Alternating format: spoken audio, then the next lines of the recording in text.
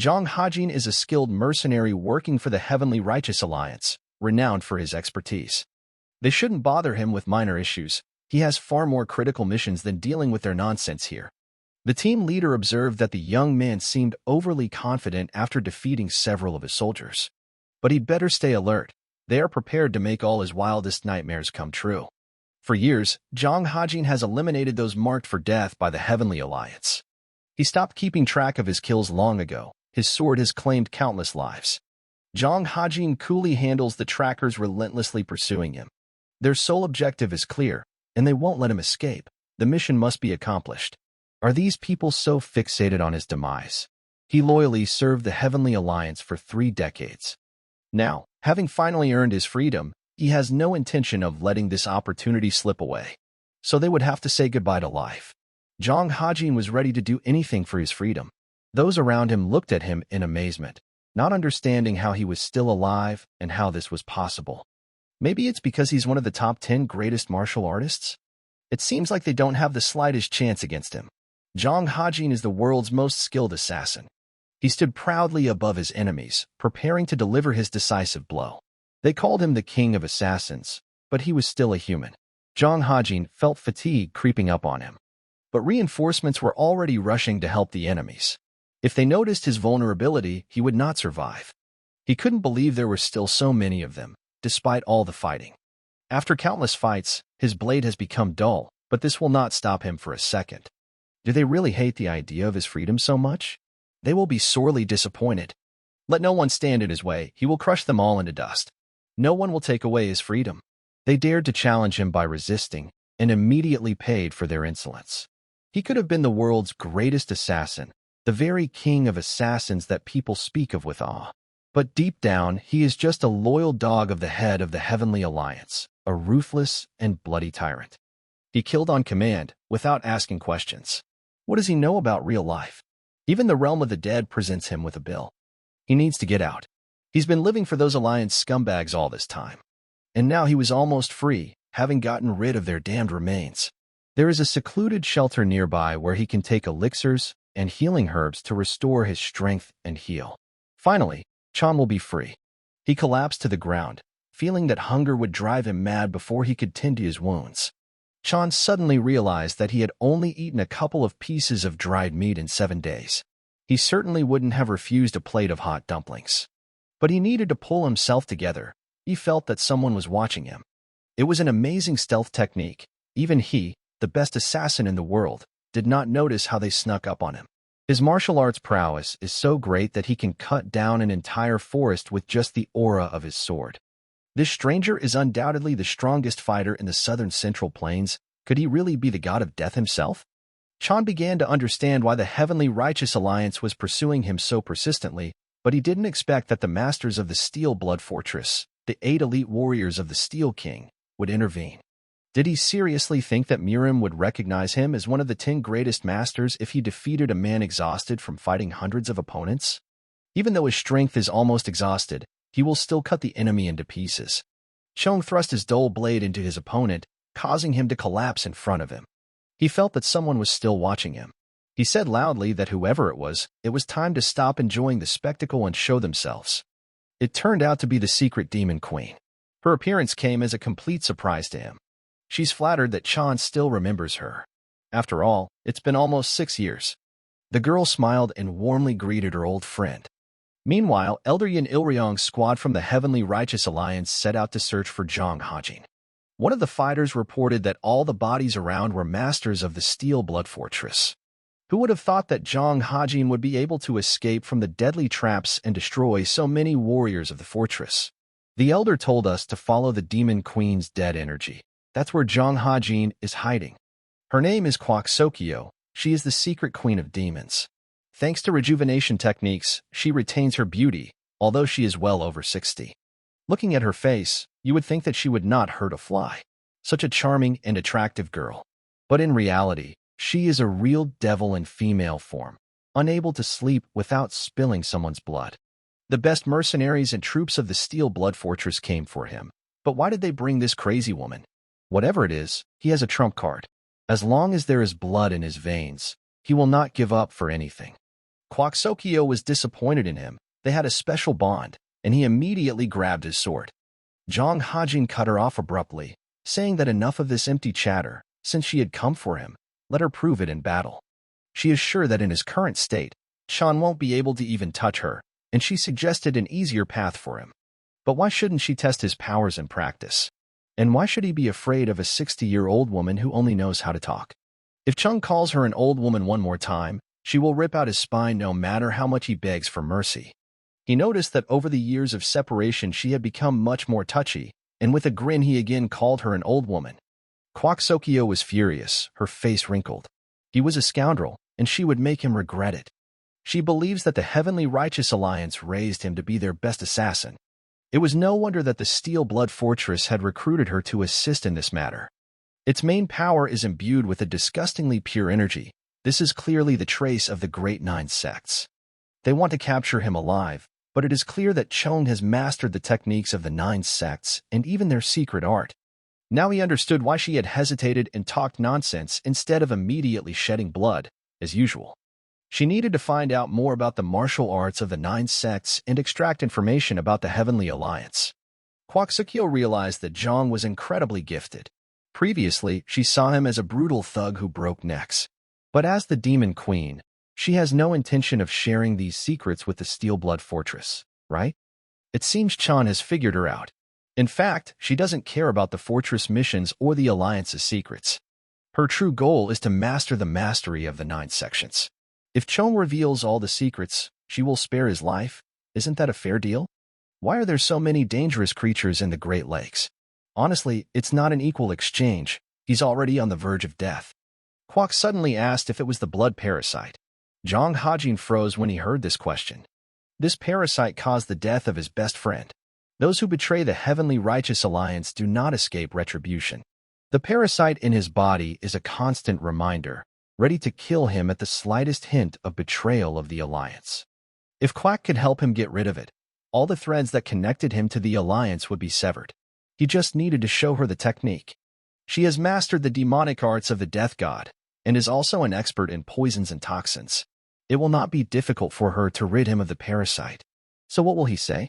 She is ready to give him the long-awaited freedom in exchange for training in the art of the 9 sects. Chan chuckled and asked if she really thought the Alliance was hunting him just because he escaped. He is among the top 10 strongest martial artists in the world. 5 years ago, he already found a way to get rid of the bloody parasite. But to break through the deadly traps, he had to reach the pinnacle of mastery, which required many years of hard training. He thought he had almost reached his goal, but it turned out that he was not even close to it. It all sounds a little funny. Chan doesn't believe that she will let him live if he teaches her a trick. These bastards stole 30 years of his life. He won't let another old woman fool him again and rejects her offer. If he leaves right now, he still has a chance to save his miserable life. How can he have the nerve to say that when he can barely stand on his feet? She's not as useless as he thinks. Kwak always dealt quickly with those who dared to insult her. So he wasn't going to share his skills with her? All he can give her is suffering. Didn't want to retire at 60? She'll have to stay in these parts forever. Then let him perish too, the worthless degenerate. There is no place for the greedy in this world.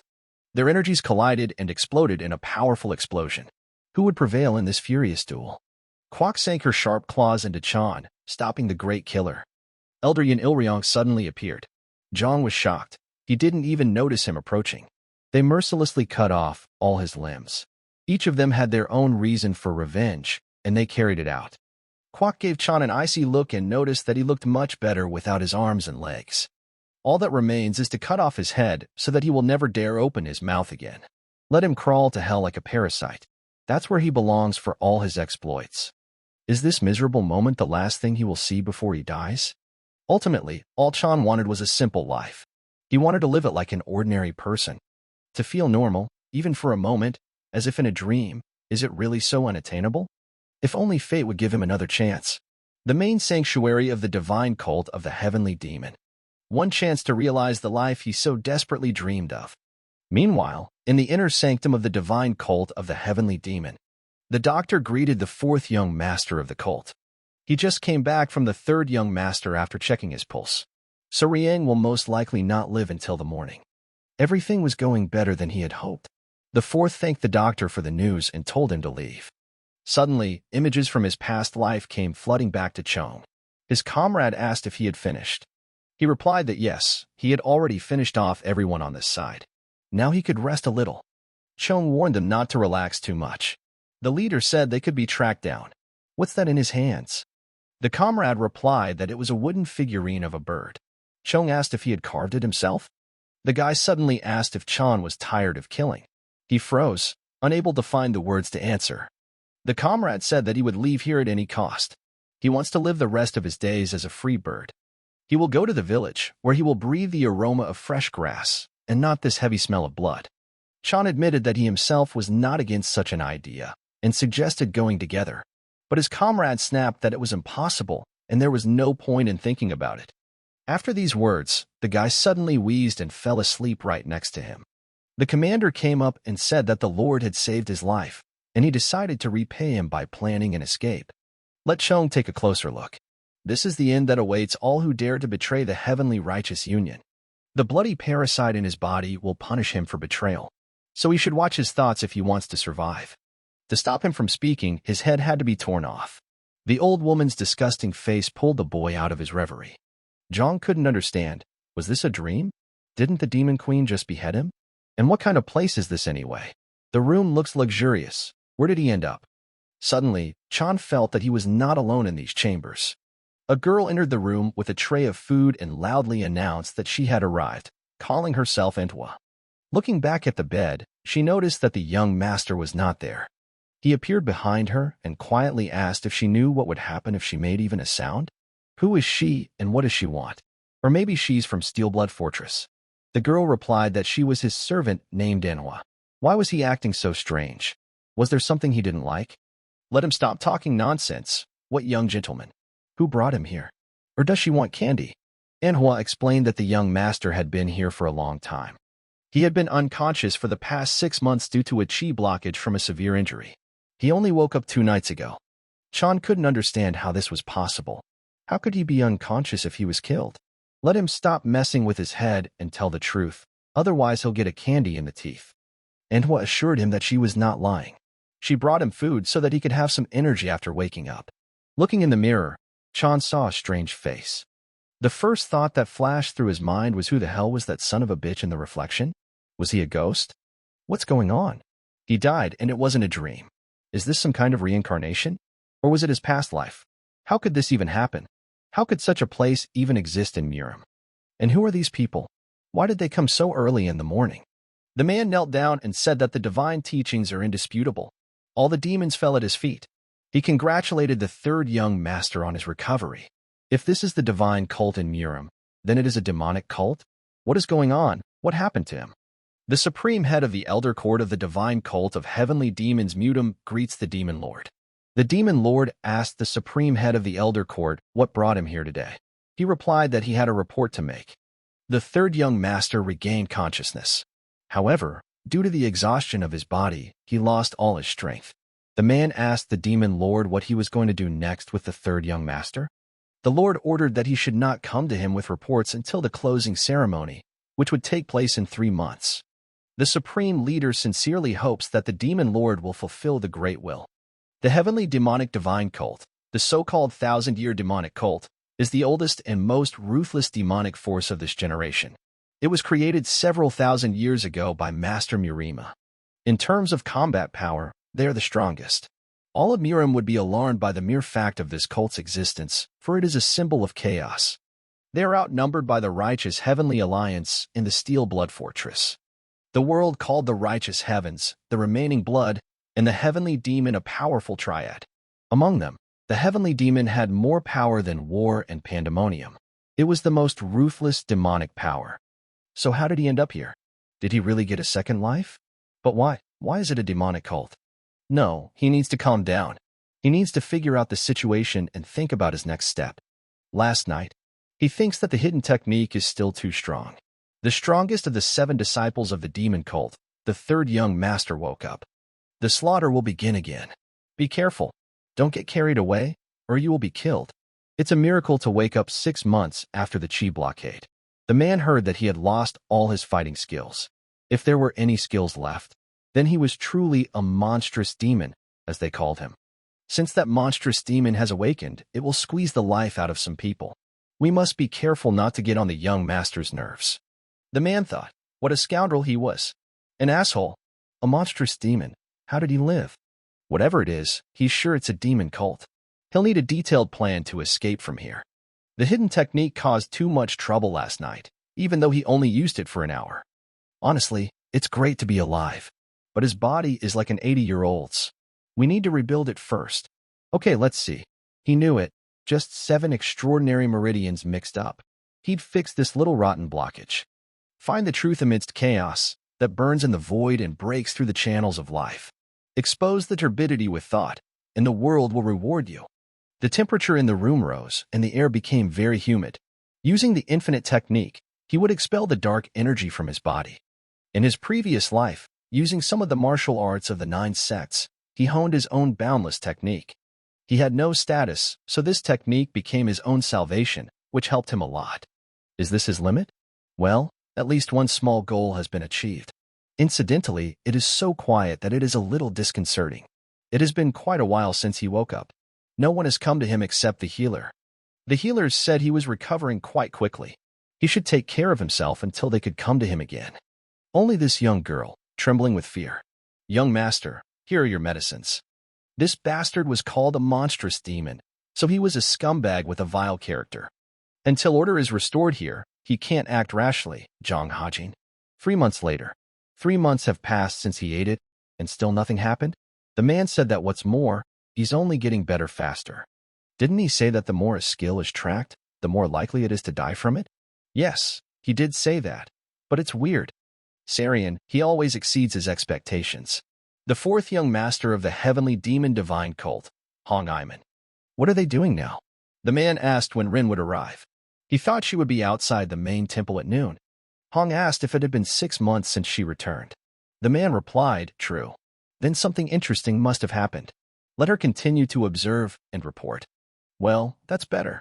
For the past 3 months, he's been doing everything he can to return this horrible body to normal. Thanks to that, the remnants of dark and demonic energy have disappeared. A maid came to the young gentleman and said that here was his medicine. He thanked her. The young lord lifted the cup and saw the bloody parasite. In fear, he threw it away, and it shattered. Do you really think you can escape from the righteous heavenly alliance? Arrogant fool, I made you the best assassin in the world, and you betrayed me. Even if you die, you still won't be able to escape from the alliance. Those damn parasites again? Young master? The young master woke up to someone calling him. Young master, are you okay? Enwa asked. When he looked into the bowl, it was empty, a hallucination. A new life, which he always dreamed of. He didn't know if he could be free. The guy heard a conversation from behind the door. Someone was asking if he was there or not. The maid said, yes, he is there, but he is not there. What? That demonic cult bastard? He heard Enwa's words from behind the door about what she should tell the young master. A girl came through the door and said that it was a long time ago. Who she was, he couldn't remember. The girl said something about him looking better than she thought. What? Think of a way out of this, John Hajin. She asked, would he leave her standing like that? She would have a cup of tea. At such moments, first of all, run. Saying that he urgently needed to go somewhere, the 3rd young gentleman simply took off and ran. At the exit, he was met by 2 tall men who did not let him pass. As it turned out, this was the girl's order. She said they were going to have a serious talk with the 3rd young gentleman. She didn't know how long it would take, so don't let anyone in. The girl told him to sit down. Didn't they have anything to talk about? Zhang replied that he hadn't wiped his sweat while he was restoring his body. He asked him to wait until he changed his clothes. Okay, she can wait. But it would be nice if he didn't have other plans. Just by looking at her, he knew she was crazy. He had no choice. He asked Enwa to follow him. What? He asks who she is? The guy says he had a headache after he woke up, so he thinks it's a memory lapse. Look at the young gentleman, the girl asked. Will he die? He thought, why will he die? He hasn't slept for a long time. Her name is Hungayan. She is a demon-bound and working at the religious center for inner enlightenment. She is the daughter of the Joxa family of the demon cult. She is strong enough to be called the most talented disciple, is excellent at her job, and is also a heroine recognized by the head of the demon cult. She's also the younger sister of the fourth young master? Yes. Zhang asked Anhwa why the girl came to him, what kind of relationship they had. The maid replied that she did not know such details, but they had met a lot during the month. So they have some kind of special relationship. Okay, he thanked the girl for telling him and asked if she was okay. Her face was so swollen. Her master told her to go and rest. Master, is he really crazy? Returning to the girl, he said he had not thought and had been rude. She said it was all right. He asked her what brought her there. The girl couldn't understand why he was so calm, so different from his old self. It was as if he had lost the sparkle in his eyes. So it was true that he had lost his fighting prowess after leaving the Qi castle. Han Yang said that there was no need to hide anything from each other, and she knew it very well, so it was better to get straight to the point. Showing 2 papers in her hands, she said, "Here is the contract with their seals on it." He remembers, yes? If any of them violates the terms of the contract or a situation arises where they are forced to terminate it, the fine will triple. She has put almost 1,000 nannies into this miracle cure. On top of that, the sum of other things is just over 2,000, but she will deduct these little things because they are close. Medicines? Investments? The young gentleman's younger sister supported him with money and medicines? What the hell was this scoundrel thinking? Only 6,000 nons. She asked him to give her the money immediately. If that was not possible, let him sign a contract stating when he would pay the entire amount. Taking advantage of the fact that Serian survived the Qilok, she portrayed herself as a victim, terminated the contract, and now wants her money back. He wanted to build his reputation and then increase his fortune, but would she ignore the fact that he was bedridden? This girl does bad things that you shouldn't do. Okay then, he can pay her that much. What? Just like that? The guy asked Anhwa to prepare brushes, paper, and ink. Good, young master. He doesn't care if a girl does something bad, it has nothing to do with him. He doesn't care if a girl does something bad, it's none of his business. As the third young master, he was too careless in drawing up the contract. He was not smart before, but wasn't it too reckless? Back then. The girl said there was something else. If he couldn't pay, he would have to run at her beck and call like a loyal dog. Is she going to treat him like a dog? The girl is starting to get on his nerves. Surian asked, "Is that all?" Hongyaran said that the contract will be terminated when she receives the full amount. Until then, they should respect each other, right? Respect? You want him to respect her by making such a pact? What? Master asked Anhwa to bring the commander of the royal guard. The girl was surprised. Why was he calling the commander? When he approached, the commander began to say women's teaching is indisputable. He is in front of him. Greeting the third young gentleman, he asked how he could be of service. The guy asked me to get the van ready. He needed somewhere to be. The man replied that he knew this was no place to talk, but his body was here now. Sirian says he is going to the demon lord. Prepare a carriage and inform the lord's palace. Tell him that the third disciple wishes to see his master. The commander said he understood. He would send a message to the demon lord's palace. He would prepare the carriage as soon as he received permission. Third young master. What is she doing? He must fight back too. The man suggested seeing if the demon lord would recognize this contract as fair. Third young lord. He says they both have to die now? What does he want the lord to say? The gentleman asked if there was a problem. She said if he found out they had made a pact, he would get it too. She's right.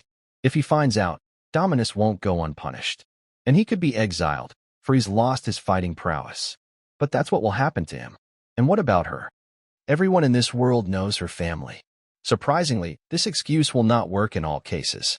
For him, the worst outcome is exile, and no one will free her from captivity. For the poor upbringing of their daughter, the jock's family will certainly be deprived of everything. He said he had better go.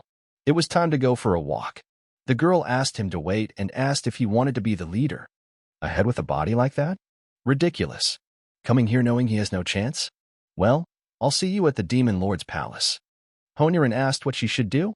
The boy asked what she was talking about. What should she do to stop him from going to the demon lord? He replied that she needed to break this contract with her own hands. Hajin, aren't you tired of killing?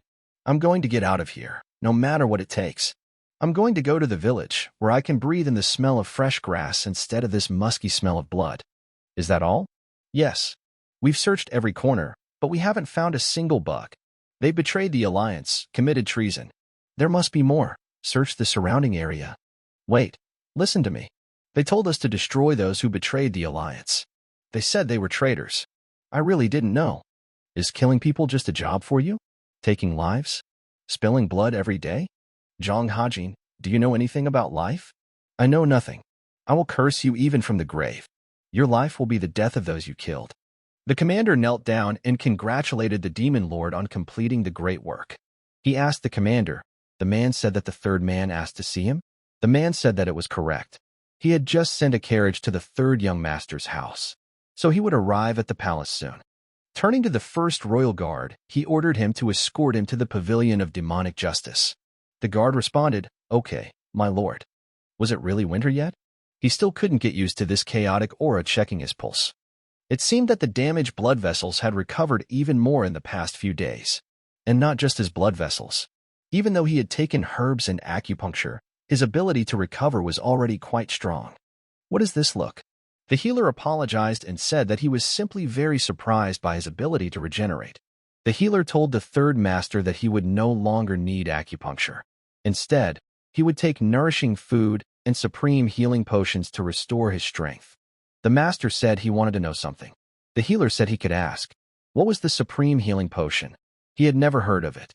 The man replied that it was a decoction of 5 herbs that help restore energy. The man replied that it was a decoction of 5 herbs that help restore energy. Is that all? Does it help restore energy? Whatever it's called, it's medicine. And if it had healing properties, he would recover much faster. Katia said she would be back in 2 days and wished him a speedy recovery. Well, Mr. Believe, there might be something wrong with his feeling. What a terrible area. The demon lord. Apparently, he's finally going to meet him.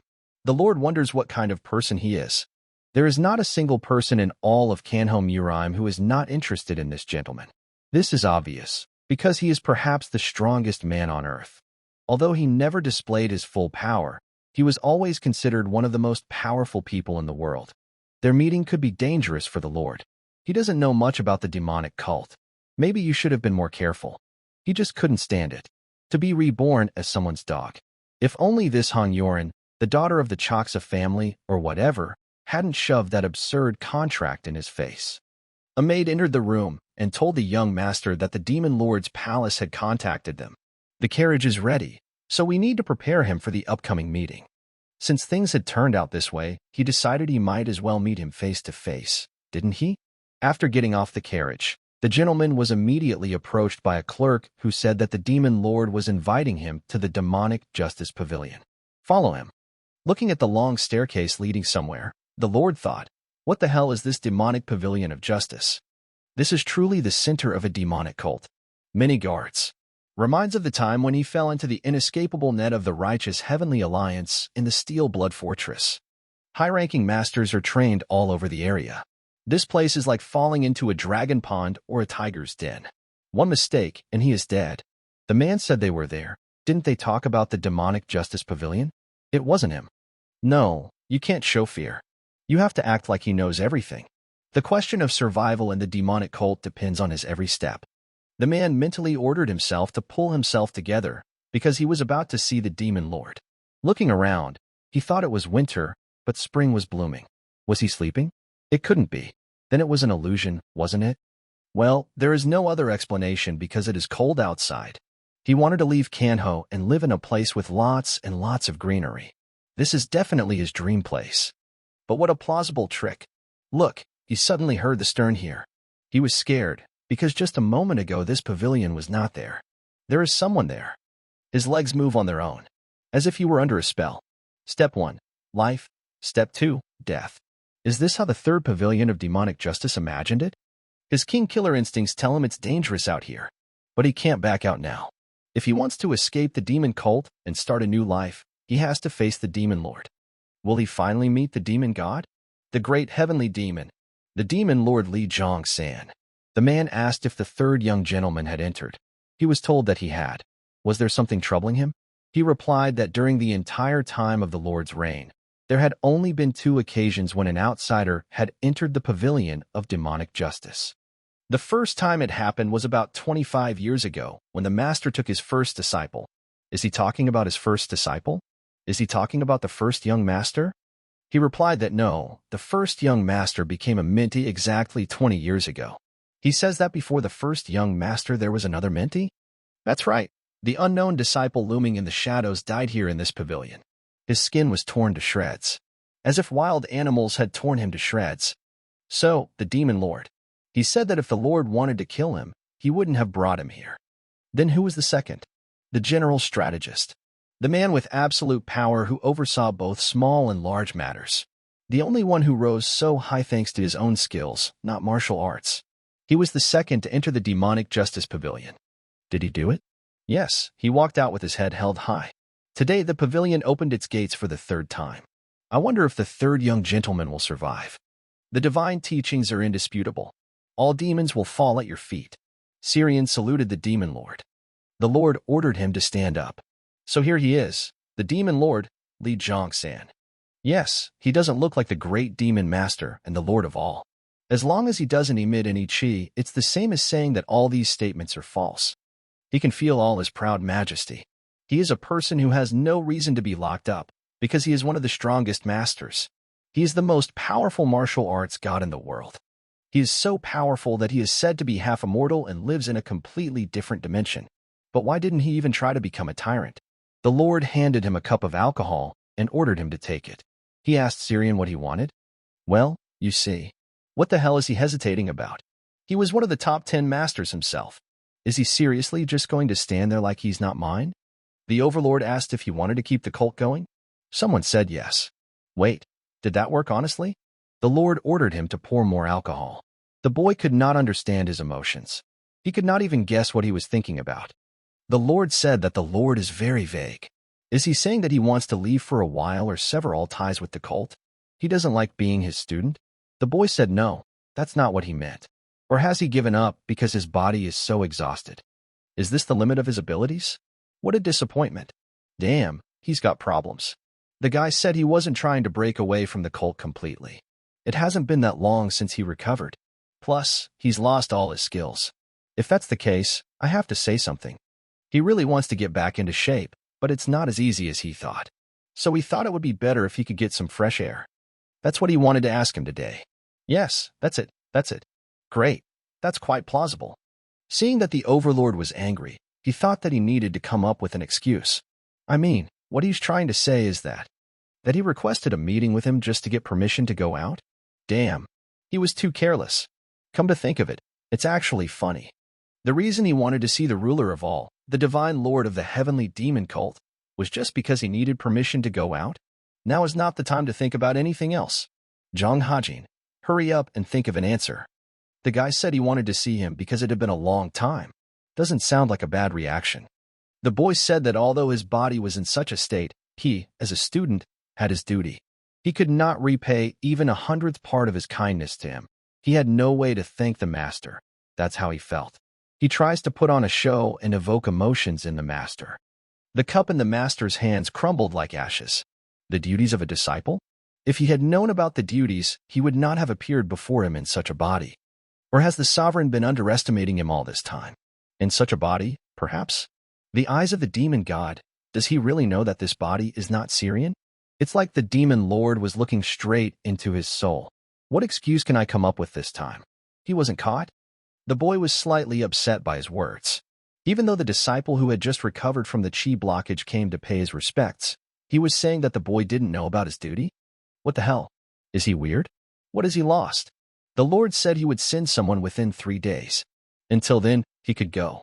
That's it. So what about his request? Is he allowed to go out or not? Is he allowed to do what he wants? Just tell me how hard this is. Looking around, the overlord said, the demonic justice pavilion with clear skies and green grasslands. It had been a long time since he had seen anything like this. Pouring the drink into the cup, the gentleman said that it was his reward for his hard work. The servant replied that he was flattered. He asked what was happening with the third one. He said he was recovering at home. That's it. Yes, that's it. He seems to be quite good. 10 years ago, the overlord mistook him for a dragon. He was disappointed to find that it was just a poisonous snake. But when he looked at him again today, he was holding a magic pearl in his mouth. As he moved further and further away from evil, he also knew death. In the pavilion of demonic justice, evil is judged. The object of the case to be judged is represented by the Lord of Demons, and the decision is made by the Lord and the formation. The pavilion embodies the hearts of those who enter and puts them on display, as well as the subconscious. What if the object I liked was a demon lord? At this moment, by the will of the overlord, the demonic formations of the pavilion will attack. As soon as they harbor the desire to kill, they will be destroyed in such a painful way. The enlightenment method can reveal true intentions. It belongs to the highest level, which can only be controlled by the demon lord. The chairman asked if the lonely bamboo grove was well looked after. The man replied, "Yes, a representative from the court of elders came every other day. On average, there are up to 5 victims per month, but fortunately there have been no fatalities in the last 4 months." The ruler said that the elders should call their man back for a while. He would send the third one to the grove. A lonely bamboo grove? So said the governor, a perfect place to get some fresh air. The demon lord is a pervert. He just wanted to get out. Why did he put him in the wilderness? What did he do wrong to send him alone to such an evil place?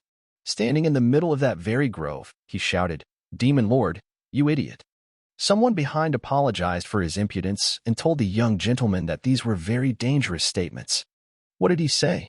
The man repeated that any foul language or rudeness towards the demon lord was considered a serious crime, punishable by immediate death. No exceptions, not even for the young lords and ladies. The young master said that you should have listened more carefully. He did not defile the demon lord. God, is he some kind of imperial person? Why can't he say nasty things behind people's backs? Well, he believes those dark and sullen idiots of the demon cult that he is above the emperor. Instead, they think he is a real god. While he was speaking, the boy asked, "Is this elder from here?" He said, "Yes, that's right." His servant, Ma Dongpil, the third head of the elder court of the heavenly demon divine cult. He has the honor of serving as the Lord's personal guard. Who? He doesn't care about his honor or anything else. He just wants him to leave him alone. The elder says that he vows to dedicate himself to service and will protect the third young master with his own life. Beautiful view. Result 1. He can't get out of here. No matter how hard he tries, he can't leave this place. He screamed that he hated them, the idiots of the demonic cult. He just wanted to get out. Was it really so necessary to send him here? Okay, so it wasn't that easy at first, but he wasn't going to waste any more time on useless thoughts. Why did he want to leave the demon cult in the first place? It was because he had a bad feeling when he realized that he had been reborn as the third young master of the heavenly demon divine cult. At some point, he will have to leave this place. But now, it is impossible.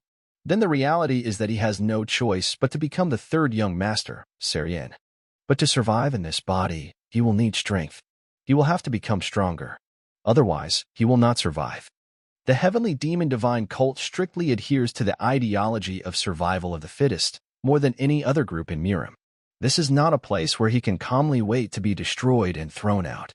Eventually, a person will have to take the path of martial arts, and whether it will bring him life or death.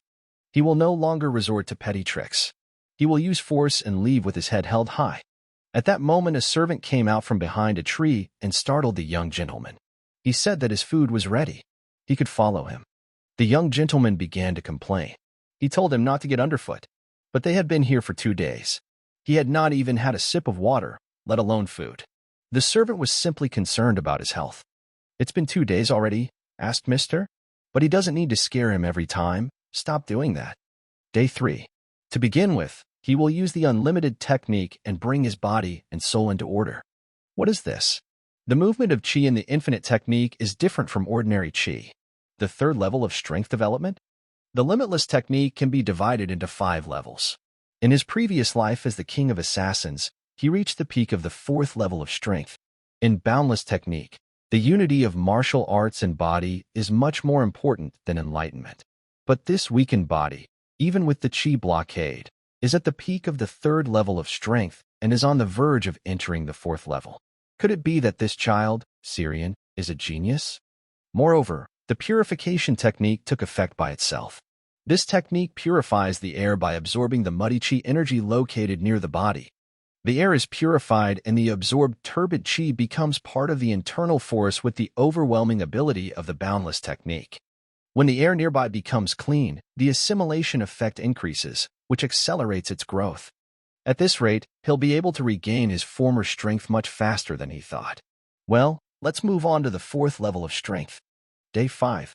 The body is completely healed. The severed blood vessels and vital organs are much stronger than they should be at his age. This made life in the bamboo grove much easier than expected. Even the hair became darker. It is said that hair loses color when the chi is blocked. First of all, he ate well, because Dongpil is a great cook. And he also slept very well. He can also use the abilities from his past life as an assassin again.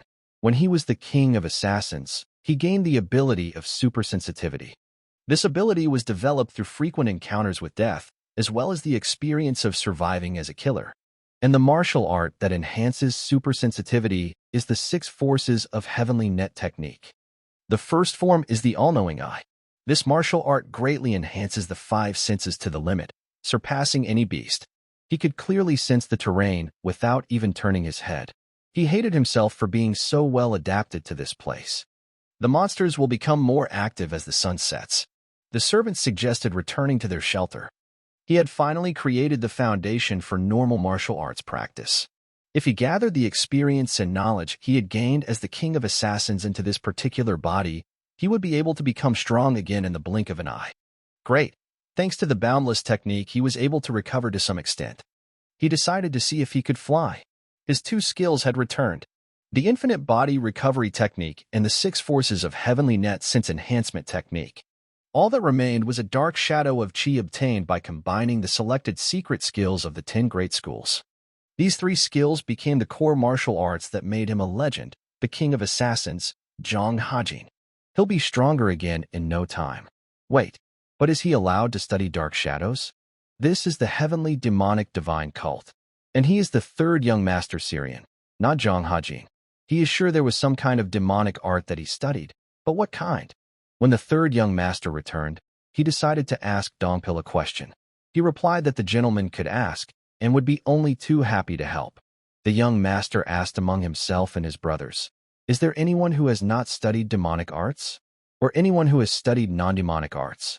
Dongpil said he didn't understand the question and apologized. Is this really unimaginable? As he said, what would happen if he didn't study the demonic arts? The man replied, "I wonder if that's possible. But if the young gentleman and Das don't study them," he dared to say that the demon lord would be very displeased. The master ordered Dongpil to go to the library and use his powers. In order to bring all the secret texts about demonic arts, everything that can be taken. Secret texts about demonic arts? Is this what the young master asked for? Dongpil told the master this is exactly what he was talking about. The 3rd young gentleman? He probably already knows everything, so why? Maybe he's trying to promote himself somehow with their help? Having apologized to the master in advance for such a disrespectful question, but as a guardian called to protect the target, he decided to dare to ask it despite the familiarity. 3rd young master lost his memory after chi blockage? Master doesn't know. Has he really forgotten everything? 3rd young master was talented from the start, but greedy and arrogant. A true tyrant who showed no respect to his subordinates. But after he was reinstated, he became a different person. He is very different from his former self. His actions and words, sometimes he even seems puzzled. Even his servant said that he has changed. He also managed to walk out of the demonic justice pavilion alive after the demon lord's trial. In the report from Ma Dongpil, the master said that he understood why the leader of the 3rd squad asked such a question. But don't let him worry so much. The man he now serves is no ordinary man. He is one of 7 candidates. He could become the next successor of the demonic cult. Who knows if he is joking or has really lost his memory? But don't let him ask any more questions. This is one of the many reasons why it is so difficult to protect heirs. This is why the owner chose him. Handing Dongpil the key, the master said that he knew the loan period was 3 days. Let him mix them with the others and take 3 to 4 secret texts. One more thing, the master asked if he had explained the lonely bamboo grove to the young master. He replied that he had not yet. He was going to do it today. He knows how dangerous it is out there, doesn't he? He's sure Dongpil will be fine, but make sure he tells him everything as soon as possible. This is his task of primary importance. I would like to know what the Lord saw in the 3rd young master that he sent him to the bamboo grove. Lonely bamboo grove. A demonic forest that existed before the heavenly demon divine cult settled on hundreds of thousands of mountains. an assassin who has taken the lives of countless demonic people for 1,000 years. When there was only the first almighty heavenly demon and the divine cult did not have much power, he helped the cult become one of the greatest schools of the moment of the eye. To those who are destined, he gives gifts, and others he drags into the pits of death. This was the second time the demon lord checked the third young master. He had received a positive evaluation from the Demon Justice Pavilion. I wonder what will happen in the Bamboo Grove. 1, 2, 3, 4, 17? Why did he bring him so many secret texts? Dalpel said it wasn't very much. He only took the best ones, so it was quite small. And it's small? Damn it. Does he have to master demonic arts now? What should he do? No. If he views demonic arts as inferior and divine, he will not see their true nature. He must look at them without prejudice. The man told the young gentleman that he had something he had to tell him. The gentleman replied, "That's fine." 3 of the 17 messages would have to be returned in 3 days. In 3 days, why? Because these 3, from the secret text of the 10 greatest demonic arts of their school, as he already knows, are only accessible to the first, second, and third young masters. The 10 greatest demonic arts are the highest level in the heavenly demon cult. If you successfully learn one, you can look down on the world, how brilliant it is. Everyone in the heavenly demon cult knows about them, so if he doesn't even remember this. The master asked why he was looking at him like that. Apologizing, he said he was rude to see his news side, but he actually doesn't remember any of those texts. Turning to Dongpil, the master said that he knew that the master had completely lost all his skill after awakening from the chi blockage. His heart and mind are no longer what they once were. And, strictly speaking, they were exiled to this lonely bamboo grove. He needs to try something, he is desperate. He needs to relearn all the arts he has forgotten. So he asked for help. He's his only hope now. He needs to stretch his legs, so if only he could grab some weapons from the cult at dawn. What the? Why is he crying? He said he would support the young master with his life. What's wrong with him? Let him stop, he's a burden. In about 10 days they will be more active. They don't seem to be moving, and the barrier is growing, so I'm sure they will be fine. This is the safest place in the bamboo grove. The young gentleman concentrated on reading the secret texts. He had to make sure that nothing would disturb his peace. We must obtain the weapons the young master asked for as soon as possible. We must not let down our guard, no matter what. Chong Ha-jin's dark shadow chi technique was not widely known, but was one of the greatest Murim techniques. It was not as powerful as the secret techniques of the 10 greatest schools, but its depth and purity were considered the best at that time. Demonic arts were different from the rest. They favored destruction. Focus on results rather than consistency, on attack rather than defense. Put true power before opportunity. It all sounds very much like the methods of assassins. The 10 greatest demonic arts? They are certainly incredible, but in his current state, he would not be able to learn them all. What can he do to improve the dark shadow chi with these arts? True demonic arts? He thinks it might work. True demonic arts are one of the top demonic arts, ranking alongside the art of destruction, which is the basis for some of the top 10 demonic arts. It is also more advanced than some of the 10 great arts. When it comes to the adaptability of demonic chi, it can be said that it is one of the sources of demonic cult techniques. The limitless technique is best used when your head is full of thoughts. Who's there? Is Donpil back? Is he being followed now? We need to be careful. Even though he seems naive, he hasn't completely let down his guard. That's enough for today. Hearing a rustling sound, the young lord noticed that some creature was attacking him from behind. What the hell? That could be dangerous. What? That thing broke through the wall. How did it do that? It's a chicken. 6 legs, human-sized wings, and 3 heads. What the hell is this? The giant chicken looks like a mutant Great King Yenluo. Seriously, he just doesn't have any more words to describe this place. Why is she so fast? Looking at the basket of weapons, Donpil thought that these weapons should be enough, right? The third young master is accustomed to using swords, and as a swordsman he is good enough to create his own style. Who knows, maybe he'll remember everything once he picks up a weapon. Although, judging by how cruel he was, I'm not sure it's in his best interest to regain his memory. But that won't work, will it? No, don't think about it. He's just guarding 3 young masters. You can't give in to emotions. Dongpil smelled a strong scent of blood. Young master, what kind of rooster are they even using the art of sound on? This is an unusual mutant. He will be strong. Damn, if only he had a weapon. What can we use instead? Does he think he can get it with the same attack? Taking a piece of sharp bamboo, he jumps on the chicken and tries to kill it with it. Is she dead? Hell, not yet. That hurt, you stupid chicken. He realizes now that he can't pierce her feathers with brute force alone. Does he? He never thought he'd use it on an animal. But he thinks he has no choice. I'll have to try. Technique of the heavenly net of 6 forces. The second form is supervision. The second form of the technique of the heavenly net of 6 forces, supervision, allows you to speed up the thought process with the help of chi, which in turn visually slows down everything around you. The young master found the chicken's weak point. It was the heart, which was almost freely accessible. Taking a sharp bamboo stick, he took aim and stabbed it straight into the heart. At that moment, Donpil returned, smelling the blood coming from that very chicken. He ran up to the young gentleman and asked if he was okay. The boy asked him not to make a fuss. Azure Lotus? That's the name of this chicken? Looking at the young lord, Donpil said that the wounds needed to be treated first. The lord replied that it was not his blood.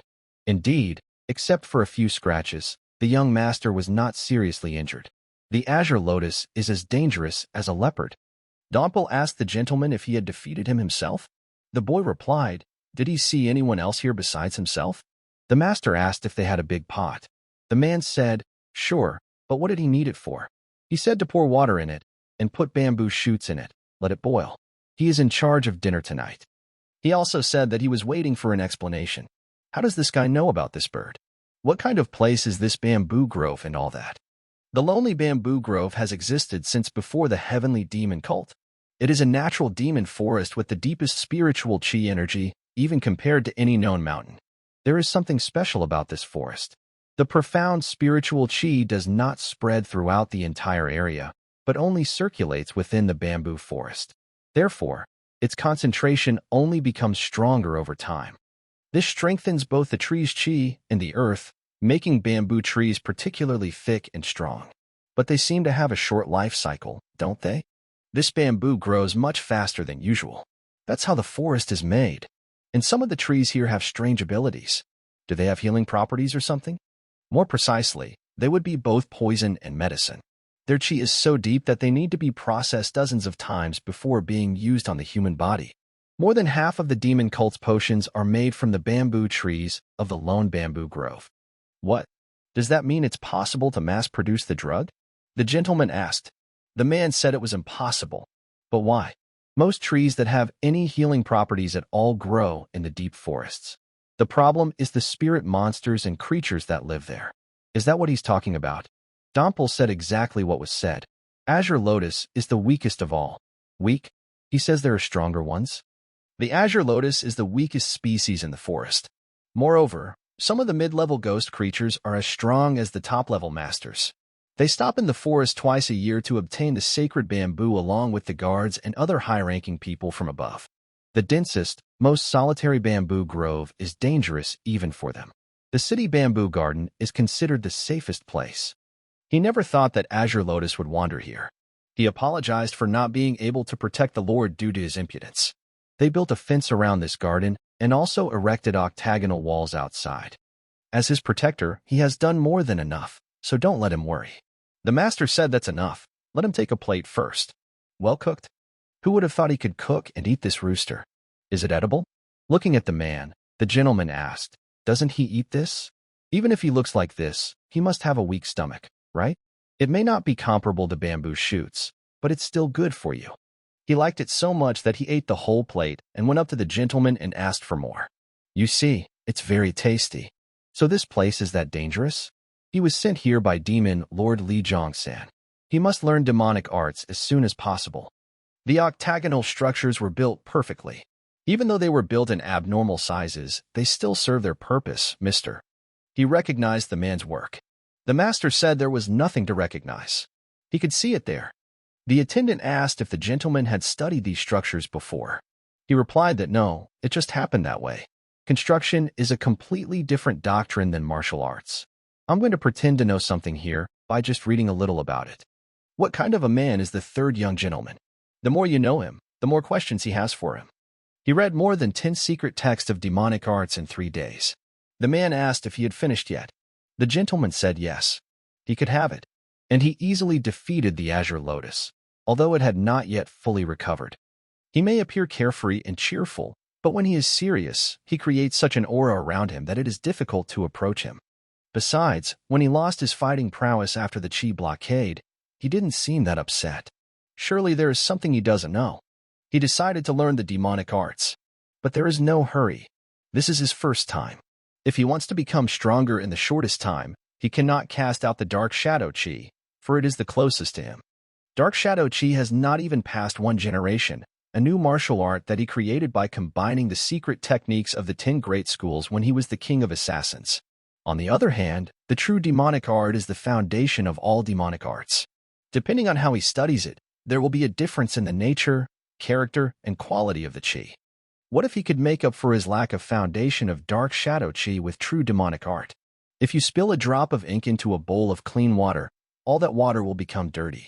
Art is like ink, especially true demonic art, which is the precursor of all demonic teachings nurtured by the divine heavenly demon cult. There is nothing more suitable to unleash the youthful martial prowess in the dark shadow of Qi that has not lived for a single generation. Coming to the demonic cult with Dark Shadow Qi, it must be fate. Let's begin true demonic art and Dark Shadow Qi. Let's see if the foundations of the demonic arts and the secret techniques of the 10 great schools can combine. Donpil thought about how he had been locked in his room for 12 days now. He had been told not to disturb him under any circumstances. What was he doing there? They say opposites attract? Compatibility is sacred. This new martial art he created is much more destructive than the Dark Shadow Qi. It will become more stable than the true art. After finishing, he felt demonic energy flowing through his body for the first time. This was a new combat skill that he had not mastered before. Standing on the street, the employee did not understand where this demonic energy was coming from. It could be called the demonic art of dark shadows. Donpil said it could be dangerous. It was too risky to continue. His legs were weak. He thought it would be wise to return to the bamboo garden today. The master said he had heard of creatures called Shinshin, that they lived in herds.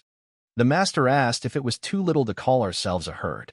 Listening, Donpil heard a sound. It's a herd of Shinshin. There are too many of them. The man motioned for the gentleman to retreat. Master told Mr. Ma not to worry. Donpil was right. He had been fighting those bastards all day, so his chi had already reached its limit. But there is no time to waste. He must hone his new skills and get out of here. Fighting at the edge of his abilities. He will become stronger. Dark Shadow Demon Art. Go, Donpil, don't retreat. We must defeat them. Wait, what did he just say? Third young master is hunting a herd of azure lotuses and xingsings in a lonely bamboo grove? The man replied that yes, that was true. How interesting. If he were to study the black dragon, it would be difficult for him to avoid the screams of the terrifying creatures. Blood Flame is harsh, and Heaven's Grip is too heavy. It doesn't suit him. Red Phoenix is the best, but if he has the seeing eye, he won't take it. The master hoped that he had given him 3 secret texts of demonic arts. The man said yes, Blood Flame, Heaven Seizing, and Red Phoenix. In his current state, he will have a hard time dealing with the Red Phoenix, as this art can be toxic to the body after blocking the Qi. The master admits that he has been studying something else. Did he give him more texts from the secret library? The man apologized to the Lord for visiting the secret library without his permission. The Lord asked him to get up and said that he had every right to go there without his knowledge. The man replied that he had not reported to him. The Lord asked if he regretted giving the third young master access to him. The man replied that he did not. The Lord asked if he could take full responsibility for this. He said yes. In that case, the Overlord respects his decision. First guard, yes, my lord. The man asked him if he knew why a child's battle was more terrible than an adult's. Because kids don't know when to stop. That's why it's scary. They think honor is honor, no matter what it is. When a child realizes where the line is drawn from pure ignorance in armed combat, then he becomes a man. Mr. Ma, watch out. The master shouted. Hey, bodyguard, stay alert, the gentleman said. These Shinshins want to take one dose. The continuous use of the dark shadow demonic art is very smooth. He thinks that at this speed, he can even try to reach the heart of the grove. At some point, another monster appears out of nowhere. It's very fast. Move aside, Mr. Ma. The man didn't have time to dodge, and he was kicked by the hoofs. What the hell? Where did he come from? A horse? No, he can't be underestimated like that chicken. Donpil had been fighting these creepers constantly for the past few days and had managed to increase his chi quite a bit, but the monster still took him down in one hit. This thing was much stronger than anything they had ever encountered before. What an unimaginable desire to kill. Then he'd have to go full speed from the start. What? So it wasn't top speed, was it? Okay, let's try it again. You can't fool him twice. Why isn't his body moving? Looking at his right arm, the gentleman saw that it was broken. Damn, if this keeps up, he won't be able to land a single blow on him. Just when he thought everything was going according to plan, it happened. You can't let your guard down in these woods. Donpil decided to lure the monster to himself. He shouted for him to come here. His enemy is here. No, Donpil. He can't handle him alone. Let's see how this fight ends, the man continued shouting. While chasing after Donpil, she fell into a trap with sharp bamboo, into which a man lured her. When the man looked at him, he thought he was dead. But then the horse opened his eyes. What a tenacious bastard. How dare he hurt the young master's precious body? He should punish him by cutting off his head. But I think they'll put it off until better times. We need to save the young master first. Young master, I'll carry you. The master said no. Just let him help me up. He broke his arm, not his leg. 8 months later, heavenly demonic divine cult of the Elder Court. It was hard, said the first head of the Elder Court, Li Gunsan. Good job. I'll be going this time, so sit down and rest. Second head of the Elder Court, Ji Yang. Thanks, but no thanks. The elder said that if they change the guard's object will feel uncomfortable. He will go again in an hour. But why did the Demon Sword family's patriarch decide to come by today? I have no idea. He's a very important person. Maybe he wants to discuss something with the cult leader. Well, he heard a rumor. They say they are trying to make the eldest son of the Demon Sword family one of the Demon Lord's disciples. One of his disciples? Saying it like he did, it might not be true. But considering that 2 of his disciples are from the 7 families, it is quite likely. In the matter of loyalty, there is no one more outstanding than the Demon Sword family. Trusts, then a special approach should be considered. They are also considered one of the strongest faculties with decent troops. But will the Lord accept another disciple? He already has 7. No one knows. Who knows? It all depends on the Lord's decision. True, but most likely it will be the same number. What is he talking about? And the third young master. Having experienced the Chi blockade, he lost his martial prowess. And now he is in a lonely bamboo grove. It is not an exaggeration to say that he is very far from victory. This is a dangerous situation. You already know that the bamboo grove is an extremely dangerous place. After all, they don't even know when third young master will return. If the overlord does not give his permission, he will probably be locked there forever. Enough. Stop this immediately. If anyone is listening, that's why they sent third head there. Of all of them, he is the one most qualified for lonely bamboo growth. He was sent there on Master Elder's orders. They know how much he values third head, don't they? The clerk knocked on the door and asked the first head what was the matter. The man replied that the third head had come to see him. What? Dongpil is here? Invite him now. Entering the room, the man said that the third head of Ma Dongpil welcomed them. What the hell? What kind of evil intent to kill? Is this the 3rd chapter of Ma Dongpil? His bloodlust is so strong that it cannot be hidden. What the hell happened in that lonely bamboo grove in the last 8 months? Is that enough? Yes, thank you, Chapter 1. But why does he need cave conifer tea leaves? The man replied that he was simply following the young master's orders. He told him to bring them. You work so hard, Donpil. The harder he works, the better it will be for the young master. He must be patient. The elders wanted to have tea and chat with him, but the man asked them to forgive him. Well, it can't be helped if he's busy. It must be hard, but I'm sure he's doing a great job. Let him be careful. And you take care of yourself. The man asked the elder if he felt the same way. No matter how much he thought about it, the bloodlust coming from Dongpil was abnormal. The elders are sure that this simply means that he lives in extreme conditions. It is a shame, but at least he looks healthy. Dongpil will be fine, right? If it's the third head he knows, he'll come back much stronger. That's what he believes. He feels at ease, he thinks, much better than he did 8 months ago. The grueling trials in the lonely bamboo grove took his skills to a new level. Something just moved. Was it a beast? Its steps were heavy and measured. It was definitely not Shinshin. He's coming. As soon as he shows up, he'll cut it down. Young master? What is he doing? What's with the question mark? Is he back yet? The master said he could take his time and talk to his comrades. He thought the young master would stay in the city's bamboo garden while he was gone. Did he catch another drunk? What if you were wounded? The young gentleman said he was bored and saw a horse wandering around. The young master couldn't let him go. After their last battles, the mere sight of them made him furious.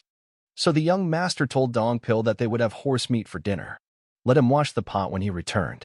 The man then asked the young gentleman to remove the splint from his right arm. It appeared to be completely healed. He must have used it too much in the last few months. Life was so good then. Who would have thought he could defeat Lush on his own? And no one would believe he survived the Chi lockdown. But this place is full of creatures that even the best masters cannot defeat. He can't just continue to watch, he must guard it. The man approached the young gentleman and asked if he was finished. He had scared him again. What was he going to say this time? The young master, a man who knows he is strong, but he promised him not to go to dangerous places alone. The young gentleman asked what he should do then. Time was running out. Time? What was he talking about? Didn't you know? This place is dangerous now. No, or rather, it will become dangerous. What is he trying to say? It's all rather mysterious. The high concentration of spiritual chi not only produces bamboo and creates monsters, but also changes people's bodies. Although they put in a lot of effort, under normal conditions such a result cannot be achieved in 8 months. That's why it's dangerous. Excess is as deadly as deficiency. Bamboo and other animals may have adapted to their local environment, but the same cannot be said for people. He asked Donpil what he thought. How long did it take for this arm to recover? So everything was fine. The bones were broken and dislocated, so it should have taken at least 2 months, right? But it healed in just 1 week. And the wounds he received in the battle with Lu Shu healed in about 2 hours. Does he think that's normal? When the skin breaks, the body heals the wound. But what if this process were sped up significantly? What do you think would happen if the body continued to heal even after the wound was healed? It would explode. This is the environment of a lonely bamboo growth. It is good to a certain extent, but the human body cannot bear it. Do you mean that the healing powers of the bamboo grove are becoming stronger? More precisely, spiritual chi. In 2 or 3 months, it will become so powerful that they will not be able to bear it. They need to get out of here before then, unless, of course, he wants to not explode and die. However, Donpil told the Lord that they could not return home without his permission. The demon lord only told him to go to the bamboo grove. He did not specify a time frame for his return and stay there. He thinks the Lord suffered for 8 months because of the demon lord? Isn't that what it's about? First of all, he granted his request. This place is perfect for getting some fresh air. Is it normal to interpret it this way? If they had fallen 2 more creatures, they would have reached the very heart of the bamboo grove, where they had never been before. This is where the branches grow the spiritual bamboo. He should get it for the next 3 months. He can't sleep because Sarian is still alive. The 4th young master of the heavenly demon divine cult, Hong Iman. Why did the masters tell him about this? If they don't reach the pinnacle of the demonic arts, they won't last 3 months. That's what the lonely bamboo grove is. What is he trying to tell him after such a sudden summons? Right, didn't he say he wanted to check on Junior? A celestial demon who lives in the heavens beyond the clouds, whose existence is impossible for the human mind to comprehend. He doesn't care if his disciples are ready to tear each other's throats out. It's as if he wants to convey to them that in order to become his heirs, they need to overcome this. What world does the master look at? If he can see what he sees. The Lord thinks the 3rd one is doing a good job. What Syrian, that bastard?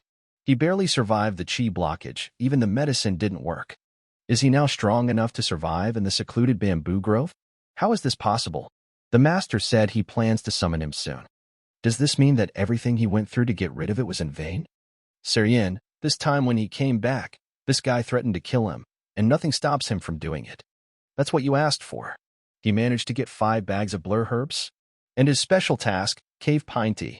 He didn't find out until he came here, but apparently the sin of this tea can repel monsters. It was quite unpleasant to constantly encounter azure lotus and xingxing, so he decided it was best to avoid them. Perhaps there was a bunch of these herbs growing on the weeping mountain of the cult in the Yunnan part. But why does he need herbs to remove the turbidity? Everything has its use. They look great. Good job. Can he bring more next time? To be honest, the man can't give him a clear answer. Is that true? The director didn't understand what was going on. This month, the Demon Lord's court apothecary will research the ratios of the most healing infusions of these herbs. This is the main ingredient, so it will take at least 2 months to get more. Wait, a supreme healing potion? It will be made using herbs that eliminate cloudiness? Yes, my lord. Young master, this is the supreme healing potion. Drink it to the end. Didn't the healer make him drink the decoction for 3 months straight after he woke up? Herbs for eliminating cloudiness are able to cure the body from any cloudiness. Their names speak for themselves. And they gave it to a patient who almost died from chi blockage symptoms? These herbs are too strong and attack even demonic energy. They can be prescribed to a healthy person, but for a sick person their effect can be fatal. No one with even the slightest understanding of medicine would prescribe such a decoction. The young gentleman asked Dongpil if he had ever heard of a silk cleaning needle. The man replied that of course he had. This is a type of acupuncture that is used to tighten muscles to give the body a sense of balance when the muscles are too weak. He did this a couple of times before going on some missions, warming up his body first with circular arts. The procedure is not too complicated, and as far as he remembers, it had a good effect. Young master? They gave a medicinal decoction containing herbs to remove opacity to a body that was in its most exhausted state, and applied a silk cleaning needle to a body that was already tense? Who would do such a thing? The Lord doubts that the healer could do such a thing alone. At the very least, a high-ranking official or one of his students must be behind it. What if it was a student? She is a demon who works at a religious inner enlightenment center and also a member of the Joxa family, one of the 7 families of the demon cult. And she is young Master 4's younger sister? Young Master 4 came to him as soon as he woke up. Damn young Master 4, how dare he try to kill his elder brother, even if it was for the sake of fighting for the throne? The healer told the young master that he had prepared some cave pine tea. Please drink it before it gets cold. The man turned to Shinhua and asked if he knew what the hardest way to get into the cult was. He meant the Lonely Bamboo Grove. The Lonely Bamboo Grove is impenetrable. Even high-ranking officials cannot enter it without the teacher's permission. The question is not whether they can enter it themselves, but whether they can put their eyes and ears there. Wouldn't the military branch be the most suitable in that case? He heard that the strategist general's control over the organization was so strong that even the elders couldn't touch them. No, it was quite easy to infiltrate. The general strategist who oversees the army is considered the genius of this century. In any case, he will turn the tide, find out who has infiltrated the troops, and determine who has been involved in the struggle for power. Therefore, he will never prevent anyone from infiltrating the troops. Not everyone will dare to do this, that's all. If they can understand his intentions, then the most loyal result will be the judgment of the elders. This organization is far from everything else. It exists only to protect the demon lord and the cult. It is different from other organizations that can change their position depending on who is involved. Touching them is like calling upon the demon lord himself. That's why no one pays attention to them, because they are untouchable. No, he wasn't paying attention to them. That was his mistake. The healer replied that he wasn't sure he understood. Syrian, that son of a bitch, is still alive. What? How? He was exiled to a lonely bamboo grove more than 8 months ago. He heard that they had sent someone experienced and talented to accompany him.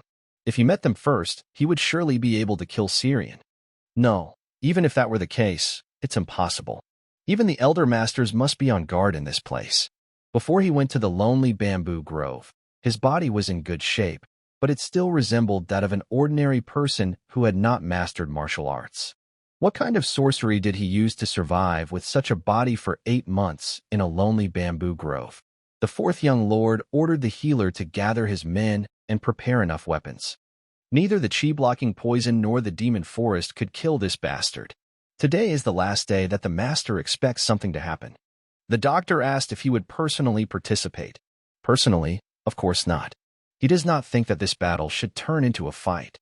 There are those who will dance to his tune. So the people you ordered to gather are those who harbored a desire for revenge against Syrian even before the chi was blocked. They will only take up swords. It is not up to them to decide whether they will search for Syrian with the weapon they have received. Isn't that how the master treats them? Leave them to do whatever they want and throw them into a living hell. He thinks it's genius. Young master, what do you mean he wants to go to the heart right now? He told him they didn't have much time left. He just let him stay here. Why don't you just calm down first? You don't even know what kind of creatures are out there.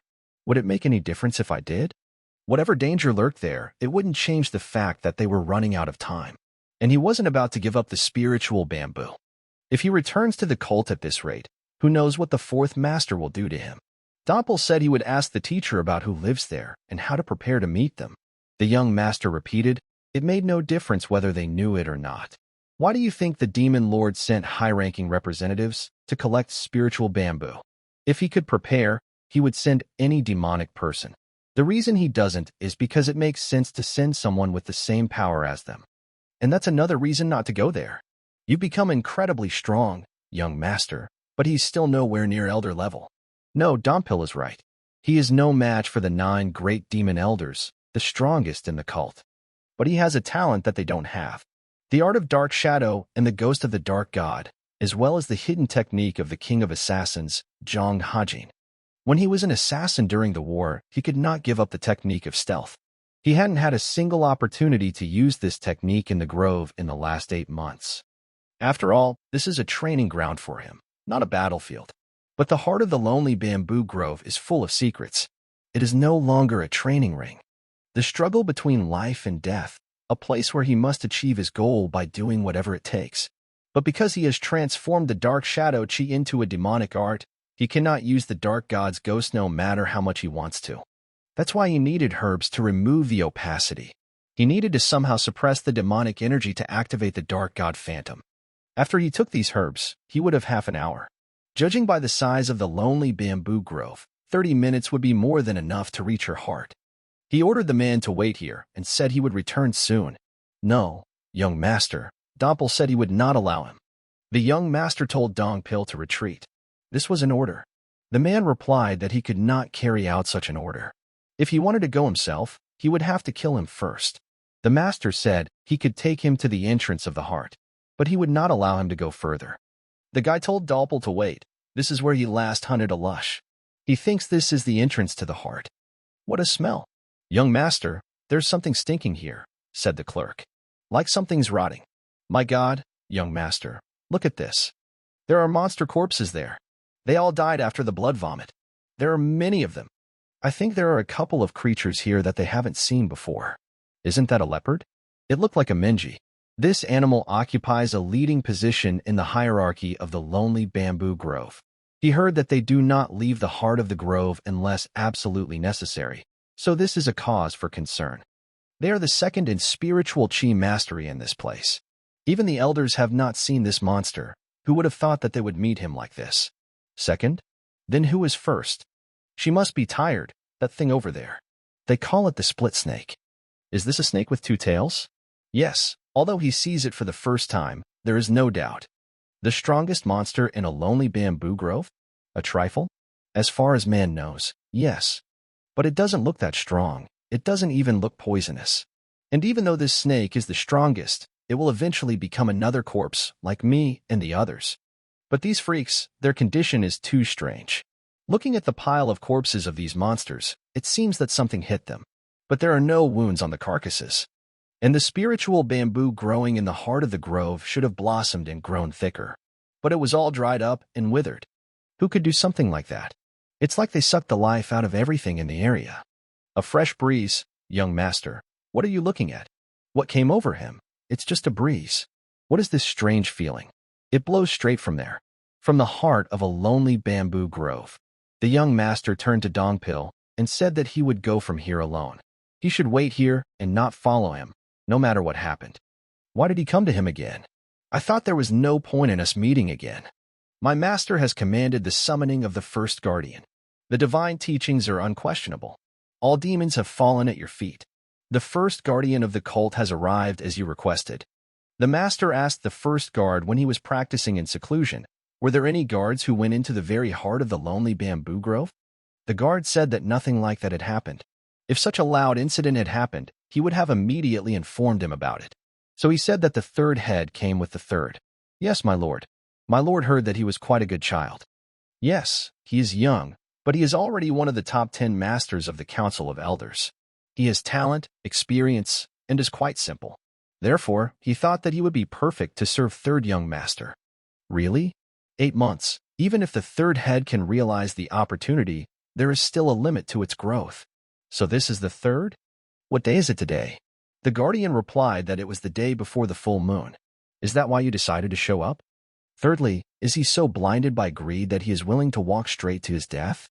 Or maybe, by pure chance, he will come down from the mountain? What the hell? And what is this terrible chi wind? It gets stronger with every step towards my heart. Damn. At this rate, he would have a hard time even walking upright. Unbelievable. He had never felt this kind of chi before. Wait a minute. It wasn't that long ago that he felt something like this.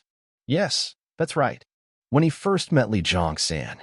The aura was so amazing that it reminded him of death at that moment. The wind that had no purpose and the power contained within it. He is as dangerous as Li Zhongsan, but there is also a reward in meeting him. Even though he surrounded himself with demonic energy, he still received internal damage. No, he can't take it anymore. How strong is the creature inside that he can't even handle his demonic energy? He thought there was nothing else to do.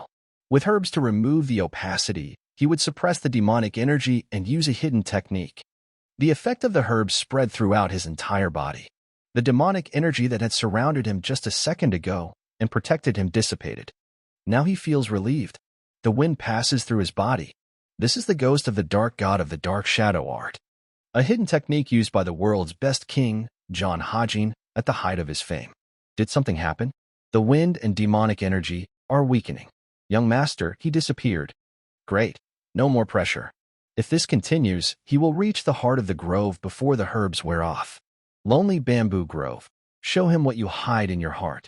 He tripped over a stone and fell. Damn, this shouldn't have happened. There's no way he'd trip over a rock while using Dark God Phantom. What the hell? Who the hell is this sly bastard? It was the little fox. Wait. Dolphin said that the deeper he goes into the lonely bamboo grove, the stronger the creatures he encounters. So this little guy is considered the fiercest in the entire grove? Given the circumstances of where he is now, one should not judge by appearances. One must not let one's guard down. But he's so cute. I want to pet him. I almost bought it. He almost caught him, like a nine-tailed fox. We need to pack up and move on. When he comes back, he'll try to wake him up. What? A dead end? It's smaller than he thought. Or is he lost? He got to the end so quickly? A bit disappointing. So this is the spiritual bamboo he was looking for. And he found it so easily? His spiritual chi. Incredible! Yes, he can feel it. It is the most intense here. The strongest spiritual bamboo in the entire lonely bamboo grove grows here. If he could refine just 3 parts now, he would become the strongest profound energy master. No, not 3, damn it. He can't be that greedy. His body is not strong enough to accept that much chi. That's right. He has achieved his goal, so he will accept one. More would just be greed. Although it was a pity, but when he looked to the side, he saw a bamboo shoot. Why was he alone there? His spiritual chi is so pure. He can obtain it without any refining technique. He will only take 1 bamboo stalk, so he can take that too. Soft, smelled good, and was easy to chew. But why didn't he feel anything? He was clearly filled with spiritual chi. He should have felt a ton of chi pouring into him by now. There was nothing else like it except the warmth in his chest. Well, then we'll have to cut down the real spiritual bamboo. He pulled out his sword and struck the bamboo with it. Why didn't it work? Was the sword too weak? Surely the spiritual bamboo here is completely different, right? He's furious about ordinary bamboo. He'll cut it down, no matter what it takes. That's what he's here for. Let the blade follow the mind's will, and let its aura move like the body. Here it is. The blade of the moon. That's it. And he's strong enough to use it as a weapon, very strong. How much spiritual chi is contained in such bamboo that it becomes as hard as steel? The more he learns about this place, the more amazing it seems. When he looked to the side, he saw a small fox there and got scared. It's Foxy, right? When did he wake up? No. How long has he been here? The ruler knows that distracted by spiritual deception, but he should have noticed that Foxy had arrived. Go away. What? Do you want something from me? Don't let your guard down, Zhang Hajin. It may be cute, but it's still a creature from a lonely bamboo grove. No bloodthirstiness, but you have to be on your guard. No, his hypersensitivity says it's okay. He's so small, he thinks his attacks won't do much harm if he does decide to attack. The young master thought he could pet him a little. But no such luck, the fox bit his fingers. He really got it. Of course, because the famous Zhang Hajin. His spiritual chi is amazing. Yes, it is very strong. It was not easy to cut it down. The young master said that he even had to use his sword aura. The cut is unnaturally smooth. What an amazing sword aura. Would he be able to do the same even if he had a better blade? The young master said he was tired of all this. But Donpil interrupted him, asking what about the little fox? He followed him all the way here? What a strange little fellow. He found him sleeping in the middle of the grove. The young gentleman said that he almost bit off his finger when he tried to pet him. What? The bite mark disappeared. Is it because of the spiritual chi? How dare he bite the young master? He can't forgive him so easily. He hurt you. Now he even attacks animals? The owner told him to calm down and come to him. He was too big to carry back, so they would clean him right there. The man said, okay, he will help the owner. Unlimited technology. Always interesting to watch. In an instant, all impurities disappeared and the air around became clean. This means not only that he has a unique technique, but also that he has a deep understanding of chi techniques. The more you watch the gentleman, the less he resembles a 20-year-old youth. He looks like an experienced fighter who has lived for decades. Done. Now the juice of this spiritual bamboo is the best elixir. Well done, young master. The gentleman said it was no problem. Let him drink first. What? How dare I consume something so precious? Isn't he tired of being so obedient? That's different. It would have been right if he had drunk. He did everything without Donpil's help. Will he really be like this until the end? They're on good terms, so let him not be so cold and drink faster. Donpil saved the master quite a few times, and then he fully deserved it. In fact, he should be ashamed. The master should give him everything, but he only gives him half. A man is stuck in such a lousy place because of a gentleman. You did a good job. That's what I'm saying. Donpil said that he would protect his master until the last day of his service. No danger would touch him, unless it was through the servant's corpse. The young master asked, could he finally stop and just drink it? Even after his duty was done, he would never forget this favor. Until the end of his days, he would remember it. He, Ma Donpil, must return to the elder's court as soon as they leave this place. But in his heart, he is always. Idiot. Drink up already, please. Take a sip. The master wants him to swallow. The gentleman heard something coming. Excuse me? What's going on? How would the gentleman know? All the creatures of the lonely bamboo grove, gathering around them. Looking at Donpil, the gentleman asked if he remembered the layout of the area. The man replied that, of course. What a diligent boy. Okay, let's hurry. Then his gaze fell on the fox cub, who was sleeping peacefully, curled up in a ball. He was still here. Is he sleeping in all this chaos? God can't just leave this little guy after following him for so long. The boy picked up the fox cub and threw it into Donpil's hands, ordering him to hold it in his arms and run. At that time, he had to stop them. Okay, come to me, idiots. The man shouted at the gentleman to go ahead while he was blocking their way. But the young gentleman said that when he says something, you should just listen to him. After hitting him, Donpil flew back several meters along with the fox cub. Such a powerful blow, incredible martial art. Triple heavenly expansion strike. His ultimate technique of the king of assassins, which had to be hidden during the practice of demonic arts. Now no one can stop themselves from using martial arts like his for training purposes. Jackal? He left? The master of the lonely bamboo grove left the spiritual land and went away? Why? He doesn't understand. Third? Now it's clear. Mr. believed that this was the reason. He changed after the chi blockade. More precisely, it was as if he had become a completely different person. His essence, which the Lord saw in the pavilion of demonic justice, was death. Thirdly, have you been to the afterlife? The man is glad that he invited him to the pavilion of demonic justice.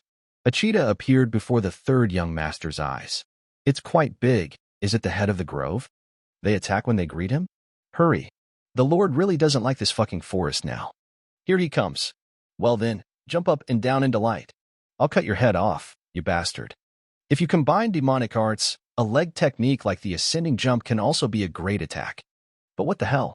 The master was a little disappointed. He thought he was one of the strongest in the lonely bamboo grove.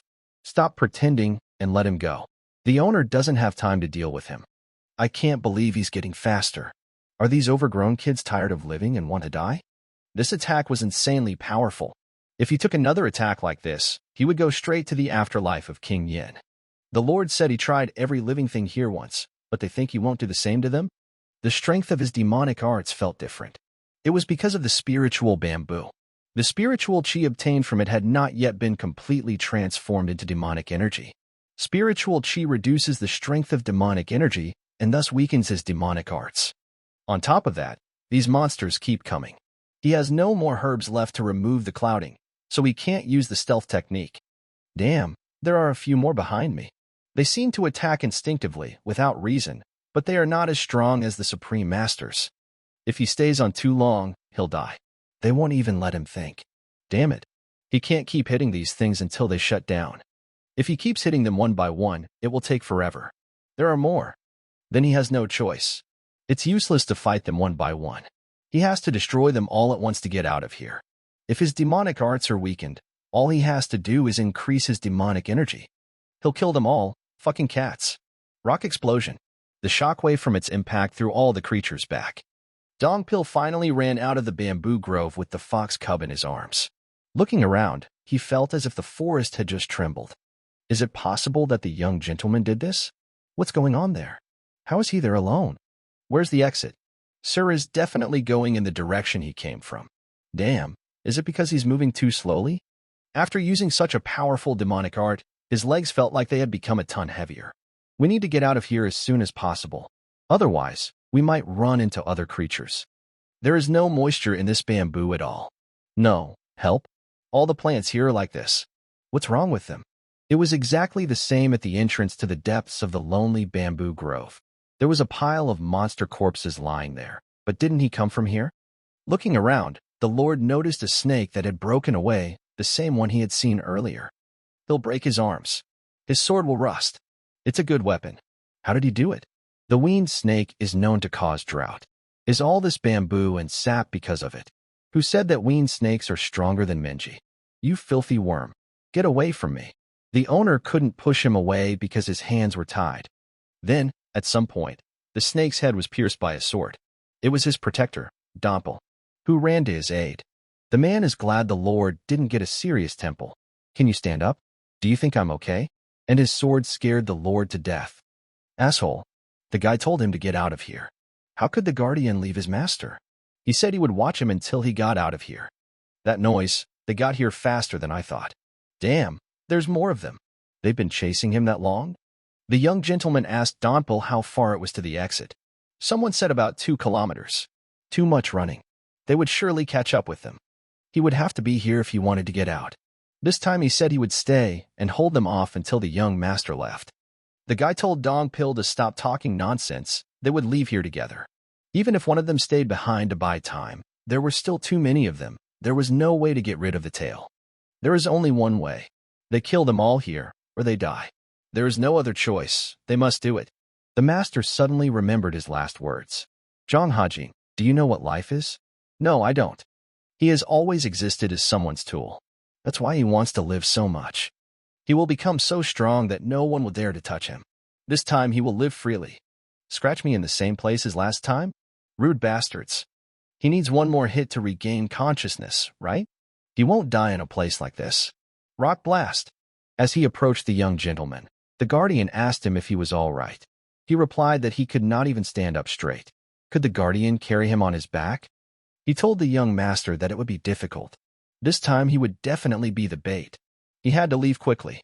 Damn, Mr. got a second chance after that horrible death. He can't let himself die like that.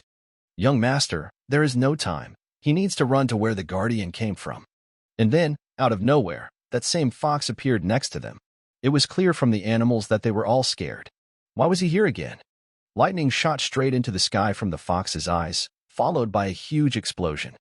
When the young gentleman woke up, he didn't understand what had happened. Had he really died again? No, it hurts. So I'm alive. Did he do something? What did you do? Hey, get away from me. What? Is he going to eat me? Get away. Dongpil, do something. Protector, get up and help him already.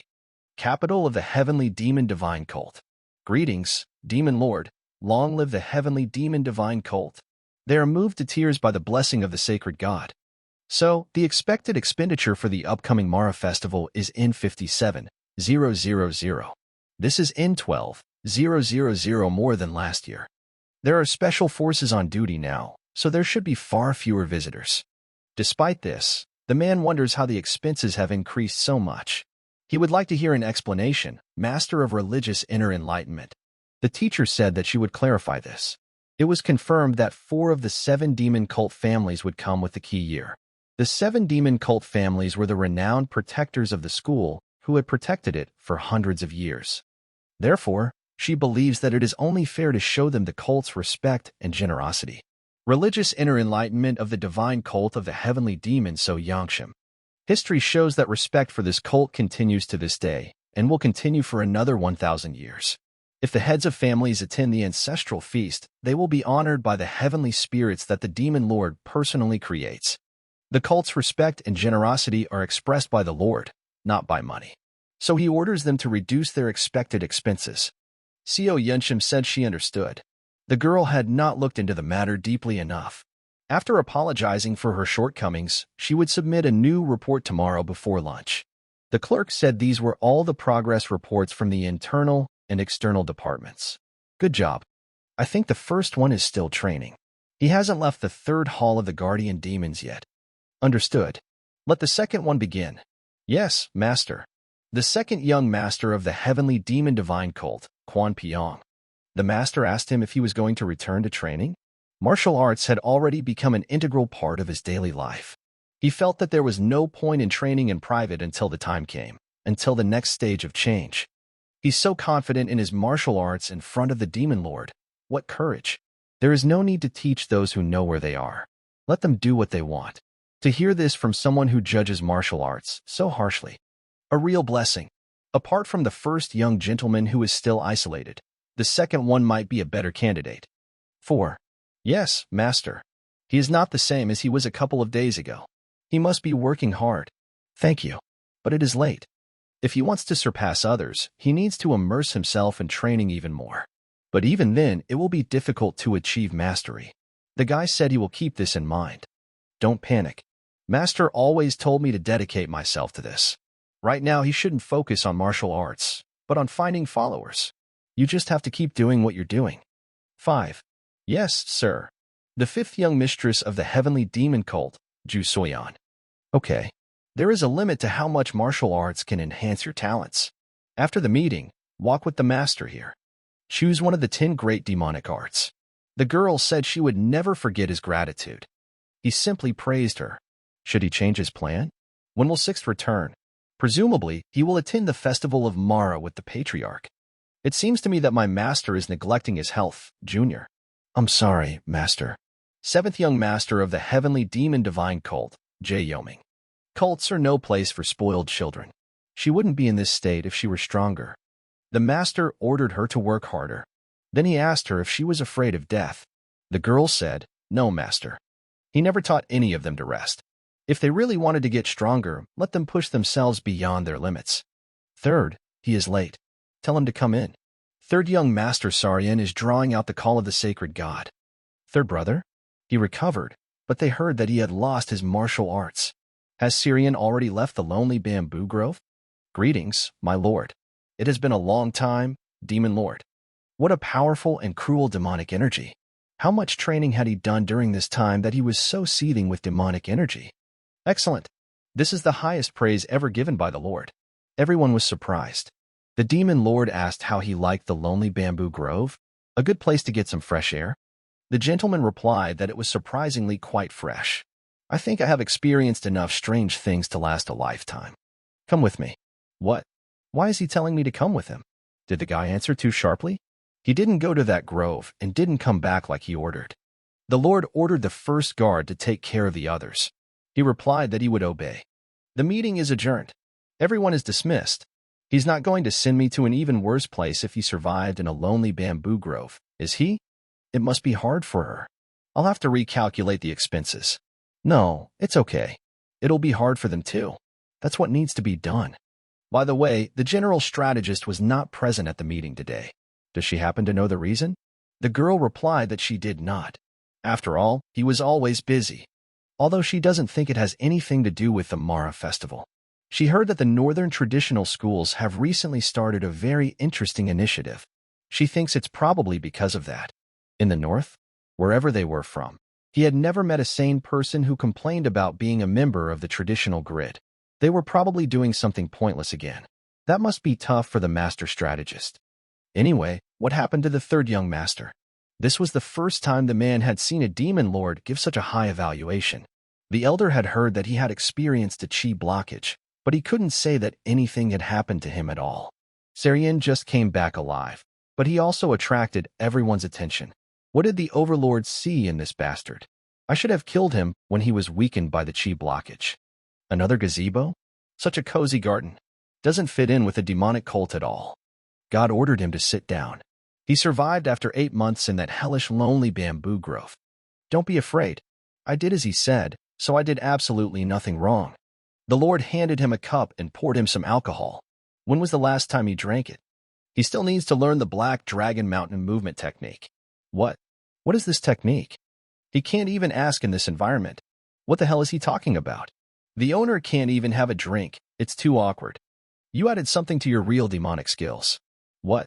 He saw my fighting skills? It looks like a martial art from a Buddhist school. He can tell just by looking at me? The overlord knows he is strong, but can he really see through martial arts? Maybe he's angry because I changed the true demonic arts without asking? What will he do now? He'll be sent to a place that's much worse than a lonely bamboo grove. Good job. I'm impressed. He praised him. It's not easy to create a martial arts technique that surpasses the 10 greatest demonic arts. It's difficult, but... Right, he had to think about it. He was embarrassed by his master's unexpected praise. The demon lord asked him how he came to the art of Buddhism. The boy replied that he had tried many things, but found this to be the most suitable for becoming stronger. Is that true? Yes, the results are quite good. He didn't think ahead. What now? I agree. Demonic arts may lack power and influence, but as a foundation, it is the best technique of our cult. If Saren had thought about it better, he wouldn't have had to combine demonic arts with other arts. He placed a flower bed where the tree should have grown. Pull yourself together, old man. Didn't he say the kid was an excellent student? Why is he scolding him now? But it's okay, he's doing great and can go. Excuse me? He poured me a drink, and now he wants me to leave? Why the hell did he even invite me here? Chatters about his martial arts. Couldn't you just send a letter? Well, if he stays, the Lord might start asking about things. Better get out of here. Syrian said that he would go then. Pointing to the bottle, the Lord said that he could take this with him. It was a reward for a job well done. Who would have thought that he would add the art of Buddhism to create something new? This amazed him again. It's not like he could know about the difficulties of the great demon. It's just a coincidence. Third, will you ever surprise me again? If so, this winter will be interesting. He can't breathe next to the Lord. And the more he thinks about it, the scarier it seems. He is the master, and he gives me a half-empty bottle of liquor instead of a full one. Wait, this is the drink of the 6 heavenly spirits. 6 what? Dongpil knows it's a question mark that tastes pretty good. The guard asked him if he knew about the 6 heavenly spirits drink. Only the most respected cult masters can drink it. The demon lord gave it to you personally? Yes, but what's so special about that? The 6 demons drink is a high-class cult alcohol. All the demon lords have drunk it. It's a special drink given to people who have done great things. Just being able to drink it is already the highest honor and glory. Plus, the demon lord himself did it. You can't buy that for any amount of money. And he's a real fan. Yes, I understand. Let's have a drink together when we get back, said the older gentleman. No, once Donpil escorted him to the residence, his service would be over. He would have to return to the elder's court. He had been honored to work for the Lord. So, the man doesn't want to try it? Well, I think I'll drink it myself. Wait, young master, please let me think, said the elder. He's finally back. It's great to see this place again after so many years. What?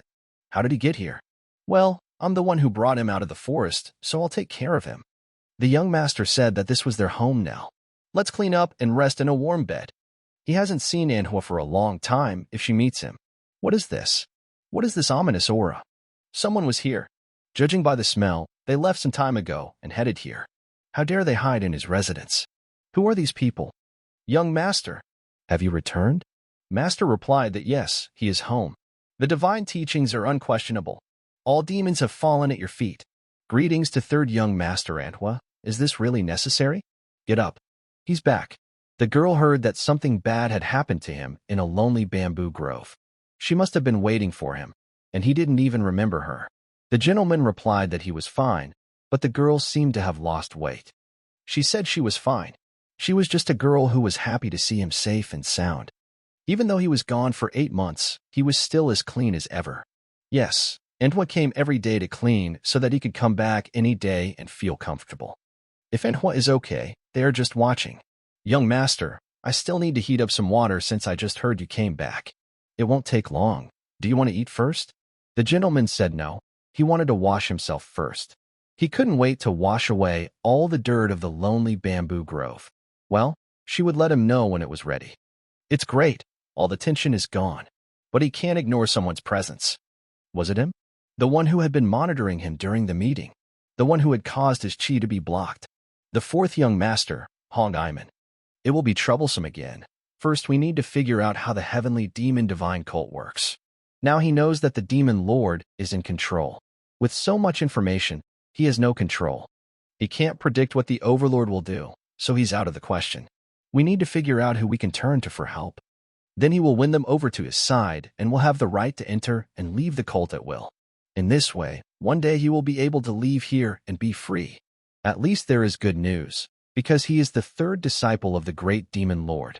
No one should know what he is planning, but his high status should serve him well.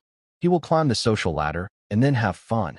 The healer told the young gentleman that he should smoke less for his own health. He had hardly smoked any cigarettes lately. He would quit when the time came. Thank you for your concern. The doctor said that it was good. Could he ask why the Lord had called the men away from the third young lord's residence? For the young gentleman can be understood, but this time he sees no reason for his actions. He simply continues smoking instead of finishing what he started. The young master replied that he didn't know. Excuse me? He didn't know how Syrian would react, so he had to order them to return. But he already foresaw his reaction and planned everything, right? Yes, he thought he knew, but he was wrong. The young master admitted that he was wrong? What is he talking about? Today at the meeting, he saw Syrian for the first time since the incident with the Chilok. He has changed a lot, and he has become much better. The master does not know what happened in the lonely bamboo grove, but it seems that he has regained his skill. However, that wasn't the reason he backed down from his plan. He looked like the Syrian he had always known, but it felt like he was looking at a completely different person, like he had become someone else. His gaze was fixed on the young gentleman as if he knew everything he had done. The master didn't do it because he had regained his mastery and became a little stronger. He just needed to rethink everything he thought about him. Lies, he's lying now. He's clearly puzzled by the third young gentleman's changes. The master asked what his subordinates were doing after his order. The healer replied that he was complaining about the deviation from the plans, and asked what he should do. Hongamun ordered to give them some coins. They are crazy about money, just like Syrian, so everything will be fine if they get some. There's no point in attacking Syrian now. What should he do then? Dompel, why so late? I thought I was going to die of hunger. Sorry. Looking at the full table, the guardian asked, what is this? The main gentleman replied that Manhwa had prepared all this. Let her sit down quickly. The girl asked the young master if he was sure that she could sit here with them. Shouldn't she eat after him? Syrian asked her what was wrong and ordered her to stop talking nonsense and just enjoy the delicious food. The owner said that they would all eat together. They could begin. Having poured the drink into glasses, they began to eat and drink. After a while, the drinks ran out. Donpel, you're a little drunk. Maybe we should stop? The man replied that he was completely sober. Entwa, can you bring some more drinks? After the girl left, the young master decided to talk to Dongpil. Dongpil, let me ask you something before the drinks come. The guard replied that he could ask. The gentleman wants to meet someone who knows all about the job and the connections within the organization. Does he have someone in mind? Dompel said there were a couple. He heard that the chief strategist general in the army had a lot of information about it, but it would be difficult to meet him. Okay, so who else can he talk to? A master of religious inner enlightenment. The young fourth gentleman asked the healer to send a letter to Mei, the master of religious inner enlightenment, so Yangsham. Let him say that he invites her to dinner tomorrow for a conversation. The healer told the young master that it might be dangerous to contact her so spontaneously. Knowing her character, one would assume that she would try not to interfere in the conflict between the students. He might anger her if he hurriedly asked for her cooperation. If she lived with an enemy in the person of a master of religious inner enlightenment, she would greatly harm herself. He knows, but he'll have to take a risk. Now that the lynx has turned into a snake, he needs to change weapons. The young master drank so much last night. What an unusual night it was. Wow, he's incredible. As expected, not everyone can become a demon lord's disciple. Excuse me? A cult organization? So he's talking about personal relationships? General Stratek is an expert in this. After all, he is the head of the army of the cult's strongest faction. However, it is difficult to arrange a meeting with him unless he is the overlord, especially lately. They say he is very busy now, so meeting him will be difficult. They, the Elder Court, are pretty good too. After all, they are the ones protecting the demon lord and the cult. They are the best organizations of the heavenly demonic divine cult. Okay, that's clear. Is there anyone else who knows the details of the relationship? Yangsham, the master of religious inner enlightenment, is definitely good at this. She is responsible for the internal movement of money in the cult, and therefore has enormous influence. Since she is in charge of finances, she probably has a lot of information about human relationships. But he doesn't think she'll just tell him anything because disseminating information containing personal opinions is illegal. But why does he ask? Young master, maybe you. At this moment, Enro brought drinks. So, the master of religious inner enlightenment, Co Yunsim. Just like Don Pill said, she won't be easy to deal with. The person who heads the department responsible for finance has a lot of authority. If he approaches the matter recklessly, everything can go wrong. But the fourth openly sends his subordinates to him even in the cult. He was wrong in thinking that he would return to his safe life once he left the lonely bamboo grove. Whether he is in a cult or not, there will be people who will persecute him. He needs people who will support him and be on his side. In his past life, he learned what happens when you fight alone, without friends. Looking at the gentleman, she wondered if she would ever finish cleaning this place. The gentleman is tired. Is it because he has a lot of thoughts in his head? What a mess. You shouldn't leave so many traces. Young master, Dompil is here to see you. When the man ran in, he greeted the master and saw from the tracks that he had been practicing. This is the sword the Lord spoke of. It should be the same length as the one he used before. It was just a little swish. Great. Brought him quite a nice piece. Well, then he's going. Dompil asked where he was going. The master replied that the time had come. He was going to build his future. What was he talking about? Looking towards Donpil, the gentleman offered to join them if he was not busy. High-class pavilion, spring flower pavilion. You are here, master of religious inner enlightenment. Greetings for young master. Please come in. He asked for the best dishes, but he doesn't know if she will like them. She runs the spring flower pavilion and knows how good the food is here. He understood. He didn't know that he had invited the owner of this place here and was playing the role of the owner. The girl asked, why did he call her here? The master answered that there was no particular reason. He just wanted to treat her, since she always worked so hard for the cult. It was nothing. Co Yunsim. She is a woman who lived for a decade on the battlefield of the divine cult and rose through the ranks to become a master of religious inner enlightenment. She is trusted and knows her worth. One must tread carefully. It is not easy to arrange a meeting with her as the chief strategist. The landlady said the services were gone, so she was listening. Why did you really want to see her? The young gentleman said he needed her help. He asked her to give him her hand. Insert. The girl thanked him for the drinks and said see you later. He asked her if his request bothered her. The girl said that was not the problem. She did not take sides when it came to candidates. But why did she say that? She doesn't know about the other organizations, but she can't take such action. Her department runs the internal affairs of the entire cult. If they don't remain neutral, the cult will be shaken. Although she is a master of the Inner Enlightenment Department, it is just one of many cult organizations. What an arrogant statement right in front of the air. She thinks he knows this. Very unexpected. The master said that it seemed he was mistaken. He was only asking her to turn to him, not to join him. The girl replied that she didn't think there was much difference. However, there was. As she said, he knew how important the Office of Internal Education was. Then he should also know that they would not support either candidate. However, this is not in the laws of the cult. She replied that it does not matter. It was her expression of devotion. He assumes that she will change her mind. Having thanked him for the treat, the girl says goodbye to him. I heard she needs the green turtle clover. It's a very rare plant. You won't find one even in Yunnan, where most of the cult herbs grow. One or two can be found even near the eastern seas. The young gentleman said he would give her the clover. He didn't really need it. Turning to him, she asked how he knew. Is it really important? For her, yes. Please let him answer her question. It is really important. Then should she give him something in return? He doesn't make deals where he loses something. Seo Yun-sim said it sounded like a threat. How could he threaten her, the master of the inner enlightenment department? He was simply in a difficult situation, so he could only hope that she would understand. For a successful negotiation, one must offer something that will benefit the other. He thinks four-leaf clovers and green turtles are good examples of this. What does she think? After thinking for a bit, the girl said that she would listen to him first. Let him say whatever he wants. The young master said that it was not so. It could even be considered a friendly favor. He wished she would just give the secret order to a servant. Does she happen to know a servant named Manhwa? She works at the third young master's residence. Please ask her to report on the activities of the three for 3 months. Every day if she can. Is he going to do something to him? The master thought she wasn't asking unanswerable questions.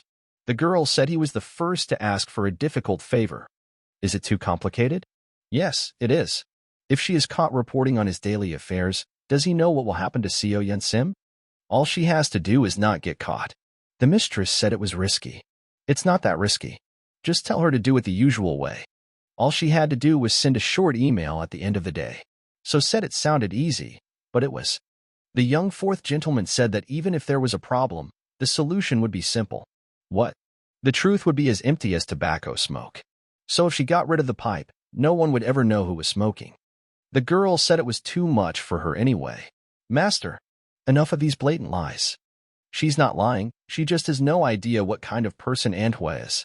And to force her to follow someone. Then let her just send someone else. Someone she can trust. But the fourth lord, something like that. Don't even tell me you can't do it. He knows damn well he can do anything if he wants to. He asks one last time. Is she in? Silence is a sign of consent, right? Okay, we agreed. Then we agreed.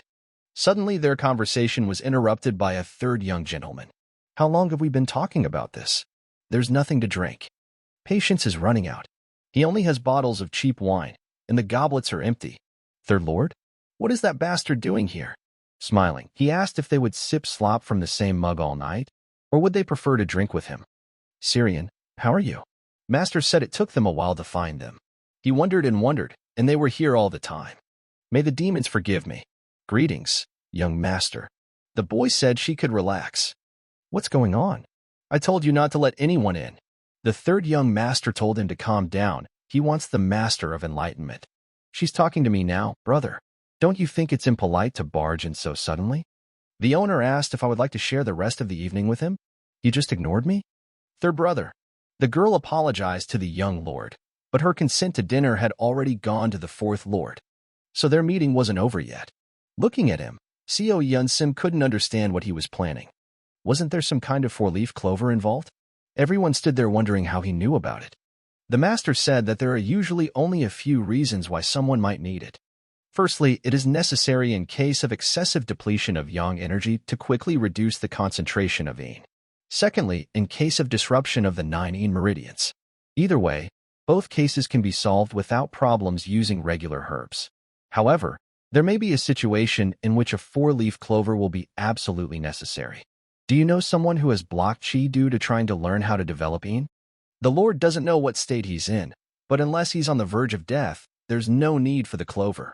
If they use it, it could only make things worse. This will not only reduce the concentration of yin, but also damage the state of yang. Master understands her concern, but let her believe that it is not worth it.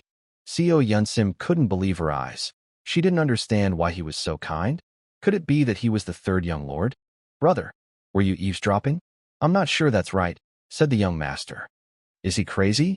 Saryan replied that he was just standing there and suddenly heard about the clover. Do you think this behavior is appropriate for the third young lord of the demonic cult? He is not the one who will talk about inappropriate behavior. Killing your brothers and sisters to gain sovereignty. Is that inappropriate behavior? The fourth gentleman asked what was the matter. The brother replied that he asked as if he did not know. If he really doesn't understand, then he's an idiot who doesn't understand what he's doing. Don't make a fool of yourself. It looks stupid. He may understand, but don't you think that's not the way to treat little ones? She wasn't even 10. You? The seventh princess seemed rather upset at the meeting. Was the fourth lord really involved in this? The guy said he wouldn't tolerate slander anymore. Not even from his own brother. Brother? That's a nice word from a man who's trying to kill you. You'll do it. Did you think everyone would keep quiet after what happened? Well, there is no point in demagogy without evidence. I am simply expressing my dissatisfaction, said the third gentleman. So what will you do, Master of Enlightenment? I think the treaty no longer makes sense. Will you stay here? The girl asked. What other ways are there to improve the condition of a person with blocked chi? Bloody Soul Pavilion says to only observe. Doesn't she know that he faced this problem himself and successfully solved it? Despite some idiot's attempts to kill him. The fourth master shouted at the Master of Enlightenment not to listen to him. She thought that if the deal was the same, there was no point in making it with an unpleasant person. Thanking him for the invitation and saying she would pay for herself, she turned and left. Master of Enlightenment. The third gentleman said he had to go too. When he caught up with So Yun Sim, he asked her if she minded if he only took the cheap wine. The girl said, of course not. As long as there was something to drink, it was all right. The fourth lord asked Shin Hui, how long has the third lord been eavesdropping? The healer replied that he appeared so suddenly that they could not stop him. Things have not gone according to plan, said the fourth gentleman. We have no choice but to do it ourselves. How? He did not want to be personally involved in this, but Sarin had started a war, so he would have to pay the price. Don't think of this as some kind of noble gesture. He's simply explaining the treatment methods to her. It will take about 3 days, no more. At first, it will be difficult to notice any changes. I can't say for sure, since I haven't personally seen the patient's condition, but slowly, step by step, he will return to normal in about 6 months. What does this mean? As he said earlier, it all depends on the patient's mental state. If his body is strong enough, he will return to normal in 5 to 6 months. 5 to 6? Not fast, but the Bloody Soul Pavilion couldn't offer any methods at all. If so, there is no doubt. She will be honest with him. What does he want from her in return? Finally finished, and Manhwa did a good job today. When she heard a knock on the door, she thought it was the master. When she opened the door, she saw a healer who said that she should not open the door to anyone, otherwise there is a possibility of trouble. Manhwa, don't be so nervous. I only brought you here to ask for one small favor. Here, lift your head. I want to show you something. Do you know what it is? This is the so-called slow, acrid, poisonous insect. It is a pest that chooses the human body as its host. It begins to act 2 days after entering the human body. It then penetrates the internal organs of the host and eats everything in its path, causing the host to die in agony. However, if you drink the antidote before the insect has time to act, there will be no problems. He asked why was he telling her all this? So, in exchange for the antidote, she would come every day and report on the activities of the third young lord. And she'll do it without anyone knowing. You understand, Manhwa. This is very serious. He said that she didn't need to be afraid if she followed his orders and didn't get hurt. She might even lose her sight if an insect accidentally gets into her eye. Okay, let her open her mouth. Please save me, young master. So Yun Sim asks the gentleman what he wants from her. She knows that he came to her because he wants something from her. His knowledge had saved one of her people, and as a token of gratitude she would do so if it was within her power. Even when he lived under the name of the murderer Chun Hajin, he saved lives. It was when he was killing the political enemy of the Righteous Heaven Alliance leader. Squad leader. The man said they found 2 girls who were still alive. It looks like they are the subordinates of the deceased. Did they really think they wouldn't be discovered if they hid? Rats. Luckily, their names are not on the list of people to be killed. They can fetch good money. They should be grateful they weren't killed. Just let them shut up or it will get worse. The man said he would make her very obedient. Enough. Their mission is over. Let them let the children go. They are coming back. Let them stop doing unnecessary things. Unnecessary? What is he talking about? Does he even know how much money they will get from selling them? Maybe his mission is over because he killed those who needed to be killed, but what will they get for it? Just don't interfere, Zhang Hajin. If he doesn't want to interfere, they have something else. He killed his best friend's wife and kids without blinking an eye. And now he's suddenly being nice? It doesn't suit him. Go away. There's a village about 10 kilometers east of here. He doesn't even know when he'll be able to change his mind, so make him hurry up and get out of sight. What? He killed our family so cruelly, and now he's pretending to be kind? Let him just kill them too. Did he really think they'd be grateful if he saved them? He knew it was hypocritical to kill their family in front of them and then play the role of savior. Zhang Hajin, I will curse you even in the afterlife. Go to hell. He wasn't sad because he was insulted after saving them. He just felt like this was all his life was supposed to be. This life he was leading, he already felt like hell. That's why he was sad. He really wanted something, but after thinking about it, he decided not to do it. So he wants to get something from her in exchange for knowledge, but instead he gives it away? Yes. Then, is he giving her this precious knowledge for nothing? Why is he doing her such a huge favor? The young master said that it is a little difficult to explain, but a person who experiences chi blockage. She must have been trying to get the green turtle with the four-leaf clover because it was someone important to her, right? If it was someone who hurt him, or was some kind of piece of shit, he would demand payment. However, if it was someone who someone like her found valuable, he didn't think of them as a bad person. What is he talking about? Knowing this, he doesn't want to make a deal using someone's life. If he can save a life without asking any price for it, would it be too cruel for him to ask for payment? He said that he hoped for the patient's speedy recovery. What was this? Wasn't the third young lord the worst person in the world? It seemed like she was talking to a soft-hearted rookie merchant, not the ruthless third young lord of the divine cult. She asks the young gentleman if he is serious. The girl really doesn't understand why he decided to do her such a favor. Besides, he doesn't even know this man. In this world, people can kill people they've never met. So what's wrong with saving someone they've never met? And after drinking with her, he felt better. What does he even mean? He hadn't thought she'd meet a fourth young lord. It would be nice to get revenge on the one who sharpened his blade behind his back. It is a given that candidates and successors will fight and betray each other. But even if someone has such thoughts, no one will say it openly. If anything else, what does he want? Otherwise, he exposes all sorts of flaws to her. Cold, cruel, unforgiving. The third young lord who never settled for anything less than first place. What had changed him so much? The Chi Castle? Or the secluded bamboo grove? Whatever it was, this new third young lord was a stranger to her. If she really wants to give something in return, please serve light meals at the restaurant more often. Isn't food management also the responsibility of the Inner Education Center? The food is good, but too spicy. Consider dishes with a more delicate flavor.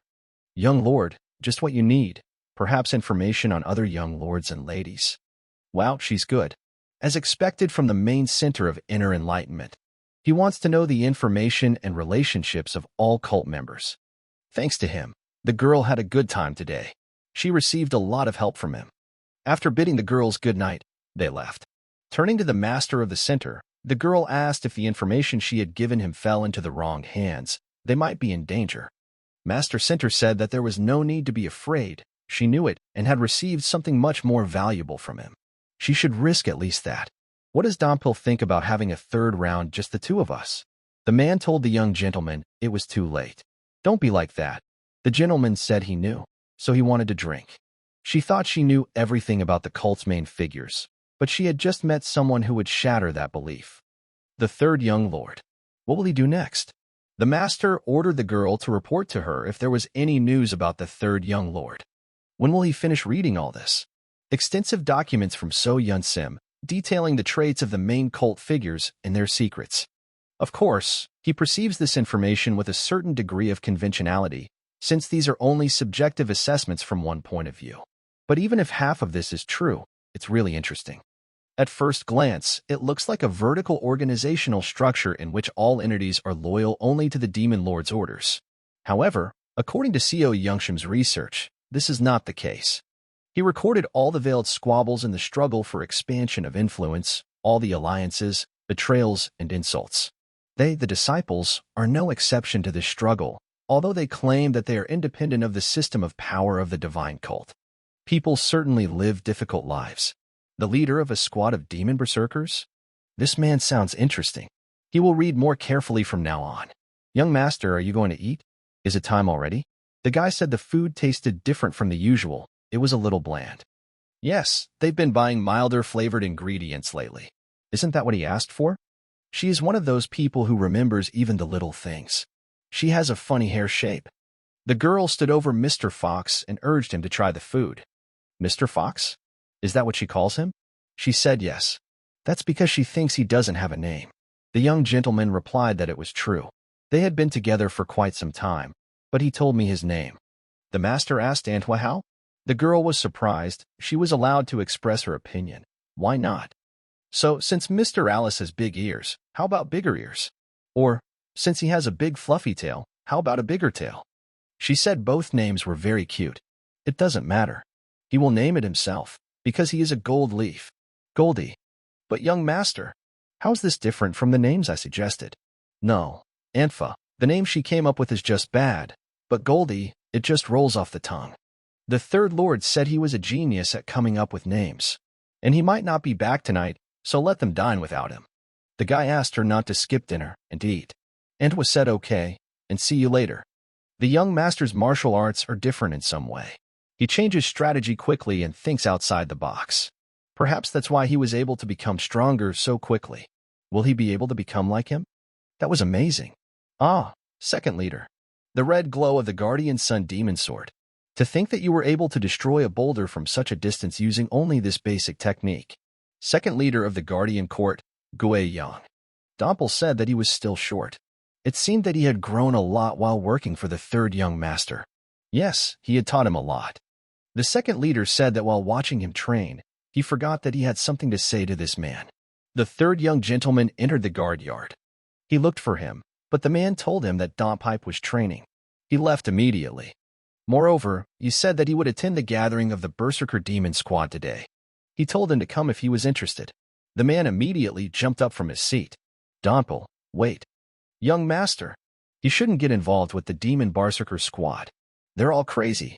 Demon Berserker Squad. A squad whose name speaks for all the mad demons that make up its ranks. They follow a fighting style that knows no mercy and knows no compromise or talk. The most feared unit of the divine cult, they are known for never stopping until their enemy is torn to shreds. Furthermore, they do not discriminate between friend and foe. How long has it been since they last saw each other? Let's get half drunk today. We're here. The man kicked the door open and stepped inside. What the hell is this? Is there no one here? Why are you so empty? Hey, master, haven't you opened up yet? Second commander of the Berserker Demon Squad, Chang Wang. Looking at the table, he saw the director sitting there. Hey, you. Didn't you hear me? Are you a high-ranking person in the sect? Well, I guess you could say that. Doesn't he know that they rented the entire premises today? Did you rent it out, or did the landlord throw everyone out because he was scared? Is there any official notice that you rented out the place today? What? You bastard. The man raised his fist to strike. Back. She's here. The youngest and most brutal of the divine cult squad leaders. Commander of the Demon Berserker Squad, Yuhong Riyong. Squad leader? The girl asked, stopping his reckless behavior and stepping back. Turning to the gentleman, she asked if he even knew who they were. He replied that it would be more difficult for him not to know who they were. The young master said they were all a bunch of madmen who had no manners. You want to die? He doesn't look like a man of ordinary status, and he doesn't look like a man who would recklessly pick fights. This is ridiculous. You're the one picking a fight with me. Sit down if you have something to say. Yuhong asked why she should listen to him. Well, because when he looks down at her, his neck hurts. Wow, her demonic energy is pretty good. Seeing them talking, the establishment ran up to the squad leader and said that they can't do this to him. Chongwon asked him what he just said. Let him give him 30 reasons why he should touch him. Then he will let him live. The man said that he was the third young master of divine cult. Master, when will the food be ready? They'll fill their bellies tonight. Bring the drinks. Why is the third young lord here? He thought he was suffering from a chi blockage. That's right. This is the state he was in before they left, right? That must mean he's still weak. They'll make their move as soon as this bastard starts getting on the squad leader's nerves. But he is the third young lord. He is a potential successor. What can he do with a body that came back from the gates of hell? Even if he is a successor candidate, he is useless if he is weak. That is where the divine cult is. If a potential demon lord candidate is beaten by a combat squad, he won't even be able to say anything for the sake of his reputation. Isn't that fun? Girlfriend, I think he knew they were going to have dinner here. So she'll just get to the point. What does he want from her? The gentleman is glad that she gets straight to the point. He doesn't like to beat around the bush either. They, must surrender to the bailiff's office. Which is what he gives them. Give up? The girl doesn't think she understands what he's talking about. Even if they give in, it would be considered a simple misdemeanor and would result in self-examination or a pay cut. It wouldn't be a big deal. The criminal court wouldn't be able to put them in jail for such a crime. He came out of nowhere, and now he knows so much about them? The girl repeated, she doesn't know what he's talking about. She hasn't committed any crimes. Really? Then how can a Berserker Demon Squad spend 1,000 plus Nyan on squad expenses every month? They are number one in brutality, not strength. Even the first Heavenly Demon Army only uses 800 a month, and these guys spend over 1,000? The Center for Inner Education So Janssen manages the cult's finances, and among the information she provided him were budget documents showing the number of combat units. There was no way a small unit like hers, made up of a bunch of uncontrollable crazy bastards who came and went, could have a bigger budget than the main army of the cult. This must mean that they are getting extra money from someone else, besides the cult budget. And all this where there is only one person capable of such a vile act. The Lord assumes that they just somehow got money from dinner or something, and if they refuse, he won't pay them much. But in return, they must tell him the name of the person who gave them the money. He sees that he was not her target from the start. It is a little annoying that she is being treated like a chess pawn in a power struggle between the young lords. She doesn't know where he got the rumors from, but he has no proof. If he came to pressure her, he should have at least brought proof. So a crime without evidence is not a crime? Is it your hobby to complicate things that don't need to be complicated? The third young lord is the one who complicated everything. She distributed all the money she received from the fourth young lord among her squad members. Because of this, the squad's maintenance costs are quite high. Everyone understands that you can't spend money like that, with only a verified budget. Don't all her subordinates support the idea of taking money from unspecified sources if they investigate their spending? If this happens, the Demon Berserker squad will either be reorganized or disbanded. Does he really want to see this through? There's no point in stopping. The master advised her to listen to his tone. He said that everything would be fine as long as they didn't give up. What? Was she going to pull out her sword? The girl said that she couldn't leave cuts on such an important person like him. She says bruises are normal? Great, she's got it. After attacking the gentleman, one of the men said he'd do it first. Did the master put too much force into the blow? That's not what he meant. The girl didn't want any violence today because her squad hasn't had a party in a long time. But he keeps crossing the line. Fast and spicy. Obviously, very good. It's the first dinner of the year. She can't forgive someone who ruined such a joyful day, even if that person is a disciple of the Demon Lord. The young gentleman told her to watch what she said. It wasn't he who had ruined the dinner. It was her stupid subordinate, and she herself, who, because of her pride, does not want to admit her crime. He can really talk? Then he should just stay home and rest if he recovered from the chi blockage. Why is he ruining everything here? Does she even know how much time has passed? She clearly needs to pay a lot of attention to what's going on in the cult. She doesn't care that he's the third young master. He's going to die. Of course, go ahead. Rushing to the Lord, the healer tried to tell him about the third young lord. But the man replied that he knew. The situation didn't look good. The fact that he went there at all. He's probably after me. The Lord is sure he's trying to drive a wedge between him and the demon squad leader. The healer asked if he should do anything about it. The Lord said not to worry. The berserker leader of the demon squad was not a talkative person. On the contrary, she would press even harder if the third young lord hurt her pride. So it's even better that they fight. Be it Syrian or Yuhong Ryong. Neither of them will come out of this battle unscathed. It is said that the commander of the Berserker Demon Squad has mastered the art of the Green Jade Demon. What the hell? They're in the building. He'd heard that if you got angry, you could go blind with rage. The rumors were true. The gentleman said he didn't mind fighting and all that, but don't touch other people's property. He thinks they can just use the fourth young lord's money as compensation. Shut up. You think that's funny? You piece of shit? Damn, that was a pretty hard hit. She's become even stronger. Too strong for him to simply defend himself. The Lord understood why the fourth young lord gave her money and her fighting ability was worth it. However, she did not seem like someone who could be influenced by money. The girl said that it had been a long time since she had had such an exciting fight. So why she had accepted his money, the gentleman could not understand. Attention, Demon Berserker Squad. Our precious dinner party has been ruined by my personal affairs. I'll make sure of it, even if it means I get sent to the bailiff's office, so enjoy the rest of your dinner party. That's an order. As expected from the divine cult of heavenly demons, it is full of interesting people. What a mental organization. Yes, that's us. Was he too naive in his reasoning? He didn't think that such a talented person would take dubious money from 4 young Lord, could forget about manipulating her. Should he just beat her up enough to make her listen to him? Goldie, what is he doing here? I told him to stay outside. It could be very dangerous. Does he get distracted when I stand in front of him? The owner really underestimates her. This is an energy wave. She is going to use the power of the palm again. Stopping the girl, Saren asked, can she attack a little later? His name is Goldie. He's his cute little furry friend. Let's get him to safety before we continue the fight. Is he making fun of me? No. Wait, Goldie, get out of there as fast as you can. She might hurt you. Goldie. 6 Force Heavenly Net Technique. Second technique. Hyperision. Okay, he caught it. No time to dodge. He'll block it with his body. Did they see this? This is the power of the Demon Berserker Squad leader, Yu Hongren. Now that the criminal is gone, let's have a real party. Enjoy. And we, the bastards. He can't forgive her. It seems his lineage is still in order. Someone take the 3rd young master to his residence. Hey, young master, why don't you go home instead of lying there? Squad leader, aren't you being too stern? How will he look in public now? How dare she hurt my friend, sweet little Golden? Don't hurt animals.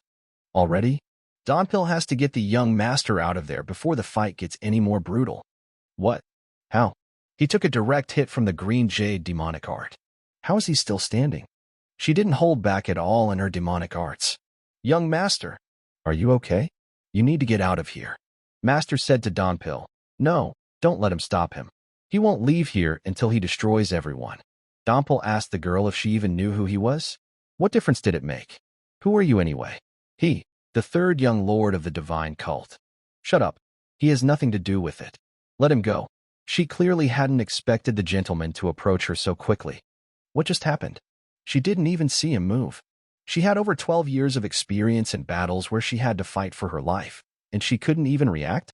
Did she think she could get out of there alive after raising her hand to Goldie? The girl said she was being polite because he is the 3rd young lord. But does he really want to die? Wait a minute, that's the Berserker Demon's divine fist. Does this crazy woman really want to take the young master's life? Approaching the gentleman with a blow, she did not manage to land a single blow before he pushed her away and said that her blows were slow. The girl called him a rat. Who did you call a rat? Who else is a rat here besides you? She could easily defeat someone like him with her divine fist of the furious demon. Someone like him? Her demonic Berserk demonic divine fist couldn't break through his demonic energy? He's very strong. Are the demon lord's disciples really that strong? She's never met anyone that strong in her battles. Was this really the end of her life? Was she going to die after enduring countless dangers because of a fox? Why are these guys looking at her with such pity in their eyes? It's humiliating. She looks pathetic because she couldn't do anything? She, the commander of the Berserker Demon Squad. So it's her, Yu Hongryong. How strange that someone from the Yu family's bloodline would join their cult. The family was exterminated after the divine cult was persecuted. Whether it's the 7 families or their side, no one likes her. As long as she could survive, she didn't care how she was treated. After her family died, she joined the divine cult. She was assigned to a unit called the Berserk Demon Squad, which was said to be just a group of people that the divine cult didn't care about. And even there, she was ignored as an outsider. She's not going to condescend to him just because he's an adult. On countless battlefields, she killed and killed again and again. That's how she survived. Then she had a death rattle with the former squad leader, and finally rose to the position of commander of the Demon Berserker Squad. The Berserker Demon Squad became like a family to her, one she had to lead and protect. No one in the sect dared to mention their name in passing. But she's going to die here? Wow, look at her. She pulled herself together after being beaten. Huh? Master admits she's strong. The girl said that she should not be underestimated. She is the leader of the Demon Berserker Squad, Yu Hongryong. Her sword aura is blue. She is at the level where her sword follows her will. What a magnificent sword. Then, as a martial artist practicing ball control, it would be right for him to also use his sword. The young master understands Hongryong's feelings because of his hypersensitivity. These are anger, anxiety, shock, stubbornness. Could it be a sense of honor, loss, or recognition? Does she realize that she is already lost? The man thought she was crazy, but it seemed she still had some sanity left. Then, as the winner, he would teach her a lesson. She doesn't understand what the young master is capable of. Let him watch carefully. The hand of the steel wall. How did she pass through the steel wall? Impressive. Even though he did everything in a hurry, he still used a lot of dark shadow chi. Steel wall hand is a hand technique from the Chronicles of Myriad Realities. This skill is contrary to the explosive mountain punch that increases internal strength. It is a deadly technique that turns your hand into something resembling steel, capable of destroying anything it touches. She must be much better with a sword than he expected, since she managed to break through the steel wall and wound his arm. The young master shouted at her that it was amazing, but this was her end here. She had used all her strength for that sword, aura, and she was already barely able to stand. He said he was giving her a choice. Either she gave in and said she had received the money from the fourth young gentleman, or will he give his life for showing disrespect to the third young master and attempting to kill him? Looking at him with her one eye, she screamed at him to shut his filthy mouth. The man realized that she didn't like that someone suddenly came and started telling her what to do. He pulled out his sword. The young master said that he had been rude, not paying attention to her fragile ego. No more idle chatter, he would end it here and now. After bidding her farewell, he swung his sword and slashed it across the black bandage over her left eye. The owner told her that she had behaved like a mad dog, and now she was like an obedient sheep. He asked why the evasiveness. She answered that she could not. Does she accept death? The Lord asked. The losers must die. That's how it is. Every battle she's fought has been decided by the death of one of the participants. She had no carefree life to regret anything now, on the brink of death. She knew that one day she would die by someone's hand, like all those she had killed. And will it happen today? Asked the young gentleman. She said she didn't know, and it didn't make any sense.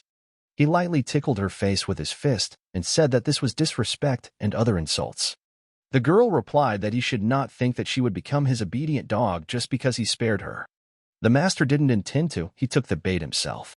He intended to use it to pressure the fourth young master, but it turned out that they fought to the death. The gentleman apologized and gave the money to the manager of the establishment.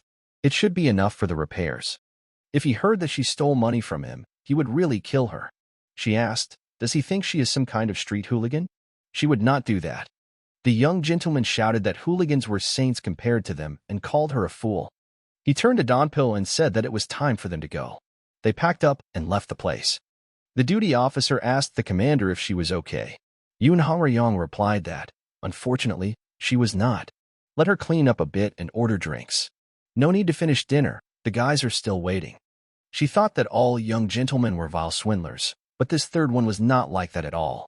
How dare he even call her a fool? He himself is an idiot who is only brute force. How did Syrian know? He was sure that the transfer of money to the commander of the squad of angry demons remained a secret. They say that all secrets come to light, but this secret was not supposed to be revealed so quickly. The only one who could have known about this was that beautiful girl with big eyes, the master of enlightenment.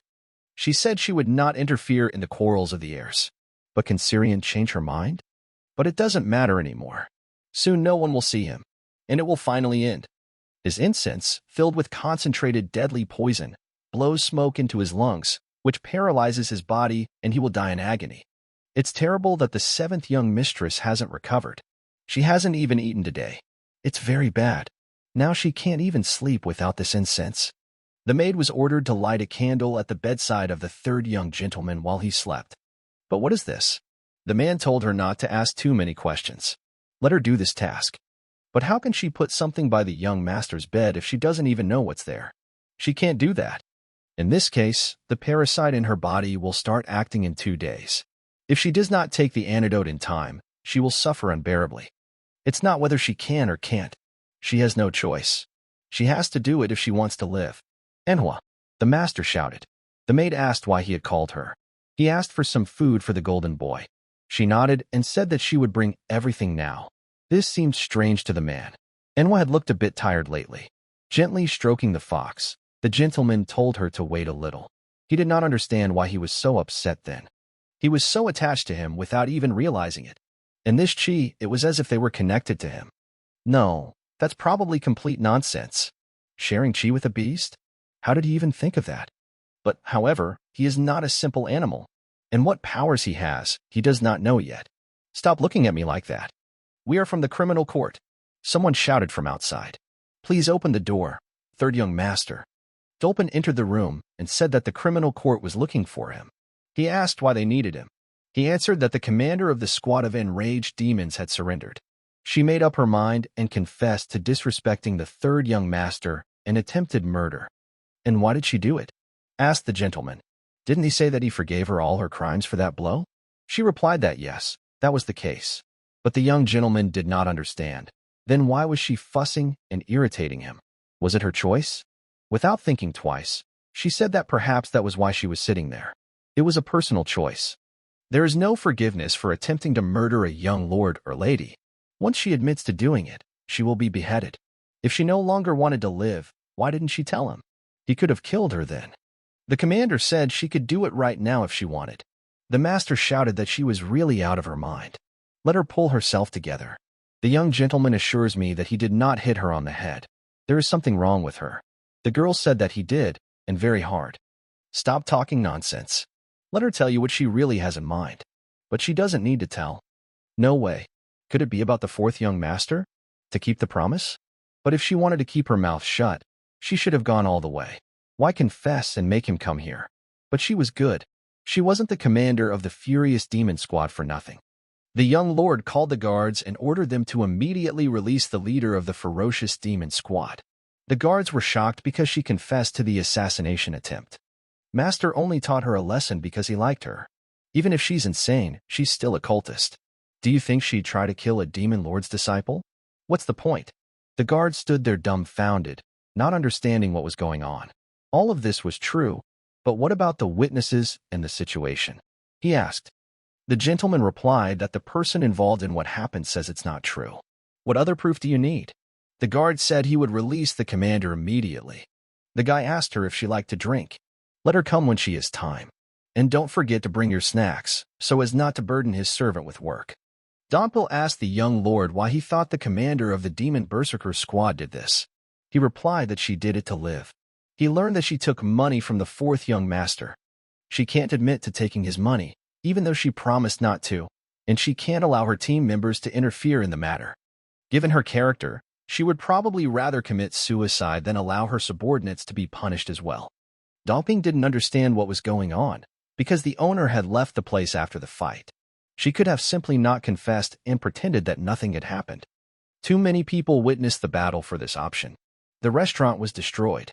Someone had to take responsibility and go to the criminal justice department, otherwise things would have gotten worse. Besides him and the witnesses, Yu Hornyong has another threat to worry about. That is the fourth young lord, Hong Iman. She fought him, and if the incident ended like this, the fourth young master would think that Xia had sided with him. If he spread rumors that the Berserker Demon Squad had accepted a bribe, both she and her squad members would suffer. Therefore, confessing in the criminal law hall was the best option for Yun Hong Ryung. That way, the fourth young master would not have any suspicions, and the other witnesses would consider the incident closed. Since she took all the blame, her subordinates were also safe. But the charge of disrespect and attempted murder of the third young lord. She only needs to say a few words and she will be dead. Why would she risk her life? The master thought it was reckless on her part too, but perhaps that was how she lived her life, thinking that every day could be her last. She is eccentric, but takes very good care of her subordinates. I wonder if the young master knew all this about her? How could he have such insight at such a young age? Sometimes Dongpil feels like the young master is more mature and older than him. Suddenly, someone knocked on the door. It was Yun Hongryong. Someone had promised her a drink, she said, holding 2 bags of snacks. The men were shocked by what Yun Hong brought. She really made all this? The young master asked. It looks really good. The girl said that yes, she cooks very well. And if something is wrong, they don't have to eat it. The young master thought she was the craziest person in the entire divine cult. Now she's the best cook? Despite the hurt feelings, they finally sat down at the table. Yun Hong poured herself a full cup of drink and said that drinking from a small glass did not allow her to taste the alcohol. The master looked at him and did not understand how this was possible.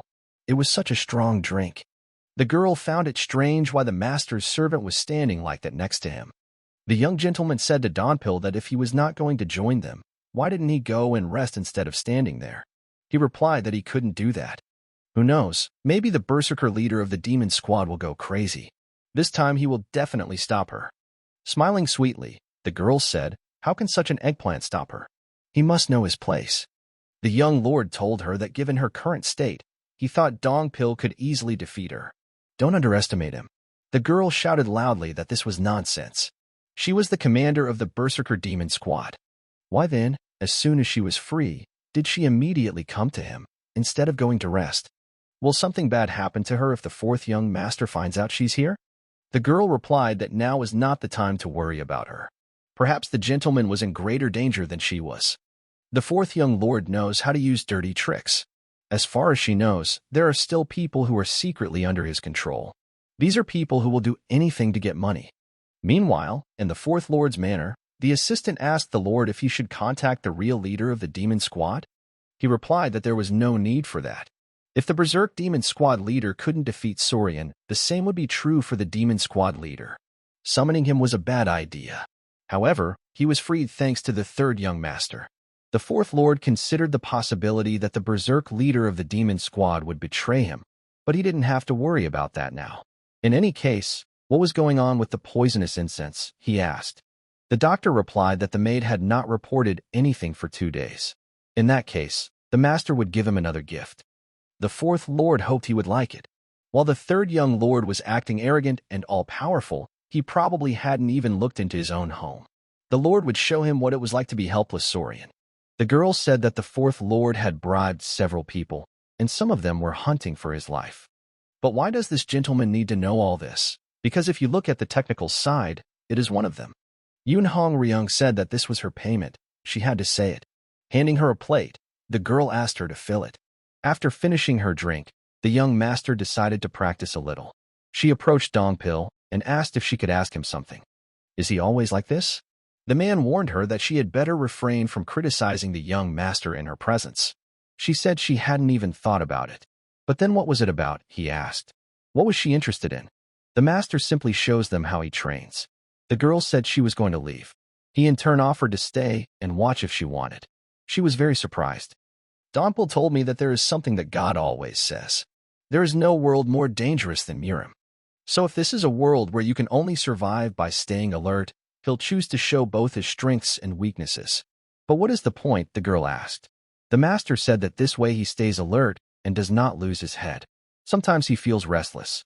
True freedom begins with honesty.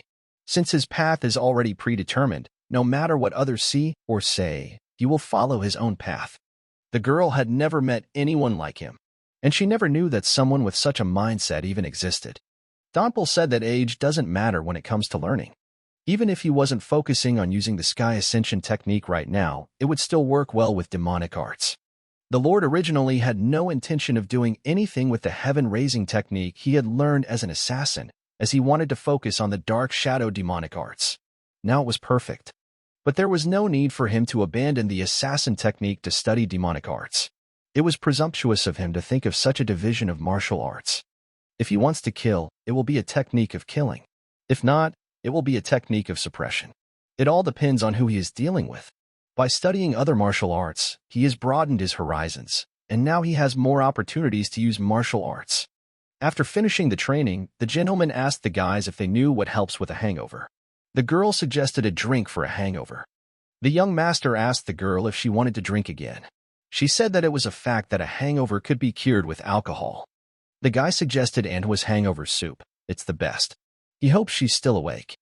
Yoon Hong Ryong did not lose hope and offered to drink more. The young master said no. Let him go home and drink if he wanted to. But, unfortunately, disaster struck. The girl was lying on the cold floor and moaning in pain. The master was shocked by what he saw. He ran up to her and asked what was wrong with her. Anhwa said that her stomach hurt very badly. Taking her hand, the young lord immediately realized that she had an internal injury. Something inside Anhwa was being eaten alive. Shedding tears, she said that she couldn't do it. She couldn't do it the way she was told. The owner didn't know what she was talking about. Maybe she was already delirious. The girl started coughing violently. Her condition was rapidly deteriorating. The master took her in his arms and said that first he had to save her life. All preparations for the Mara festival have been completed. Even if there are some small changes that need to be made, They will immediately handle them without any problems. The demon lord told the man it was a good job and asked if he wanted a drink. He replied that it would be an honor. The demon lord said that this was a very good Finchio drink. The man thanked him and asked, "What about the third one?" He hadn't heard from him since the incident with the Berserk Demon Squad leader. The lord hadn't asked what he was doing. The man did not immediately understand what the gentleman wanted to know. He asked about his changes, and that was all for the moment. Said that nothing was known about the third young gentleman at the moment. The gentleman replied that that was good. He wondered if the jackal had chosen the third option, or vice versa. Or maybe it was just fate. The jackal, unlike other creatures, is a figment of the imagination of a man who created a secluded bamboo grove. The jackal, a true mystical creature that repeats the cycle of life and death. When he leaves his old body and returns to his newborn state, it absorbs all the life force from its surroundings. Because of this, it is considered one of the most evil creatures in the world. But there is another real reason why the jackal is considered evil. The fact is that wherever the jackal appears, there will be a war in that country. Because of the legend that the jackal absorbs life force and causes wars, he is considered the most terrible disaster on earth. The third lord sat next to Manhwa and thought, this was poisonous energy. It was definitely a poisonous insect. Her internal injuries were not severe enough to pose a threat to her life. However, as a young maid without any combat skills, she wouldn't be able to last long with that poisonous energy inside her. He needs to destroy the poisonous insect. First, he will have to use the boundless technique to maximize the healing power of his body. He noticed that Manhwa seemed worried these past few days. Could it be because of this? Poisonous insects make you lose your mind. He knows that well. The third lord did not understand who could have acted so cruelly and meanly with the young servant. The guy saw how it happened. A poisonous insect with slow corrosion. They weren't just trying to hurt her. It is a poisonous insect that is used to threaten human life in order to enslave it. It is a kind of blood parasite. Whoever did this must have been trying to intimidate Manhwa into harming the lord. There is only one person who could have targeted him in such a vile manner. Yoon Hong thought it was the fourth young master, Hong Iman. Dongpil asked what she meant. She meant that Manhwa was a spy planted by the fourth young master? The girl replied that she didn't know about it, but it was incense. She had seen the same thing in the fourth young lord's residence. The fact that it was found on a servant meant something. Since she was struck by a poisonous insect, perhaps she was threatened? She must have known that her life was in danger, but she still disobeyed the order. The third young lord has a very loyal servant. Dongpil asked, why would the fourth young master do such a thing? The girl asked, is he really part of the divine cult? There is only one reason. Yoon Hong said that this is a struggle for succession. If all the other disciples disappear, the last one remaining will naturally become the demon lord. The young master asked Shinhwa if he was worried about how the young master would react. The man replied that he was. He told him not to worry because he was always prepared for the worst. The man didn't know what the worst-case scenario was. But if this happens, then the responsibility for it will fall on him. So please let him refuse it. Let him stop worrying unnecessarily. It wouldn't happen. He had made a plan for all the possible actions that Sorian could take. In any case, it was time for him to do something about it. Shin Hui said that he had stationed people around the third young lord's residence. He was sure that soon, before he could say anything, they would hear an explosion. The third young lord shouted at Hong Iman to come out immediately. Stop hiding like a bug. He said that this was very rude behavior on the guest's part. Shouldn't he be ashamed? As a young lord of divine cult, he should conduct himself with dignity and grace. The third young lord asked, with dignity and grace? The fourth lord asked, what brought him here? And with such a cheerful expression on his face? The guy hit him, and he flew to the side. The fourth lord said that he was a little nervous because he heard that he was a different person after awakening from the chi blockage. But it seemed that those were false rumors. He was the same old bully who acted without thinking and without caution. The third lord told him to stop talking nonsense. He was going to chop off his dirty hand that did such tricks. The fourth master said, okay, he started this fight, so don't let him expect to be treated with respect just because he's Hyun-nim. 8 months ago he was no different from a corpse, and now he is so arrogant. She will find out where this arrogance comes from. Third master wondered, is this the Zeoxa family's demonic art? It is fast. The strength of this demonic art is its speed. But its strength is not very significant. However, his footwork technique is very good. This level of footwork at his age. The boy thought that it was not for nothing that he became the demon lord's disciple. However, this was nothing compared to him. The fourth master said that he used a completely unique foot technique, but it meant nothing to him. The third master thought that his movements were as obvious as ever. The boy noticed his nails. It turned out there was poison underneath them. He hit the third lord with all his might and shouted for him to die. Fourth young master injected the poison directly into his body. If he uses demonic energy to burn away the poison, he will burn away his organs as well. It will hurt him so much that he will want to die, but that is the only thing he can do if he wants to live. Become a cripple, like before, and live again as a corpse. But then the fourth master saw that he was moving. After scattering all the fragments, the boy asked if he really thought he could defeat him with such poison. Did he realize that the third young lord had neutralized the Snake King's demonic art, snake venom? It was impossible. The boy thought he could carry out missions even with broken limbs and holes in his stomach. It was nothing to withstand so much poison. The fourth master wondered, what kind of chi wave was this? It wasn't just powerful demonic energy. This feeling of alienation and horror was what he expected to experience when meeting the 9 great demonic elders. Could it be that he had reached the highest stage of a demon? The blackguards of the criminal law hall suddenly appeared. After introducing themselves, the 7th captain said that the young master would have to go to the criminal law hall with them. The 3rd master didn't understand how they got there so quickly. It was as if someone knew this would happen. The 4th lord was also told. Shinwei thought it was him. This rat knew that the situation would not be in the 4th young lord's favor, and prepared in advance. Approaching the man, the 3rd young lord told him that this was the same poisonous insect that he had fed to Manhwa. He took it with him because he really wanted to get it back. He would have to worry about swallowing it as the boy would shove it deep into his mouth. The 4th master shouted at Sorian to stop him immediately.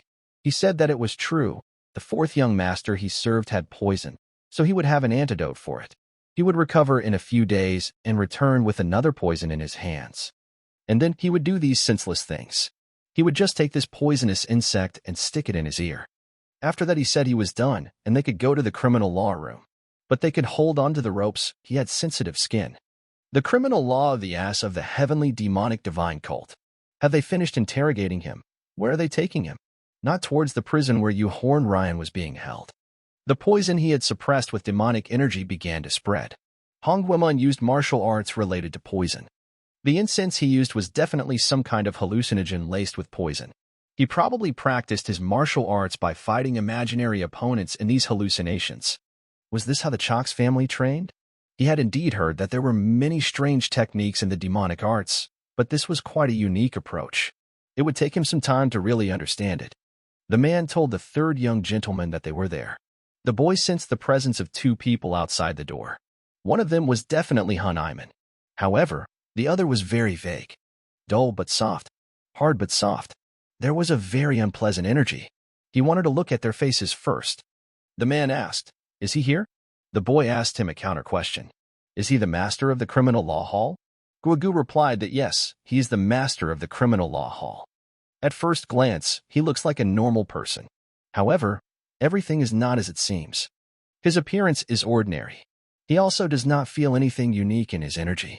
But that is why he feels that this person is an unusual person. Guogu said that anyway, the guy had come a long way, so let him sit down. Wasn't he tired after the interrogation? The 3rd young gentleman replied that he could not sit there. The man asked why. What was wrong? He said that there must be some reason why he had called them both there. He doesn't know what it is, but he has no desire to communicate with a person who hides his inner self. The guy said it was definitely a unique mask. All the bad guys wear masks, but he didn't feel any ambiguity. But he's not like the others. Guogu asked, what's different about him from everyone else? 3rd master replied that this was his real face, but he was wearing a mask. It was 100 times thicker than the masks the blackguards wore. Isn't it obvious that he was hiding? The 4th gentleman did not understand what they were talking about. Guogu said that he was very impressed. It was a mystical art of bone repositioning. The man said he was the 3rd to notice. What did he think now? Satisfied? The guy wondered, is this the real owner of the criminal law room? He wondered how he had survived 8 months in a secluded bamboo grove. It seemed his unrivaled perception had played a big role. The boy said it was nothing. The 3rd master suggested getting straight to the point. Looking at Sorian, He thought he saw the true face of the master of the Hall of Criminal Law. Guogu said he would get down to business. He called them there because of the conflict between them. The guy said the interrogation was over, the incident was over. What else was hard to talk about? He wanted them both to promise that there would be no more conflicts from now on. Fourth Master said that he never wanted any conflicts. And even if he did, who was he to tell him what to do? He is the Demon Lord's disciple. He has no reason to obey anyone's orders except the Demon Lord himself. Gugugu replied that he was right. He had no authority to force anything on him. Likewise, they have no authority to subjugate others. However, he tried to use money to control the commander of the combat unit. Slamming his fist on the table, Guogu said there was no need to deny it. There was more than enough evidence. He was sure that the Fourth Master knew better than anyone that the world was not so straightforward, where everything flows according to superficial things like position, status, and relationships. The guy asked if the master of the criminal court threatened him. The man said yes. The Hall of Criminal Law upholds the laws of the cult along with the Court of Guardians, but they are different in nature. The Court of Guardians focuses on communication and reception. In other words, they have no choice but to act passively. But they are different. They are an organization that actively protects the cult. They impose punishments as they see fit, and they also judge serious cases. Of course, that doesn't mean he has the right to impose anything on the two of them. But as someone who actively defended the cult, he could give them both an experience they had never had. He asked the third young gentleman what he had to say about that. The guy asked, "What's the matter? Is it to not create more conflicts?" He said, "Okay, it doesn't matter much." He tells them just in case, but he's not joking. The third master asks, who would want to make an enemy in the criminal law room? It's definitely not him. He also doesn't want to fight with anyone. It's better to live in peace. Anyway, he said it was delicious. He had never tasted anything like it. Asking what it was called, Guogu said he made it himself. The third master replied that he was indeed skilled. Did he have any intention of selling it? The man replied that if he wanted, he could send him some bottles to his home. The boy said that we would look for something to send in return. Guogu said that it didn't matter what happened to the fourth young master. With anger in his eyes, he stood up and shouted that he would never forget this humiliation. The third young gentleman asked the fourth to at least close the door behind him when he left. The master of the criminal law hall had said all he wanted to say. Did third master want to talk to him about anything else? After thanking him for the drink, he said that he wanted to talk about one more thing. He knows how good his mystic arts are at reducing bones, but was there a reason he used them to meet them? He doesn't seem like the type to test people or play pranks on them. He must answer her if he does not want to. The third gentleman said, in that case, good night. It had been a long time since Guogu had encountered someone who was so hard to read. And he had a familiar smell. Maybe it was him. The young gentleman was told that the carriage was ready. He replied that he had something to think about, so he would go back alone. The fourth master did not understand how a mere master of the criminal law hall could threaten the young lord of the divine cult. He is mistaken if he thinks the fourth lord will let this go. Sorian will soon receive a gift in return. He will make sure that no one gets in his way. He will act slowly and precisely. That's when someone said, "Look at that bloodlust in his eyes. It seems like he's ready to kill someone right now." The fourth lord didn't immediately realize who it was. Then he saw the third young lord, who invited him to come in and have a drink together. He said the head of the criminal law department was a bit annoying, but he was certainly good at making alcohol. The fourth young gentleman wondered what this fellow was up to. Was he planning to do something out there on the premises of the criminal law hall? The third master told him not to worry. He simply offered him a drink to celebrate his release from interrogation. He doesn't know when it started, but he's so annoyed by this incident, his voice. Has it been since he took the master of inner enlightenment that night? That's when all his plans started to fall apart. The fourth gentleman asked what he wanted to talk about. The third gentleman said nothing in particular. It just seemed to him that they had never had a proper conversation. They talked a lot, at least when they were children. Third master asked if it was true, that after they grew up, they never had a normal conversation. The third master asked if he intended to continue behaving this way. Why did he want to make life difficult for himself? The fourth young gentleman said that he didn't ask because he really wanted to know. Did he? Isn't that obvious? All 7 of them, brothers and sisters, must fight one day. No, as soon as they became the demon lord's disciples, they immediately became enemies. That's when the fight started. Why was he even asking? The third lord had said that of course they had to fight, but there was no need to kill, right? He'd left him to just talk? The third young master simply wanted to hear what he was thinking at the moment. He replied that he would understand when he looked at the kings of this country. The fate of the kings who failed to become emperors was that they lived miserable lives. It was better to die. It's different for them. To avoid the same fate, you have to kill even your own brothers and sisters to become the ruler. The third lord asked if that's what he's afraid of. Does he want power, or does he kill because he's afraid of being killed? He loses his appetite if he calls the fourth one just to ask such questions. He leaves. The third young master meant what the criminal law hall master said. He doesn't want to live a life full of battles and chaos. What is he going to do? Will he try to kill him again? The fourth asked, what if his answer was yes? Then the third lord would leave it to chance. However, things would not go as he wanted. What would his answer be after that? If there is no point in lying, he will answer in kind. He will definitely kill him one day. The fourth thought it was another ambush. He will not fall for it twice. The fourth master himself said that he would kill him one day. Did he really think that the guy would let him go after hearing such an answer?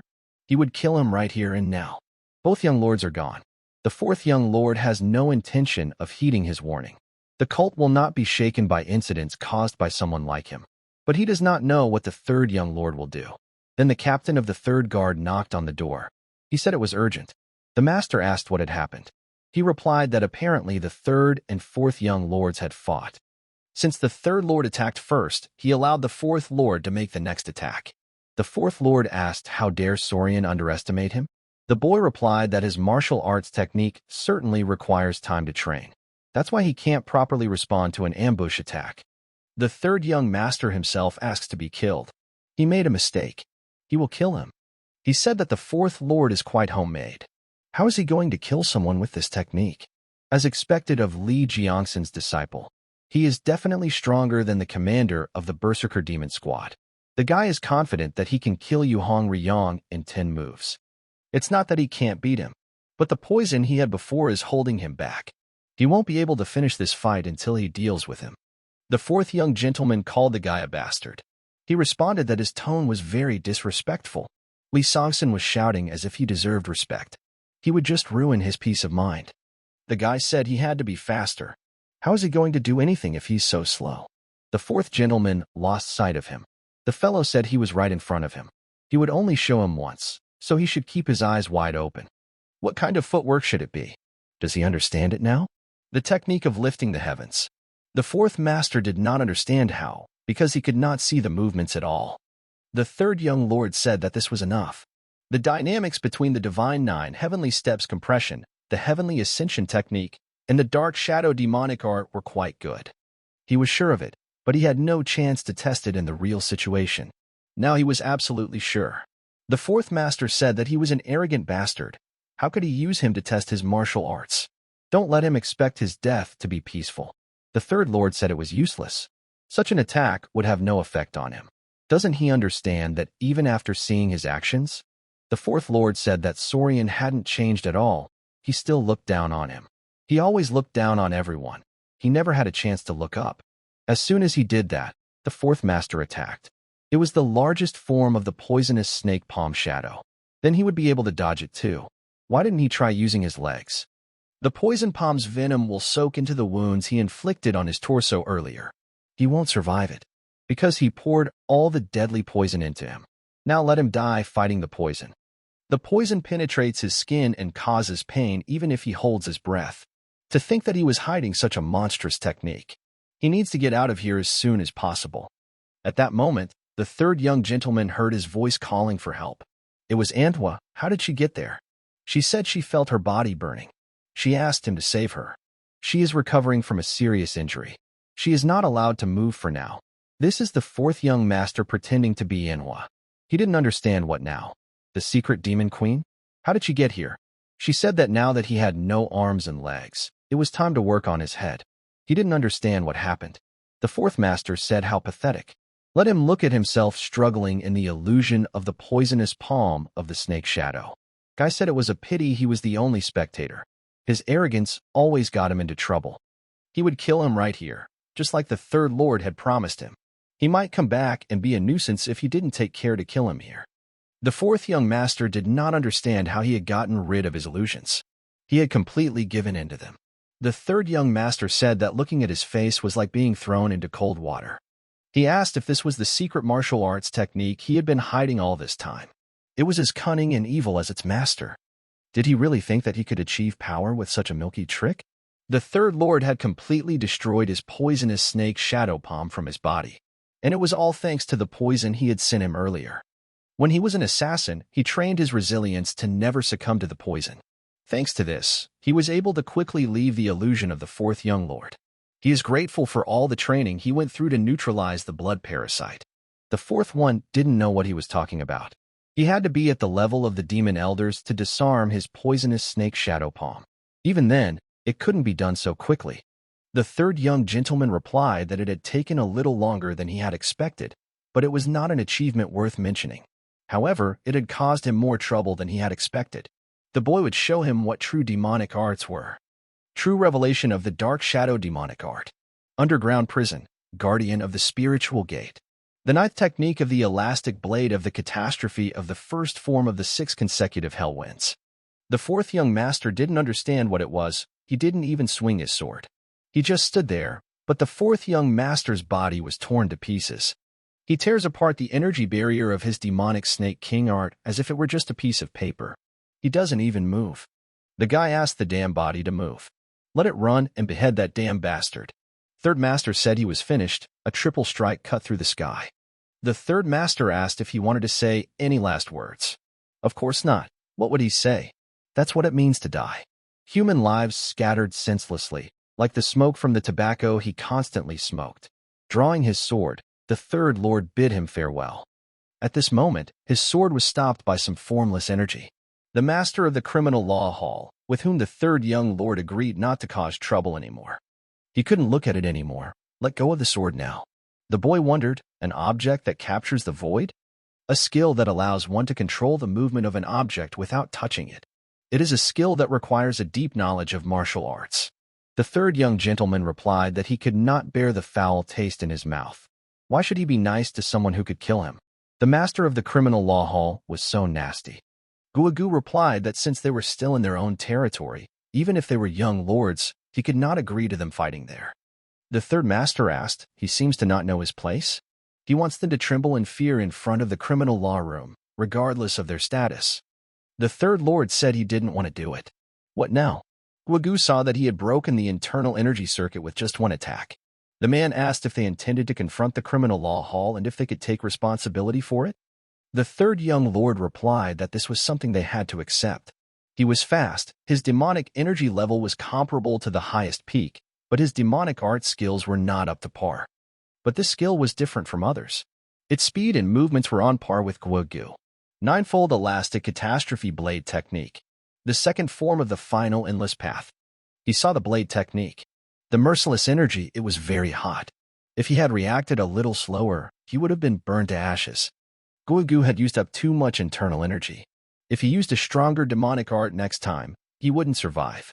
The man didn't understand why there wasn't another attack. An experienced man like him wouldn't miss such a chance. At this moment, the criminal law hall master realized that he was not his target from the beginning. Before he could even shout, the third lord pierced the fourth young lord's body with his sword. He thought about it, and believed that the fourth lord should lose everything he has. An eye for an eye, a tooth for a tooth, a chi block for a chi block, despair for despair. He destroyed the poison core that was above his energy core. His muscles became small and weak. This is because he maintained his muscles using mystic arts rather than training his body. This is a limitation for enhancing his fighting prowess using illusions alone. He won't die right away, but he'll be bedridden for a few years. Of course, even if he manages to recover, he'll have to start training in martial arts from the beginning. The third master will send him medicine and acupuncture needles. Reinforcements arrived at the hall keeper's house. A third young gentleman raised his hands and said he could arrest him. The boy asked if the man would say anything. Would he at least take it all off before he spoke? His wrists weren't feeling so good in them.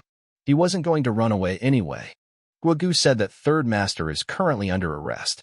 This means that he is a criminal, even if only temporarily. Therefore, this person certainly cannot fulfill this request. The criminal law hall master said that he didn't know how third master heard this, but that was what he meant when he said it would be difficult. Third master said that he was so narrow-minded. Whether it's a criminal law hall master or an individual, he doesn't want to have conflicts within the cult. That's why he became a mediator, right? Guogu replied that it was right. Sorian asked, now there will be no more conflict. Is it right or wrong? It takes more than one person to create a conflict, but Hong Wemon is now incapacitated. So his proposal is no longer valid. In any case, the situation is now as he wanted it to be. So why does he say that things are more difficult now? Watching this, Guogu was surprised. He broke the forbidden sea iron so easily. Third young lord told the man that if he didn't respect him, he would have escaped from there even before he put those handcuffs on him. I think he did his best to be patient, considering his status as third young master. Guogu asked what he would do if he was not released. The guy replied that he did not think that this man liked to drag out conversations with meaningless theoretical situations, but apparently he was wrong. Now can he leave? The owner of the criminal law hall said he would keep an eye on him. He said sure, but don't let him get in the way. He doesn't want to turn the criminal law hall against him. The man replied that he was indeed sure. He had not yet been named the successor, but was only one of many candidates. Guogu thought, what a complicated person, and dangerous on top of that. Third young lord's martial arts were more powerful and more brutal than the martial arts of the demon cult. And this sword technique definitely belonged to the orthodox faction. As the third young lord, could he be the same as Guogu? Third master ate like crazy. Yun Hong Ryung told him to take his time, no one would steal him. She asked if he was fed in the criminal law hall. The third young gentleman said that they served only stale rice and wild vegetables. He could not eat it. Dompel asked if it was over then. The boy replied that it was for now. Would there be retribution from the fourth young lord or the high officials? He said that Hong Wumong had become crippled and couldn't even move. The top brass looked the other way when it came to the fight between candidates, so he didn't think anything would happen. Now that things have settled down a bit, they should all go back to their organizations. Especially Dongpil, he's been with him for too long. He's not just a regular member of the Guardian Court, he's the third leader. He better get back to work. Squad leader Yui needs to get back to her duties too.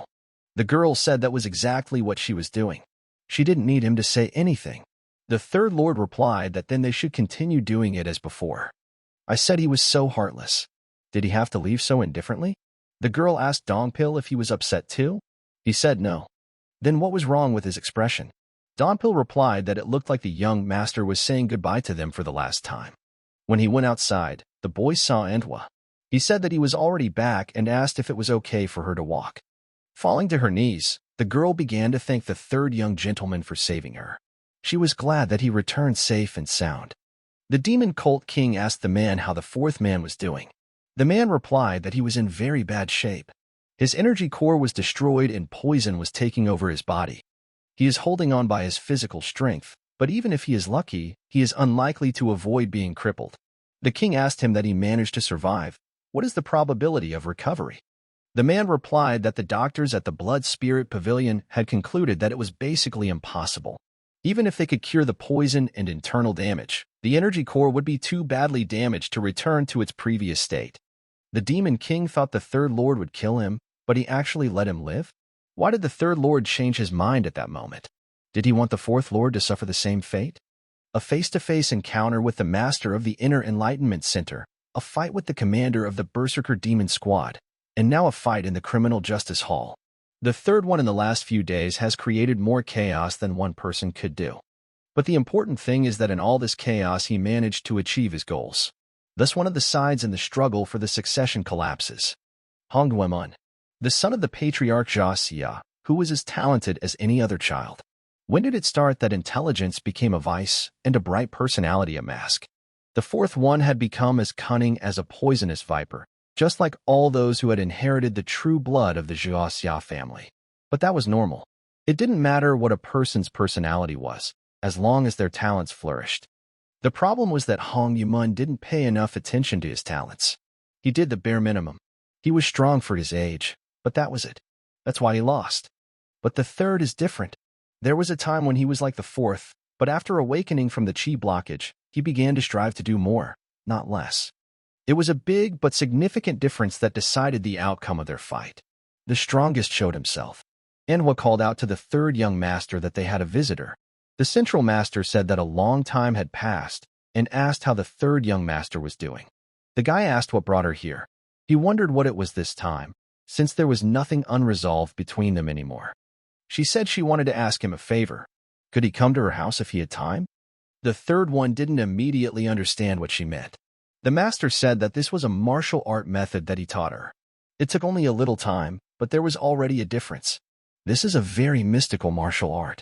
He was surprised because it is not easy for most people. They must be very talented.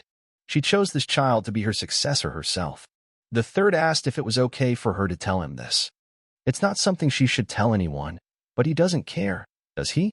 The guy said it was true, but isn't she trusting him too much? She doesn't trust people, she trusts situations. And judging by the situation then and now, she doesn't think they will ever be enemies.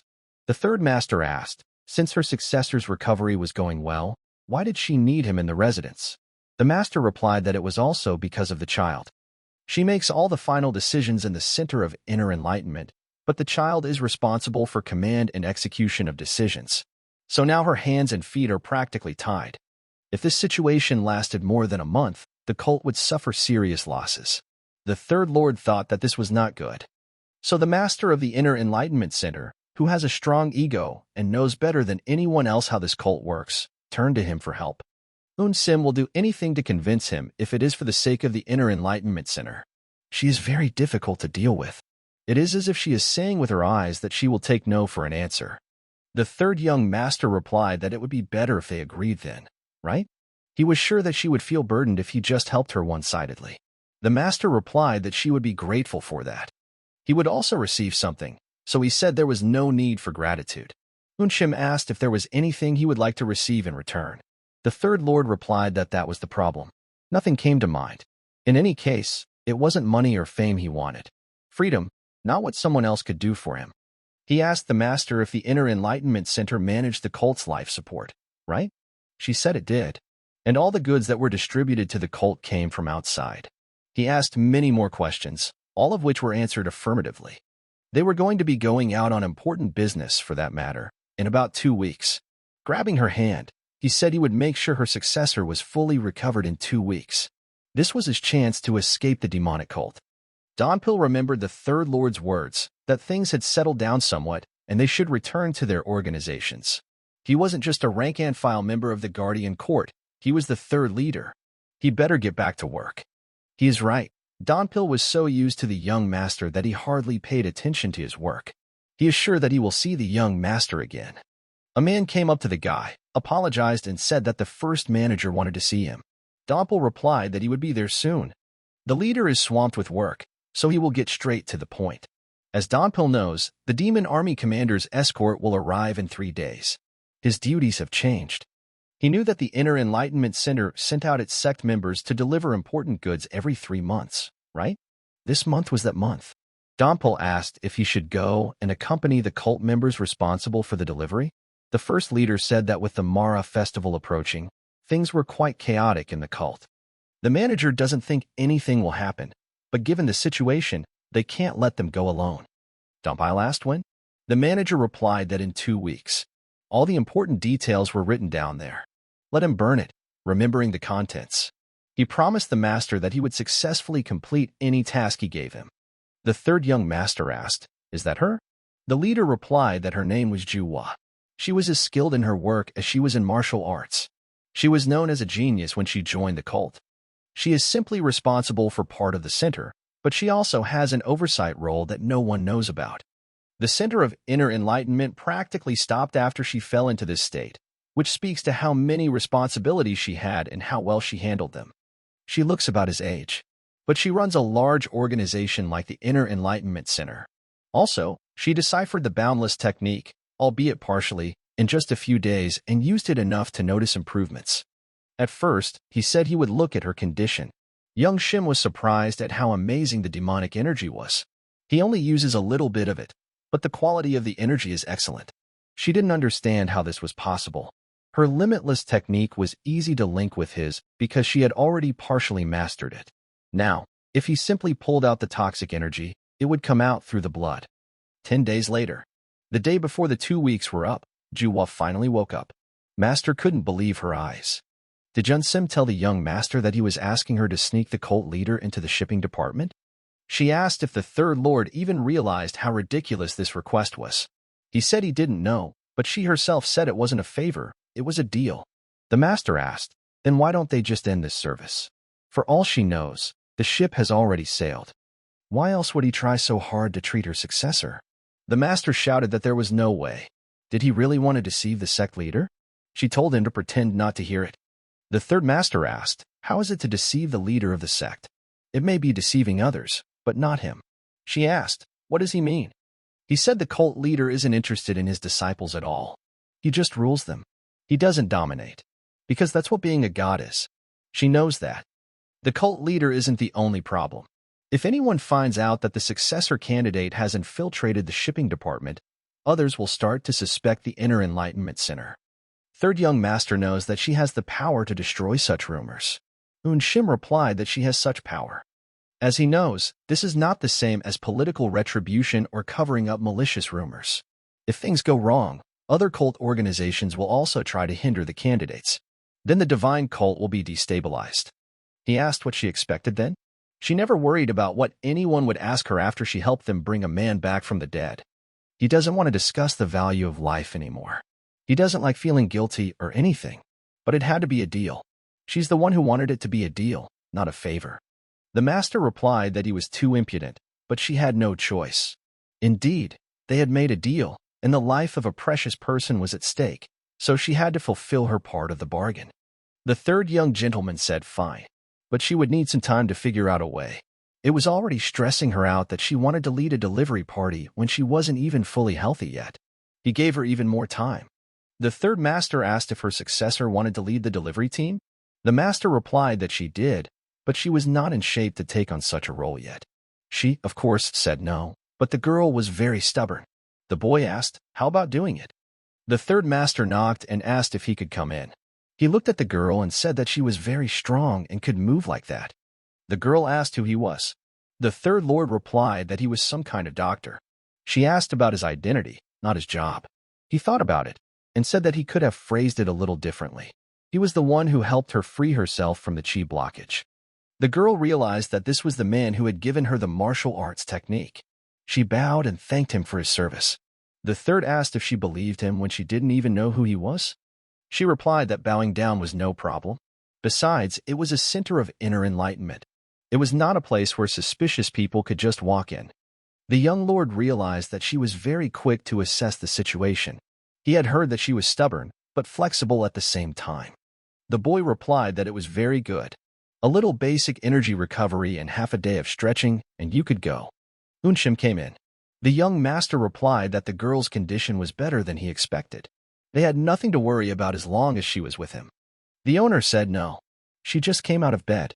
If she faints again, commanding the delivery department is her main responsibility. She would rather die than be useless. The girl asked to be released with the delivery unit.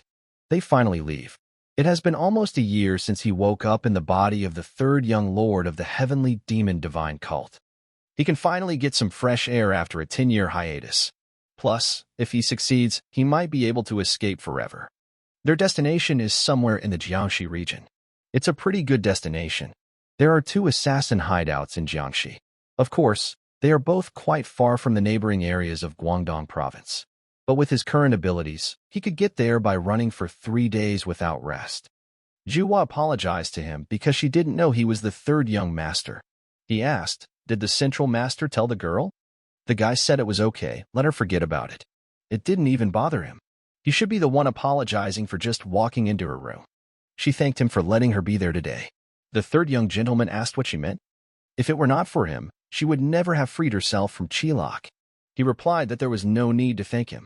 He had learned this method by chance, and the one who saved her with this method was the master of the center. He felt a familiar energy here. It was very heavy and serious. It couldn't be, really. The deputy commander of the delivery team introduced himself and said his name was Yun E. Dongpil said he was the third commander.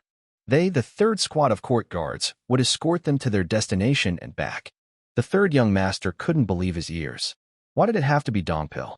Dongpil ordered the third guard detachment to take up positions at the beginning and end of the column, respectively. The third lord believed that the delivery squad was already made up of experienced cult members, so why would they export anyone else? He asked how the girl was feeling. Was her chi energy circulating? The girl replied that she had been practicing for about 2 hours in the morning. He decided to check just in case. They say sleep is the best medicine. Just let her sleep a little. The girl didn't even have time to say anything and fell asleep. And then Dompel heard a familiar voice. It was definitely the voice of the third young master. He called the boy over to him. Dompel asked what the young master was doing there.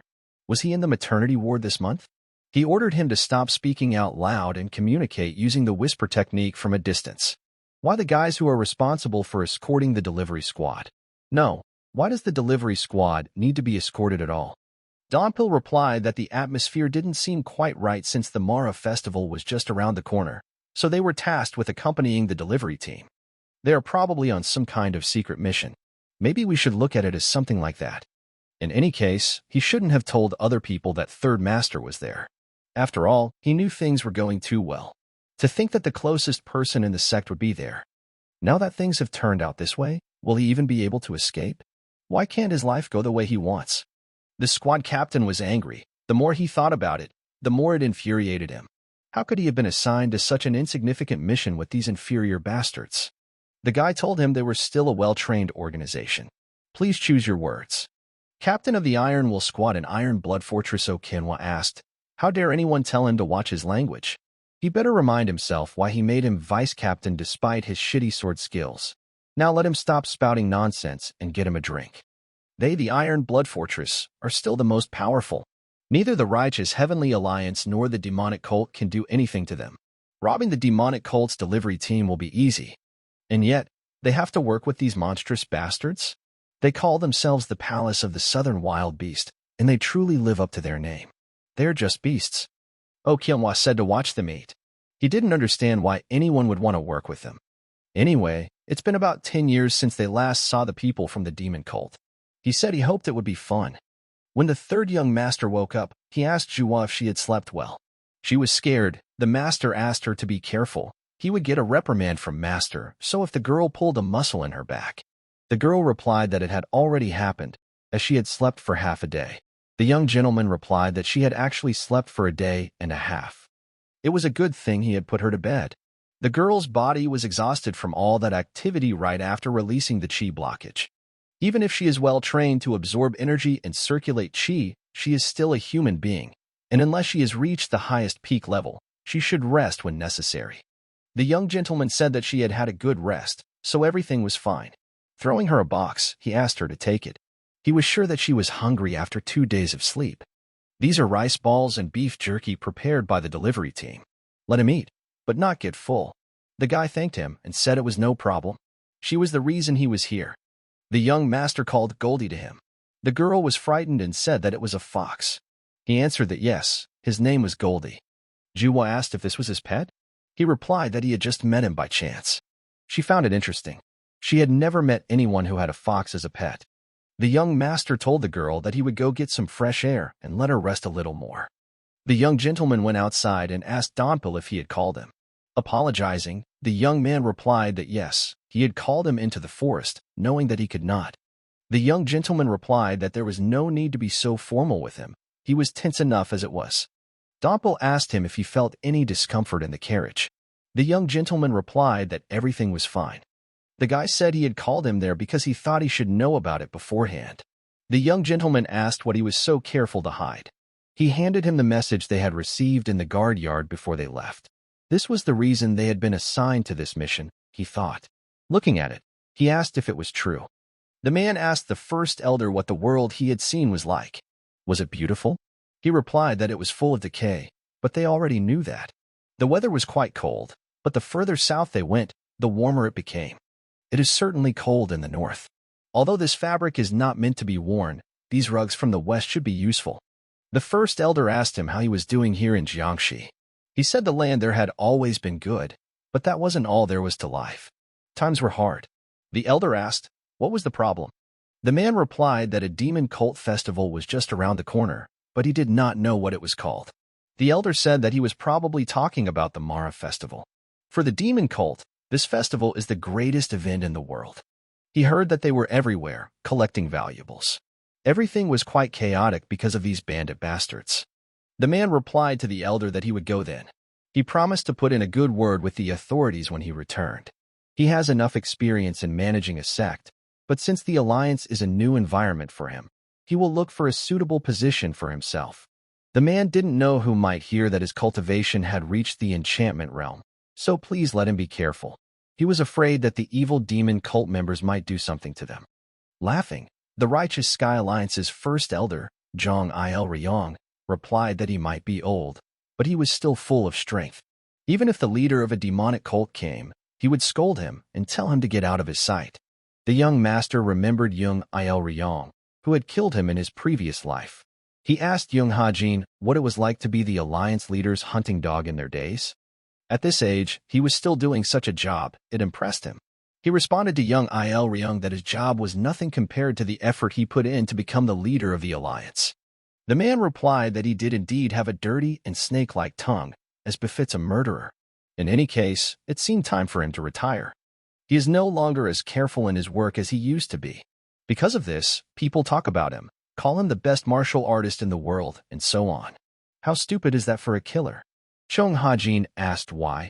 Was he upset that some assassin was valued more than the first elder of the Righteous Sky Alliance? He shouldn't worry. He didn't care what the public thought. The best martial artist in the world? Why wouldn't he take that nickname?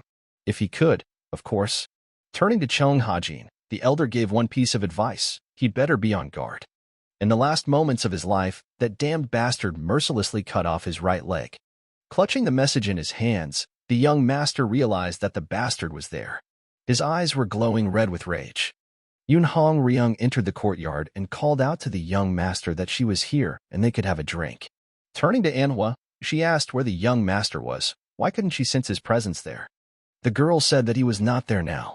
Hong Ryung replied that she could see. She simply told her that she did not feel his presence. Manhwa replied that she didn't know either. He only said that he was going to train. The girl thought that he was strong enough, but was he going to train even more? Looking to the side, she saw the young lord's sword. Let them look at this guy. He was going to train, but he left his sword behind. She smelled something suspicious. The young master tried to calm down. He didn't care whether Jung Il Ryong was there or not. What was his goal? It was escape. It was freedom. He will visit all the safe houses he has prepared throughout the neutral plane, renew his martial arts, earn some money, and then leave the country. He was determined not to forget his goal under any circumstances. He was going to give up on his dream, but he wanted to kill him, tear the bastard to pieces. The man was glad that there wasn't much to take back. Donpil replied that the things they were taking were really valuable. He asked what kind of impudent bastard would try to rob a divine cult. Donpil replied that they still had to keep their guard up until they were done. Come to think of it, the patrol team was running late. They usually didn't like to dawdle. Donpil said the terrain was probably slowing them down. Then they showed up. When they saw them, the men started asking, what happened? Why did only half the team show up? The guy replied that there was a fight going on at the transfer station. Donpil asked who? The guy replied that he didn't know. They were in the middle of their absence, but there was a very experienced martial artist among them. The young gentleman suddenly came out and asked where that bastard was. The man asked, is that all they stole? Are they all rare medicinal ingredients? He didn't understand why they were buying it in bulk. The Feast of Mara is approaching, but is it really necessary? Although, of course, it is not his concern. Approaching the man, the boy told him that there were no survivors on the enemy side. They had also collected all their belongings, so all they had to do was set everything on fire before leaving. There were only 3 people on their side, who were slightly wounded, and that was it. The man began to shout that they were useless creatures. How strong was the enemy that their men were lightly wounded? How many did he say he let go on purpose? The guy said about 4 or 5. They couldn't be sure because they were too far away. Calling him an incompetent bastard, he ordered him to get the boys to load everything. There was another sign of life. Looking at him, the man said that he was quite a strong man. Wasn't he the one who suffered from the palm strike? Seeing the green robe, the man assumed that the guy was not from the outer cult, but from the inner one. He told him that the demon god would not let him go. Saying that it was very funny, the man asked, do they worship a demonic god? All of them, members of a demonic cult, are simply crazy. If they like the demon god so much, why don't they die and go over to his side? He doesn't have the courage to die, so the man decided to help him. If the demonic god he believes in really exists, then let him go and ask him for forgiveness in the afterlife. Let him let those stupid demon cult bastards meet his wonderful demon god. A big man appeared behind him. He asked him what he wanted. The man replied that he needed to feed the children. Tell him to tell his subordinates to bring something. Oh Kyunghwa asked if the man was giving him an order right now. He replied that it was a request. He was told that their troop would be responsible for their food. Now let him fulfill his promise. Oh Kyunghwa shouted that he needed to think about what he had already eaten. The man replied that they were just making a request, they just needed more food. Are they going to break their promise? Oh Kyunghwa replied that it was okay. Apparently beasts like him needed to be fed constantly. Why didn't he eat those demon cultists? He would soon supply them with more corpses. As he left, the man thought that he would soon bury all the animals as soon as they were done with this. These are the filthy creatures from the palace of the southern savages. Dompel said it was horrible. It looked like they had destroyed the building to erase any traces that might have remained. The man said they did it, but it was a bit rushed. He thinks they could have done better if they wanted to get rid of the traces. Dompel said they couldn't make such a mistake. The girl replied that it was right. This sloppy work was either a trap or they hid in a very good place where they couldn't be found. She asked if they had sent a message to the department. The guy said yes, considering the distance. He should get there in about a day and a half. She needed time to think about it. She asked them to take care of all the bodies. The guy said, okay. She thought it was too late to wait for orders from above. In this case, it would be better to take care of things first before making a report. In any case, the cult had a strong influence in Jiangxi. They would be able to track down the enemy even if they took their time. Dongpil told Juhua that she should rest. He heard that she had just recently recovered from the chi blockage. The girl replied that thanks to the healer who came with her, she had regained most of her martial arts. He did not have to treat her as a patient. Dongpil believed that Guardian Zhu was truly trustworthy. If she were an impatient person or someone who was only obsessed with the desire to succeed, she would never have taken such an action. To recover so quickly from the blockage of chi. Did she mean the young master when she said healer? At that moment, Dongpil heard in his mind the young gentleman's request to come to the carriage. He had a request for him. This is the very blade he asked for. But why?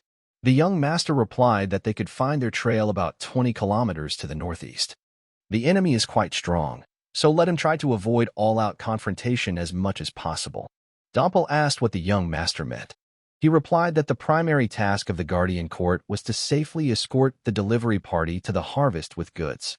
Before finding out who the enemy was, make them move as quietly as possible. Dongpil asked what was wrong with the young master. He replied that they had better hurry. Before he could answer, the young master had disappeared. He thought that something was wrong.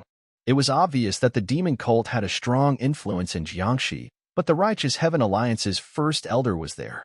And the demon cult's delivery team was robbed? Young master needs to find out what's going on. Looking at them, the man said that they were very greedy. In any case, he wondered when this man would come. Jung Il Ryung asked if they were waiting for him. The man told the captain of the Iron Will squad that they hadn't seen each other for a long time. The squad captain asked what took him so long. Il Ryung replied that he had things to do. But he wasn't late, so don't be too angry. He looked away and said that they were famous beasts. The squad captain said that he didn't know about famous, but yes, they were beasts. They made it very annoying. Turning to the man, Jung Il Ryung asked his name. The man replied that his name was Yul Liang. So he was the favorite disciple of the Beast Palace Master. Unlike the martial arts of the Central Plains, the martial arts of the palace are quite bizarre, and it is said that once the opponent lets down his guard, even an experienced martial artist can be defeated. Now when a person looks at it, he understands. This is potential chi energy. Even the most outstanding martial artists of the Central Plains will not be able to withstand 10 of its attacks. Oh Kyunghwa asked why Jung Il Ryung was being so kind to this savage. The man asked what he meant. He was just chatting. The man was surprised that he even knew who he was. Of course, each of the 4 palaces of the Outer Wall is an organization with very experienced martial artists. They are quite quiet now, but it is better to know more about the organization. Will it be an enemy or an ally? Oh Kyunghwa didn't understand why that was reasonable. If they were allies, let them work together. If not, just kill them, that's all. Jung Il Ryung told the man that he needed to do something about his character. If he wanted to rise even higher, of course. He said no, He will live his life the way he is living it now, and then he will die. Anyway, he thinks that is enough for small talk. Young Il Ryong asked if the man had brought the promised goods. The man replied that of course it was not a personal request, but a request from the higher-ups. It was an important mission.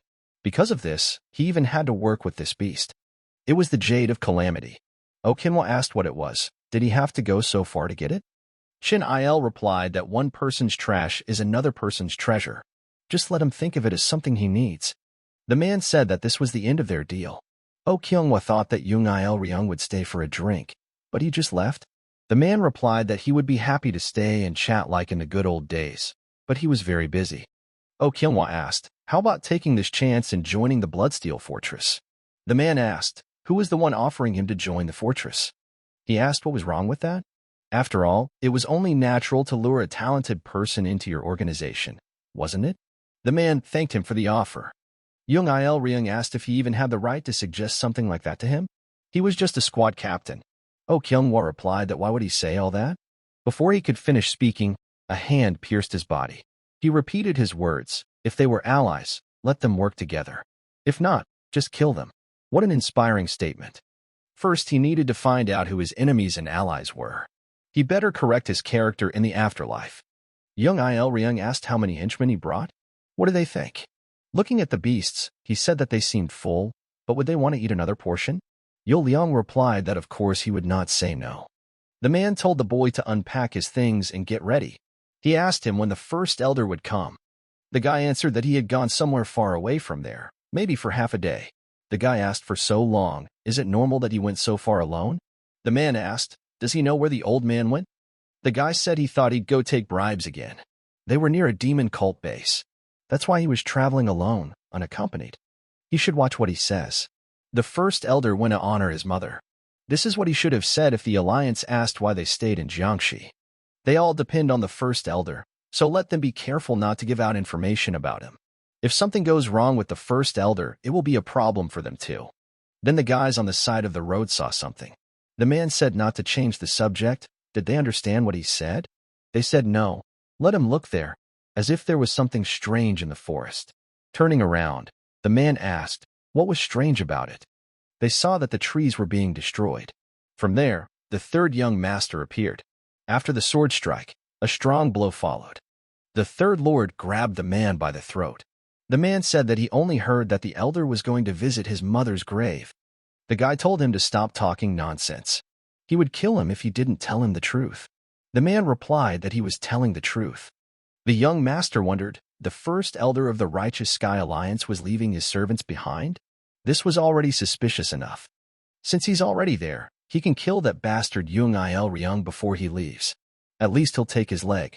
The thought of him makes the boy feel pain in his right leg, which was cut off in a past life. The elder said that Yo Liang had made a wise choice to ally with him instead of the Bloodsteel Fortress.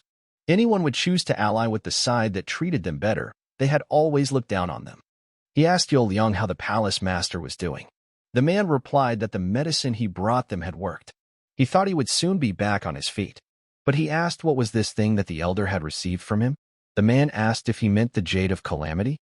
He doesn't need to know. All he needs to know is that this treasure will be useful in his work. Yo Liang asked if he was going to use it on the leader of the Righteous Sky Alliance. The elder replied that the wolves he brought had a big appetite. Beasts that could defeat swordsmen, that was impressive. He sees all sorts of occult research that he has never heard of. The man said that the Beast King technique is not some kind of occult research. She teaches the animals to learn the inner sense of power, just like humans do. Does he mean that they can understand his commands simply by the movements of his hand? He replied that yes, he and the Blood Wolf squad were connected through their spirits and upper energy cores, so they understood even the most detailed orders. The elder wondered if this was possible when he learned that he worked with animals. How amazing. The man thought that if he used these guys to his advantage, he could become the leader of the Righteous Sky Alliance. Seeing one of them howl, he asked what happened. Yo Liang replied that it seemed like the Blood Wolf squad leader had sensed the presence of the demonic cult members. He didn't know the exact number, but it seemed to be around 100. The elder asked if they had tried the blood of the demon cult members yet. They ambushed them nearby. They missed a few meals, but it was good food. The elder understands. He knew they would be away because of the approaching Mara festival. He asked, "How do they compare to a pack of blood wolves?" The man asked, "There are many of them, and some of them are very strong." The elder said, "Well then, he will show him how good his blood wolf squad is. Let him not interfere. It is okay if it takes some time." Yo Liang replied that it will be over before sunset. Dong Pil told everyone to stop. Juwa asked, "Did he feel it too?" The guy replied that yes, it wasn't demonic energy, but it was very violent. The girl said they were barely human, and with a strong smell of blood. Donpil was sure that meant that many people had died. Donpil looked up and saw them. Who is he thought. Are they the ones who attacked the delivery service earlier? Yo Liang ordered them to tear everyone apart. Dong Pil ordered everyone to disperse, let everyone take care of themselves. Looking at them, the boy wondered, are wolves bigger than cows? He didn't understand where such monsters come from. Their skin was like steel. He can easily cut through boulders using only his internal energy, but all he can do is leave scratches on them. Even if he tried to infuse the sword with his chi, the wolves would move too fast for him to do so. It would not work to simply attack in its purest form. Juwa asked the third leader to retreat back to use the moon demonic art. She ordered the delivery team to remain inside so as not to disturb the guardianship court members. The girl said that it was not a fair fight for them. They should retreat. Dompel replied that he thought so too. These are not ordinary wolves. At this rate, they will all die. The Court of Guardians will protect the delivery team from the wolves. Dompel shouted for the third squad of the Court of Guardians to form a rotational formation. They will spin endlessly at high speed to daze the wolves and prevent them from getting close. Looking up at them, the elder replied that it was quite interesting. He didn't even seem to have much combat experience. He created a defensive formation and, using the features of this formation to his advantage, attacks the wolves. The elder asks if the blood wolf pack will be okay. He knows the line can only linger, but they won't be able to get that close. Yo Liang replied that it was fine. They could easily break an amateur formation like this. They just don't know how terrifying a pack of blood wolves can be. The elder asked how long they could resist the wolves. It's quite interesting because he created a defensive formation and used its features to his advantage to attack the wolves. But how long can they resist the wolves? Juwa was shocked by what was happening. These were not ordinary wolves. They predicted her attacks. Meanwhile, Donpil was throwing wolf heads into the sky with his mighty ball. He was tired. The sword's aura was so powerful that it took away so much of his internal energy. The demonic energy has become so rough, and the breathing has become completely unstable. What should they do now? Everyone is tired. Simple defense will not do anything. Donpil shouted that we must get out of here quickly. Tell everyone to break formation and run. We need to disperse and run to the department as quickly as possible. There are no other options. After seeing this, the elder asked Yo Liang what he would do now. After all, things were going much better than they expected, and the wolves had also suffered quite a few injuries. Even if they are injured and exhausted, they are still members of the demonic cult. If you allow them to return to the cult, there will be consequences. Perhaps it's time to finally show them the horror, the heir to the palace of the southern wildebeest. Yo Liang knocks Dong Pil down with his punch. Juwa realizes that he is a martial artist, but she must stop him no matter what. However, for Yo Liang, such martial arts were just child's play. She did not succeed. It's time for pain, he said, tickling her belly with his strong foot. How can you defeat it? She turned her body just in time to avoid hitting the critical point. Very good reaction. Yo Liang said that they should listen to him carefully if they don't want to see their leader eaten alive. And it's better not to even dream of escaping. The man raised his hand and ordered the pack of blood wolves to stop and stand aside. More than 10 of them were killed. He turned to the demon cult members and said they had done a good job. They had killed quite a few of his wolves. Of course, Yo Liang could just raise more wolves, but he is not so kind as to forget that he spent a lot of time and effort to raise them. Suddenly, one of the cult members shouted at Zhu Hua to leave immediately. When Yo Liang heard this, he said that it was a dog barking and pointed his finger at him. Donpil screamed at the top of his voice for him to get out of there, but unfortunately it was too late. This beautiful sound pleased Yo Liang very much. He told Zhu Hua to watch carefully as his subordinate was eaten alive. The evil Donpil decided to give his last strength and attack him with his mighty sword. But, like the first time, he failed. He only tested the stones with his body. His destructive power was enough to defeat top-notch martial artists with just external techniques. It was that time, mealtime. Jiwa shouted for everyone to run and informed the sect of what was happening. Yo Liang said that there is food for them everywhere. Let them eat as much as they want. And he also called the animals in the area. Don't worry, their bodies will be torn to pieces and they will die an unimaginably painful death. Young Il Ryung found this scene interesting. The beasts of the demon cult obey the real beasts. This Jianghu Yuzian is just an illusion.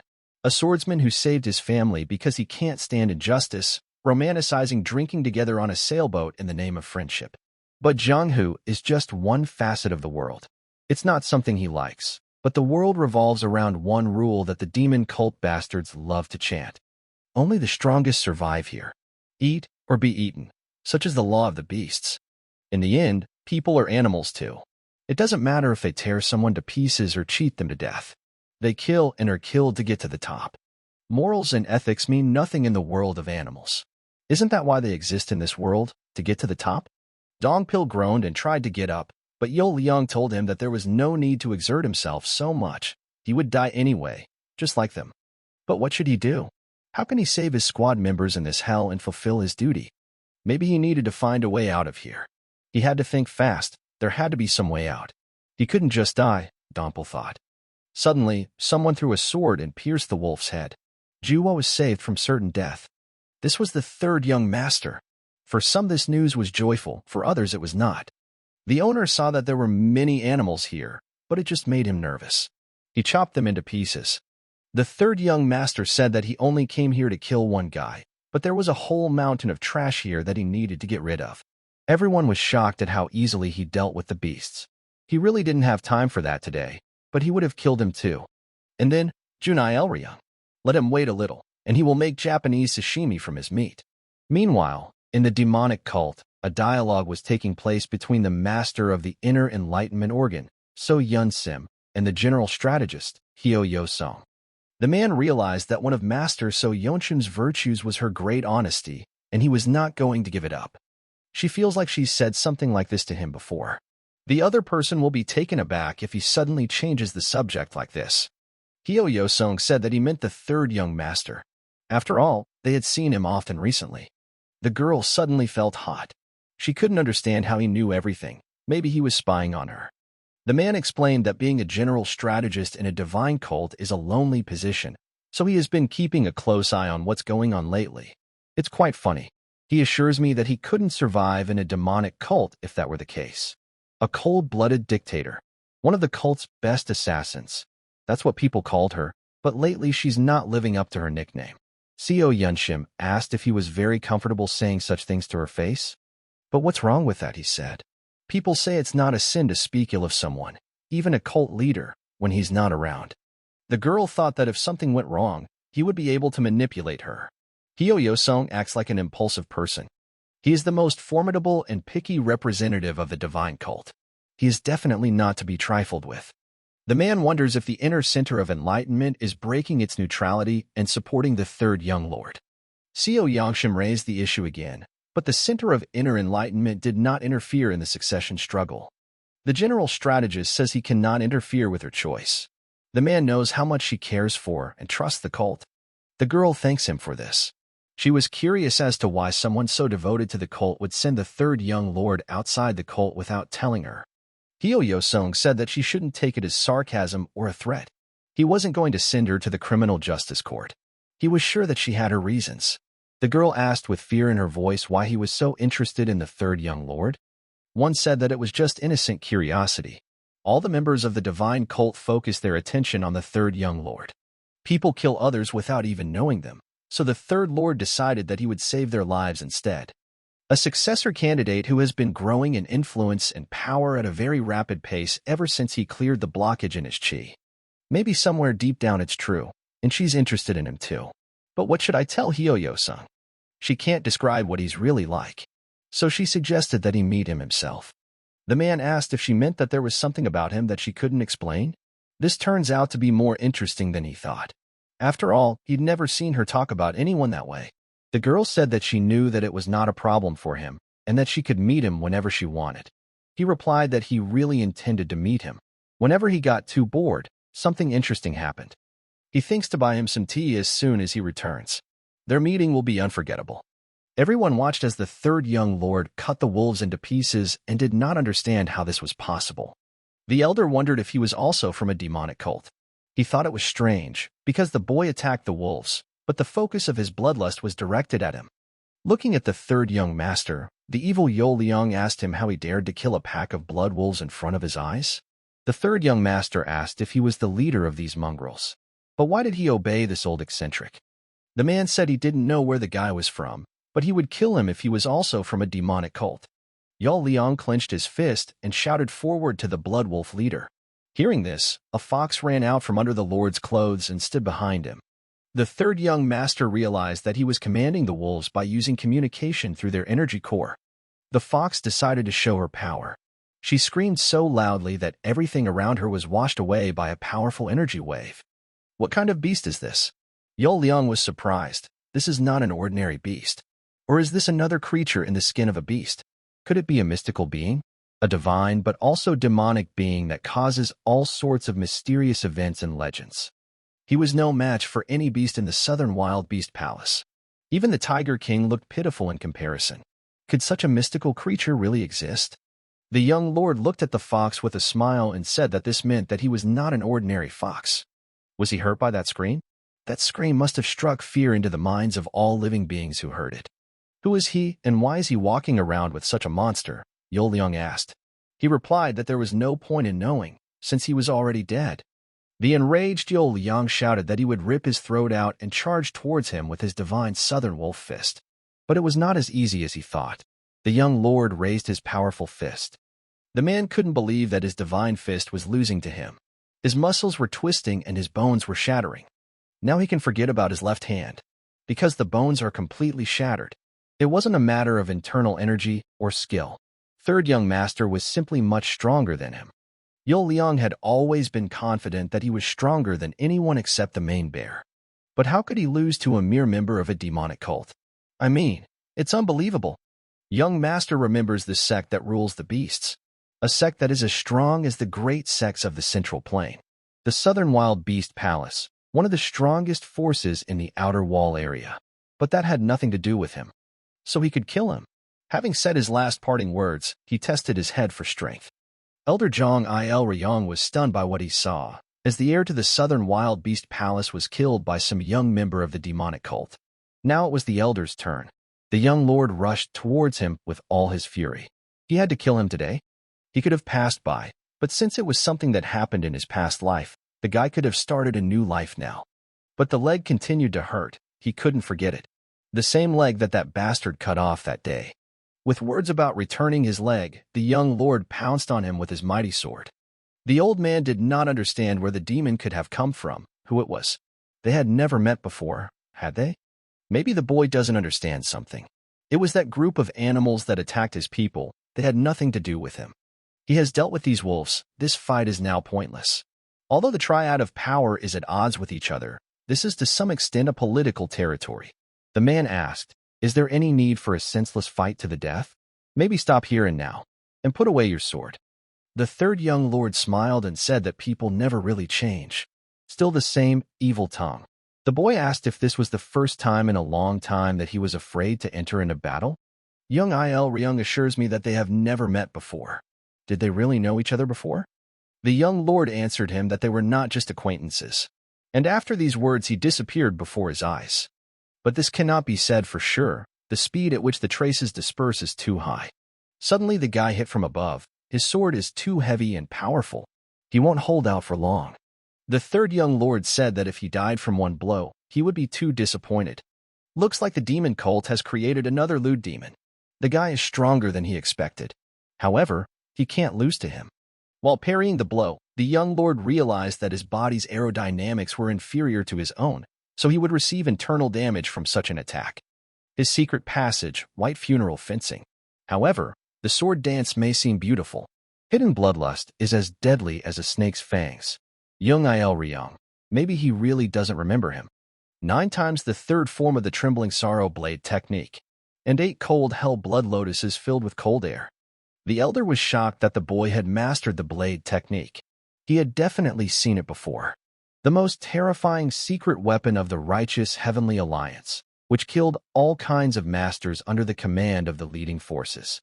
Young Il Ryung realized that this was the sword technique of the assassin King Young Hajin. Who was he to use that bastard Chung Hajin's blade technique? The guy asked, does he really remember? Meanwhile, people were preparing to move on. They were collecting boxes and putting them in a cart. Dongpil offered Governor Zhu a life-sustaining pill and told him to hurry up and take it. The girl felt awkward because the third leader also had serious injuries. Why was he giving her this pill?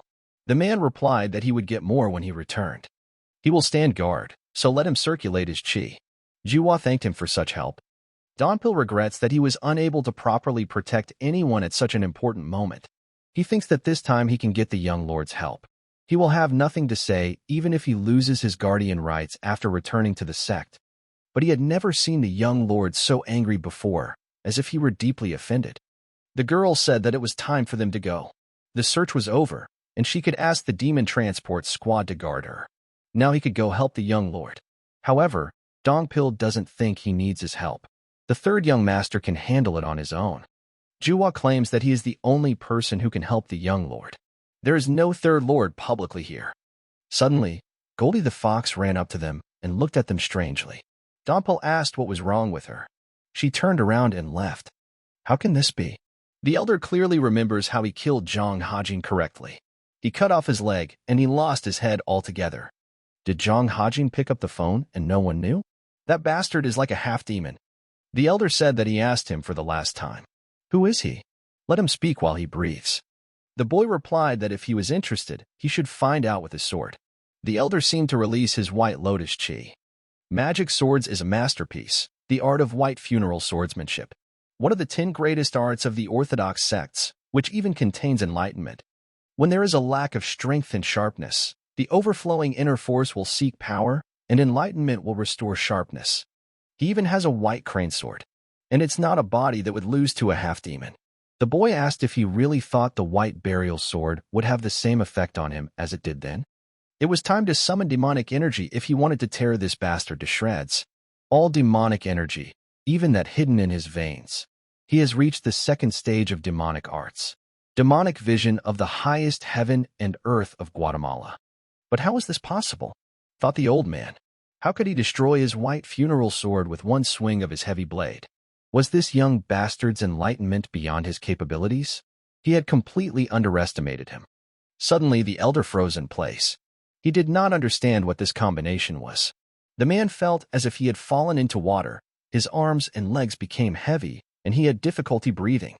His senses are fine, but his body is slow. Or maybe the world itself has become slower. Those clear eyes. Had he shed his bloodthirstiness? Had he achieved enlightenment in that brief moment? The surge of power was so great that the elder became disillusioned with the belief that the world had become slow. This is simply absurd. Maybe this guy doesn't know that he is the first elder of the Righteous Sky Alliance. The man can't hold it for so long. It seems like the white crane sword is about to leave him. It's already a big crack.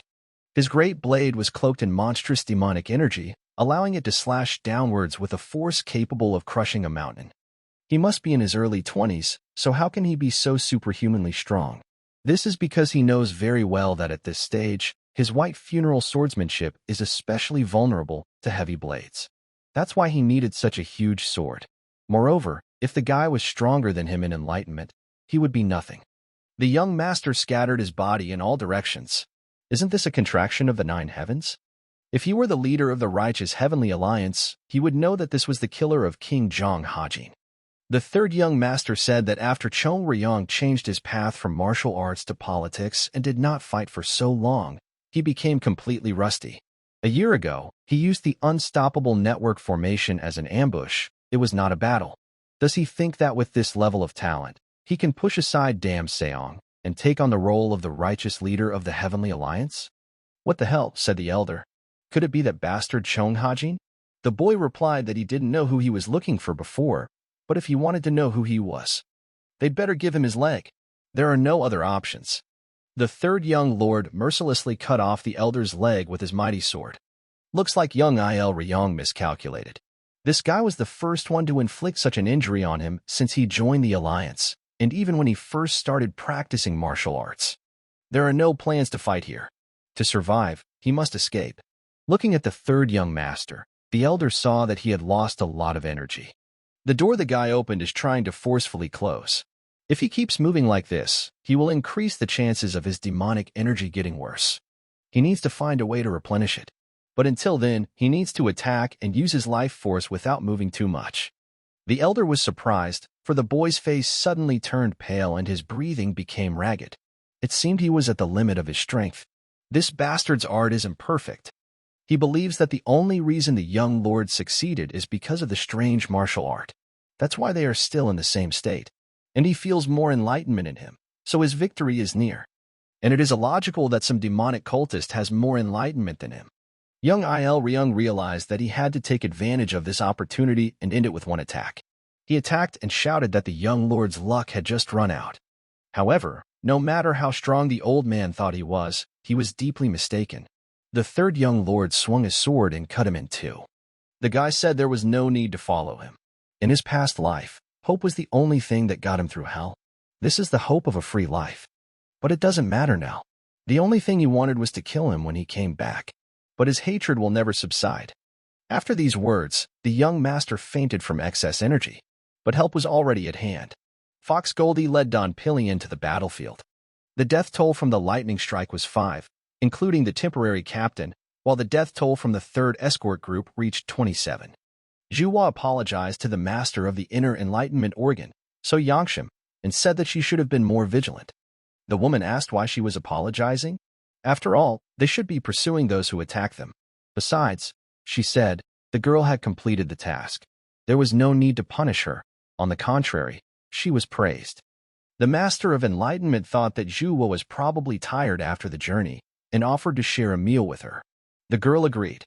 In just 10 days, the third young lord had recovered more than half of his martial arts and was able to deal with the monsters that were attacking the fortress's residents. His path is truly terrible. She must see him and go to him immediately. Meanwhile, Donpil apologized to management, saying that he lacked skills, which led to the deaths of his team members. The man told Donpil not to doubt his abilities. If he did not believe he had the ability and responsibility to perform his duties, he would never have appointed him to the position. He also said that he would personally visit the families of the victims. However, Donpil assured that these were his people and he had to go alone. The leader told him that it was an operation that was carried out separately, without the knowledge of the chief keeper. He did not need to worry, since he had sent them on this mission, and he had to bear his own responsibility. In their job, to protect means to be willing to die for someone. That's the whole point of their job. As the leader of the group, the man stated that Donpil should also take responsibility for some things. Therefore, the chief must assign him an appropriate punishment. Donpil must take leave to perform his duties in the guard room. The third guard of the group will be suspended indefinitely. However, Donpil will receive a secret order. Cooperate with the security station. Until this is done, he will not be eligible to be elected again as overseer of the Hall of Guardians. Permanent suspension. Donpil has nothing to say. In fact, he even agrees to a full suspension from the Hall security service because of this mistake. The leader said that from now on, Donpil has been chosen as the third young master's personal bodyguard. The disciplinary action against team leader Ma Dongpil is ready.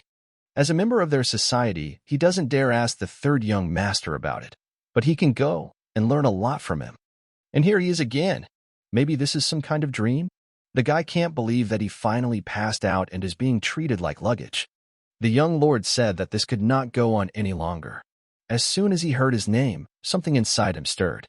But what is this now? What kind of freedom is this for him? Does he really want it? Or is this retribution? Suddenly, the young master's thoughts were disturbed by Donpil. He took care of the young master. Since he was here, the guy offered him something to eat, as he was very hungry and could not stand it anymore. However, before that, Donpil wanted to say something to the young lord. And what exactly? The boy asked. From now on, he sincerely declares that he will protect him as his personal guard. Donpil would give his life to protect him if necessary. The young master was shocked by these words. Who is the personal guard? He asked. The man replied that from now on he would live and eat with him and be his bodyguard. Was this a punishment for trying to escape? The young master wondered. Manhwa set the table and the boys began to feast. As expected, her skills were top-notch, said the third young master. Even though the guy returned safely, the fight with Jung Il Ryong was dangerous for him. There is a difference from the first door of demonic energy. The second opening ceremony is a continuous technique of incarnating demonic energy to strengthen its power. That's why it will definitely be a big burden on the body. The young lord needs something else until his energy becomes more successful. Like that old man, it would be nice to have a weapon with good compatibility. The boy asked Dongpil. He used to have a sword, right? Where did he get it from?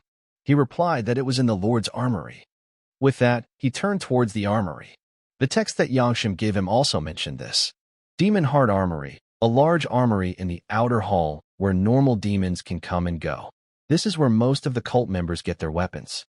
Demon Lord's Armory, a covered warehouse where only weapons made by masters are displayed. Only the commander of the combat squad can enter and exit it, and sometimes there are weapons that can be called unique. And also the Armory of the Heavenly Demons. The weapons of the cult are stored there.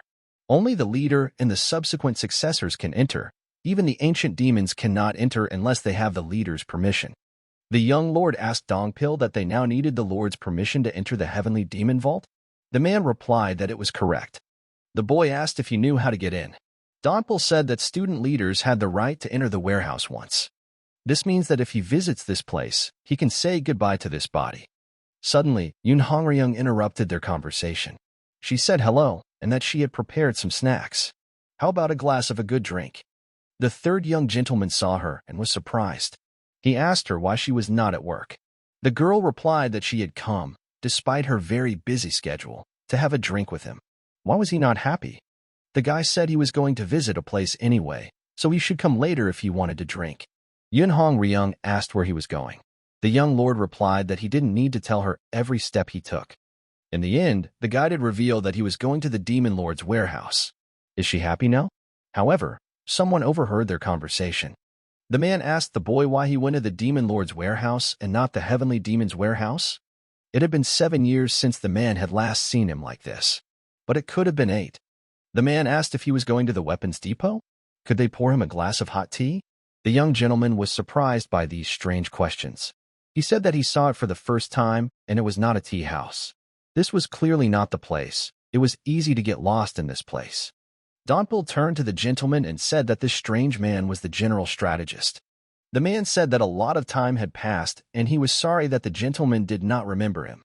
General strategist Hyo Yosong asked the young master why he was going to the Demon King's armory instead of the Heavenly Demon's armory, or had he already visited that place? The third young lord replied that he was already there. That was why he was heading to the Demon King's weapon warehouse. The strategist heard that he usually used a rather intricate blade technique. Did he really decide to change his main weapon? The young gentleman found it very strange why this man was asking him such questions. Suddenly, the strategist Hyo Yosong offered his help in gaining access to the heavenly vault of demonic weapons. The young gentleman asked if this was really possible. The man replied that he had no reason to lie. The young lord suggested that he would want something in return. The man says he's sorry, but life is a compromise. And it looks like the young gentleman has experience with that. The guy asked what the price of this exchange was. The general strategist replied that he just wanted to talk to him and have a drink in the evening. The young man apologized and told him to wait a little while he was going to change his clothes. Guy ordered Dongpil to go to the master of the internal organ of enlightenment immediately.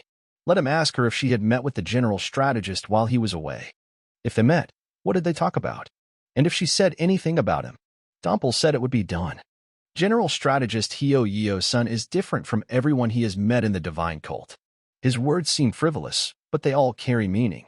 This man appeared after he came to his senses after returning to the divine cult. The young master is sure that he has met the master of the inner organ of enlightenment. He should know that the boy has also come out. The boy's instincts told him to avoid this man. He knew at the moment he saw his face. For the 6 forces of Heavenly Network's technique to react so strongly to the appearance of a master strategist who hadn't even studied martial arts. He tells an incredible story about how on his first holiday he went to enjoy nature and instead was robbed by bandits. His words waver between lies and truth. He is very skilled in hiding his true nature. The general strategist destroyed all those bandits. The young master praised him, saying that he was brave. Hyo Yeo-sun disagreed and said that he was brave. But why? The young man asked. The general strategist replied that he had earned a leave to get out of there, But unfortunately, the young gentleman managed to slip away. The guy asked him what the real reason was for coming to him. Was it just a look? He told him that it was probably out of curiosity. Suddenly, the young gentleman stopped. The strategist asked, "Is there something wrong?" After all, the heavenly demon weapon vault was still quite far away. The boy says he has no other choice. He sees that the strategist has gone on this journey alone. The young lord does not feel the presence of the warrior escort, and the atmosphere there is not the same. And there's just one unanswered question: is he ready to have his head rolled? Hyo Yosung said that he did not expect this turn of events. The young lord replied that predictable plots are not enjoyable. The general strategist couldn't understand why the young lord was doing this. He wanted to know the reason. The guy said he didn't know the real reason, but after all, he wasn't here out of curiosity or goodwill. The strategist assures him that he doesn't know what it is, but he feels that there is something there, and therefore threatens him to try to find out. The young lord said that it was not a simple threat. He was fully prepared to kill him right now. Hyo Yosung asked if he was going to kill the cult's chief strategist. These consequences could not be avoided even if he was the third young lord. The boy replied that there was nothing to worry about. The strategist told him to return the sword to its place. This could be considered a betrayal. The man thought it didn't matter. Whether he died now or later, of old age or something else, everyone died sooner or later. However, now he felt the determination in his blade. He could actually die. The guy asks him one last time why he decided to visit him. He will kill him if he says it was out of curiosity. But as he learned, Hyo Yosung asked. The young lord warned against answering a question with a question. He had already said that this was his last chance. The chief strategist said he would tell him if he also told him how he knew about his other intentions. The young man replied that he knew nothing. It was intuition, and he had a sixth sense. So when his logic and emotions collide, he acts as those emotions dictate. And then the guy knows that at least he won't have any regrets. Sixth sense? The man was surprised that he could hear about it here. After all, he was already familiar with it. One day he was with a demon lord. He told him to do something, and assured him that it was right because his sixth sense told him so. And he told me to remember one thing from now on. The world doesn't work on logic alone. Smart people, like strategists, often forget that. You have to work on your intuition. Logic may give him answers to questions in the present, but intuition gives him answers to questions in the future. From this comes true wisdom. Hearing these words, the general strategist bowed to him. He didn't even bow when he met the imperial prince, but he couldn't help but bow to the demon lord. Unlike the prince, who simply gave orders, he taught him an important lesson. The third young gentleman said that if he didn't know the answer to a question, he'd better let someone else ask. Who knows, maybe they do know the answer. What does he mean? The strategist asked. He just wanted to see how the guy would react if he was put in an awkward situation. For example, it could be that a young lord went into an arms depot and said that he actually had no right to send anyone there. The boy asked, so he would put him there and then say that he entered without permission? If that happened, even the demon lord's disciples would not be able to avoid disciplinary action. Trespassing on forbidden territory is a serious offense. In truth, the young lord thinks he is a very evil man. The strategist said he heard it often. They called him crazy. What an idiot, the boy thought, finding something to brag about. The young master said he was incredible and suggested that we split up. Huyo was shocked by what he heard. But what about the heavenly demon weapon now? And how about having a drink with him? The boy replied that he wasn't going to drink with a man who was going to send him to prison just to satisfy his curiosity. In any case, he didn't need to go to the heavenly demon's armory. The strategist said he considered himself a man of his word. He'd been partying hard the last few nights for this day. The young lord asked if there was any reason why he should care. Suddenly, the strategist asked him a counter question. He sent his warrior escort to the master of the internal organ of enlightenment, right? Huyu thinks it was to warn her. Or maybe to tell her not to say anything about him, to keep her mouth shut. If this idiot knows everything, then he is more than just a nuisance, the young lord thought. The master of the inner organ of enlightenment no longer trusts him. Shouldn't the young master be with him for a bit? After all, he destroyed the only relationship he had in the divine cult. He has no friends here anymore. In the end, the guy decided to have a drink with him. The strategist replied that this was a very wise choice, but first they would stop at the weapons depot. As the general strategist left the warehouse, he was shocked that the young gentleman had taken so many weapons with him. He asked him why not one weapon. The guy replied that he told him that he was sending him there only once so that he would not take one thing. He was so difficult to deal with, the strategist thought. He certainly seemed like an immature child. You couldn't really know a person until you met him face to face. It seemed that the master of the internal enlightenment organ was right. It was as if some old martial artist who had gone through hell and returned had taken over his body. The young gentleman asked him how long he would hide there. He was a busy man. He needed time to have a drink. The chief strategist has no doubts about him, since he was able to escape alive from the demonic judgment pavilion. But he is not someone who will harm the divine cult. And Hyo Yosong believes that this is why the demon lord left him alone. But who knows what changes he will bring. Tomorrow, he will have to go to the demon lord. The young lord and his new swords returned home. Dompel's subordinate was waiting for him at the entrance with the completed task. The man asked the young lord where he got so many weapons. He replied that they were weapons from the heavenly demon's storage. Dompel was surprised to see so many swords. It seemed that the young lord had chosen the best weapon. On his belt hangs a night sword made of black demonic flame.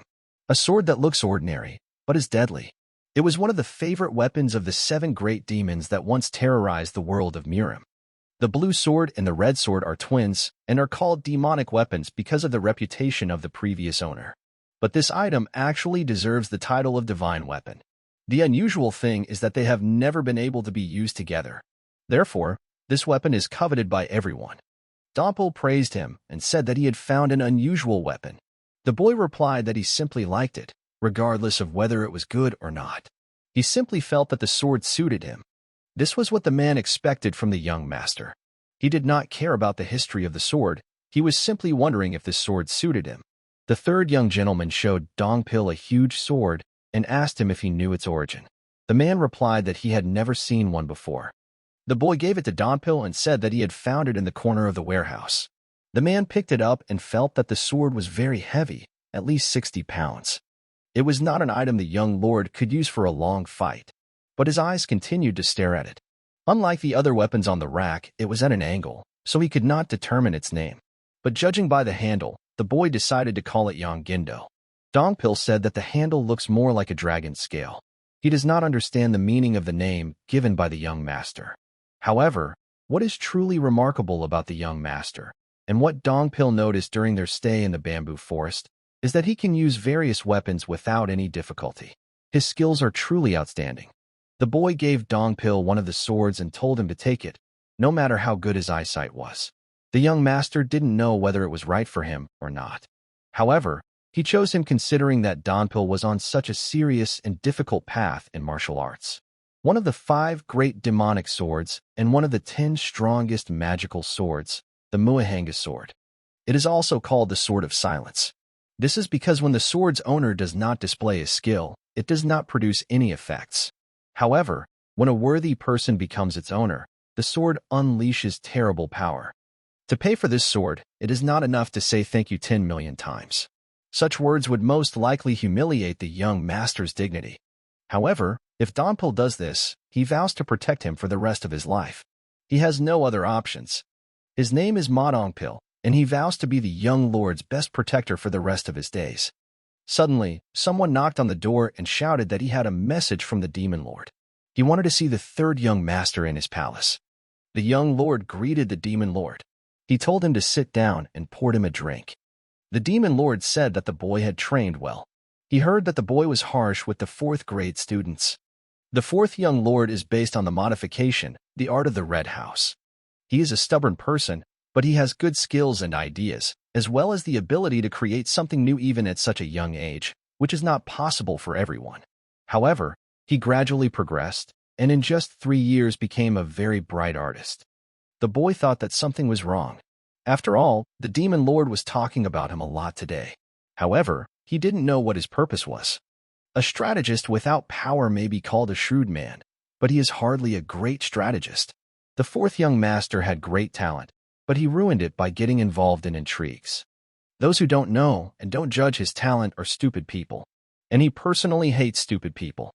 That's why the demon lord is disappointed with the 4th lord. You shouldn't live like this. But what the demon lord didn't expect most was that he would fall into the hands of the 3rd young lord. The demon lord knows the ambitions of the 4th lord and understands from his words that he is not one to achieve his goal. However, he didn't think that he would lose the battle for succession so quickly. He doesn't like stupid people, but does the third young lord know what kind of people he likes? He likes those who exceed his expectations. And the third young lord on that list. After all, he has been doing this repeatedly and for quite some time. That is why he admires him. It can't be, thought the third young lord. The demon lord himself admires him? A feeling of pride arises, and behind this feeling of pride lies self-hatred. After a miserable life as a weapon of a secret alliance and a life as his leader's dog. Because of this life lesson, he is now recognized and considered the strongest person he can be. He hated himself for admitting it so emotionally. Maybe he needed to wake up. He had dreamed of freedom all his life. But who in the world would ever get a compliment from such a monster? If you were his dog, it's perfectly normal to feel proud. If this is true, then it turns out that self-hatred is not necessary, since a person experiences only negative emotions. So emotions come and go naturally. He doesn't have to feel guilty for feeling something or for wanting to feel it. After all of these feelings are part of who he is. The demon lord told the boy that he was constantly changing and growing, and that was why he considered himself special. But now that this person said this, the third young master really felt that it was inappropriate for him. After all, he was just an ordinary disciple. The man remembered that the chief strategist came yesterday. He said that the young lord had opened the heavenly demon weapons vault. The demon lord also asked the boy if he liked swords. Maybe he wasn't very comfortable using them. The man extended his hand and said that the 7-demon sword and the 2 swords were good choices. He would be disappointed if the boy took something that did not live up to his predecessor's legacy. Suddenly, all of the young lord's swords fell from the sky. The young lord realized that this void control was a divine ability. Did he really take his weapon, which was left at the entrance, along with the bag? What level has this man reached? The demon lord said that this would be a reward for the disciple who exceeded his expectations. Let him choose any weapon he likes. The boy did not understand what he wanted to convey with this ambiguous look. The man said he would teach him a lesson. It was a once-in-a-lifetime opportunity. Knowledge equals understanding, and with it comes the instinct to attack. This will be his only chance to defeat the giant named Li Zhongsang. Will it work? Judging by the marks, it was clear that the attack was perfect. But he didn't block or dodge the blow. Why wasn't there a single scratch? The man said the blow was excellent. But he said he would teach him a lesson, not attack him. The guy seems to have understood his intentions perfectly. Is it intelligence conditioned by ability? Or is it feelings? There is no such simple ability. He is like an animal and he has an instinct for danger. The demon lord said he had a question for the boy. He wasn't going to end their conversation with one blow, was he? And he was ready to continue. So why stop? The third young lord was shocked by what he heard. How could he have read his intentions? Li Chung is right. He has no reason to stop. He has to do it. There is no other choice. And if he continued, he would hit him back. Was that instinct too? The demon lord thought to himself, to be prepared. He said he would teach him a lesson. However, he still doesn't know what the guy has and what he can show. That's why the man hasn't given him any hints yet. The demon lord knows that the child has something else, so let him try his best this time. The boy realized that the moment had come for him to open the gates of the dark shadow demonic art. The young lord shouted that he was using the power of the divine stage. Could it be that he would exceed his expectations this time? If so, he can surpass them even more. He has already lost one life. Now he has nothing to lose. Meanwhile, Yu Hongryung decided to go to the young lord. Manhwa told her that he went to the demon lord's palace. Yu Hongryung was angry. Why would a young lord date a demon lord? How could he possibly be busier than her? The guy doesn't have a job, right? Manhwa said that there was no need to be rude to the young master. He was called, so he had to leave. Hongryung was surprised by the maid's courage. Had she lost her fear? However, the girl can't hit her because she's too small. So for now, she'll have to endure her antics. Nearby, Donpil was practicing with his new sword. Hearing their conversation, a man came over and said that they didn't know when the young lord would return. If she just came for a drink, she could leave.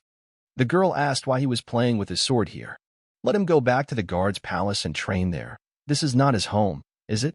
Donpil replied that he had been appointed as the young lord's bodyguard. Had no one told her that?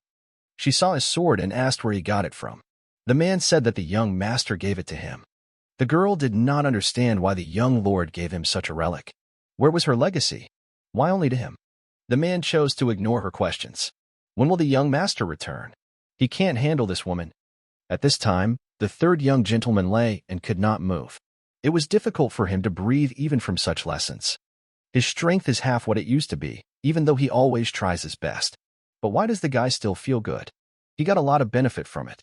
Fighting a strong man like him was a lesson in itself. Although this always made him nervous, it ultimately benefited him.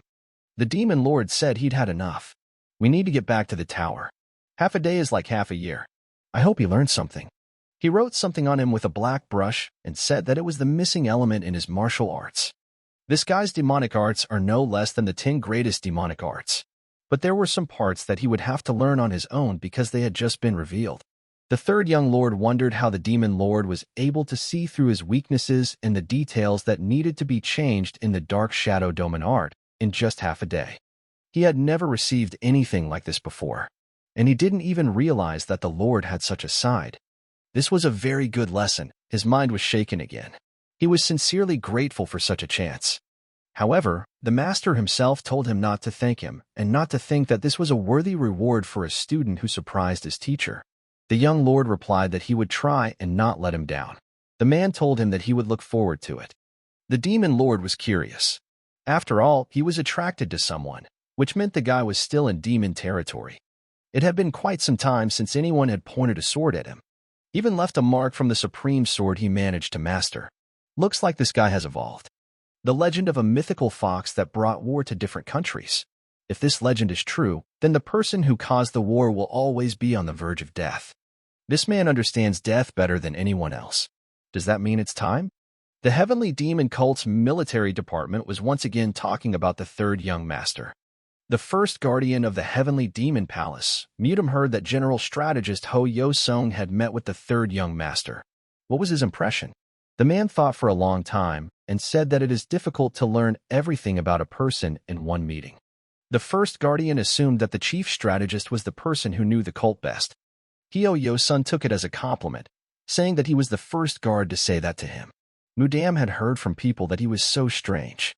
The general strategist asked why he was asking about him. He replied that 2 days ago, the third young master was summoned to his palace by the demon lord. The demon lord taught him for half a day, while none of the potential successors had received any lessons from him until now. This was unexpected. The man heard that Ho Yo-sung was opening the heavenly demonic armory for the third young master. He replied that he was right, but he could not interfere in the battle for the throne. It would be at the discretion of the demon lord. Ho Yo-sun doesn't see that the internal balance of his cult is broken, and he doesn't think that they should take sides. Did the first guard really come to him to reprimand him? The man replied that he had no authority or experience to do so, or even the wisdom to admonish him. He was there only as the head of the palace guard, to express concern to the man at the top of cult politics. The general strategist asked, so when the man asked about the third young master, he wanted to say that this guy was the one needed to open the heavenly demon armory? The man replied that it was correct. In that case, the man said, he would answer like this. He doesn't need to open a warehouse for him. People who are already superior to others don't need something like a gun. He can't say for sure what kind of person this third young master is, but from his conversation, he can understand him a little better. The first guard said that he thought he was on the verge of cult politics. The strategist said that was not true. He was not good enough to accept such an offer. He is simply someone who makes big calculations, understanding and taking into account the differences between people in the cult to help the demon lord accurately assess the situation. Ho Yo-sun believes that what first guardian Mutum is worried about should not happen. This man has always been wrong about the master strategist. He knew that what made him distinctive was not only his unique mannerisms, but also his genuine devotion to the cult. The strategist himself did not expect that he would discuss the future of the heavenly cult with the first keeper, with whom he had communicated only a few times. Could it be that all of this is thanks to the third young master? The life of the heavenly cult these days is very interesting. The training process was in full swing. The young lord told Donpil that he had overreacted to his intent to kill. Perhaps it has to do with the fact that I am his guardian, tasked with protecting him at all costs. If you look at it positively, it is a responsibility, but if you look at it negatively, the man is still too strict. This limits his potential. So the guy tells Dongpil that he is strong enough, but still not good enough to protect him. He doesn't want this man to die before him just because he wants to protect him. After hearing the young master's words, Dongpil thought about it. Wasn't he burdening himself with this responsibility too much? The guy said that was enough training for today. We should go and get something to eat. Dompel said yes and thanked him for the training. Suddenly, the young master felt a great energy behind the gate. It seemed that an interesting guest had arrived. Master of the Criminal Law Hall of the Heavenly Divine Cult of the Heavenly Demon, Gu Gu Gu. The boy asked what brought him here. As far as he remembered, they were not close enough for the man to visit him. The master is sure that the boy knows about the upcoming Mara festival. The young master replied that he had heard about it. But what does it have to do with him? Gu said that the boy once said that he didn't like to waste time on meaningless talk. The young lord appreciated that the man remembered that. The master got straight to the point. He came to ask the third young master to do him a favor.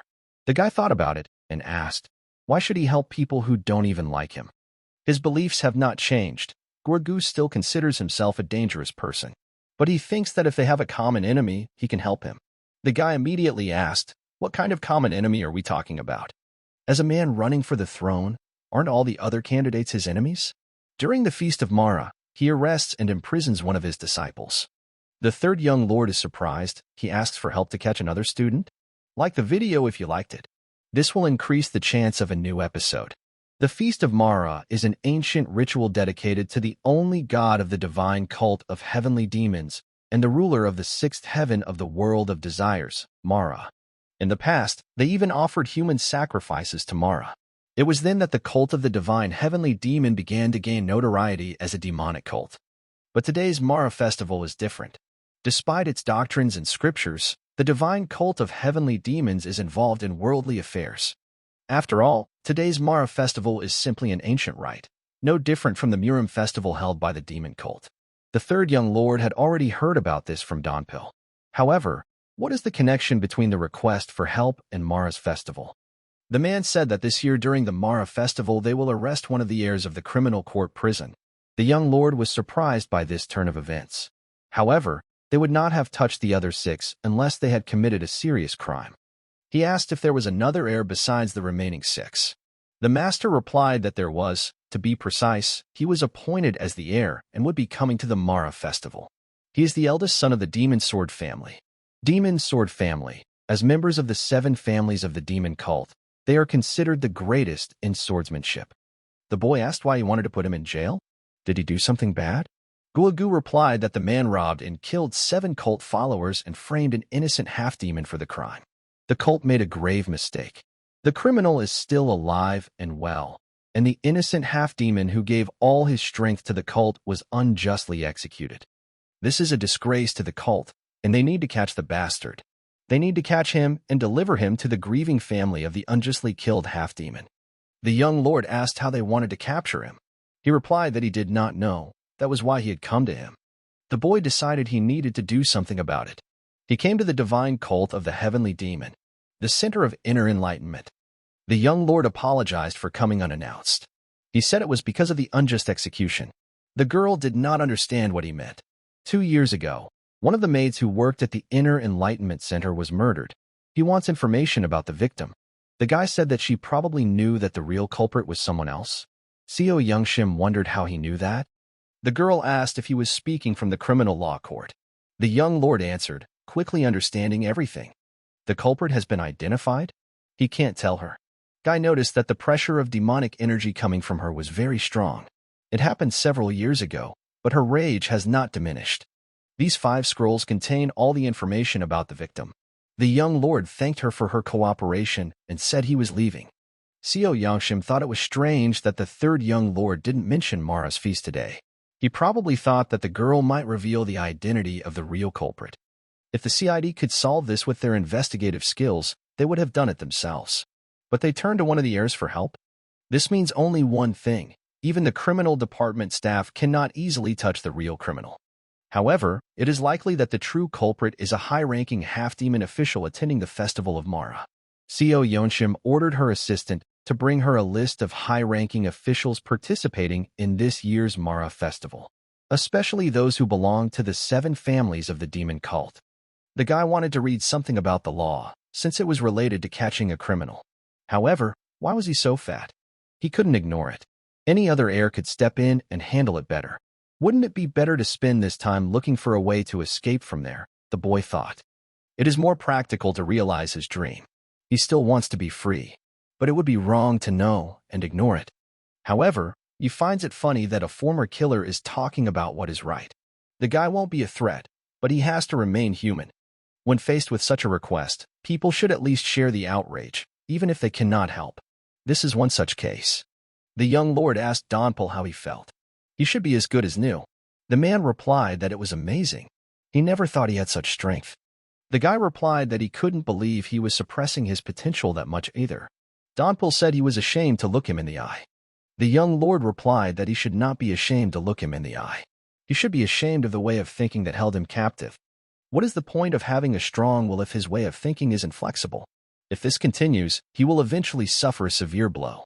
The guy shouted that maybe they should quietly go out and finally look at the criminal's face. The young lord's first impressions were very positive. He said that Manhwa was very happy to have the opportunity to go out. The boy was glad that he gave her time at the party. Looking at the young lord, Donpil was shocked that he was so happy despite his usual tension. As they walked further, they saw a traveling theater. The story of how the last surviving member of a dead family overcame adversity, became a hero, and was staged in Jianghu. The plot is obvious, but formulaic stories are usually enjoyable. The guy suddenly noticed Yu Hongryeong. He was screaming that if anyone called her, she had to answer. Was she still upset with the guy who turned down her invitation to go out for a drink? Or is she crying over the play? She seems to have quite a sweet side. The girl did not expect to see him in such a setting. They announced that the Demon Sword family had arrived. The boy would finally see it. This was the grand entrance of the family to which the criminal belonged. This is the Demon Sword family. Among the 7 families of the demon cult, they are famous for their fighting prowess. Divine Heavenly Demon Cult. Lord of the 7 families of the Demon Sword, Ji Wunhui. The Demon Sword family had not attended the Mara festival for 3 years. This time, both the family's elite squad and the Honor Sword squad arrived. The young lord heard that the eldest son of the Demon Sword family would become the Demon Lord's disciple during the Mara festival. Donpil thought that the Demon Sword family's martial arts were really impressive up close. He studied the master's stern aura and held himself with unwavering dignity. He told the young gentleman that he would be glad to go with him to the event, but it turned out that he had already left. The boy came out to meet Ji Eunhwa and asked if he was the lord of the Demon Sword family. The man asked who he was. The young gentleman replied that some time ago he had been seriously injured and had lost his memory. Perhaps they had met before, but he had no recollection. In any case, it was nice to meet you. The lord doesn't know who he is, but he thinks the boy is well aware of the disrespect he's showing. The young lord wondered what he had done to disrespect him. Had he eaten too much shashlik? The man said that the boy was quite blasphemous. The young lord replied that he had asked the reason, and the man had called him a grump. This is the attitude that arrogant old men often show him. These words deeply affected him. The swordsman he commanded radiated enormous energy. But the tiger is not intimidated by wolves. On the other hand, the head of the Demon Sword family remains calm despite the provocation. The man said he didn't know why the guy was being so disrespectful, but he would kindly let it go for now. Anyway, he has one question for him. As a father, if he witnessed his child committing a heinous crime, what would he do? Is it really that hard to answer? The man said his policy was to avoid pointless discussions. It's the first day of the Mara festival, so he won't let this disrespect show itself again. Get him out of here now.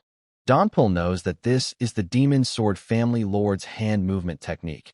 It's surprising how powerful it is considering that he just used sword energy to strengthen the chi flow in his hand. The young lord said he was tired of this hand technique. Let him answer faster, his neck hurts. Jian was shocked. Why is the guy completely fine? Even with his sword-swinging technique? The boy asked. Was his question really that difficult? The lord saw the young master using martial arts right before his eyes. What incredible strength and power! Who is this young man? The guy was shouting that today he ate the most delicious shashlik in his life. Due to such demonic power, the demonic sword family lord's horse was frightened and almost fell. The man said that the young lord was quite brave as he used his martial arts to attack him. He controls the speed of his fall using only his internal energy. The guy asked why he was wasting his energy, or was he going to attack? He was the one who started all this in the first place. Ji Eunhwa said he was a little brat. He was going to change the tile himself. The young lord said that he was going to repel the attack, but despite this, he still relied on his strength and did not touch his body. The man was shocked to see that the cracks in the ground stopped right in front of his horse. He would never believe that a guy like him could reach such a level. Even if this man did not use a weapon to minimize the damage, could he be a supreme master? Ji Wunhua asked who he really was. The guy said let him answer his own question first. He said he was not obligated to answer questions from people whose identity was unknown. The young lord thought again and said that he had indeed been too arrogant.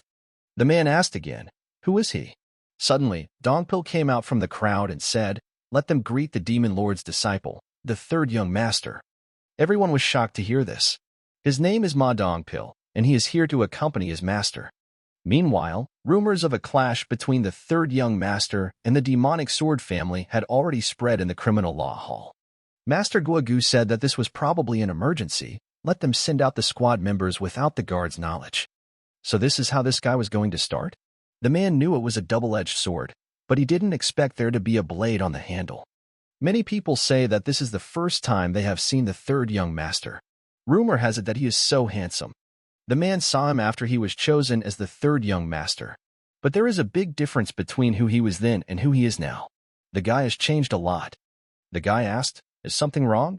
Why is everyone looking at his face? How much longer will he have to wait for their greeting? The head of the sword demon family, Jian Hui, and his troop welcomed the third young master. What a short and simple greeting. They don't underestimate their opponents, but they're not very polite either. Ji Wunhui says he didn't know that this guy was the third young master. He admits his mistake in being overconfident. As a candidate for the position of Demon Lord, the man displayed inappropriate speech and actions. He proposes to pretend that this never happened. The guy agreed and said that he didn't come there to start a fight. However, the man never answered his question. He replied that he would be grateful if the young gentleman would remind him what the question was. The guy said, sure. He could repeat it anywhere, anytime. And his question? How would he react if he found out that his son had committed a shameful crime? The man thought, what was the purpose of this guy asking him this question in front of a crowd? There was no point in having a long conversation with a man of his status. Jianhui responded that he would support his case being handled in accordance with the law. The guy says it's ambiguous to say it's legal. What does he mean when he says he'll be tried under their family law? The laws of the demon sword family are stricter than other families. If that time comes, he will be with the law, even if it is his son. The young gentleman asked if, as it was his son, he could assume that the punishment would be more severe. This guy seems to have subtly expanded his meaning. Since there are many passers-by around, he can't argue with him. The man replied that everything was correct. The head of such a large family as he would definitely give his son a good education. And not just his son. He vows to do the same to his entire family. Jianhua will never do anything that will bring shame to his family.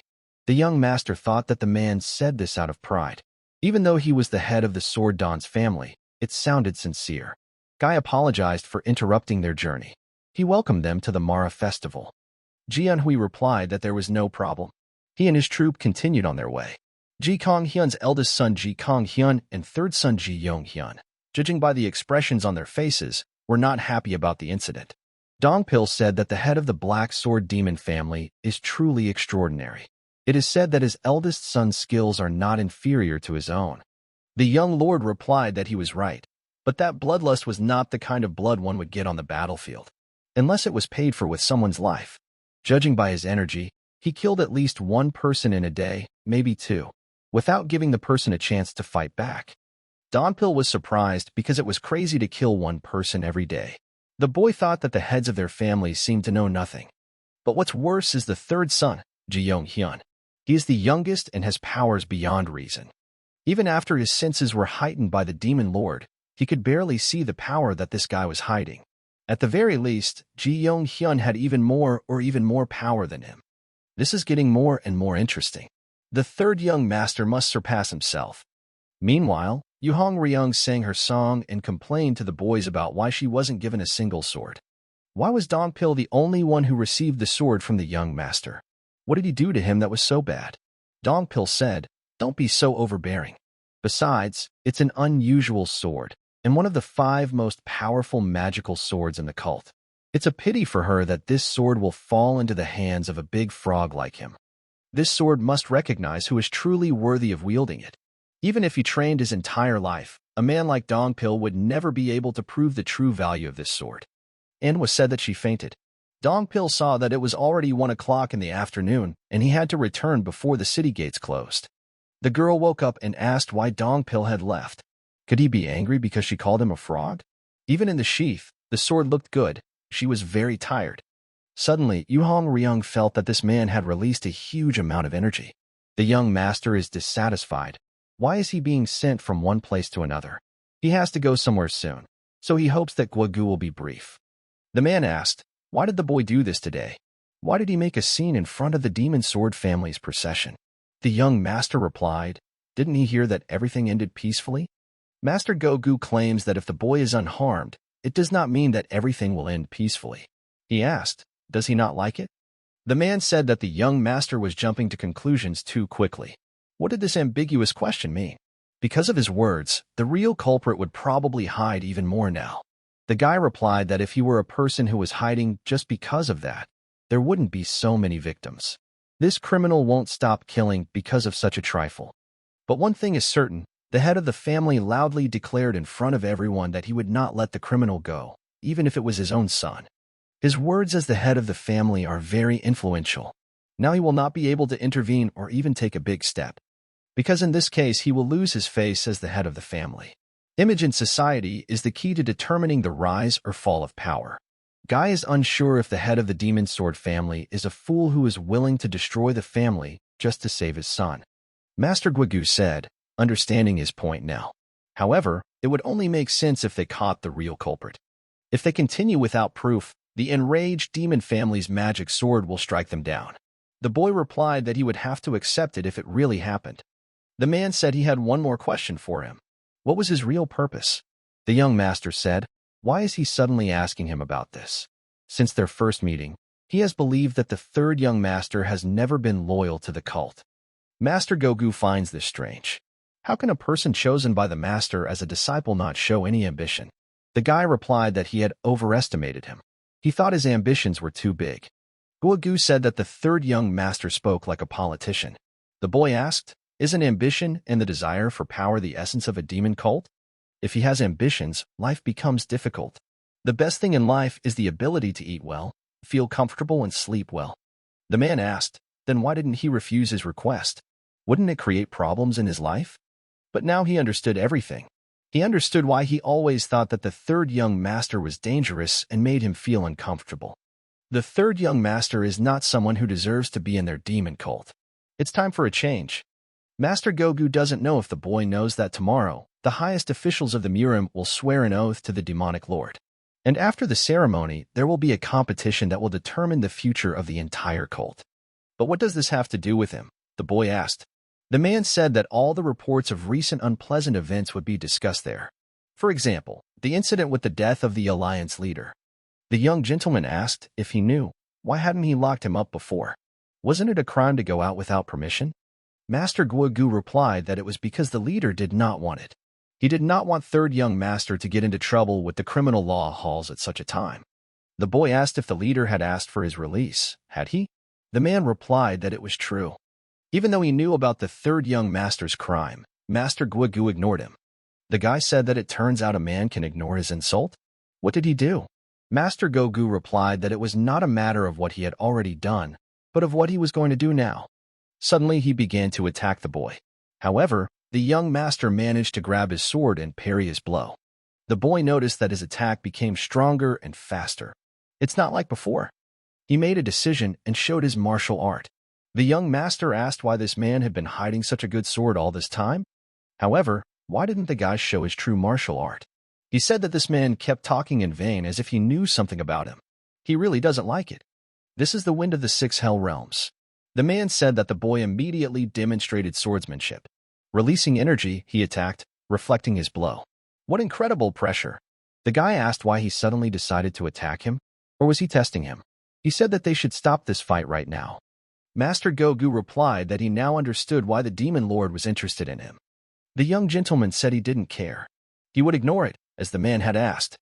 Guogu warned the boy to be careful of the leader who was sinking into the endless darkness. He reached such a height that he became completely invisible to human eyes. Having reached the extreme level of anger and hatred, his feelings died. However, these feelings can explode like a volcano whenever he wants. The demon lord thinks everything in this world is ridiculous, and at the same time, he is afraid of everything in the world. A man who looks up to heaven may be considered to have his feet in hell. But before he knows it, he has ascended to the clouds and is now looking down into hell. That is what a cult leader is. The boy said he didn't know what he was talking about. Master Gogu replied that he didn't expect him to understand, but hoped that when the time came, the young master would remember his words. When the time comes, this guy must take the initiative and lead them. The guy thinks he's definitely a hotshot. Suddenly he's pounced on him, and now he's talking nonsense. As Donpil suspected, the third young master was right. Apparently, it was the same one. Ji-Yong-hyun, the third son of the Demon Sword family. Looks like he drinks a little more alcohol than Yohong Ryong. After Dongpil's punch, he remained unharmed despite taking all of his power. The man shouted at Ji-Yong-hyun to wake up. This guy was nothing like the one he had seen earlier in the day. He had looked like a calm and peaceful young man before, but now he looked like someone who had been drinking all week. He shouted at the man to give him his sword. Donpil thinks the guy now looks like he's completely lost his mind or needs some sleep. He still demands the sword. His skill is amazing. It is very difficult because not only his hands but his whole body makes his chi as sharp as a steel sword. But compared to his chi, Dongpil's capabilities were much lower. It was as if he only trained his demonic and internal energy. It seemed like the end had come for him. But suddenly someone shouted at the top of their voice for the yellow frog to go away. Yohong Ryong came to Dongpil's aid. While she doesn't like to gang up on someone, she believes that it doesn't matter if the opponent is someone like her. The girl asked Dongpil if he was okay. The man replied that he was okay and thanked her. Hong Ryong said, "Don't thank him yet. They need to get out of this situation first. She can only judge based on one attack. This woman spent years making her body as hard as steel. How could she reach this level? And it looks like he's desperate for Donpil's sword. He's coming after them. Damn. I wonder if his mouth smells like that," Donpil thought. He's absorbing the energy of his sword. He seems to really like the taste of energy. But this man won't give it up just like that. This sword was given to him by the young master, and he will not let him touch it again. Such madmen do not deserve such a sword. The girl is shocked. Do such monsters really exist? He shouted at Hong Ryong to leave him alone. His power has already exceeded the level of enlightenment. If she were to be attacked by this, she would have to say goodbye to her life. Hong Ryong doesn't understand where he got so much power from. Dongpil said she doesn't know either, but will she be able to hold out until the young master arrives? Another attack from Ji-Yong-hyun is coming. Suddenly, the third young lord appeared and blocked the blow that would have destroyed his comrades. The guy said that Donpil was his bodyguard, but he was still guarding him. The man asked for forgiveness. The young gentleman replied that it was just a joke. He apologized for being late. He was held up by that annoying guy who always likes to talk. The young master noticed that his energy was strong, but his ability was like a child wielding a wooden sword, and his movements were very simple. His strength and agility had reached their limits, but even so, as long as he had energy, he could fight and release sword chi. But the young master will beat him until one of them runs out of strength. He has great skills too. The guy will attack him, so let him defend himself as best he can. A blow from a mountain fist. Isn't he living too quietly? Is it an emotion or a feeling of freedom? It's so nice. The third young master feels so alive. Dongpil shouted at him to stop. The boy had already passed out. The third young gentleman asks why everyone is looking at him like that. What did he do? The guys don't understand why he beat the bastard like that. What's wrong with his face? He can't even open his mouth. The guy replied that it was a little damaged, but still recognizable. Master Gogu said that the culprit was the elder brother, but why was Ji-Yong-hyun's third son Ji-Yong-hyun hurt? The young master replied that this still needed to be determined.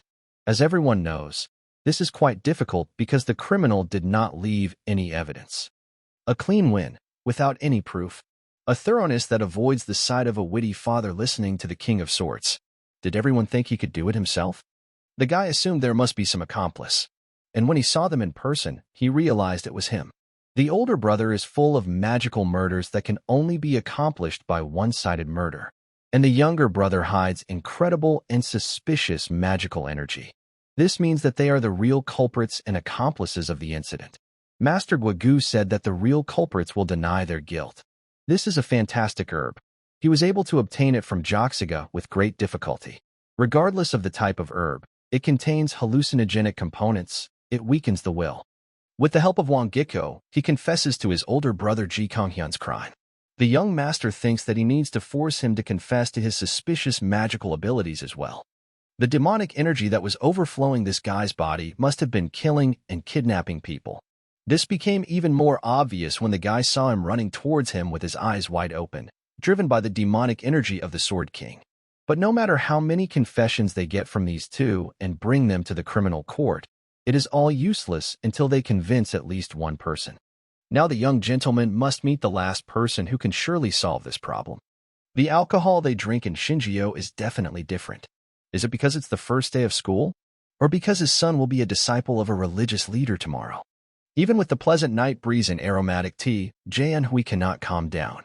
The third young gentleman came to him. He asked the man, "These three Confucius? Why does he drink tea instead of alcohol? Or is he a man of righteous life?" The young lord asked if the man would mind disturbing his peace for a while. He replied that of course not. The guy said that he knew in any case that he was the head of the family and did not like to be disturbed, so he would immediately tell why he came. The young lord said that his third son, Ji Yong-hyun, had been arrested. The man did not understand what it meant that his third soldier had been arrested. The guy would like to do the same for his eldest son, Ji Kong-hyun. What does he think about this? These are the personal details of the believers killed by the eldest son, Ji Kong-hyun, and the confession records of the third son, Ji Yong-hyun. Father couldn't believe his eyes. How could this be? Did Kong-hyun really do this? The young lord says it's all true. If he doesn't believe him, he can call the head of the criminal justice department right now.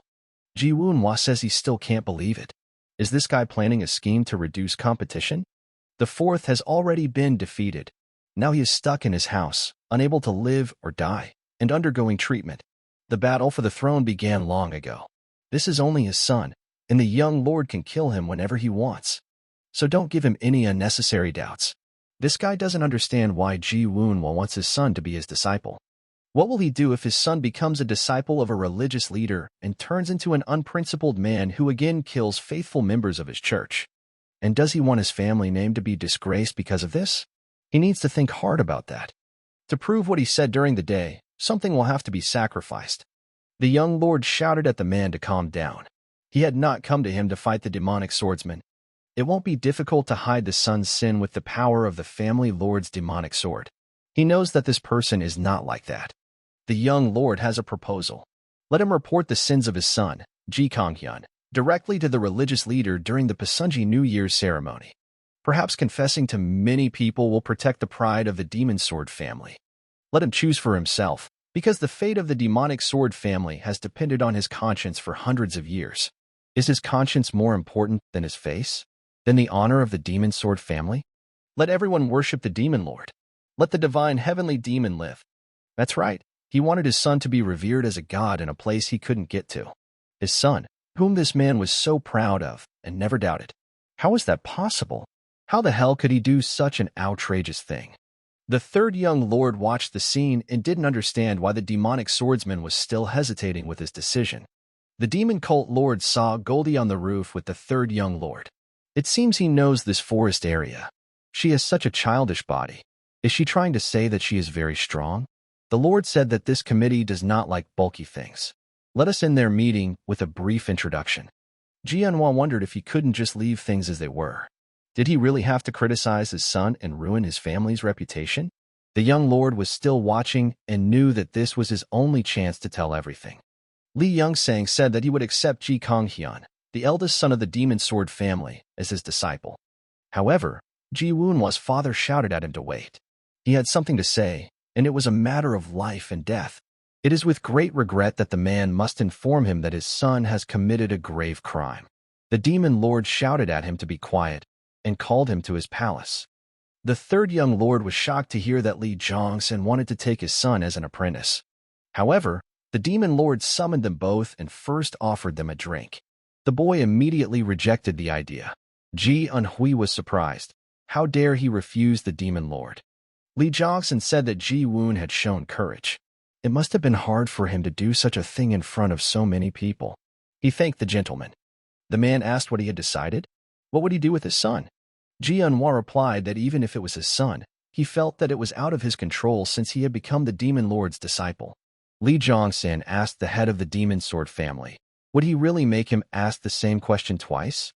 The man apologized, but the demon lord was still waiting for his answer. Jianhua's father was pondering what decision to make. Even if he tried to reveal the leader's intentions, nothing would come of it.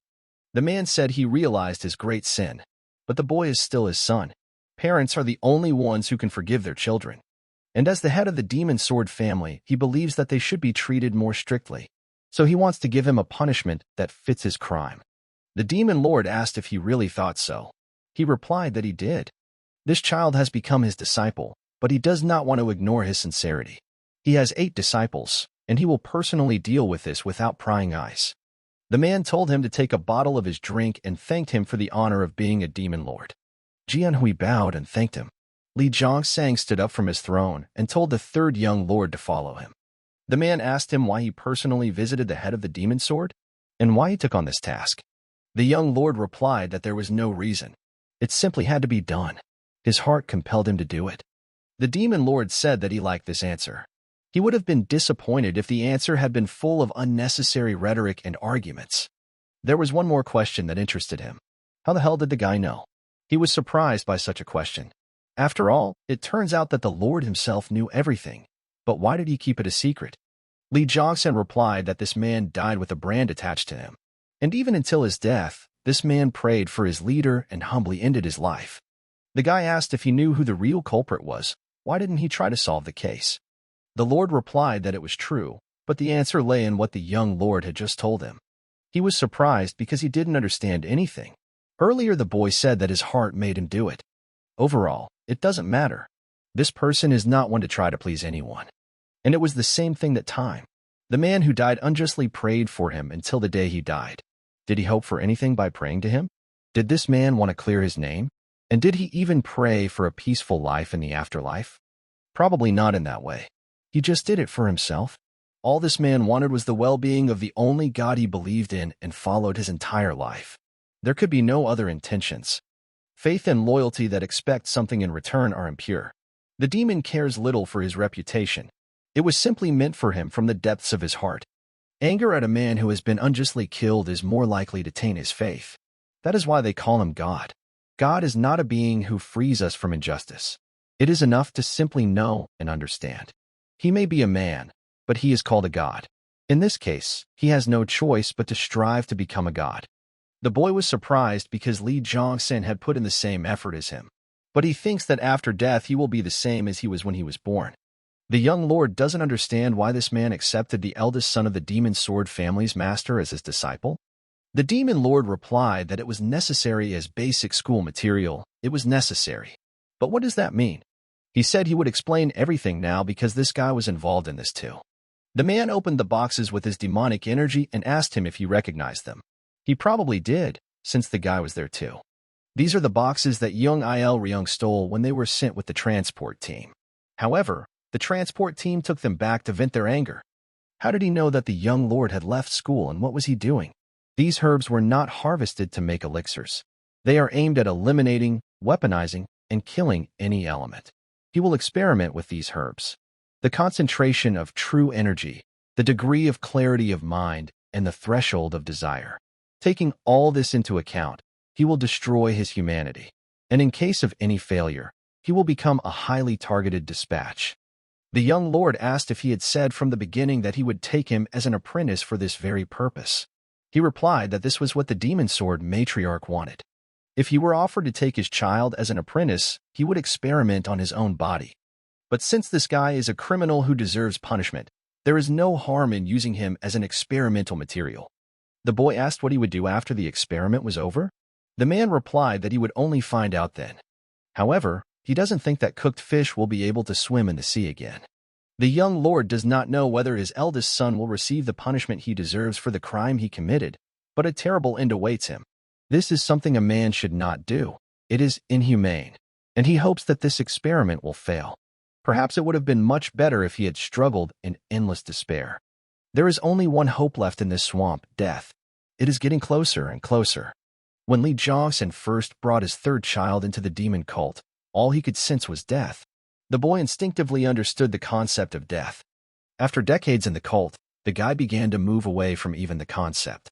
Who would have thought that something like this existed in reality? And it doesn't matter why he got angry. What matters is that this guy became even more cruel and rude than before. As you gradually get closer to the devil, reasons cease to matter. He becomes cruel and rude for no reason.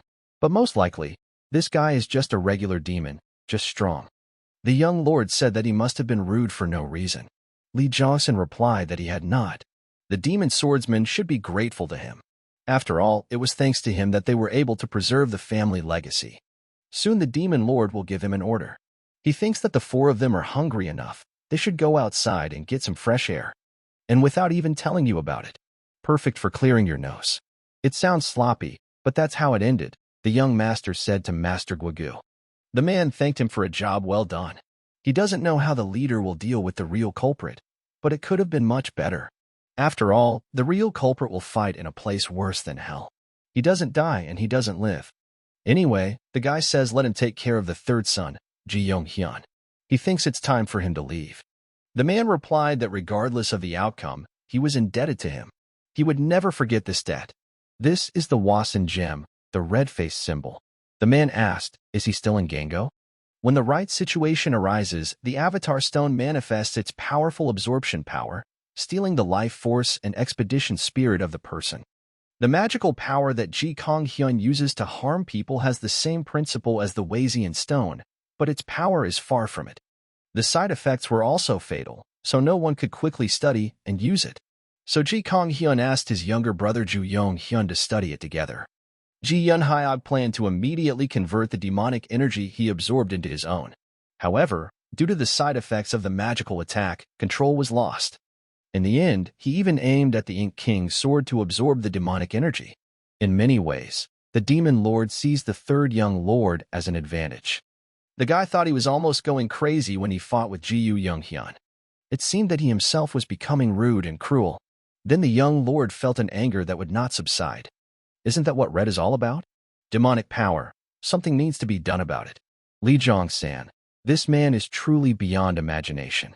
This text is about 200 characters long. Even without knowing the true nature of magic, he could see through the gaps in martial arts using only the magical energy of Baljan that he studied. Not only was it amazing, he even came up with a few tricks to complement his martial arts skills. Because of this, he was almost able to complete a Mayan Jinmagan. It cannot be said that it will be completed if it is combined into one. Nothing can be added or taken away from it. If you are a great martial artist who can open even the illusory gates of hell, then you must have the corresponding dignity. The last four letters are Gai Zhizhang. From now on, this martial art skill will be called by this name. Gaiumagon plus Chiropractor 5. Early in the morning, the demon lord decided to do some art. General strategist Hyo Yo-sung asked the demon lord why he was painting orchids today. The man ignored his question and asked if he was ready. The strategist replied that all he had to do was catch him and eat him. When a tiger attacks its prey, it is sure to be followed by hunting cats hungry for scraps. Li Jiangxin said that these were not ordinary wild cats. Moreover, they could counterattack him. The general strategist replied that all he had to do was send a tiger that could kill all these wild cats. Who could handle it? Hyo Yo-sun said that of course it would be better if the Senate itself took action, but they would say that it was impossible. Or should we send 3 of the 408 commanders with him? For example, those in the top 10. The Lord replied that this was also impossible. They had much work to do. He planned to select a few and send them to the North Sea soon. The general strategist asked if he wanted to touch it. He didn't expect it to be that far. It would take one talent that suited him perfectly. Isn't there a master who has clearly demonstrated his abilities despite a recent accident? Li Jiangxin gave him a task. Hyo Yo-sung said that he would leave this matter to the 3 dukes. Meanwhile, another training session was taking place between Donpil and the young master. Guy said Donpil is feeling well and getting better every day. He didn't use his heart-ripping sword or his heaven-returning sword, and he preferred thrusting techniques to chopping ones. Donpil seems to be a quick learner. The man shouted that this was his first strike with this sword. Was it really going to be an honest strike without any intention of deception? The young lord was shocked by Donpil's actions. After all, he was swinging his sword from a distance that he could reach. Donpil didn't give him a sword aura, and besides, he's too slow. The guy completely underestimated Dongpil's ability. The pressure of the sword is so strong, it's as if he weighs 600 kilograms. However, such a simple attack would not be enough to defeat him. This time he moves very fast. Donpil aims for the solar plexus. It's too late for the snap of the dragon scales, so he'll block with the blade of 7 knights. Donpil has become much stronger, but their skills are very different. He has a lot of work to do. This is the price that must be paid to fully experience the blade's effects. The young lord will infuse his Mimin with demonic energy. He asked how he even came up with this strategy. Donpil realized that he would never be able to strike using only speed and strength, so he decided to make the most of what he was good at to increase the effectiveness of his martial arts. The boy encouraged him, saying it was a good idea. Donpil himself didn't think a simple attack could achieve much. But fortunately, he received a hint from a young lord who was skilled in martial arts. This is the technique of the ninefold stable blade of disaster. After a powerful blade storm comes flames, then an icy wind. This is the pinnacle of martial arts. This is what made the wind of ice and snow even more terrifying. Donpil assures that this is extreme art of Yang. The young lord asked, does that mean he alternated between a rough attack and a quick attack? Donpil replied that the boy's strength was too overwhelming for him. The young lord said that Donpil was an idiot for not seeing his own genius. For the first time since they met, he was impressed by his martial arts. Innovative thinking is as important as diligence. Such innovation comes from creativity, and creativity can only be used if it knows itself. He was led to this strategy by his understanding of his strengths in martial arts. It is this kind of creative thinking that paves the way to greatness. They call it enlightenment. It's not just sudden revelations. Consistent effort and relentless practice also lead to enlightenment. The young lord was genuinely moved. It almost knocked him off his feet. However, Donpil's body was not yet ready for such an attack. Donpil trained well, but if his body is failing, it is not because he did not train properly. The limitations lie in the martial arts that a man studies. The guy advised him to meditate a little and left without saying where he was going. He went to the library to find a book. It was a book about the demonic arts of Vajrayaksha. Vajrayaksha is Dhritarashtra, but it is a Buddhist concept, so why is the demonic art called that? Anyway, it is perfect for Ma Donpil. Given his current level, he could learn it in a day, though replacing the demonic energy with this would take some time. He said that he chose this book among several others. Suddenly, the boy saw a little girl nearby. The young lord did not understand how he could not notice her presence. The girl greeted her brother. Her name is Che Yiming, the 7th young mistress of the heavenly demon divine cult. The young lord realized that this girl was the youngest, a child who seemed weak and frail when he returned from the secluded bamboo grove. She is already fully recovered. But why did Li Zhongxin take a child like her? She is so adorable. The girl asked if she could come to his house. The young lord was shocked by such a question, but agreed. Sitting at the table, the young master asked if she had already studied the 10 great demonic arts. Yiming replied that yes, the demon master had given her permission. It's strange that she was able to understand this at such a young age. The demon lord seems to believe in her abilities. Then she must be a real genius. The young lord wondered what they would talk about. He almost never interacted with children. He only practiced or drank with them. The girl thanked her brother for the treats. The young lord told her not to be shy. She could come for snacks at any time. Suddenly the little girl said that she was also grateful to him for killing that son of a bitch Hong Yuman. That son of a bitch poisoned her. If it weren't for the 3rd young lord, she would have died long ago. The guy said there was no need to thank him. He was just annoying. Yiming said it was true. She owed him her life. The young lord felt a vibration as if it was a carriage from the demon god palace. The girl asked, "Is this a carriage?" The young lord was surprised because it comes from far away. She has impressive feelings. In the carriage from the demon god's palace was a strategist general. He brought a message from the demon lord, deputy head of the external control department for special assignments. What kind of a long and complicated title is that? The guy asked. The general strategist replied that they call him the Special Inspector General. Does this guy understand his duties? He believed that successor candidates do not take on any roles. The strategist responded that the word deputy was there. It was a temporary position, so it was acceptable. But wouldn't any role be problematic? It would attract a lot of fruit flies, wouldn't it? Wouldn't that affect the competition for succession? Strategist Hyo Yeo-song replied that fruit flies would be attracted to anyone with power. Is that really a problem for him? The guy said the problem was in his class. The general strategist replied that he was also concerned about this, but they should not let concerns get in the way. Excitement clouded the young lord's head. He looked like he was enjoying the best time of his life. The guy says he understands everything, but why does he think this role will be so troublesome? The strategist doesn't know why he thinks so. The young lord judges by his cheerful and joyful expression. He has a feeling that he is being deceived. The strategist noticed that the boy grasped the essence quickly. He lacked experience in political maneuvering, but where did he get his insight? He said that in any case, the demon lord himself ordered it to be done. Therefore, the young lord will have to leave in 2 days. Let him prepare. Last time, the demon lord said that this guy would soon receive orders from him. He was so desperate for a breath of fresh air that he left the cult without writing a single report. And this assignment would suit someone like him. The young lord asked if this appointment required leaving the cult. The strategist replied that it was a deputy for external supervision, that is, being outside the cult. The boy was glad to hear this. Did he really mean to let him go? Hyo Yeo-song handed him his order and asked if he needed an explanation.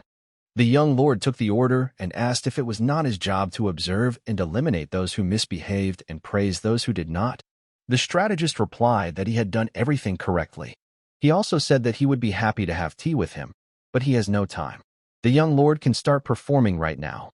As he was leaving in his carriage, the man shouted that he could not accompany him and that he should take care of himself. The girl came up to her brother and asked him if he was okay. Was he in pain? The young lord replied that he was fine. You shouldn't be sick, no matter what. After saying these words, the boy screamed with happiness that he was finally free. Yeo-min was a little hurt from him getting closer. The strategist is very curious about how the third young lord will use this spoils. After all, they are not the kind to easily accept fate. The balance of power between the divine cult and the 7 families has been tenuous lately. For centuries, they have been the arms and legs of the cult, but now some of them are resisting its power. The position of the Choksa and Kyogian families at the Mara festival is proof of this. Moreover, these 2 families offered their children to be disciples of the demon lord. They seek to destroy what they fear, the demon lord. Like a person who is afraid of ghosts, they hire exorcists. They also try to recruit others to eliminate what they fear. The demon sword family and the 1,000 treasure gold family are clean. It's time to detain them. The deity remained motionless, and the higher ones remained silent. As they endured, they discerned a hidden smile and an underlying bloodlust. The third young lord was ideally suited to the role of eliminating the threat. Meanwhile, the dancing was still going on. The young lord felt fantastic. Manhwa shouted that he needed to be gentle with the 7th young lover. I wish she hadn't said that. The young lord has so much power that he decided to twist everyone. The boy realized that this time he was really leaving. He would leave on his own 2 feet and with dignity. Once he left, they would never see Manhwa or Dongpil again. That day was bound to come someday. But what was this feeling? Demonic arts of Vajrayaksha. This is what it means to use your power to the fullest. This was a completely different level compared to the sword aura he had used before. The young master congratulated Dongpil, as he had completely mastered the demonic art of Vajrayaksha. He patted him and told him to use it to his advantage. Dongpil replied that he was only going to use that power to protect him. The guy said that this power belongs only to him. His life should be a priority over everything else. Dongpil apologized and said he couldn't do it. He is his warrior escort. Any blade that reaches the young lord will first have to pass over his corpse. Ma Dongpil had saved his life too many times. Even in his past life, no one cared for him as much as he did. The young lord hopes that this man will not prevent him from leaving. Stupid thoughts crept into his head. Did he really kill him to escape from this place? A boy cannot become a warrior if his heart is burdened with excessive responsibility for others. He must sacrifice a lot for what he truly desires. It seems he has become sentimental. The young lord planned to teach Manhwa martial arts. He realized that he didn't have to constantly think that he was actually leaving. This way he won't have to leave everyone he's attached to. He can come back here if he changes his mind. The dream of escaping from the divine cult is just around the corner, but he is not feeling well. Training was not only taking place in the third young lord's palace, but also in the Berserker Demon Squad. Yu Hong Ryong said that it is not for nothing that they say that meeting a berserker demon means certain death. If your arms are broken, you will have to fight with your legs. If you break your legs, you'll have to rip them out with your teeth. That's the way of the demon berserker squad. Let them put their heart and soul into it. Let them fight as if it were a real battle. The girls said that was enough for today. The men screamed in pain, saying that they were dying. The doctor asked the commander if she was injured. Yu Hong Ryong replied that she was fine. Let her look after the boys. She can't do this shit anymore. After all, every moment is a learning opportunity, but sparring with less experienced opponents isn't helping her improve. The girl won't be able to reach the top here. That damn third young lord has to take care of her. She's bored and would like them to be given some kind of task or something. The master of criminal law asked, "Is she bored? If so, that's great. He has a mission that is perfect for a squad of angry demons." The young lord gave Manhwa a book and said that her internalization of power was stable but not outstanding. Maybe the cult didn't value it that much, but elsewhere it was first-rate. "This is martial arts," the girl asked. "Did he really write it himself?" The young lord replied that if he had more time, he would have helped her with it himself. She has potential, but she is not exceptionally talented. Instead, Manhwa has a consistency and seriousness that others lack. He commented everything to make it easier to understand. Although he doesn't know how good these notes are, Manhwa asked if he could delegate this task to someone else. The young lord knows he owes her a great deal. But does she know he is leaving the sect? The guy told her not to skip meals just because she had no one to cook for. Manhwa replied that everything would be fine. After these words, the young master said that he was leaving. Yu Hong Ryong bowed to him and said that the divine teachings are absolute. All demons will fall before him.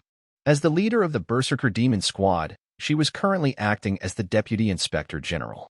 She greeted the Deputy Head of the Department of External Supervision for Special Assignments.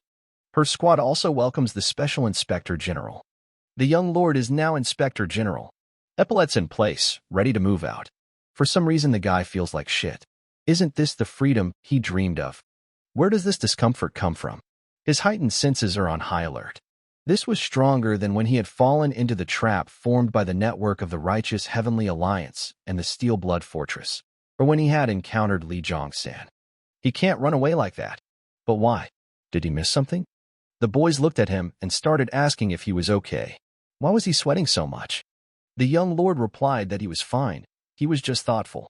He saw that the sun was setting and let everyone get ready for bed. Dong Pil and Yu Hong Ryong discussed the young master's condition since he hadn't even eaten. Yu Hong Ryong asked Dong Pil if he knew anything. After all, he was closer to him than she was.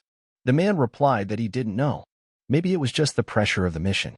The girl said that if the mission leader was compromised, the entire mission would be at risk. Suddenly a young lord appeared and said that their concern was so touching that he almost cried. Yu Hong Ryong said that he should have at least let them know he was coming. His stealth methods were just terrible. The young lord shouted that they were just being inattentive. The boy cried out that he was hungry. Let them give him some dried meat or something like that. Yu Hong Ryong said that he was eating it like it was the most delicious dish in the world. He replied that he had tasted much worse before. So it was practically a delicacy. She offered him a drink so he wouldn't choke on the dried meat. The young lord asked why she had brought alcohol. The girl replied that it was for the celebration after the mission. So, just a small sip. Usually she is annoying, but today he was grateful to her. Dompel drooled and asked for a sip of the drink. Yu Hong Ryong said there was nothing for him. Dongpil only wanted one sip. The young lord asked since when did they become so close. Yu Hong Ryong replied that this idiot, what kind of closeness could there be? They finally arrived. The young lord shouted, "This is the Divine Cult Inspector Squad. Let them open the gates, Choksa family." The man said they were in the process of building it. They couldn't accommodate everyone who wanted to come, so they would move the guards to another location. The inspector himself could have gone with him. The young lord asked if he was a patriarch. The man replied that he was not. He is the second patriarch of the Choksa family. His name is Hong Sang-ho. The boy asked where the first patriarch was then. He felt that they were brazenly emitting demonic energy. The young master told squad leader Yui that they had failed to show basic respect. Let him write that there was nothing to report because they looked down on divine worship. This is a waste of time. We can move on to the Kion family. Let them record what exactly happened. They obviously don't respect the divine cult because they tried to separate them from the guards under the guise of construction. Hong Sanho shouted at Mr. Inspector to stop and calm down. The young lord was surprised as this man refused to call him by his official title. The second patriarch said the guy didn't even listen to their side of the story. What kind of situation justifies breaking off a relationship midway and letting him handle things the way he sees fit? The boy replied that that was what he had done. Besides, why would he stay after encountering such aggressive demonic energy? Wouldn't he want to stay and talk if it were him? The man knows he's a demon lord's disciple, but he has quite the tongue. Hong Sanhua said that they had just finished training. The subordinates had not controlled their demonic energy properly. He sincerely apologized on their behalf. The young lord said he didn't like the look in his eyes. Stop making excuses. The guy started to pull out his sword and said that Hong Sanho was now undermining the authority of the demon lord. The man screamed, "How could the young lord even suggest something so absurd?" The boy remembered that Hong Sanho called him Mr. Inspector. Who does he represent now? His demonic energy increased in an instant. The young lord shouted at the man to answer his question immediately. Hong Sanhua didn't understand how this was possible. His demonic energy was so strong that he could barely stand on his feet. The third young lord suggested trying again. Let him introduce himself first. The man said he was the second patriarch of the Choksa family. He was honored to be in the presence of the Inspector General. He apologizes, but the residence is currently under construction. Therefore, they do not have the capacity to accommodate so many guardsmen. They have set up a temporary resting place for them. Let them kindly step inside, and they will direct the rest of the squad to an alternative temporary resting place. The young master asked Yu Hong Ryung if she wanted to take a rest in the temporary shelter. Perhaps it wasn't that comfortable considering that the shelter was only built for a short period of time. Hong Sango was surprised that this woman, who was barely 30, was the infamous commander of the Berserker Demon Squad. The young lord asked if she would behave well. The girl replied that she had always been well-bred. The young lord said these guys won't stay under his control, so stop building junk and let it get lost. With one powerful blow, the young master opened the gate and cleared the way for himself. The man was shocked by what he saw. The gate was destroyed with just one attack. Once inside, the young owner suggested building a new gate, since they were already building it. Maybe I should ask the demon lord for money, otherwise he'll go broke. The Heavenly Divine Cult's Demon Lord Palace had already reported that the third young master had arrived at the Choksa family approximately 30 minutes ago. The Demon Lord heard that a squad of Berserker demons had been assigned to guard. The general strategist replied that they had no other choice. They were also perfect for this role. Their fame alone should help them avoid conflict. It's a good combination, isn't it? However, a situation may arise where a squad of angry demons will have to stop the third lord. The Shu family will not be a pleasant one. Hyo Yosong asked what he would do if the third young lord lost to them. The overlord replied that by arranging for the cult leader's disciple to be killed, it would be easier for him to deal with him. But he did not think that the child would lose to them. The strategist asked him if he believed in him. The man replied that he was not so stupid as to trust someone he could not see through. The third young lord went to the criminal law hall. Hyo Yosong said that he heard about it. They were able to find out a lot about him, but not everything. This guy is hiding something. The strategist always thought that the demon lord could see through all things and people, but he couldn't find out about the third young lord? It's not like this guy is trying to hide anything, although it's impossible even if he tried. But there's still something the demon lord doesn't know about him. He hopes that this task will help him understand what is being discussed. The lord asked if the chief strategist trusted him. The man replied that of course he did. Meanwhile, there was a conversation going on in the Choksa family palace. How could this happen? The second patriarch must be upset? His pride was seriously hurt. The man asked the attendant where they were taking the people from the divine cult. He replied that they were taking them to the dragon-watching pavilion. Patriarch Hong Quan said that this was reckless. How could a guy just force his way into the residence without going through the second-ranking member of the family? The attendant said he could prove quite a difficult opponent. The man wondered if he was referring to the third young lord. Patriarch Hong Quan did not expect that he would be worried about the child. The attendant said that this child was a disciple chosen by the demon lord. He's young, but that doesn't make him an easy opponent. Hong Quan said he doesn't underestimate him. He just doesn't seem like someone worth worrying about. The attendant told the patriarch not to be so nervous. The rumors about the third young lord are very good. However, Hong Quan believes that if someone is talented in martial arts, he is bound to be stupid. His stubbornness is difficult to overcome even for someone with a lot of experience. If anyone asked about him, they should say that he was recovering from an illness and that he himself would formally invite them to dinner. The servant said that this would be so and left. A girl came to the patriarch and asked if he was too sad. This guy is the one who killed his son. Isn't he angry about it? Hong Quan replied that he did not want to think of his son as an idiot who lost a stupid fight. He should have died a brave death for his family. What should he do now? He was neither dead nor alive. The girl said it was very cold. Hong Quan replied that the blood of a snake was always cold. He did not want to take care of someone useless, even if it was his son. The girl asked when they could continue the treatment. Hong Quan replied that any time, as long as they didn't overdo it. The young lord had been here once before, when he had to kill the leader of the best squad of the Chok's family. This place is still as luxurious as ever. He first started a relationship with that bastard Hong Yamoon. Coincidentally, they had a rather unsuccessful relationship. Suddenly, he saw Goldie. How did she end up here? The guy suggested going to buy her some food. What had happened to her lately? She had eaten more than a seasoned warrior, he thought. Suddenly, the young lord felt a familiar but unpleasant presence. It was Hong Yamoon's younger sister. That same Hung Guy. The girl asked what kind of fox it was. The young lord replied that it was his friend. She found it interesting that the third young lord kept the fox as a friend. The boy had said enough empty talk. What was the reason she wanted to see him? Looking at him, the girl realized that he had definitely changed. It wasn't a mistake last time. He looks annoyed, but it's not from arrogance. The guy is simply unperturbed, completely different from his former self, as if he had undergone a transformation. Everyone in the family, including her father, underestimates this man too much. She can't say what could happen to her family because of this. We need to find out why he's here. The young lord put down his mug and said it must be nothing special. He was leaving if she had nothing to say. Han Yoren said, first of all congratulating him. Returning from the lonely bamboo grove, he showed himself well. The boy not only received special attention from the demon lord, but also received the title of Inspector General.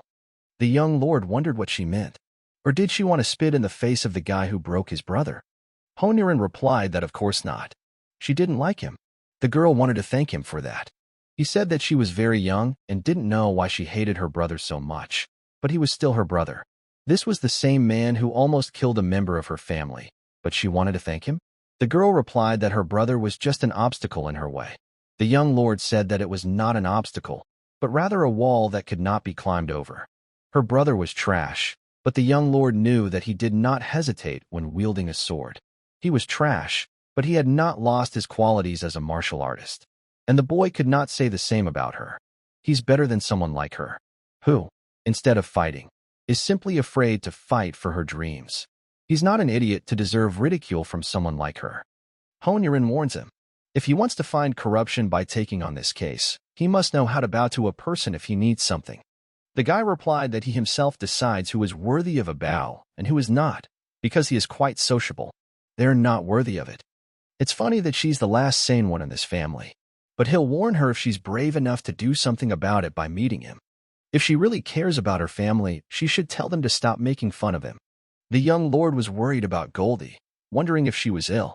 She had been sleeping since they arrived and had not even eaten. Donpil said preparations have been completed. The patriarch and senior officials will attend the banquet tonight. He believes that since they are here under direct orders from the cult, it will be easy for them to control the situation. But the guy doesn't think so. At first, they tried to separate him from the squad. They tried to isolate him in a strange place. He's sure that they will continue to try to play their little vengeful tricks. Donpil asked if he meant that they could do something unexpected. He replied that was exactly what he meant. There's no point in worrying about what they can do. The guy suggested just going there. Yu Hong Ryung said she liked the trip, but would they be allowed to attend the banquet? They only invited him. It's a mission. The young lord asked, they don't intend to cause trouble, do they? Yu Hong Ryung replied that they don't, but it seems that's what he wants. The guy said that no one but her could have caused chaos if they needed that kind of trouble. She has a trained eye for it. Then you need to go and try a delicious piece of snake meat without sauce. The back garden looks bigger than the Thousand Treasures Gold family itself, and they are known as the richest of the 7 families of the demon cult. Yu Hong Ryung said that she had never seen such a garden. It is on the same level as the royal garden. A minister approached them and said that the patriarch was waiting for them in the gazebo. They also warned that weapons could be left here. Hong Ryung didn't like it and immediately let her know. The young lord told her to calm down. They are not here to fight. There is no need to be angry. The young lord is here as the inspector general, and he shows respect because this is still their territory. Dompel said that it was his duty to protect the inspector general. He could not give up his weapon no matter what. Let him be understanding. The servant replied that he could not go to the banquet with a weapon. Suddenly a voice came from the gazebo. The patriarch ordered the clerk to stop embarrassing the dear guests and to lead them inside. The young master thought that the patriarch was quite powerful. His chi was sharp enough to be felt even without seeing him. It seems he is half a level higher than him, stronger than Ji Unhui. The young lord should not underestimate him. Entering, the man introduced himself. His name was Hong Quan, the head of the Chok family. He was honored to be in the presence of the inspector general. The guy also introduced himself. This is Syrian, deputy head of the Special Investigation Department for External Supervision. It is a great honor for me to meet him. The patriarch said that the guy is too polite. He doesn't know how to behave in his presence. The boy replied that he had not come as the third young lord of the cult. He was here today as an inspector who should behave exactly as such. The patriarch wondered if the third young lord really had a higher status as a general, and in a normal situation, he wouldn't act like this. It seemed that the rumors that his bravery and martial arts made him the main genius of the demonic cult were not false. The young lord told Donpil to sit here and prepare a place for himself. Hong Quan asked why the guy was sitting there and not next to him. He replied that the meeting was purely business. The young lord will sit next to him when all business is completed. The elders were surprised that this guy dared to reject the patriarch's offer. The atmosphere was so tense. The patriarch said that he understood everything, and then they would have fun after work. The young lord knew this because a young guy like him looked down on him. He believes that no matter how talented a person is, if he is younger than him, he must be better. Just a typical old man that you can meet anywhere. But what makes him different from other old men is that he is really strong and experienced. Well, it's not like he's complaining. It's his weakness, but it's a weapon for him. The young lord pulled out the report and said that in it he would find out who was the subject of the inspection. Maybe it's telekinesis. The patriarch is trying to show that he is stronger? The man said that the list had remained unchanged for hundreds of years, according to their agreement, and he did not need to see it. But suddenly his expression changed. He asked the inspector general if what he was writing on the list was true. The young lord asked, did he really think the boy had forged the document? He would never do such a thing. A table and a cup at the same time? His telekinesis was beyond his expectations for a man his age. The patriarch said that what was written on the parchment of the branch should be carefully studied. The young lord replied that they were all branches of the Chok's family. An irritated Hong Quan asked if he should approve of this nonsense. The boy replied that the patriarch should have raised his son better. Hong Guomong abused his privileges as the fourth young lord. But what was the Choksa family doing at this time? Hong Quan asked if the inspector wanted them to take responsibility for what his son did. The man replied that if that were the case, the master of the criminal law hall would have come, not him. The man asked what the master of the criminal law hall could do to the head of the Chok's family. The young lord said that the patriarch was digressing from the topic. Let him say only what is necessary. Hong Quan saw that the boy had made the tea boil without even touching it. His ability to control internal energy was at its peak, which was many times more difficult than telekinesis.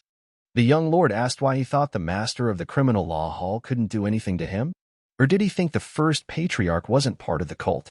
The Choksa family and the other 7 families of the demon cult are part of the divine heavenly demon cult as a branch of the cult. So don't make him laugh. It wasn't an agreement. It was tolerance and respect. Don't confuse that with mutual consent. They are not in the orthodox faction. They are a demonic cult. If they needed to negotiate with the patriarch, the young lord would not be here.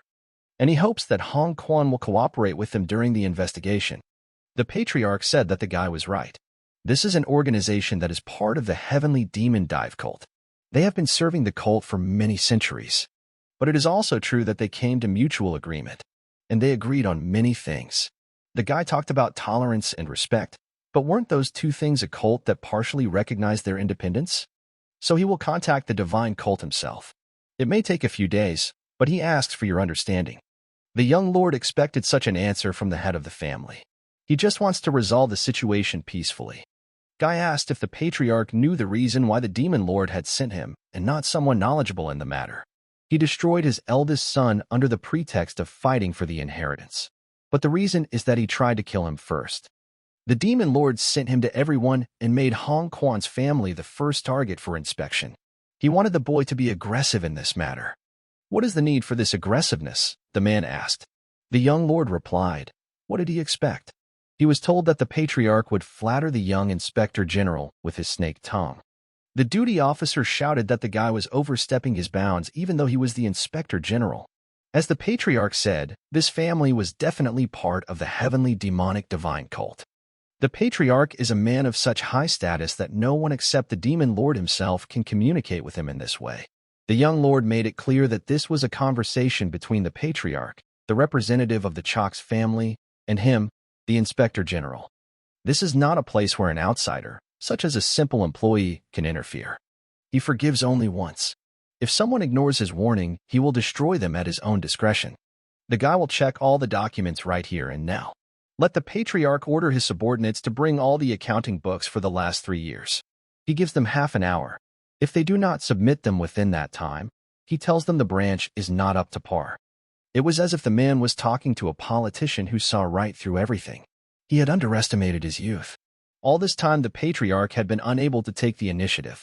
Hong Kwan said that he should give all the managers of each branch the accounting books for the last 3 years. It was easier than he thought. He didn't expect his experience as a slave to the leader of the Righteous Sky Alliance to be useful. He simply copied the patriarch's actions when he pestered his subordinates, and it worked. But what was this ominous feeling? The heavenly network of the 6 heavenly powers had activated itself again. Was his hypersensitivity warning him of danger? This is why the back of his head hurts. What's wrong? What's so dangerous about it? Hong Kwan said that there was one thing he had not mentioned. He was overtired during training, so he needed treatment every day. The man was going to call a doctor for acupuncture. He hoped that the young lord would understand. The guy thought, let him do it, he doesn't care. He felt like his ears would fall off from the energy. The patriarch told Dr. Fong that it can be taken internally, and there is no need to skip treatment. The young lord was surprised by such energy.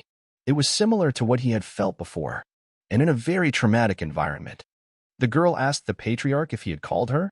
Hong Kwan replied that he was starting to feel ill and needed her treatment. The female doctor said she apologized for doing this in front of guests. Damn it, thought the young lord. This is a girl from that woman. This can't be. Why does she have the spirit of a demon queen? The patriarch looked at the boy and said that he must be surprised by her beauty. The young lord is confident that he will never make a mistake. It is a trick. He shouted at the girl that she is the secret demon queen, Kwak Sokyo. The girl was surprised by what she heard. How did he know her real name? The young lord stood up from his seat, activating his demonic energy. He asked the patriarch what his connection was with her. Hong Sango wondered, is this really true? The guy wants all their accounting books for the past 3 years? He looks down on them. The warden said that the inspector general had emphasized that their clan was part of a divine cult. How could they respond that they were not part of it? What an arrogant scoundrel. Hong Sang-ho will deal with this inspector general when all this is over. Suddenly, there was an explosion. Fear distorted their faces. Could it have been the inspector general? Patriarch Ho San-ho ordered the caretaker to gather all the clan's martial artists in the garden behind his room. Yu Hong Ryong asked Dong Pil why the young master suddenly acted like this. The man replied that he didn't know, but if these 4 elders entered the battle, a battle would definitely break out. At this rate, it won't be a fair fight. Let him summon a squad of demon berserkers and hurry up. The inspector general attacked the patriarch. They may perceive this as a declaration of war against the Chok's clan. Donpil will stay with the young lord and protect him no matter what. The young master said he would only ask her once. What is her connection with the secret demon queen? Enraged, Hong Kwang screamed at the guy to let her go immediately. The young gentleman managed to see everything and dodged the blow at the last moment. The patriarch asked where he was. Why did he allow himself to do this? With one movement of his hand, the boy drew his sword. He warned the man that he had to get out of the way, that if he didn't, he would simply die. Meanwhile, Commander Yu Hongryong announced to her berserker squad that from now on, the Choksa clan is a code yellow enemy. They go to the back garden of the patriarch's room. Their goal is to protect the inspector general. These people insulted the inspector general, and challenged the dignity of the cult. Anyone who tries to interfere with their mission is an enemy. Let them show no mercy. Those who encounter the Berserker Demon Squad will meet death. Let them show the bastards of the Chox clan why the Demon Berserker Squad is the cult's most brutal squad. Donpil held on with all his might and did not allow the elders to go to the young master. The elders were surprised that such a young martial artist could compete with them as an equal, since there were 4 of them. Donpil realized that they were close to the true highest peak. He would be dead if he showed the slightest weakness. The man is not afraid to die, but this will expose the young master to greater danger. He must stop them, even if it costs him his life. The demonic art of Vajrayaksha. The girl did not understand how such a student could oppose the patriarch. This was the man who had disfigured his eldest son. But how does he know the owner? Or rather, how does he know who she is? He had figured out her art of deception, which was capable of fooling even a true master of the highest level of martial arts. She needs to get out of there quickly if she wants to survive. The boy saw Pan Ryong trying to escape and threw his sword at her. He would prefer to take her alive, but he will kill her if he has to. Don't let her make any rash moves. The Choxa clan will now be branded as traitors. The secret demon queen previously trained in the Bloodsteel Fortress. They're harboring someone who's connected to the Steel Blood Fortress in their clan. That's the problem. They have so shaken their confidence that they have no choice but to demand to see all their books. Once this news spreads, they will be banished from the demonic Murim forever. The patriarch was surprised. How did the boy know that Pan Ryong was the demon queen's disciple? He had never heard of her being bound by the Bloody Steel Fortress. The man shouted at him not to be amused by his stupidity and delivered his blow. The young master noticed that Hong Quan had fully revealed his demonic arts. It's a poisonous art, but on a completely different level than his son's. It's practically a different martial art. He releases deadly poison using his palm techniques. All he has to do is concentrate the poison in one part of his body and then release it. Dongpil came to the rescue.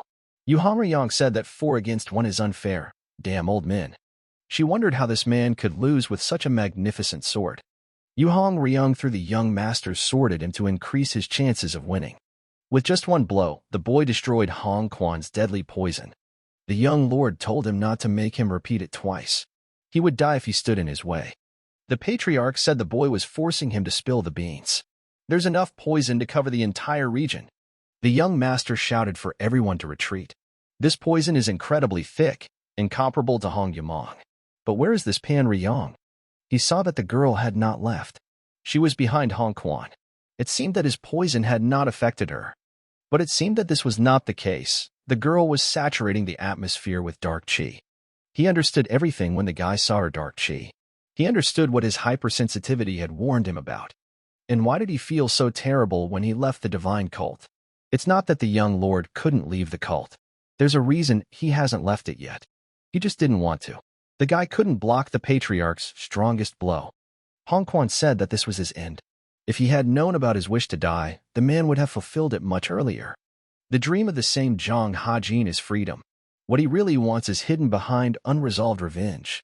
The reason he didn't leave was because he couldn't kill all the bastards responsible for his death on his own. He won't feel true freedom until they're all dead. Those bastards have to pay for everything. Holding Hong Quan's hand, the young master said that this was their first close meeting. It would be much more convenient for him to kill both this creature and himself and cleanse this vile clan. He was glad to meet the poisonous snake. He shouted that he would use the mountain blast and dealt it a fatal blow. The young lord ordered Donpil to capture this woman, but he should be careful. She is very dangerous. Pang Ryong revealed the technique of the Phantom Eye, but Dongpil masterfully handled it. The girl didn't understand why her method of opening the ghost eye didn't work on him. Hong Sanhua came and asked the young master how he dared to attack the patriarch and cause such chaos. What does this mean? Does he really think that he will be spared despite his status as a demon lord's disciple? Let him release the patriarch and kneel. Only then will they be able to show mercy. But suddenly, Commander Yu Hongyang reminded them that they were talking to the 3rd young lord of divine cultivation and the inspector general. They had better change their tone. This was the only warning. They will disconnect the Berserker demons and upgrade the Chok family from code yellow enemies to code red enemies. Their mission will shift to extermination. They will die in the process, but he must be prepared to lose at least an arm. Of course, the cult will be informed too. The end of their family is inevitable anyway.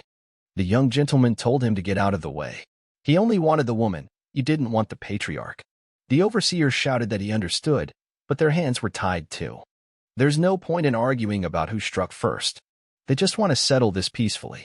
Let him release the patriarch and give an honest account. In return, they will be released. The young master asked, would they just let them go? The warden said yes. He's still a little cautious, but he trusts him on this. But if the young lord insists on his demand, they will have no choice but to resort to violence. This guy is different from the fickle second patriarch, but his tone irritates the young master a little. He asks if this guy represents the patriarch. As far as he knows, the second patriarch takes command in the absence of the first patriarch. That's true, the patriarch said. The young gentleman replied that then they should stop being arrogant and back off. The warden keeps yapping in the back. The inspector general doesn't want to waste time dealing with some bastard who has no authority. Hong Sanhua reminded him that he was the second patriarch and had the right to speak with him. He ordered the guard to stop. Further interference was unacceptable. The man replied that the safety of the patriarch was paramount. Let him take care not to provoke them. These words made the patriarch even more angry. Tell him to shut up and leave me alone. If he crosses the line again, he will be punished too. He noticed that the inspector general was not looking well. These were not just internal injuries. Was the poison affecting him? This is the fate of the full power of the black snake shadow palm. Although the guy has a huge internal energy that supports him. But at this rate, he will not live for 3 days. Hong Sanhua will give him the antidote. In exchange, make him hand over the patriarch. Young master knows that the second patriarch is not as strong as Hong Quan, but is still an outstanding martial artist. The guy says, enough, let them step aside. He feels the poison starting to hurt in his veins. Hong Sanho asked if he knew that his body was in a terrible state, severely wounded and sent away. But despite this, the young gentleman stands so close to him. The boy asks if he wants to attack him and take him hostage. Hong Sanhua decided that by getting so close, he had a perfect opportunity to attack. But something happened. The young gentleman could not understand why the world suddenly turned upside down before his eyes. Everyone was puzzled as to what kind of animal it was. Was it Goldie? When did he manage to grow so big? The young gentleman said he was worried because Goldie had been acting strange for the last 2 days. How unexpected, and his voice dropped. He feels the poison mixing with his blood. Is it because of Goldie's spiritual chi? His body is healing. Despite Goldie's sudden change of mood, the guy feels comfortable. The frightened warden asked what the boy had promised to do. Did he still want an honest report? Had his position not changed? The young gentleman replied that they were all rotten to the core. The same with the patriarch. Everyone seemed to think they were above them. They are in no position to offer terms. Perhaps they could ask for mercy or favors, but negotiations are impossible. Since he is now in power, why shouldn't he make a decision? If his arrogance does not subside, he may actually destroy his family. Some discrepancies were found when the books were checked, but most branches appeared to be untouched by Hong Yumon's corruption. It looks like someone has misappropriated the funds. Further investigation is hampered by current circumstances. The young lord recommends visiting him as soon as possible for a more detailed investigation. He's documenting everything and sending it now. Don't try to hide what happened here. His report will be as transparent as possible. The young master is simply reporting what he saw. Just as even he, the elder, is simply reporting what he saw. Let them not hold unnecessary personal grudges. Might take away their patriarch. Without immediate treatment, the demonic energy he sent will reach his core. In other words, they don't have time to chase them. Let the patriarch's treatment be a priority. Considers it mutual defense. The young lord understood why his body had recovered so quickly. The mythical creature can communicate with him through formless chi. This is because of the spiritual bamboo. This bamboo was the foundation of a lonely bamboo grove, and he took it. Goldie was attracted to the bamboo core, not him. So he apologizes. He doesn't know when it will happen, but if he finds a way, he will give her back her energy. Dongpil asked Yu Hungryong if she wanted some water. She replied that she did. The girl asked how his injuries were. He replied that he was already better. His body was very resilient, despite the fact that he had received serious internal injuries. Yu Hongryong asked why he looked so depressed after leaving the snake's den. The man replied that he didn't know. He is in this state because he is simply curious to know what the situation is.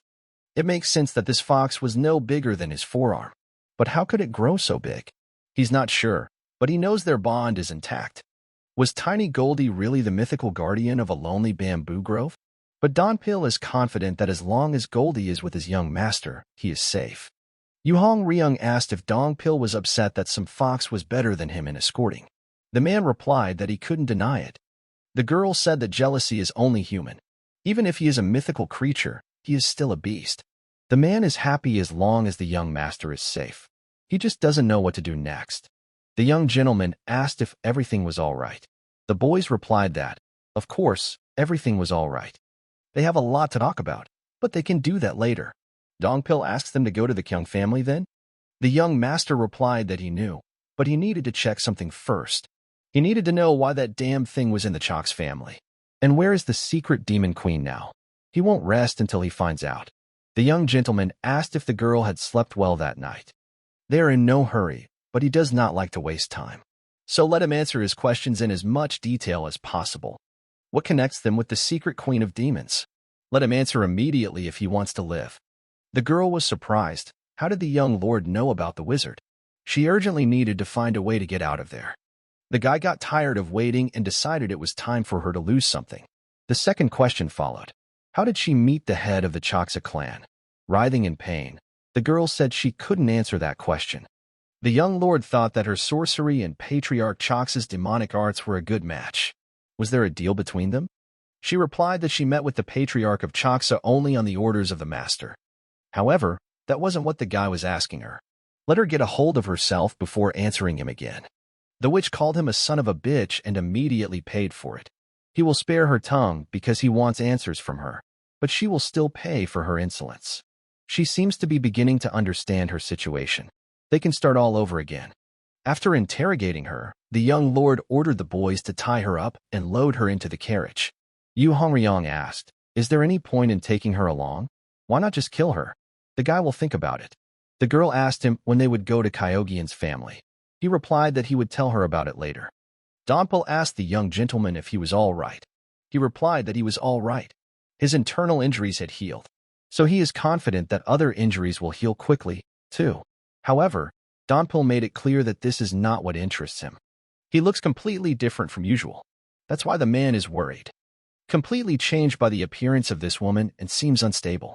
Donpil would not dare to ask about his thoughts or fears. He apologized and said he only mentioned it because he was worried about him. If he crossed the line, he would accept any punishment. The young man replied that he could not explain everything now, but he had already chosen his path in life. It will be nothing like before. It will be dangerous. There will probably come a time when he will have to use him as a pawn. Donpil replied that even in that case he would gladly carry out his orders. His loyalty is not due to his status in the cult or the fact that the young lord is an outstanding martial artist. Donpil would follow him no matter what path he chose. The young master wanted to give him a choice. Knowing that he has chosen the path is different from not knowing. His devotion is almost disappointing. Perhaps it is what has freed him from his prejudices against divine worship. Guy ordered him to tell the squad leader that they were leaving in half a day. They were not going to Kion's family. They needed to go to a treasure room he hadn't visited in years. The closest one scattered across the central plains. They head to Hunan, to the flat rural valley of Mount Hengshan. Let him report this to the squad leader and tell the head of the Kyogian family to meet them in the valley near the plain village with all the necessary documents. And let him also tell him that he will consider it a refusal on his part if he does not appear. This invitation is very displeasing to the Kyungyong family. They cannot accept it. There is a suggestion to send a message to the cult instead. Zhang Rizan, the patriarch of the Jiang family, asked his younger brother what their message should contain. He said that they would deliver exactly what the Inspector General told them to. Zhang Rizan knows that the Inspector General is appointed by the Demon Lord. Complaining about the Inspector General is like asking questions to the Demon Lord himself. Younger brother Zhang Riqian asked if he was suggesting that they submit. How would other families view them after that? The patriarch replied that he never cared about other families' opinions. Zhang Riqian thinks that even so, they can look down on them. This made the older brother very angry. Chung Rihong said he was sorry. He shouldn't have said that, but his position remains unchanged. And I'm sure others will object, too. Patriarch Zhang Rizan said that no matter how reasonable the answer is, If the divine cult does not agree, their word is final. They're in a position where they have to follow their orders. Everything happens according to the will of the demonic god. This is the essence of the relationship between the 7 families and the divine cult. Zhang Riqian doesn't understand his brother because he tried to free them from these ridiculous obligations. He wanted the autonomy of the 7 families. He is not like the Jiaxia family, who only act in their own interests. His older brother advised him to refrain from making such dangerous statements. He thinks that if they do as the Inspector General says, they will never achieve their goals. Patriarch Chung Rizin says that he needs to think about it. He is free to go. He found this strange, since they were asking for the accounting books to be brought. If they are not, they will probably be marked as failures. This is not the correct procedure. What if he changes the records? The Inspector General did not send this message because he sincerely wanted to evaluate them. Mount Hyun is not far away. He has no choice but to go. He told the clerk that they would go to Mount Hyun that evening with the Sea King's guards. And he told me to collect all the accounting books for the trip. Meanwhile, the party stopped. They did not know whether they were going the right way. People do not go that way. He answered that this was the right place. Let them leave the carriages and horses here, along with a squad of berserker demons. The entrance is narrow and spacious, but not large enough for 100 people. Yu Hong Ryung asked if that meant they would keep them here on standby. He replied that yes, she should go too. Let him inform his team about this to avoid rash actions.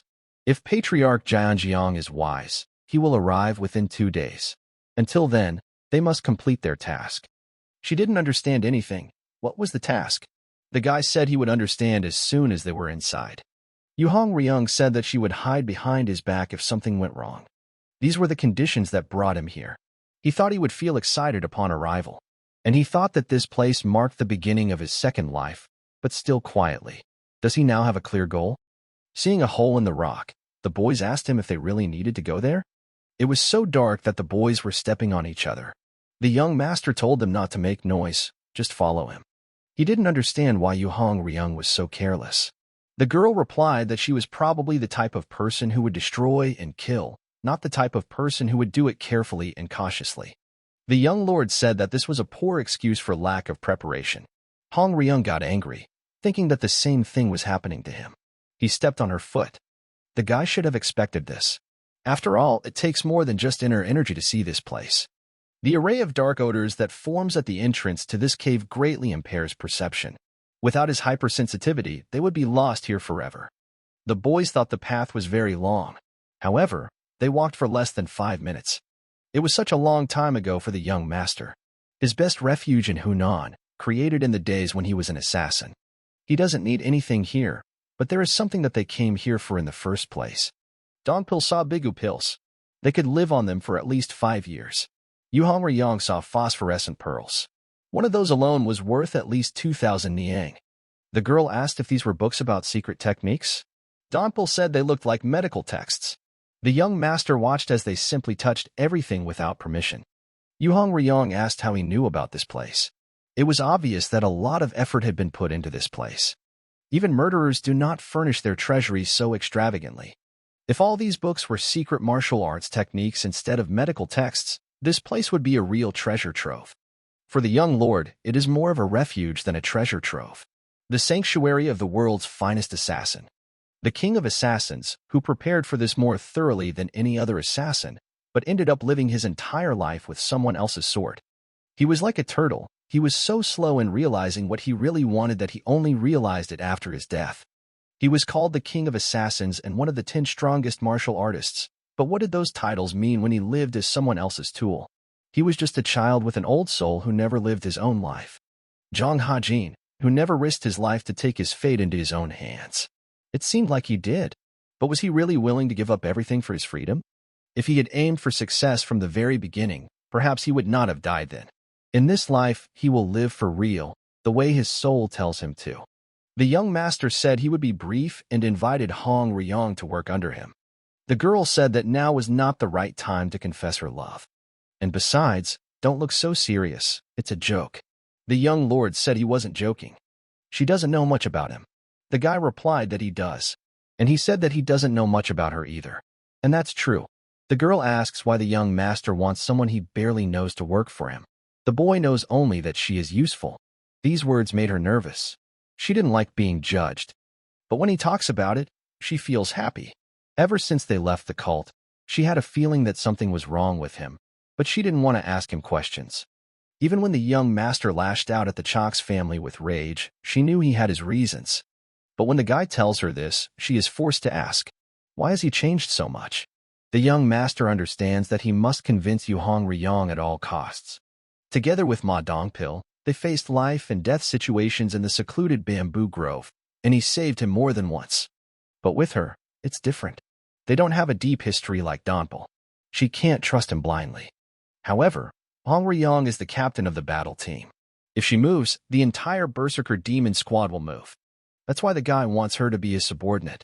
And that's why he needs to be more serious now. He harbored a grudge against the steely Bloody Fortress and the righteous Heavenly Union that they, the boys, could not comprehend. The girl thinks that any member of the divine cult would hate these two. However, the young master doesn't just hate them.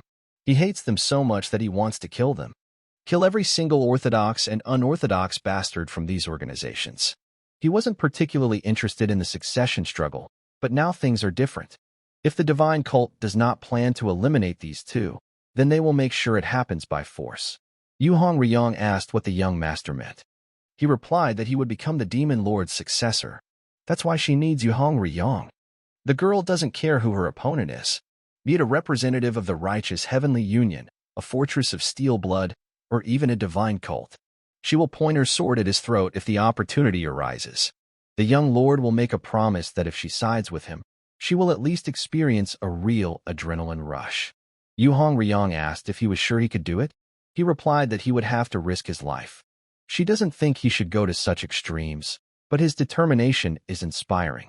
The young master threw her a small box and told her to take it and decide for herself. It's not as strong as the heavenly demonic divine realm, but it's still a top-level miracle medicine. Let him consider it a bribe and an offer. Yu Hong doesn't like to use her brain, but since it's real, she agrees. However, she has one more condition for him. She wants a new sword. The young lord called her a thief. Does he even know how valuable this medicine is? The girl remembered that he himself said that this medicine was not as good as the heavenly demon divine sphere. The guy replied that she was overestimating her own merits. Dongpil watched their conflict from the sidelines and wondered if the commander of the demon berserker squad had asked him for his sword. The young lord gave her a sword gun in the shape of a tiger. This is a divine weapon, once known as the White Tiger Sword. It suits her perfectly. It is one of the 4 divine weapons. Does she like it? The girl replied that it was not bad at all. It was so brilliant. She was certainly crazy, said the young gentleman. He told her to sit down opposite him. If she was finished with the miracle cure, they didn't have much time. They are going to concentrate all the chi in her energy core in just one day, so she had better be careful. Otherwise, all the valuable chi will be wasted. She was a little scared. How much did the young master intend to boss her around if he even helped her with chi circulation? The young master remembered that the girl had said that it had also benefited him that she had become stronger. He's not sure she'll last even a year with all that investment. But will he be alive in a year? At the moment, everything is going as it should. Meanwhile, the Kyungjiang family has already arrived. The head of the family, Zhang Ri-san, asked to be sent to the inspector general. Jie Du-hyun, the captain of the second team of the Berserker Demon Squad, greeted the Kion family. The man said it would take some time. He would let them know. Zhang Rizan asked if he was not here. He replied that he was right. Patriarch Chung Rizan said it was unpleasant. He should have at least observed basic etiquette when addressing the patriarch. Where is he now? Jie Du-hyun noticed that his chi waves were disrupting the flow of the atmosphere around them. He had to avoid conflict until the squad leader returned. The man told him that they had gone down a narrow path behind them, but they had been ordered to stand guard here. Patriarch Zhang Rizan is angry. Why is he calling them and then making them wait? What does this mean? Let him tell the inspector general that he will be patient just this once. But if he does not appear in an hour... Someone appeared on the mountain and said that the patriarch was so scary. How should the inspector general behave in front of such a scary person? Who's there? Asked the family patriarch, Chung Rizan. Who dares to say such a thing? Yu Hong asked what they should do. Maybe they wouldn't mind his shitty attitude this time. A squad of angry demons greeted their leader. The patriarch was surprised that this woman was the commander of the Berserker squad. Her demonic energy exceeded his expectations. Zhang Rizin said, "She is quite arrogant. A mere squad leader should not address the patriarch of the 7 families of the demon cult in such a way." The girl replied that if he wanted manners, he should not have acted so arrogantly. He started it in the first place. The man said he could kill her with one word. Yuhong Ryung replied that if she were afraid of death, she would not be the commander of the demon berserker squad. The patriarch was surprised by such unprofessionalism. It seemed she really wanted to die. The girl replied that she should try. A young gentleman came and told her to stop. He sent her to greet the guest, and she almost started a fight. The boy asked if he was Zhang Rizin, the head of the giant Jiang family, slapped Hong Ryung and told her to calm down. She is fighting the demonic energy with the miracle medicine and chi circulation. The young master apologized for his subordinate's rudeness. Don't let her hold a grudge. Zhang Rizin was surprised that the inspector general greeted him first. He was being polite by calling him here. The man also greeted him. The young master said that it was better to skip all the unnecessary things. Since he was busy anyway, let them finish it. This chest contains the accounting books for the last 3 years. Hong Ryong asked Dong Pil if he was sure young master was okay. The guy didn't look like he'd just passed out after taking all those miracle drugs. Stabilizing the internal energy of someone who has mastered a completely different kind of demonic arts is no small feat. Dong Pil said not to worry. The young master is much more powerful than they can imagine. Suddenly, the young gentleman set fire to the chest containing the account books. He said they seemed real, so he finished his work. "What does this mean?" asked the patriarch. The guy replied that he would give him a fair assessment in the report, so they needed to talk. The young master needs his cooperation for the sake of the cult. Zhang Rizin asked, "What does he mean?" The guy said they needed to destroy one organization, but they didn't have enough people. They seek to destroy the Demon King's clan of battles. This greatly shocked Zhang Rizin, because the demonic clan of the Battle King is one of the 7 families. He asked the young gentleman what the reason was. The young man replied that he was simply trying to faithfully follow orders from above. The patriarch said it was complete nonsense. It wasn't just a place, it was one of the 7 families. There was no way they wouldn't give the inspector a reason if they ordered a place like that to be closed. The young lord remembered that the head of the Chok's family had said the same thing, and now the master himself had spoken about it. "What does he mean?" asked the patriarch. The boy replied that he was very upset and disappointed that the sect did not explain the reason. And anyway, why should the inspector explain to the patriarch that he must do what he is ordered to do? If the guy doesn't explain why, he is rejecting the sect's order. Whether or not to tell him the reason is the inspector's business, and the young lord is not obliged to do so. He is the representative of the demon lord. This whole story makes him think about how the heads of families really feel about the cult. Or does the patriarch think that their sect is like a good alliance where families are equal? Zhang Rizin replies that it is not like that at all. Despite this, the alliance can give orders to its subsidiary families and clans. But how can the head of a demonic sect family show signs of discontent that even the subsidiary organizations do not show? Or does the patriarch of his family harbor hatred towards the demon lord? These words shocked the patriarch's squad. His condescending attitude towards the head of the family, while the boy is just an inspector. If Zhang Rizin gives the order, they will kill him. The young lord had tolerated his arrogant behavior so far out of respect for his family's status. But let him not take his patience for granted. If the patriarch brazenly demonstrates his power again, he will immediately punish him. The guy is a busy man and has other things to do besides this. He will ask the last question and hope that the man will answer it correctly. Can Patriarch Zhang Rizin help him? Or does he want the boy to come back like this? He wonders if their family really still belongs to the cult, or is it a traitorous family? Birdseye usually refers to the northern boundary of the Central Plains. The word Central Plains is now used to refer to regions other than the Central Plains. In other regions, there are 4 major sects in the martial arts world. The Northern Ice Palace is in the north. The Sword Palace is in the east. The Palace of the Heavenly Dragon is in the west. And the Palace of the Monster is in the south. These palaces are known as the 4 Outer Palaces. Despite being weak powers due to their geographical location on the border and the strength of the martial arts world in the Central Plains. But if they start interfering with the Central Plains system, history will change. The 4 Outer Palaces maintain contact with the political faction and penetrate the Central Plains. This time it is the Sword Palace. Demon Sect, Military Administration. Commander Mudam has come to visit. He asked the strategist general if he remembered how in the past they had sent a convoy to the city of Huang and how it had suffered at the hands of the monstrous palace group. Hyo Yo-sung replied that he remembered. It was an event that was hard to forget. Recently, unknown masters appeared in the area of the Northern Ice Palace. They have not yet formed a real investigation team, so they do not know where they came from and who they are. The Court of Defense formed a surveillance team. It seemed there was a high-value target in the area. Commander Mudam was surprised. The general strategist already had an idea. He revealed it in a few words during their last conversation. The man confirmed that he said so. Hyo Yo-sung asked if it was a secret from the defense court's point of view. He was too quick to admit it. Commander Mudam is honest and frank, hiding nothing. He is different from other soldiers who use their smiling faces as a shield, waving all kinds of weapons. And he understands that he must be careful not to talk to the strategist carelessly or try to find out his intentions. The Court of Protection Squad is currently secretly heading to a private security facility. They also need to take precautions against unexpected danger. Hyo Yo-sung understands why the commander is worried, but these mysterious masters would never touch the personal guards of the protective courtyard. More precisely, the special convoy is not their target.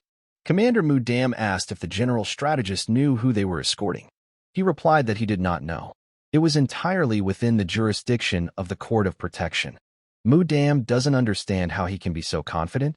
The general strategist replied that the goal pursued by the mystery experts was clear. Mudam asked who these experts were. He replied that he could not say yet.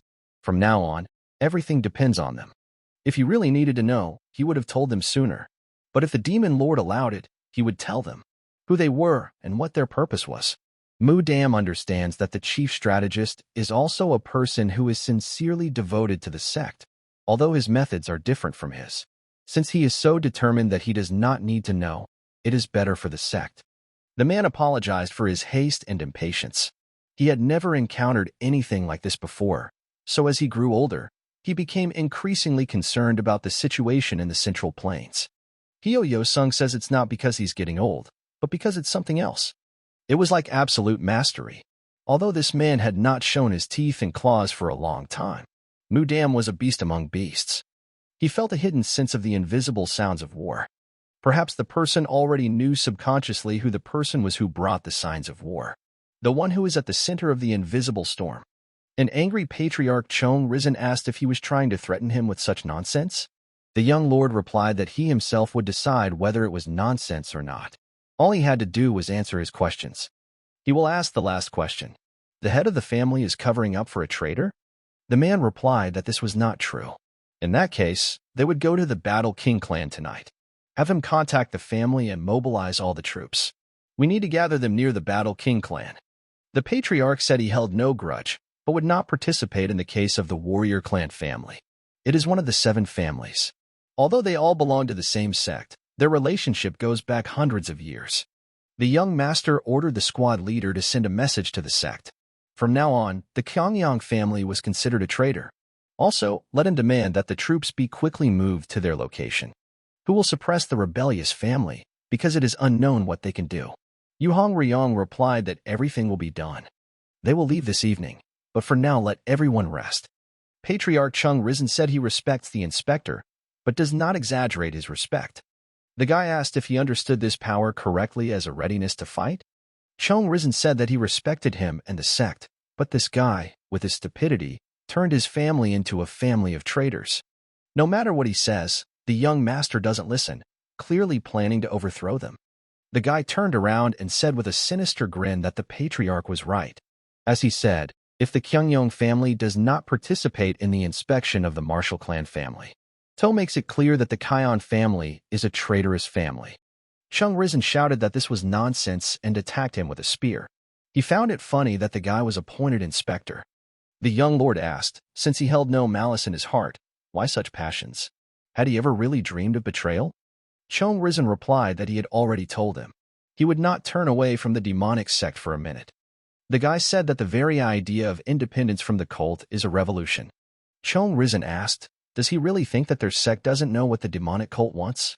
The young lord replied that the fact that he did not say it out loud was a sign of respect for him and his family. Some papers don't matter. The most important thing is what's in his heart. All the ledgers were real. If he had brought false ledgers, he would have immediately declared the family traitors, but the patriarch did not do that.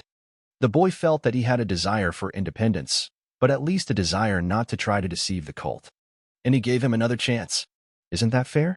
He wants to fight after all this? Seeing the inspector's ability to control his power, the patriarch realized that he had exceeded his expectations. Suddenly everyone saw something that looked like a monster. It looks like madness. At that moment, Patriarch Chung Risen realized that he had made the wrong decision. Zhang Risen was shocked by what he saw. Did this fox really report to the Inspector General? The young gentleman asked if he had anything else to say. The man replied that the inspector had mentioned that everyone in the divine cult knew that he was out for revenge. So they sent him instead of the troops to destroy them all. Sending an inspector is an opportunity in itself. Zhang Risen threw away his weapon. The third young lord saw this and asked if he would cooperate in the arrest. The patriarch replied that he wanted to free himself from the divine cult, but he did not share this desire with anyone. And they offered to finish him off. He was the only one who was tainted by this evil and dangerous ideal. No one in his clan knew about it. Let him kill him here and now, but spare his clan. His life has no great value. The young master asked him one last time. They are heading to destroy the demon clan of the Battle King. They lack strength. He extended his hand and asked if the patriarch could help them. It seemed that this could not be resolved except by his death. Zhang Risen realized that if he did not help the Inspector General, he would have no choice but to turn to the divine cult for help.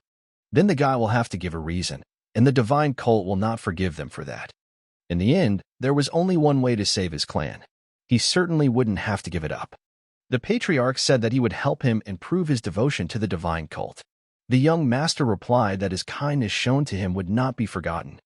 Meanwhile, the fifth young mistress, Ju So-yun, was practicing her kicking technique on the rocks.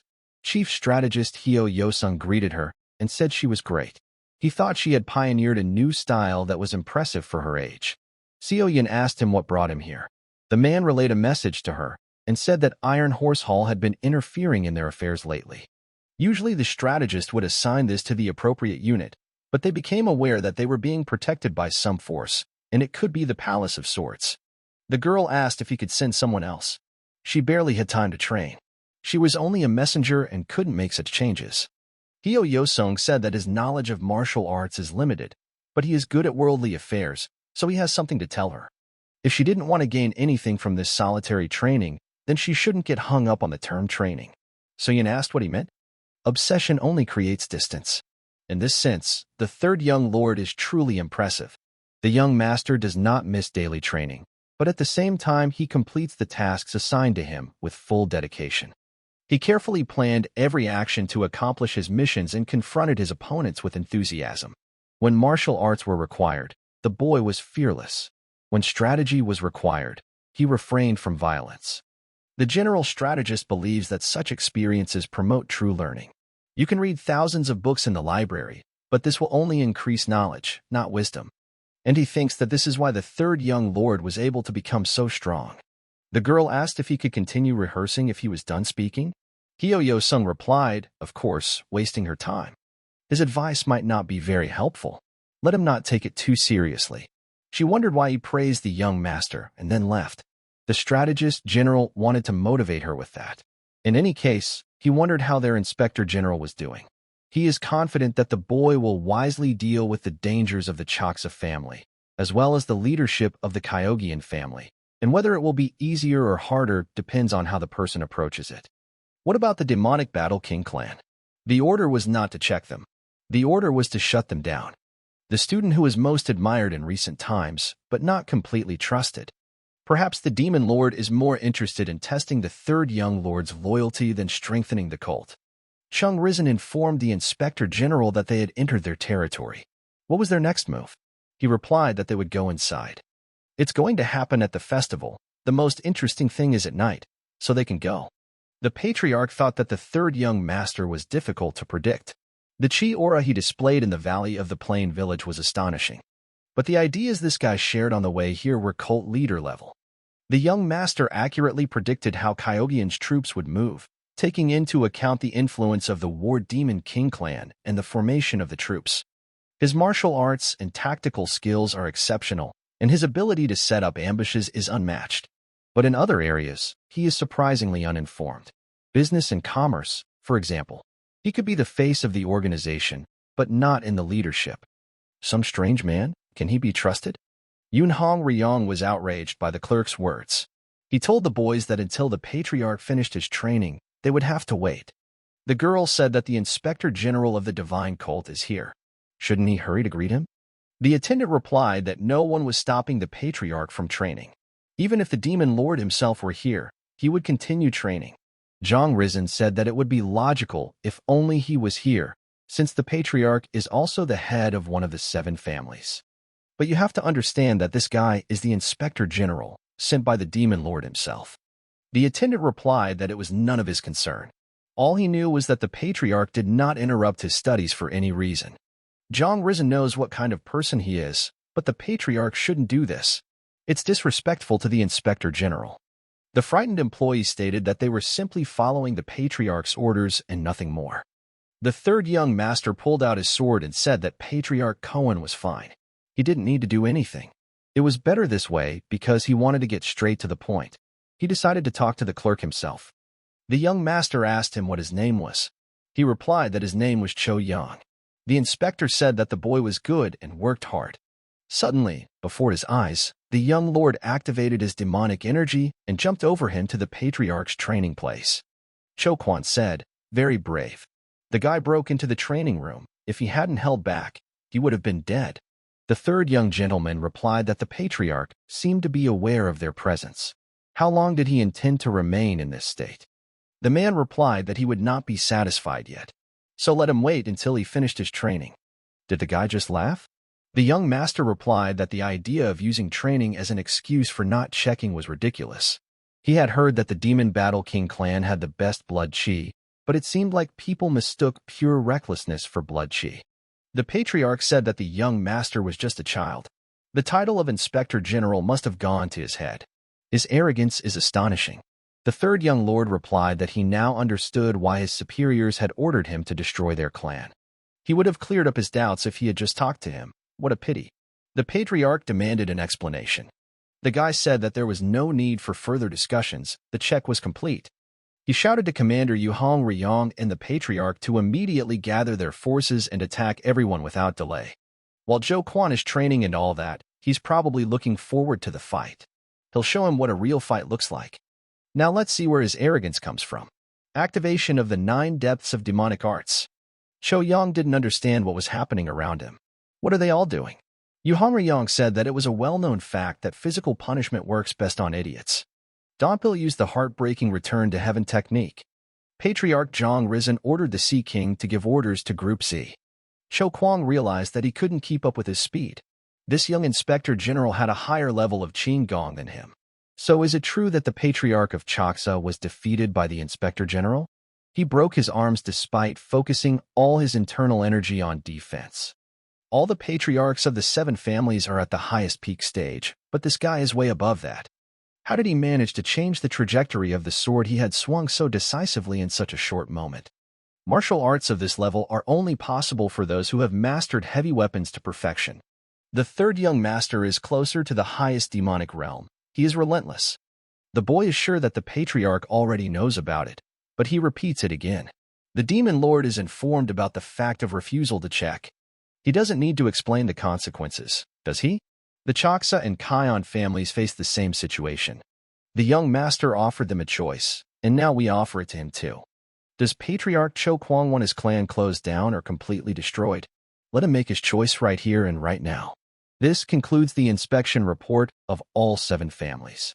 The demon lord asked the chief strategist if he thought the third young master had done well. The man thinks the guy did a good job. His approach was quite aggressive, but the results exceeded his expectations.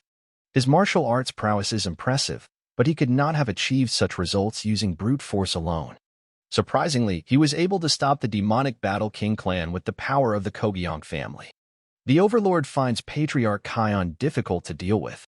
He is not a man who can be easily coerced into submission by force or persuasion. Hyo Yosong said that convincing such a person to overthrow the demonic Battle King clan was commendable. Thus, his fighting prowess was combined with his wisdom. He knew the boy was smart, but he did not think he was such a genius.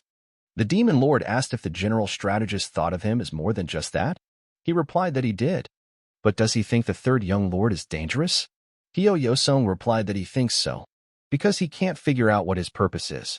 There are many types of cult members. Some are focused on fulfilling their mission. Some resent the tasks assigned to them. Some put survival above the mission goals, while others seek personal gain from the assignments. Lee Jong-sun asked if he meant that the third young master did not fit into any of these categories. The strategist replied that yes, to be precise, he could not understand it at all. The Lord suggested that the general strategist take a short walk. If you ask Hyo Yo-sun if he doesn't understand him at all, it just means that he overestimated him. This guy finally made a decision, otherwise he wouldn't have completed his mission so successfully. The Lord does not know for sure, but assumes that the third is ready to admit his belonging to the cult. The man asked if he had said when he would return. The strategist replied that when the inspection was completed, he would have to return. However, the report did not mention when he would return. What about the people from the Sword Palace? He said that they were in the southwest region of Hunan, but they had not done anything for the past 10 days. Fortunately, the third young lord did not meet them during his journey. He thought that it would be dangerous even for him to meet them. Hyo Yosung raised a fever. Why is the demon lord silent? Could this be a trap? He'll tell them to come back immediately. He doesn't have to fight those bastards once the inspection is over. Lee Jong-sun said to leave him alone. If he encountered them, they would fight. If not, he would return without incident. But this guy is now the Inspector General, which means he acts as his representative. Engaging them in battle could trigger a war. Is this what the demon lord really wants? The man replied that he didn't need it. He just didn't intend to avoid it if that was his fate. Ho Yo-sung said that he would give the criminal law hall master permission to leave the sect. He replied that it was his right to do whatever he wanted. The general strategist thinks he is a terrible man. He is completely indifferent to the fact that allowing the head of the criminal justice system to leave the cult is contrary to what he calls destiny. He still lacks something, but that is why the strategist trusts him. Lee Jong-sang believes that a general strategist should not be afraid of results. The demon sword family is pure as they expected. The inspection is complete. Well done, young master, Yuhong Ryong said. The guy didn't expect her to be so kind to him and believes that the medicine really helps. The young master also said that they had done a good job. Hong Ryong replied that it was nothing. She asked what they would do with the hostage from the Choksa family. Her condition would worsen in a few days due to high fever if they did nothing. They go to the branch and consult a doctor. After she recovers, they return to the divine cult. The young master thanked her for accepting his offer. However, she would have to wait until he returned to play. Hong Ryung asked if he would come back with them. He replied that he and Dong Pil had somewhere to go. Now his goal is clear. He must become the heir to the divine cult at any cost. It is not about claiming the title of the cult leader. This role is not quite suitable for a person like him. There is one more matter that requires the patriarch's help. The young master asked if he could go with them. The boy understands that, by becoming the successor, he will gain significant power and influence, and will even be able to command the forces of the divine cult. The man asked where they were going. For this, he needed the Choks family first. Meanwhile, the Choks family's curator was having a bad day in his life. He thought his life would improve if he got a high position in a respectable family, but the whole family fell apart because of the monstrous inspector. However, now is not the time for such behavior. He needs to pull himself together for his own good. Suddenly, a voice came from the darkness. A man asked if he was the manager of the Choksa family. His name was Jang Wu-wai, the curator of the Choksa family. With one swing of his powerful sword, the man simply wiped him off the ground. Deputy Master of the Sword Palace, Mok Ganin. He asked his assistants, what about the others? The guy replied that they were on duty about 20 kilometers from the Choks family. Given that the security system was weakened, it wouldn't be difficult to get closer. Reinforcements are not being sent to the 7 families either. It seems the news has not spread yet. The MP asked what about the guys from the demon cult? He replied that it was unknown, but he thought they would have intervened by now if they had been informed.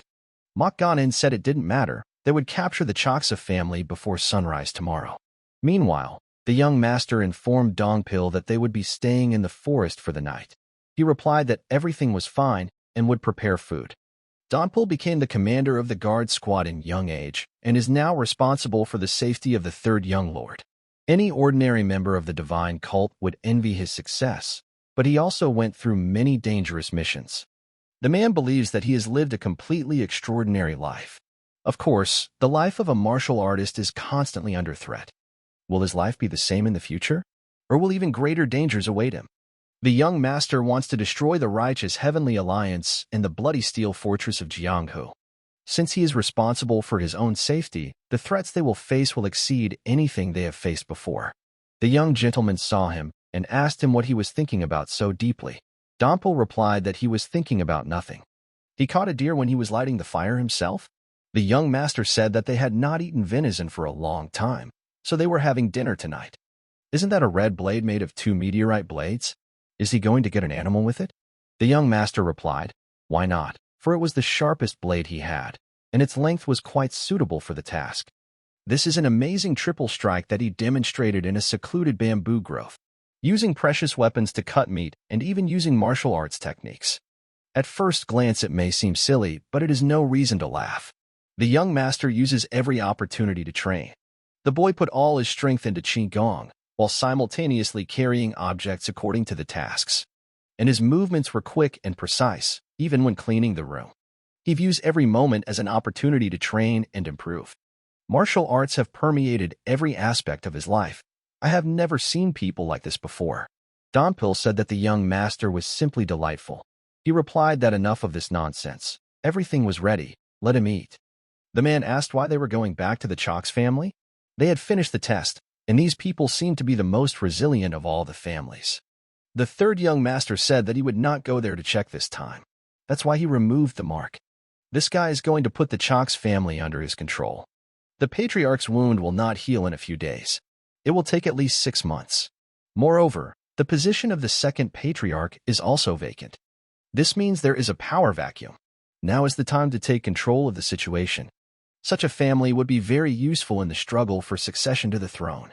Dompel asked if it were possible, would Patriarch Kyungong allow it? But why not? The young master said. Isn't he worried about one of the 7 families gaining more power? The guy replied that the patriarch might, but it's not a problem. He's also going to lead the Jianjiang family. Gogan is the 6th young lord's father. Is he sure it's possible? The young lord said that he didn't do everything he did because he knew it was possible. He just believes that it is. He will try, and if it works, he will adjust his strategy. But until then, he will do the best he can. Then Dongpil said that he would help in any way he could. The young master replied that of course he should serve him all his life for all that the boy had given him. He doesn't think the Kyagyong family or the Choksa family will be a big problem, but he suddenly gets a bad feeling. Suddenly, their dinner was interrupted by Hong Yoren, trembling with fear, holding a sword in her hand. The girl said it was him. Is it his fault? Is it his doing? The young master was shocked to see her. What is she talking about?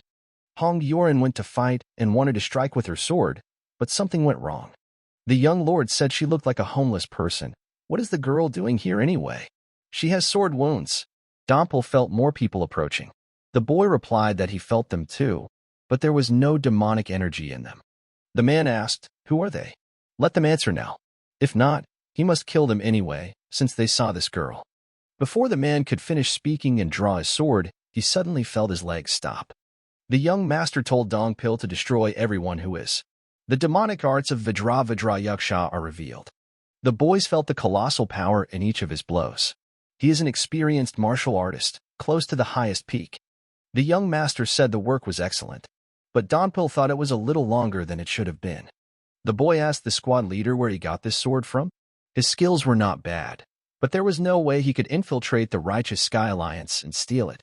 Judging from his chi, they are not from the Righteous Heavenly Alliance. So where did he get one of the 28 Righteous Heavenly Blades? The man asked how he recognized this blade, if he himself was connected to a demonic cult. The young master said that he had to answer his questions first. Should they die just because they saw this girl? Looks like he'll have to take that back. The moment he picked up that shitty sword, his fate was sealed. The young master has an aversion to the Righteous Heavenly Union. So these guys ambushed the Chok family last night and trashed the house? The Chok's family isn't weak enough for these guys to take over overnight. How many were there? The 7 families of the demon cult are as powerful as the 5 great clans of the Orthodox Murim. It is difficult to find a power greater than that of the 7 families of the Zhongyuan demon cult. She has lost her mind from shock. The young master does not think he can get anything more out of her.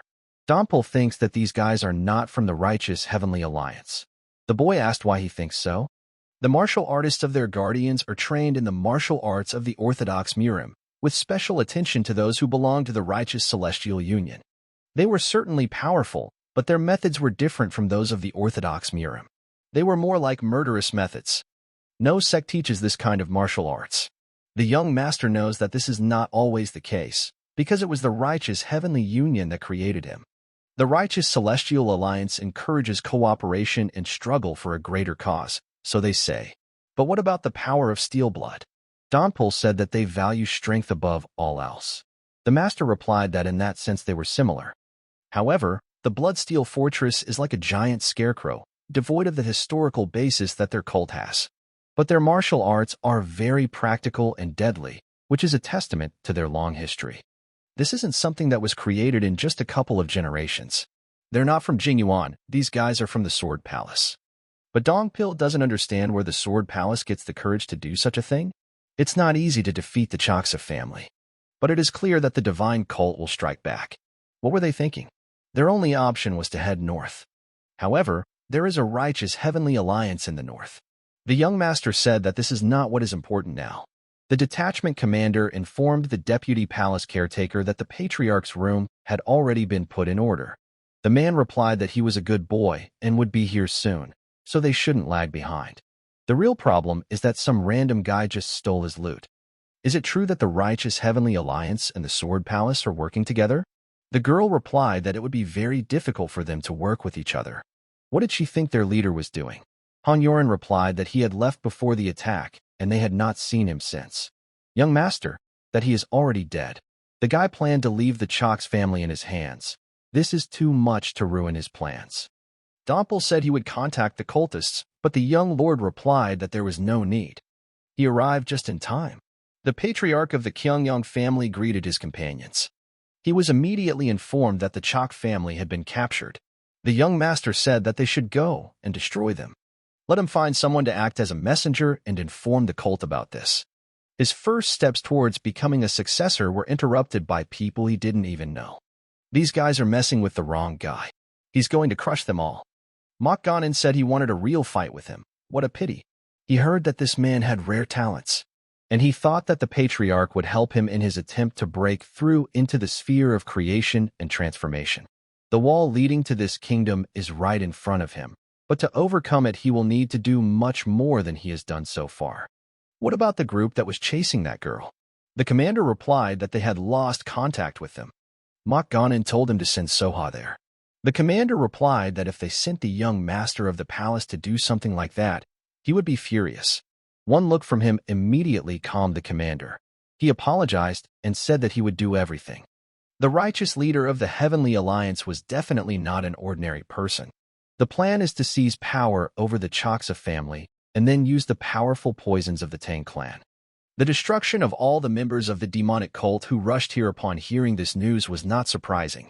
He offered to include their swordsmen in the alliance so that they would no longer be considered enemies. They were even given rare swords and secret techniques as rewards. This would increase the strength of the Heavenly Alliance, giving them an advantage against the unorthodox Murim. He agreed to cooperate with a man who was too dangerous. He needed to be on guard at all times. Dam Sung is skilled in politics and manipulation. For the sake of the palace, Mok Gangin had no choice. The scout arrived and reported that all preparations were complete. They also received a message from the righteous Celestial Alliance. It says they will send a guide in 2 days at midnight. Mok Ganin ordered the news to be spread among the unorthodox Murim that the 7 Choks had been defeated. The young palace master, Soha, had already picked up the boy's trail. His assistants said that several hours had passed. The guy replied that he knew those idiots couldn't catch even one chick, and now he would have to look for them. Suddenly someone asked if they were looking for a girl. Everyone froze because they didn't understand who was coming towards them. The young foreman said it wasn't bad. A little rough, but not bad. Most martial artists wouldn't last a round with him.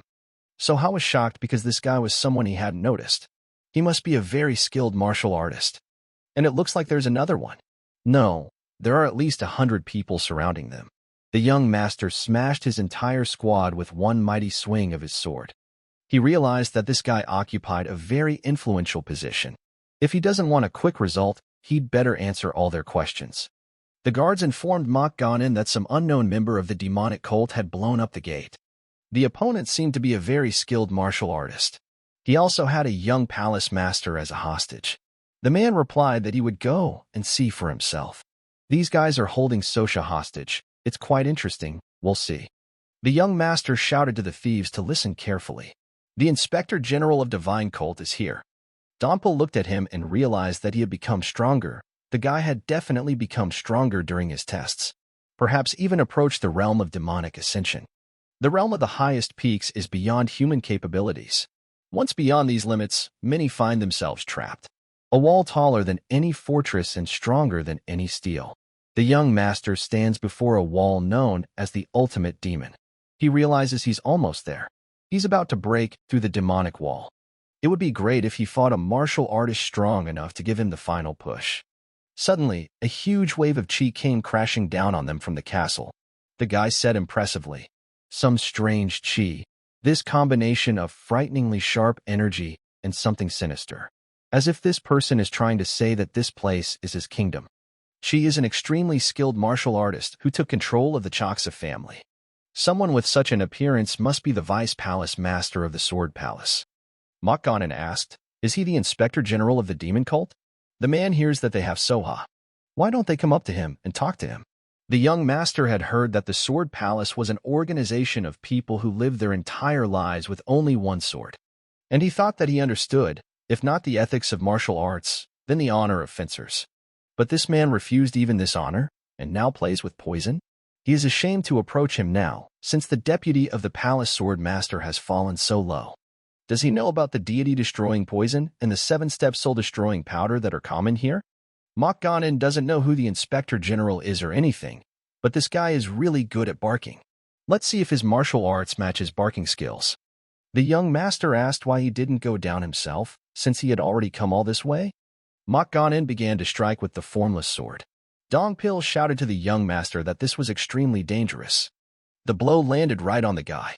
Dompel asked if he was okay. The third young master said that it would not be easy. Swinging his swords, he released his chi onto the palace. Mokgonin tried to block his blow, but it was too late. The young master asked if that was a good enough answer. The man said it was quite good. An unknown force has captured the Chok's family. They need to hurry. And it is quite possible that the third young master went there after completing his service as an inspector. They're strong enough to take control of the Chok's family. The young master will be in danger. The master of the criminal law Holgwagu thinks that they are too slow. They might be late. He orders everyone to stop and get off their horses. They must reach the Choksa family before sunset. They will use the jogging technique for the remaining distance. He will cut the neck of anyone who gets in his way, but they will definitely get there in time. The young gentleman shouted again that he was the Inspector General. The guy forgives everything, but will not tolerate those who ruin his plans. He will kill all the bastards and not allow them to even try to escape. This land will become a farewell land for them. Patriarch Kyogian was informed that the Choksa family headquarters was full of poison. Let the guards wait until they finished removing the poison. What the hell was the young master going to do? He shouted at the top of his voice forward, hoping it would work. Mokgonin didn't understand what this feeling was. He didn't know whether this guy was a monster or a human, but this powerful force was not easy to suppress. He ordered the guards of the Sword Palace to prepare for battle. Would they dare enter, knowing how much poison there was? If a person is poisoned by this poison and does not get vaccinated, he will live his entire life with great damage to his internal energy. These two will fall as soon as they pass through the gate. The young master told Dongpil to keep an eye on him. He replied that of course he would. Mokgonin was angry. How dare these idiots underestimate him? He doesn't know what they are going to do here. The young master said he was trapped. Let him try it. I was distracted by this attack, so this guy kept bullying him. He used his attack to disperse the poisons around him and get in here. However, his condition worsened. The poison increased his internal energy expenditure. The young master said that this poison is very simple. First, he will calm his energy. And then he activates the 4th stage. He won't stop until he destroys them. Watching this from the mountain, Patriarch Chong Risen realized that this guy had finally broken through them. The guy himself scattered all the poisons. He was clearly half a level higher than the others, but he only got through to the outer circle. Toxic dust rose from all corners of the Chalk's family home and into the sky. Excellent. The young master's fox has also removed the poisons. This is the beginning of the end. Now the road is open.